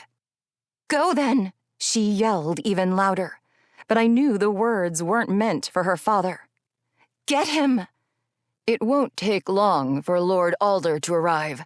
He's been staying within these walls since you left, to be sure the oath remained intact. He's claimed other things as payment, namely your sister, taken in your stead." "You let him have Ezra?" Isenna whispered, struck heavily by the information. "That's not... He couldn't." "So you see, I wouldn't care if your wings were pure gold. I would still hand you to him. You've all but ruined your sister's right to the throne. You're a disgrace to this family." There was no scenario in which I would leave her. She never deserved such treatment, especially for an oath that was never her own. I gripped Xhosa and turned the corner into the open doorway, unable to listen to another word. "She's no disgrace." Isenna was held by 2 guards dressed in beige leathers. They were taller than I'd thought, roughly my size. They all had peaked ashen skin like her, including those I assumed to be her father and mother, who had backed against the doors of the room that housed Xhosa. King Calum was almost as round as he was tall, with scraggly brown hair and Isenna's yellow eyes. The woman, though, she more closely resembled, with long black tangles of hair and a tiny, delicate frame. Both wore mourning robes lined with fur, and more jewels than I cared to count. All of their eyes had turned to me, and the room went silent. I raised my eyebrows and pressed my lips together, weighing my next moves carefully in case there was a chance of needing discussions with them in the future. If there was a future. "Xhosa?" King Calum said, his eyes shifting down to my hands before they rose back up to my face. "And you?" "I'm certain you know who I am," I replied, taking a step closer to Isenna and the guards. "If you're clever enough, you might even know why I would need to take this sword. But we don't have the time to explain. Let her go." You can't." "I will," I said with a roll of my shoulders. My wings extended, spreading out enough to touch each end of the open doorway. Isenna's family each took a step back in response. The guards didn't move. I lifted Xhosa, leveling it at them. "Release her now." Their eyes cut to the king and queen nervously. "Take the sword. Leave the girl," King Calum said to me. "The Volair honor you, but she is ours." "He won't save you," I warned the guards, not acknowledging what the king had said. I tilted my head in question, hoping they would choose to keep things calm, even though the power in me was begging to act, ready and waiting. I had no doubt I could end them both, and I wasn't sure if it was my own energy pushing me on, or if it was coming from the sword. 2 Imito women walked around the corner and dropped their trays of food to the floor. I looked closer at them, noticing not only the lines on their skin, but the scars as well. The vision fueled my hate and ended all prospects of peaceful relations with the Volair. Their way of life nearly ended an entire Fae group, and I couldn't ignore that, even if it meant numbers against Herya. What hurt the most was knowing I couldn't save them immediately, too. It would have to be another time. Using the distraction, one of the guards slid his sword from his belt. I was done waiting, so I lunged with Xhosa, allowing the first guard to block while I kicked the other. Isenna remained still, her wide eyes displaying the shock from the news of her sister. "Isenna!" I screamed, shoving her out of the way and blocking a hit as the first guard swung his sword. She stumbled backward, then shook off the stupor, focusing on her parents. "Where are the other guards? Call them, the ones with flight, and send out the eagles," King Calum yelled down the hall. I swung Xhosa, carving the massive blade through the air and cutting down the second guard with a hit to the shoulder. The first guard watched me turn to him, preparing to block, only to have his sword break when Xhosa connected. He scrambled away, disappearing down the closest hall. Isenna moved to approach her father, but I reached a hand out and grabbed hold of her shoulder. "We need to go. Now." She glanced at me, then back to her father and mother as they stood against the wall. I pushed her toward the balcony while she continued to face them. "I suggest you have Lord Alder release Ezra, father, because I will be back to right all your wrongs." A snowy white bird landed on the balcony when we exited, large and majestic, unlike any I'd ever seen. Another landed, and then another. They clicked their curved beaks and watched us closely, spreading their wings as they settled onto the stone perch. "Attack!" King Calum yelled from inside. "Harpies," Isenna said. "Trained." They didn't move, so I approached, extending my free hand to touch the spiked crest of one's head. I glanced back at the king with a chuckle, then opened my arms, asking all of them to fly. After they obeyed, gliding off while others hovered in the distance, I leaped onto the ledge and motioned for Isenna to do the same. "We will come back," I promised, hopeful that nothing would prevent us from doing so. She smiled with a nod, and then we dove toward the horizon. 31. There was no other choice but to return to Suspier. Isenna and I needed help to fight and to protect the last feather. It took us 4 days to get to the Mer City. We flew long hours during the night, while most of the daylight hours were spent resting our wings, with sleep or traveling by foot when it was safe to do so. Our path took us directly south through the remaining areas of Windlin, crossing into Floden, and then wheeled, the landscape transitioning from a snowy white to the burning colors of autumn. We were cautious the entire time, but most especially when we entered Craw's border and turned due west to avoid travel too close to High Lager.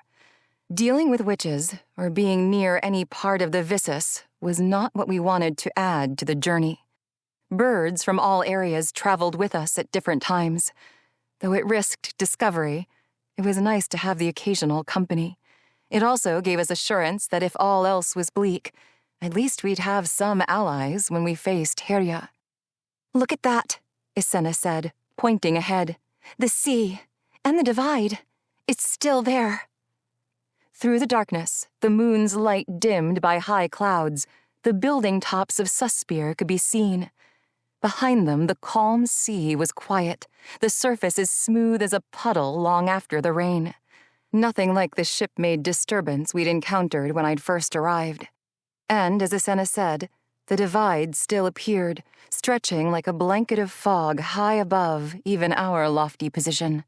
We couldn't see any significant changes through the darkness, but we knew it remained uncrossable, because while some ships swayed in the port, docked and unmanned, 6 others floated close to the wall, 3 on either side, all anchored and quiet, waiting for change, waiting for war. We glided through the smell of salt and moss and fish, landing close to Expier Pass, hiding in the shadows and waiting for the right time to enter the tunnels to get to Leth's room. Isenna practically ran through the pathways, anxious and nervous, desperate to see Amias again. Both Isenna's and my vision had gotten keener in the night. It seemed to have come with the feathers, but I clutched Chiosa close anyway, trusting nothing in the darkness. Like many others we'd passed along the way, Leth's door was closed when we arrived. Isenna knocked lightly, in her excitement still careful not to be too loud. She bounced on her feet, the tension overwhelming. She couldn't wait. She flipped the latch and pushed inside the door. I followed quickly, closing us in and dodging the shelves and book stacks. "Leth," Isenna said, her hands on the lump of a body at the bed, his wheeling chair positioned at the foot. "Huh?" Leth's voice was rough from sleep. "Isenna?" "Yes," she said, and I could hear her tears in the single word. "Vala and I are here. How are you? How is Amias? Is he here? Has he changed?" The questions tumbled out in one long phrase. Leth lifted himself to sit up in bed. "He's not here, but he's fine. There have been others who have changed since you left. They are working down in Expier. But what are you doing here? Did anyone see you?" "No, no one. We've a lot to tell you. So much has happened, and we are in need of help." Leth lit his bedside lantern, and a weak glow projected shallowly into the room. His head shifted to the side, looking around Isenna at me. "My goddess." I pressed my lips together, fighting a smile. Well... Islain squeaked a laugh and quickly shoved her hands over her mouth, shocked by her own reaction. I smiled at her, feeling as emotionally mixed up as her. Traveling had drained us over the past several days, and the relief of seeing him seemed to flush all the worry away for a moment and replace it with a copious amount of joy. Leth looked at her and then back at me again, his dark, slick hair shining in the candlelight as if he'd emerged from water, not sleep. You... and that's... Xhosa, I answered, holding it up and walking it to him. He grabbed hold with both hands, supporting the hilt and the end of the blade, his eyes wide with awe. We have so much to explain, and favors to ask. After we explained all that we could as quickly as possible, Leth wasted no time sending another Myr to get word to Amias. He also sent another to inform Hux. We would need all the help we could get, and that included the Potens, whether we liked the idea or not. We had a better chance working with them than with the Volair. Leth informed us that Hux had become more amicable following all the recent events. They'd lost several more Myr and had many others experience the change, including a few Potens, forcing him to believe. He'd also been busy with the Watch at the Divide. Apparently both sides had been sending relief and rotating ships regularly in order to maintain their presence at the Wall. Not being there would only surrender the advantage. It made me wonder who was directing things in Islain and whether Calden or Haiti were involved. I also wondered what would happen after I took the last feather. Would it fall then? Although we declined the offered beds to sleep, Leth had no trouble convincing us to eat. He brought cooked strips of fish and fresh greens he'd had from the prior night out to the dock at Expier Pass, where we waited for Amias' return and watched another dawn break. Islain finished her food in the time of a few breaths, licking her fingers in appreciation to everything she'd been missing. "How are we supposed to help?" Leth asked, his chair beside me, as I leaned against the rocky face of the tunnel, watching Islain pace the lowest portion of the dock, her figure brightening with the soft morning light. "Usli's not far from the sea, but we aren't as powerful on land." I closed my eyes, feeling the feather's steady call from the depths of the darkened waters. If we need to travel to Usli, we will. But there's a chance she'll come here. The last feather is somewhere down there. She has control of Xavyn, which means she probably knows where it is. "In Expier? And you can feel it?" "Yes, I felt it when we were here before, only I didn't know then." He remained quiet for a few moments. "And if she doesn't come, do you leave to fight her, or find your feather first?" That's what's troubling me most. We have Xhosa, but with the ability to control Xavyn and possibly the rest of her council, Haria has enough power already. Controlling Xavyn also means having a fae to use anyone's energy within a certain distance, including mine. I couldn't hurt him with power or fire, even if I wanted to. Only our weaknesses will harm him when he's changed. So we could try to fight her right away against all of that, whether she attempts to come for the other feather or not. If I were to get the feather first, it could return the remaining magic to the world and restore my immortality.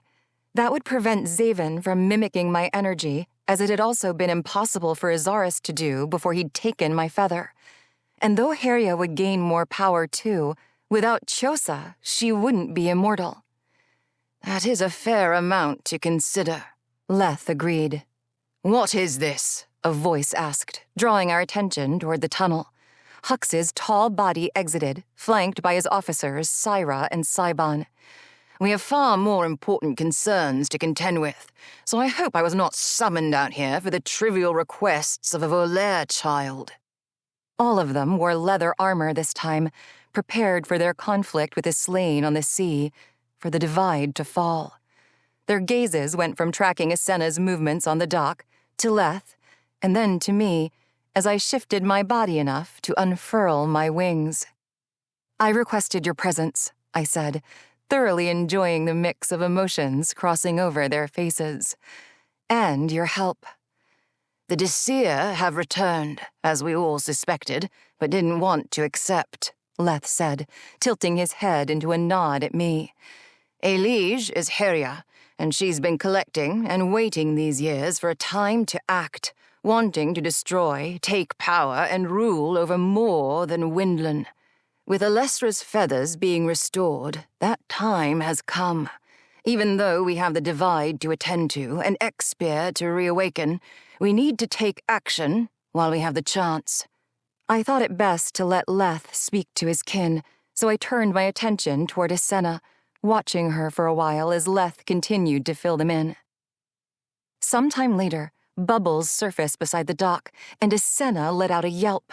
A splash cut through the calm water as a face emerged. "Amias!" Isenna gasped and leaned down immediately, grabbing onto the sides of his head and kissing his lips. Her wings spread far out like a black and yellow curtain to shield their exchange from the world. I smiled at their reunion, then averted my eyes, focusing on the sun's early reflection upon the surface of the sea. Water splashed onto the dock as Amias lifted himself onto the wooden platform. "You can walk?" Isenna's voice cracked with emotion. "Does that disappoint you? I know how you loved pushing me over every crack through the city." She giggled, and the air grew quiet again as their bodies tangled together in my peripheral vision. Someone behind me cleared their throat, and I stifled my own laugh, overcome with excitement for her after all she had endured. "We should focus on a plan. Vala?" Leth said. I cleared my own throat and tore my gaze from the serenity of the light dancing upon the darkened sea. Amias held Isenna in his arms, her legs wrapped at his waist. He had donned the loose pair of dry pants Leth had brought out for him, but his chest remained bare and slick with water. It dripped from his long, silky hair down his shimmering green skin. He was as tall as his father, Hux, which made for a sizable height difference between him and Isenna. Even though her wings had added more to her stature, she looked so tiny wrapped in his arms. "I need your help to stop Heria. That help might require traveling up the coast of Islain to Islain. She doesn't know we were able to take Chiosa from Volair Palace, but we have to assume she knows the last feather is here, and she might come for it." "You brought Chiosa here?" Hux asked. "Why would you do such a thing?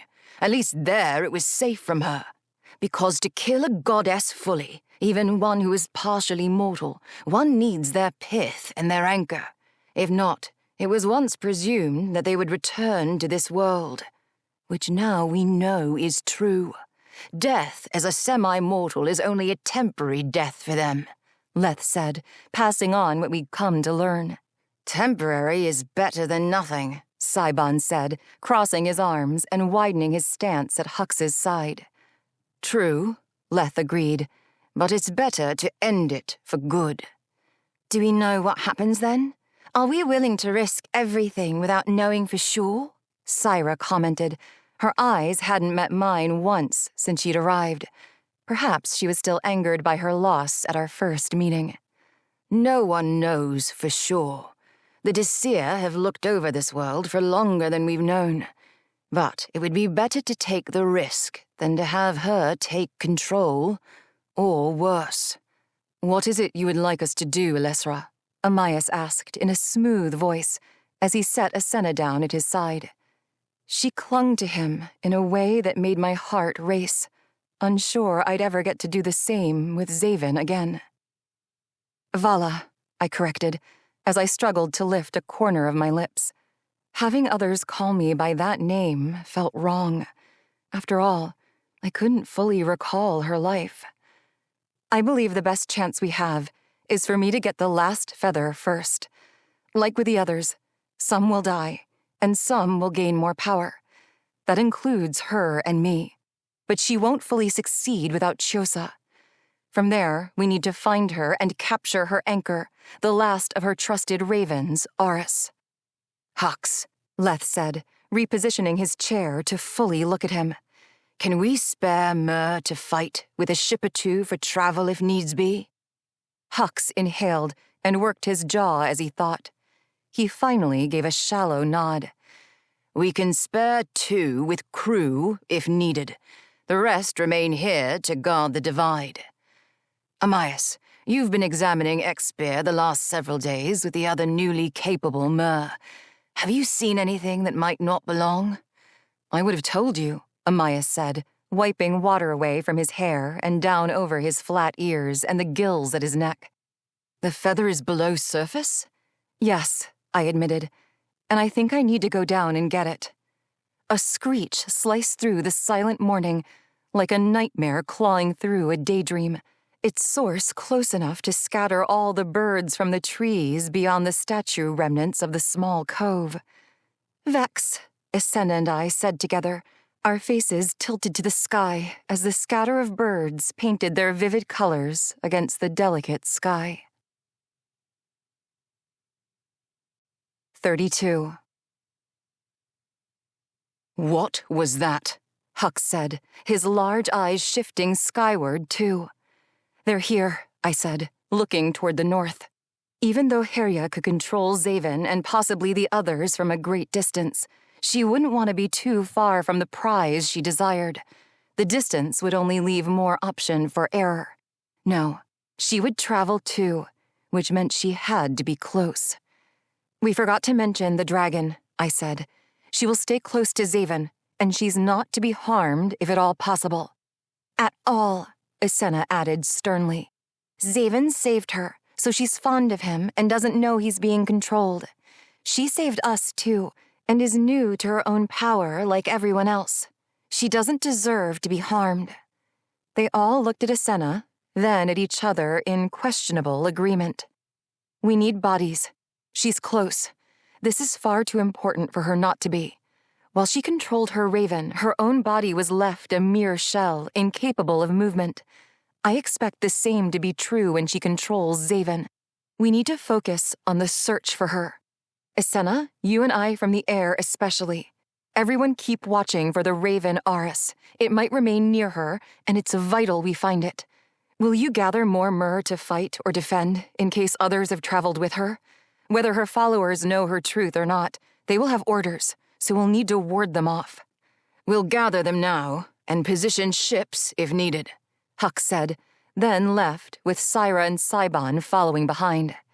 I fastened Chosa tighter at my waist. Leaving it with anyone else wasn't an option. Either Herya would take it from me herself, or I would wield it to end her life for good. And the feather? Leth asked. Should we have some go look for it below while this happens? Amias and others can guard in the water. The only Myr I know of being aligned with her is Davine.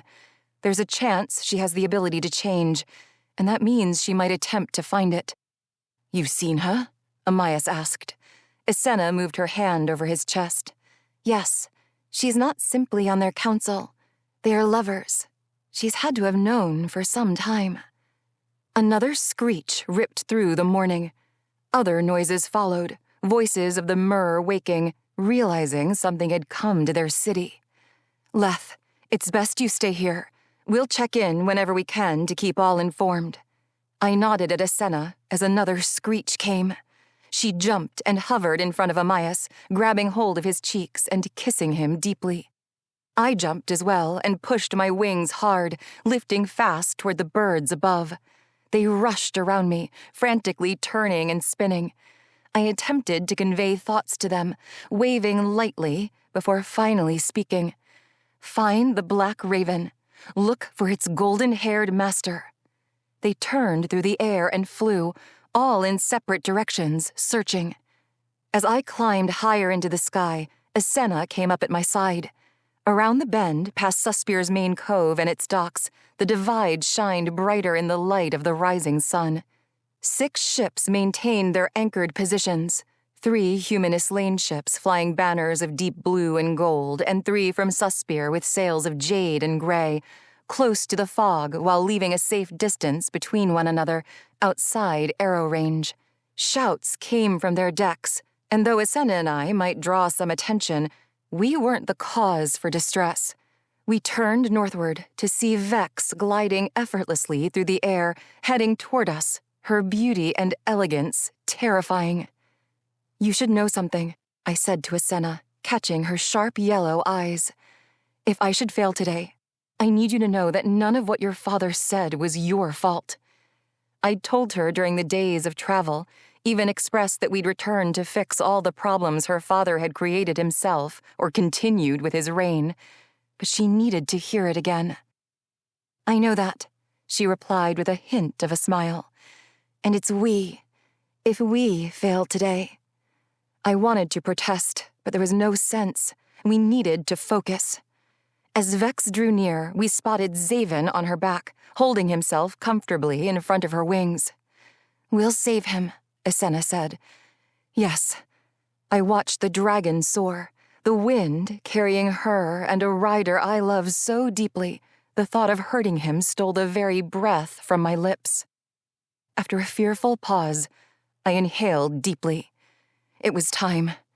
Asenna and I split apart, and Vex cut between the opening. Xavyn's head turned to track me, but Vex continued on, straight for the divide. "No!" Asenna cried, knowing she wouldn't be able to pass through. All the shouting from the men and merships ceased, their crews struck with horror watching Vex approach. As soon as she dove closer, the shouts returned, followed with bodies leaping from the decks, water splashing around the ships on both sides of the divide. Vex screeched, and her throaty rumble sounded. When she opened her mouth again, she coughed out a cloud of flame. For a moment, it appeared as if she would hit the divide, but then she screeched again and veered, avoiding contact and climbing higher. She had to feel the power of the divide as well, knew it couldn't be crossed. Vex turned back toward us, and I called to Asenna, "Find her. I'll deal with him." She nodded and rushed away, tracking the birds, and I waited for Vex. As they closed the distance, Xavyn's bare upper body transitioned from fog white to my red-orange color, and he doubled over. With an enormous wail, beautiful fiery wings broke free from his back. Vex screeched, shaken by the occurrence. Unable to steer her, Xavyn extended his arms, then leaped from her back. His body tumbled down a little ways before he stretched his wings to catch the air and began to thrust, propelling toward me. The amount of ferocity he had shown at Azaras's ruins still remained. I was his target, and he was locked on. I stole a glance around, noting the new ship moving north from the cove, Asenna's black and yellow wings cutting low to the city, and Vex circling around again. The only way I could handle Xavyn in the air was to evade him and hope Asenna would locate Herya. I rolled and twisted, pushing my wings harder than I had yet to do, testing my own capabilities. He looped around in the same direction and then screamed my name. It was not a threatening call for battle, only a cry, agony cracking the raspy tone. My chest heaved, and I choked a sob. He was there, inside himself, watching everything unfold with no way to stop it. I gritted my teeth and swooped down, allowing the force of the wind to push the welling tears from my eyes and sizzle upon my cheek before I worked my wings skyward again. Birds continued to search the city and the wood border to the north and east. Asenna tracked their progress, hurtling through alleys and between trees. She even crossed the ship's paths to include the double-masted ship Hux's Myrrh had sailed around the harbor bend toward the Expier Pass. I'd yet to see any of Herya's followers. Something slammed into my back, knocking me into a spin. I regained control as Xavyn flew at me again, his fists knocking into my stomach, then grappling for my belt, for Chosa. I'd been too focused on Asenna and lost track of him. I twisted with a kick to his stomach, rolling us both in the air, our wings losing the lift beneath them. His feathers wrapped over mine, cocooning me. We plummeted together, our bodies connected in a dangerous dive toward the sea. His hands gripped Chosa's hilt and locked on, tugging at it wildly. "Xavyn!" I screamed, knowing there was nothing he could do, but hoping for even the tiniest of a chance he could. His eyes met mine, and he smiled. My wings wouldn't extend, wouldn't catch the air with his wrapped so tightly around my body. I looked at those black eyes, hating myself for what I had to do. With a deep breath, I punched his face. His hands released Chiosa, then reached for my dagger. So I gripped his face and dug my thumbs into his eyes, wailing as I did. His hands shot up in defense, and his wings opened in response. I spread mine, catching the air and climbing again, higher and higher. He did the same, shaking his head and wiping his face as he gave chase. I dodged his attack from the side, leaning and rolling, then noticed the black wash from his eyes and his body reel back. "Xavyn?" I yelled as I slowed. His face tilted toward me, showing his gray eyes. I flew back to him while looking around. Herja had let him go, had been distracted by something. My eyes scoured the landscape, locking onto Asena's wings in the distance by the wood. She was chasing something. Aris. "Vala," Xavyn said, his head rolling back some, his wings beating slower, as he began to reclaim his own body. "Xavyn. Oh, Xavyn. You have to get somewhere safe. I need to help Asena find—" The blackness washed through his eyes again. No. It happened too fast. His hands grabbed at my waist again. I shoved him off, preparing to fly away. But in another breath, he smiled, and this time didn't give chase.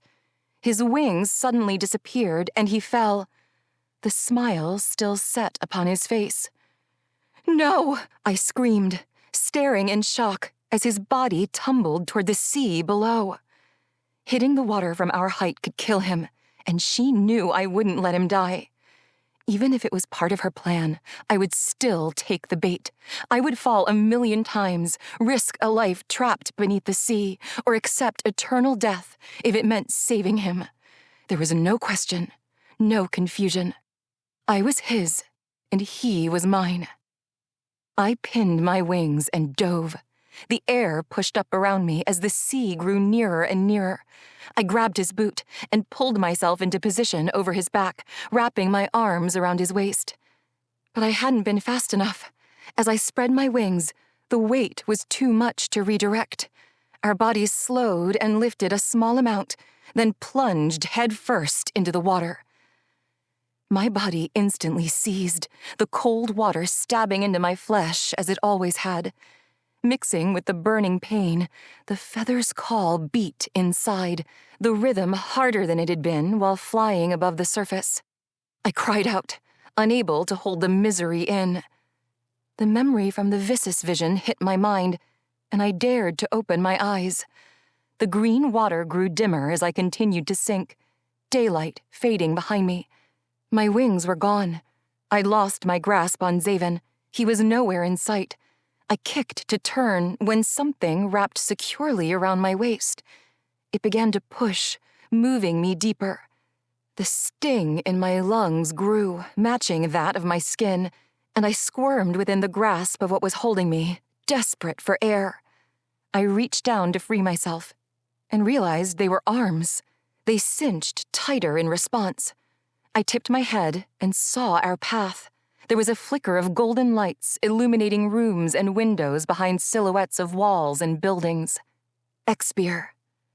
I shook and felt my body turn within the arm's hold. Suddenly I was staring into the eyes of Amias. He held tighter, and a force behind us increased, quickening our speed. Though I was happy to see him, I writhed in his grip. The urge to close my eyes and submit to the pain was fierce, as was the urge to inhale. I looked to the side and noticed other figures flanking us. At the moment I thought my lungs would collapse, we propelled through an arched opening and broke through a surface. I gasped harshly, swallowing air uncontrollably. Amias tossed me from the water onto a ledge and rested his hands next to my heaving body. His skin shimmered in the dim light, as if green and blue jewels had been crushed into liquid beneath his skin. "Did you see her?" "Who?" I gritted my teeth as the pain began to subside and looked around the underwater cavern. The air was stagnant, but it was breathable. Across the water, there was another platformed area with drift logs. A single lantern hung on the wall, and in another corner lay a pile of bones. Bones of the Mer who had perished hundreds of years before. Xavyn. She's here. She was searching here while everyone was distracted. He ducked below the surface for a moment, then returned and wiped his slick hair back from his face. Did Xavyn? I didn't want to finish the question. I couldn't bring myself to ask. He changed into a Mer. He saw Xavyn and followed as I grabbed you. Why did you grab me? I need to be up there, not down here. The sharp thrum from the feather called again. Only, it felt as if it had shifted. Wait, do you have an idea where the feather could be? X-Spear is as grand as many palaces above the surface. Several of us have been working down here to restore everything, and we've cleared many of the large areas and halls. I've been overseeing most of it, along with Cybon. There's been nothing to indicate it. And the others know all your information too? What areas you've cleared? Close to 30 of us have changed now, and we've kept most of Suspir informed, since excitement has spread to even the most non-believing of potents. Why? Do you think someone knows where to look? I stilled, waiting for the call again. When it hit, it had dulled. Someone knew where to look, because it's already been found. 33. Since the need for my weekly cleansing had ceased, I never thought I'd ever willingly dive into water again. Unfortunately, this wasn't a decision I could decline. I secured Chosa, held my breath, and dove down through the cavern's entrance. As much as I wanted to be prepared, to remind myself of my purpose and why I had to fight the agony, the pain ripped through me once again, halting all my will to move. Amias grabbed hold, as he had assured he would, then raced through the water with enough force to make me lose all concept of distance. We broke the surface, and I stole a quick breath before he went under again, surging as quickly as he could go to get me to land. We were back at the cove of X-Spear's Pass in no time, and Leth was there to meet me. He leaned over from his chair and grabbed hold of my hand, helping me up on the dock as Amias pushed me from below. Take this to dry. A blanket was dropped upon me. There's a fire there on the shore. I requested it lit as soon as I saw you fall. Thank you, I said, so grateful he had.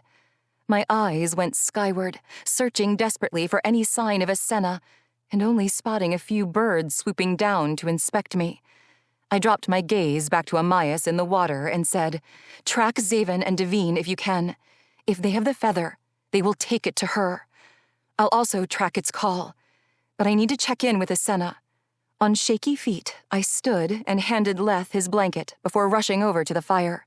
I had no other clothes or armor to change. All I could do was hope the flames might dry my leathers enough to prevent the dampness from hindering me. Asenna tracked the raven, Leth said, rolling his chair across the dock to follow me. She was on its tail moments ago. I released a breath at the good news. Harria can't control more than one body at a time. Something happened earlier and she left Xavyn. She has to be close. I dipped my hand into the fire and let the flames consume me. The heat soothed my skin in a wave of healing.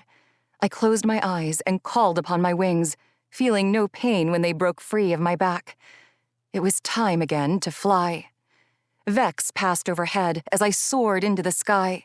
Her body tilted, and she pulled far away from the divide and the ships positioned there, staying out of range. Only 5 remained. One of Islain's ships had since left, the urgency to report what they had witnessed, possibly to blame. The dragon. The people and Mer aboard the others all continued to shout, while their arrows continued to arc into the air. I turned around, scouring the area for Asenna, and finally spotting her over the city. Seeing that she was still locked in on Aris, I raced after her, my flames cooling as they trailed through the air. Good job, I screamed, grabbing her attention, then falling back to follow her lead. Any sign of Harria? No, she yelled back to me, flipping around, then diving down toward the buildings.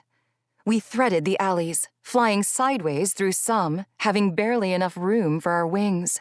Word had traveled, and most Mer knew what was happening in their city. Potens and Nons alike stood out in the streets, lined the port docks, and gathered along the sandy cove, watching and waiting. Some even held clothes and netting from stone and thatched rooftops, a deterrent for Aris, us, and even Vex. "Keep going. I need to find her," I called, and pulled away from the chase. Birds that had been tailing me also stopped and hovered with me as I waited to feel the feathers call. I looked at the sea, at the ship Hux had sailed for defense, feeling the hollow thrum. There was movement on board. The birds followed me down, splitting between the two masts as I cut high above. Hux waved for my attention from the stern castle and pointed northward. Archers were at their ready, but their bows remained drawn back and locked. In the otherwise still sea, a number of figures struggled, splashing water in all directions. In the mix were heads of gold, white, and 2 heads of black hair. And the feather.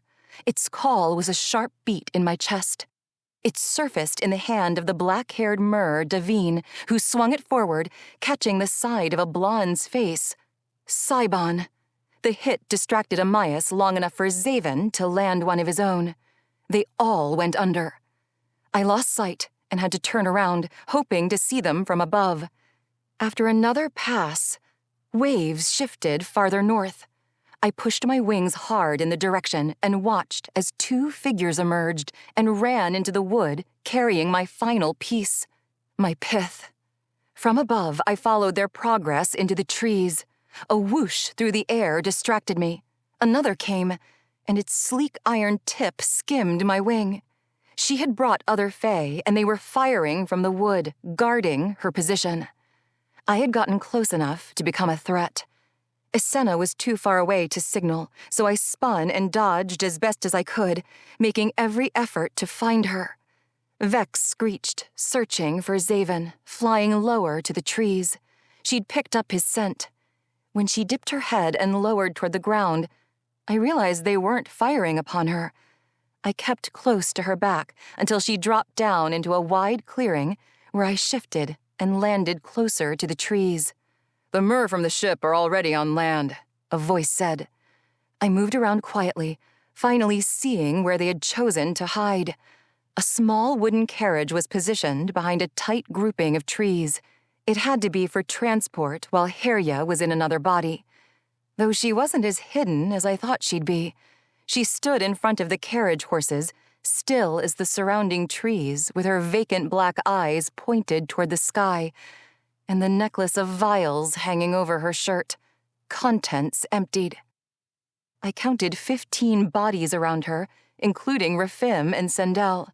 The giant Lignafae appeared to be asleep, slumped over beside the carriage, while Sendel was positioned just behind him, her staff secured at her back, and Wraith lying calmly at her feet. He had grown even larger since we'd seen him in Usli, his body nearing the length of the small carriage. "They will get here first," her gravelly voice reassured the other fae. Wraith lifted his dark head and sniffed the air. Vex screeched again and gave a rumbled cough, causing all of them to look in her direction. A burst of flames followed, as it usually did, dried grass and thin trees in the area igniting from the blast. "Quickly now!" A forceful female voice called from out of view. Rushed footfalls and snapping branches followed.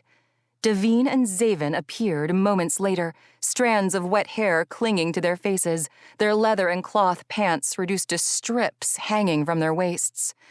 Xavyn had transformed in the water like her. His feet were bare, and his eyes black. "Where's Alessra?" Xavyn asked, clutching the feather in her hand. "They lost track of her," Sendel said, tossing pants and swords to both of them from the back of the carriage.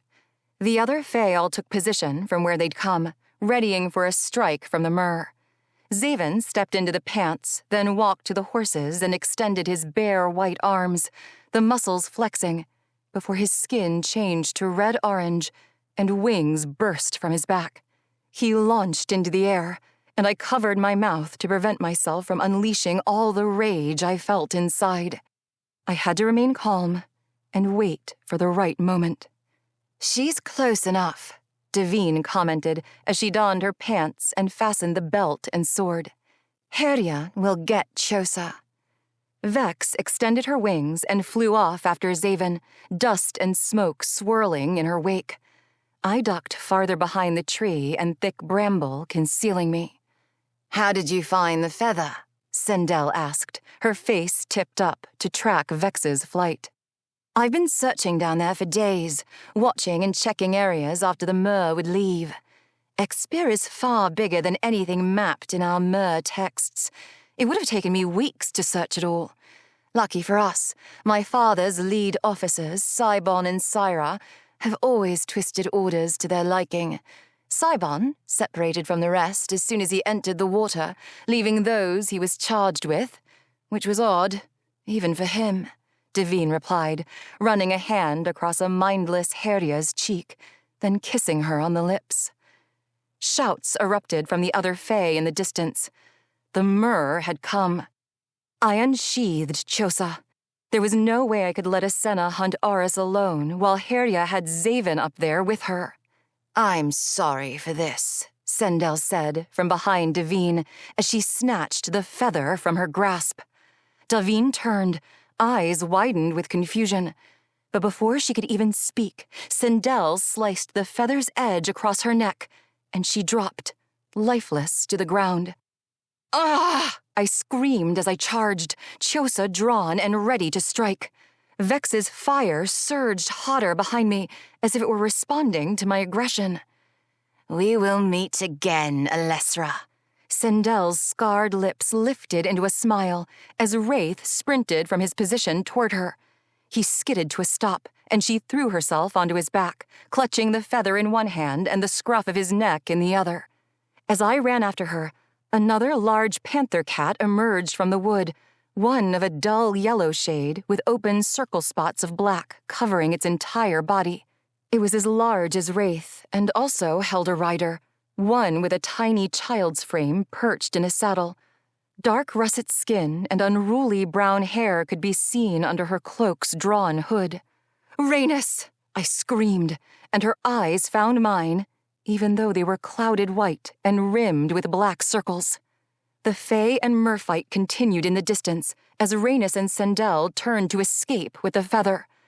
I had no choice but to let them go. I couldn't leave Herya unattended, leave Asenna alone in the sky with Xavyn's controlled body. Herya was the bigger threat.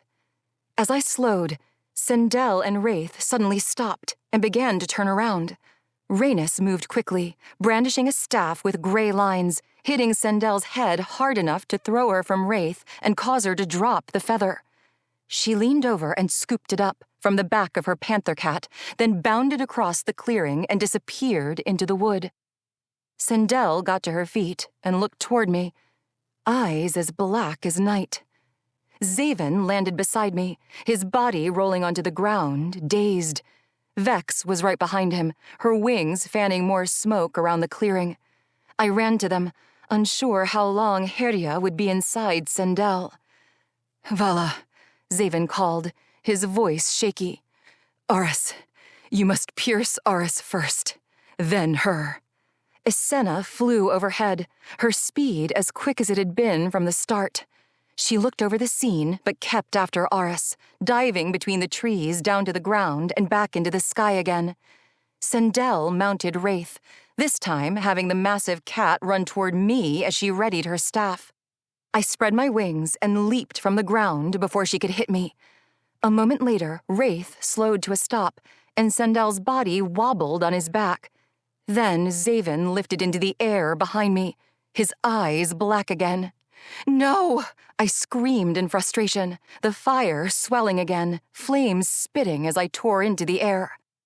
Aris was proving its might. It wasn't tiring. We needed more help. "Here!" I called into the air as I spun away from Xavyn, watching the birds lift from their branches and perches. "The raven." They all streaked away, chasing Islain and Aris. The numbers grew, building above and below, helping Islain by predicting Aris's movements and cutting into its path to force its direction. Knowing Aris would be caught soon, I returned to the clearing. Sindel jumped from the rear of the carriage with a bag, grabbed onto Wraith again, and rode off into the forest. I watched her go. Her fight was for another day. Xavyn landed behind me, unsheathing his sword and taking a swing at my back. I tucked my wings and rolled onto the ground, keeping Xhosa extended. His body was unguarded, and I swung, realizing at the last moment he hadn't moved to block it, and pulling back just in time. The tip of the jagged blade sliced the side of his neck, taking some of his blood, but not his life. A blanket of birds flew overhead, circling Islain as she reached through the air and wrapped her fingers around Aris. Xavyn's eyes flashed, the black disappearing, and I knew Herya was leaping back into her own body. "Islain!" I cried, sprinting the last steps toward Herya, fear of failure rocking through every piece of me. The black in her eyes washed away as quickly as Xavyn's had, and she leveled her natural dark brown gaze to me with a smile. She moved to run or grab hold of a weapon, but Rafim stopped her, slamming his large hand onto her shoulder and revealing his own smooth yet wicked smile.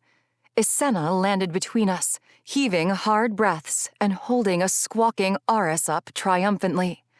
Herya attempted to move again, but Rafim pinned her arms back and pushed her forward. "You will never beat her," she said, shaking her head, blonde ropes of hair swaying around her smirk. "You had your chance before and couldn't. The world will die this time." "We'll see," I replied. "But you won't." I pushed the tip of Xhosa into Aris, then thrust hard through Herya's chest. With her cry came an explosion of light that turned everything black. 34. I awoke to the birds singing in the trees and Vex screeching somewhere in the distance. Xhosa lay at my side, my hand still wrapped tightly around the grip. I'd half expected it to disappear with her, but that wasn't the case. A circle of gray soot and ash remained where her body had been, scorched into the forest floor. Rafim, Islain, and Xavyn stirred awake too, looking as dazed as I felt. I extended Xhosa, staring at the gouged blade edge as it caught the sun's light and the reflection of the tree canopy above. There was no feeling of power there. It was empty. "She's gone." "She's gone," Islain repeated, rolling onto her back, her wings stretched beneath her. I crouched down at her side, and she sat upright as I folded my arms around her. "Thank you." She didn't reply, only released a long sigh and squeezed me with the same amount of love and relief. When I drew back, I wiped a tear from her cheek with a smile, then turned to meet Xavyn's unsteady gaze.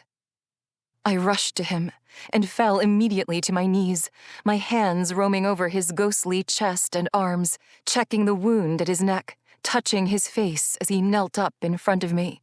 Tears streamed from his eyes, and those that had pooled inside my own rushed down my cheeks, burning with a welcomed pain. I'm sorry, Xavyn whispered over and over, his hands also feeling my body, examining all the places Herya had used him to hurt me. No, I sputtered.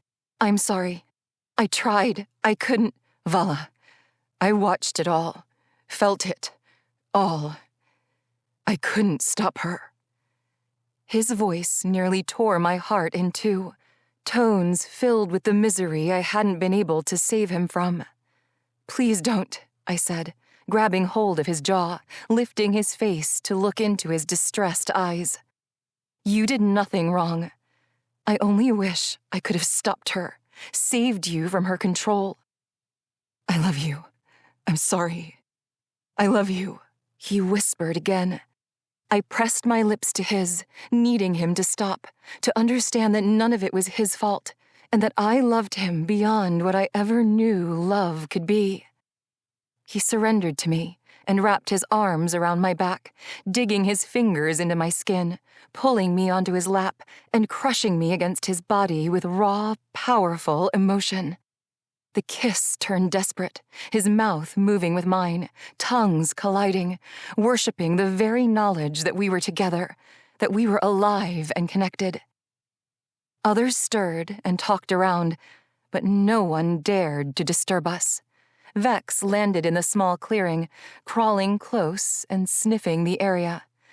We held each other for a while longer, no words exchanged, only gathering comfort in our touch alone, his lips pressing reverently against my neck, my fingers calmly stroking through his hair. After some time, Islain cried out, "Amias!" We reluctantly pulled apart, realizing more had arrived. Xavyn nudged his nose and lips below my ear. "We should find out how everyone else is." "I know," I said, but tightened my arms around him instead of releasing. He laughed weakly, the sound sweet in my ear, his breath airy against my neck. "There will be so much more later, I promise. I don't ever want to be separated from you, ever again." We both stood, moving first to Vex, offering well-deserved pats of appreciation on her head and neck for taking care of Xavyn when he needed someone the most, and for not attacking Islain and me when we were fighting him. "Thank you," Xavyn said to Rafim, pulling him into a hug. "I'm not sure what I would have done in Islain if it weren't for you. No need for thanks. As soon as I saw what she had done, who she really was, there was no way I'd agree to helping. She tried to drug me with yinth, but my ligna blood prevented it, so she had Sindel find a venom that would keep me unconscious, since she couldn't control us both at once. It's still wearing off." Xavyn nodded. "Leth might have something you can take if you continue to feel the effects." Islain dropped down from Amias's hold, and he walked toward us, his sorrowful eyes glancing at Devine's lifeless body as another myrrh carried it away. "My uncle and father at Expire Pass. They thought it best for all of us to meet there for a discussion."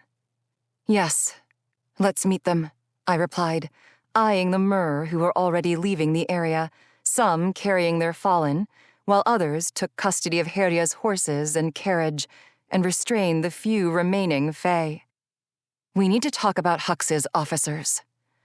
We walked, enjoying the stability of the ground beneath our feet. Islain also needed to rest her tired wings, while Xavyn and I didn't want to call ours back out, our energy low as well.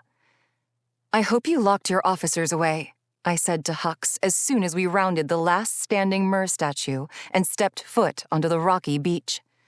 Xavyn held a hand out, telling Vex to stay, and the dragon dropped onto her stomach with no objection. "They've been spoken to about their actions," Hux replied from the dock, standing beside Leth. He crossed his arms lazily. Xavyn hurried ahead, practically charging. "I don't think a talk will suffice. Their actions endangered us all." Hux gritted his teeth and tilted his head towards Xavyn's approach. This coming from the compromised Fae who almost brought victory to his mistress. Xavyn lunged forward, but Leth was able to wedge himself and his chair between them. "Enough," I shouted, as I passed the fire on the beach I'd used to dry myself. It surged with a blast, reacting to my anger. With gaining wings and all that had happened since Azaris' ruins, I'd been too busy to consider the previous occurrences as anything more than coincidence. But I could feel the stronger connection, feel the control I now possessed over the flames. "Fighting now is worthless," I continued. "But know this. Xavyn's actions were a result of an oath he had with a liege long before he knew who she was or what she was capable of.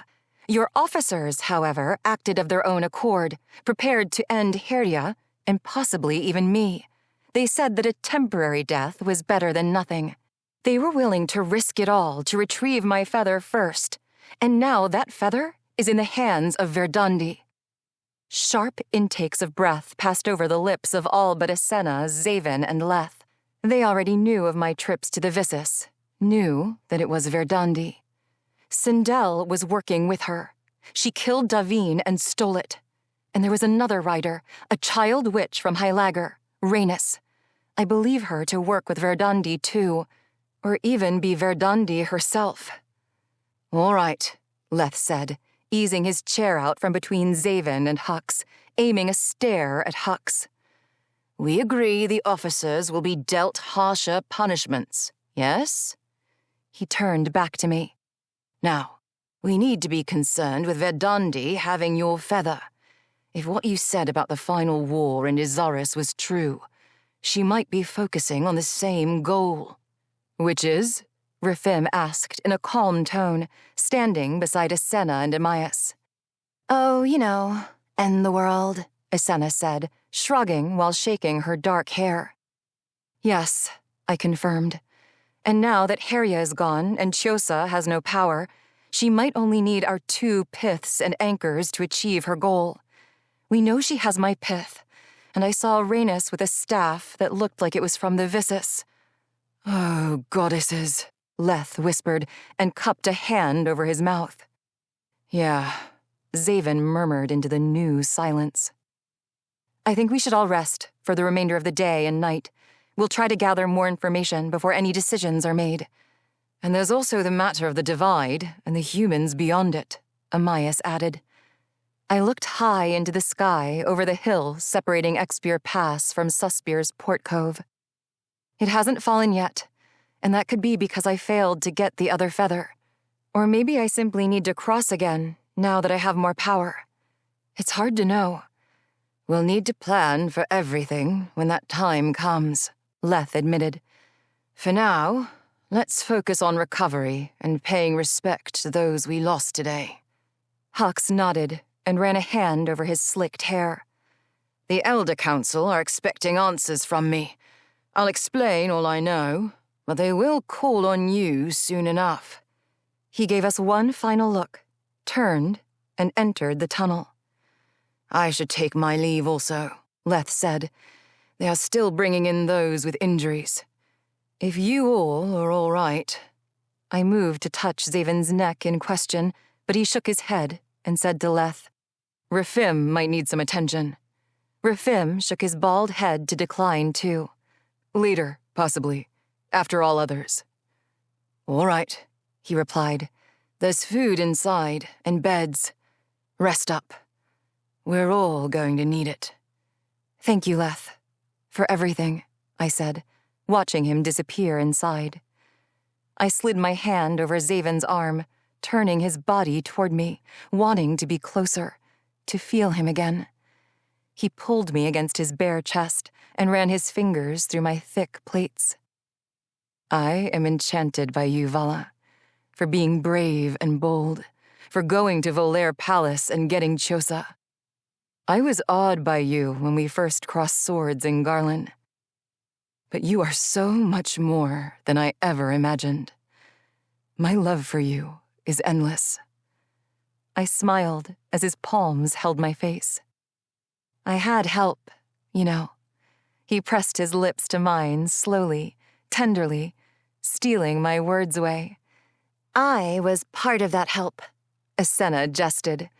Xavyn pulled back and looked at her and Amias. "I know, Islain. Thank you."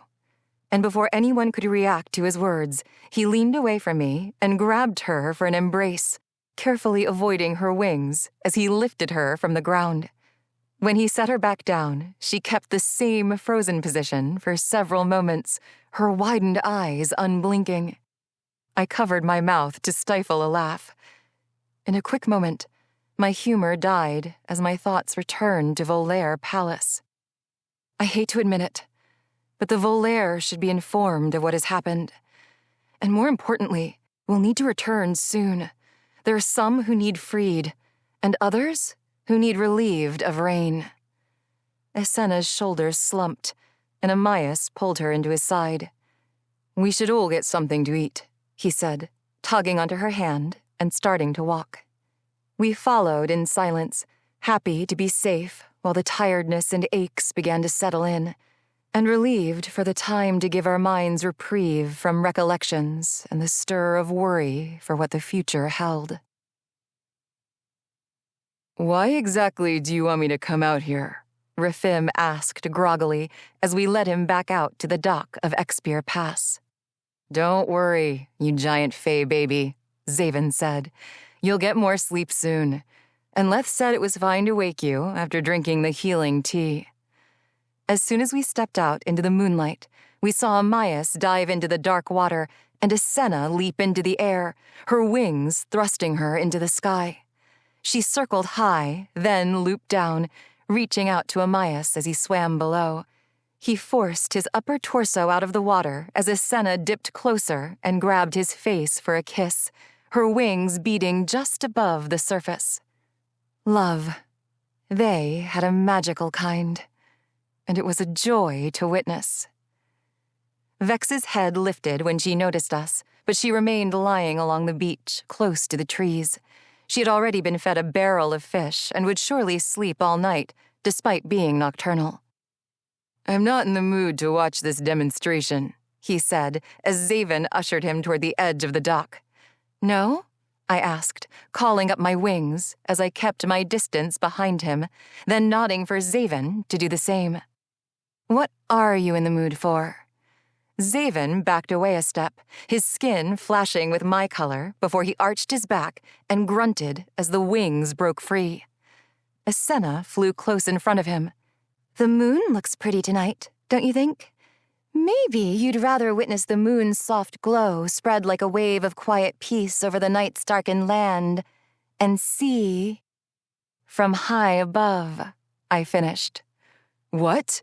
he asked, spinning around.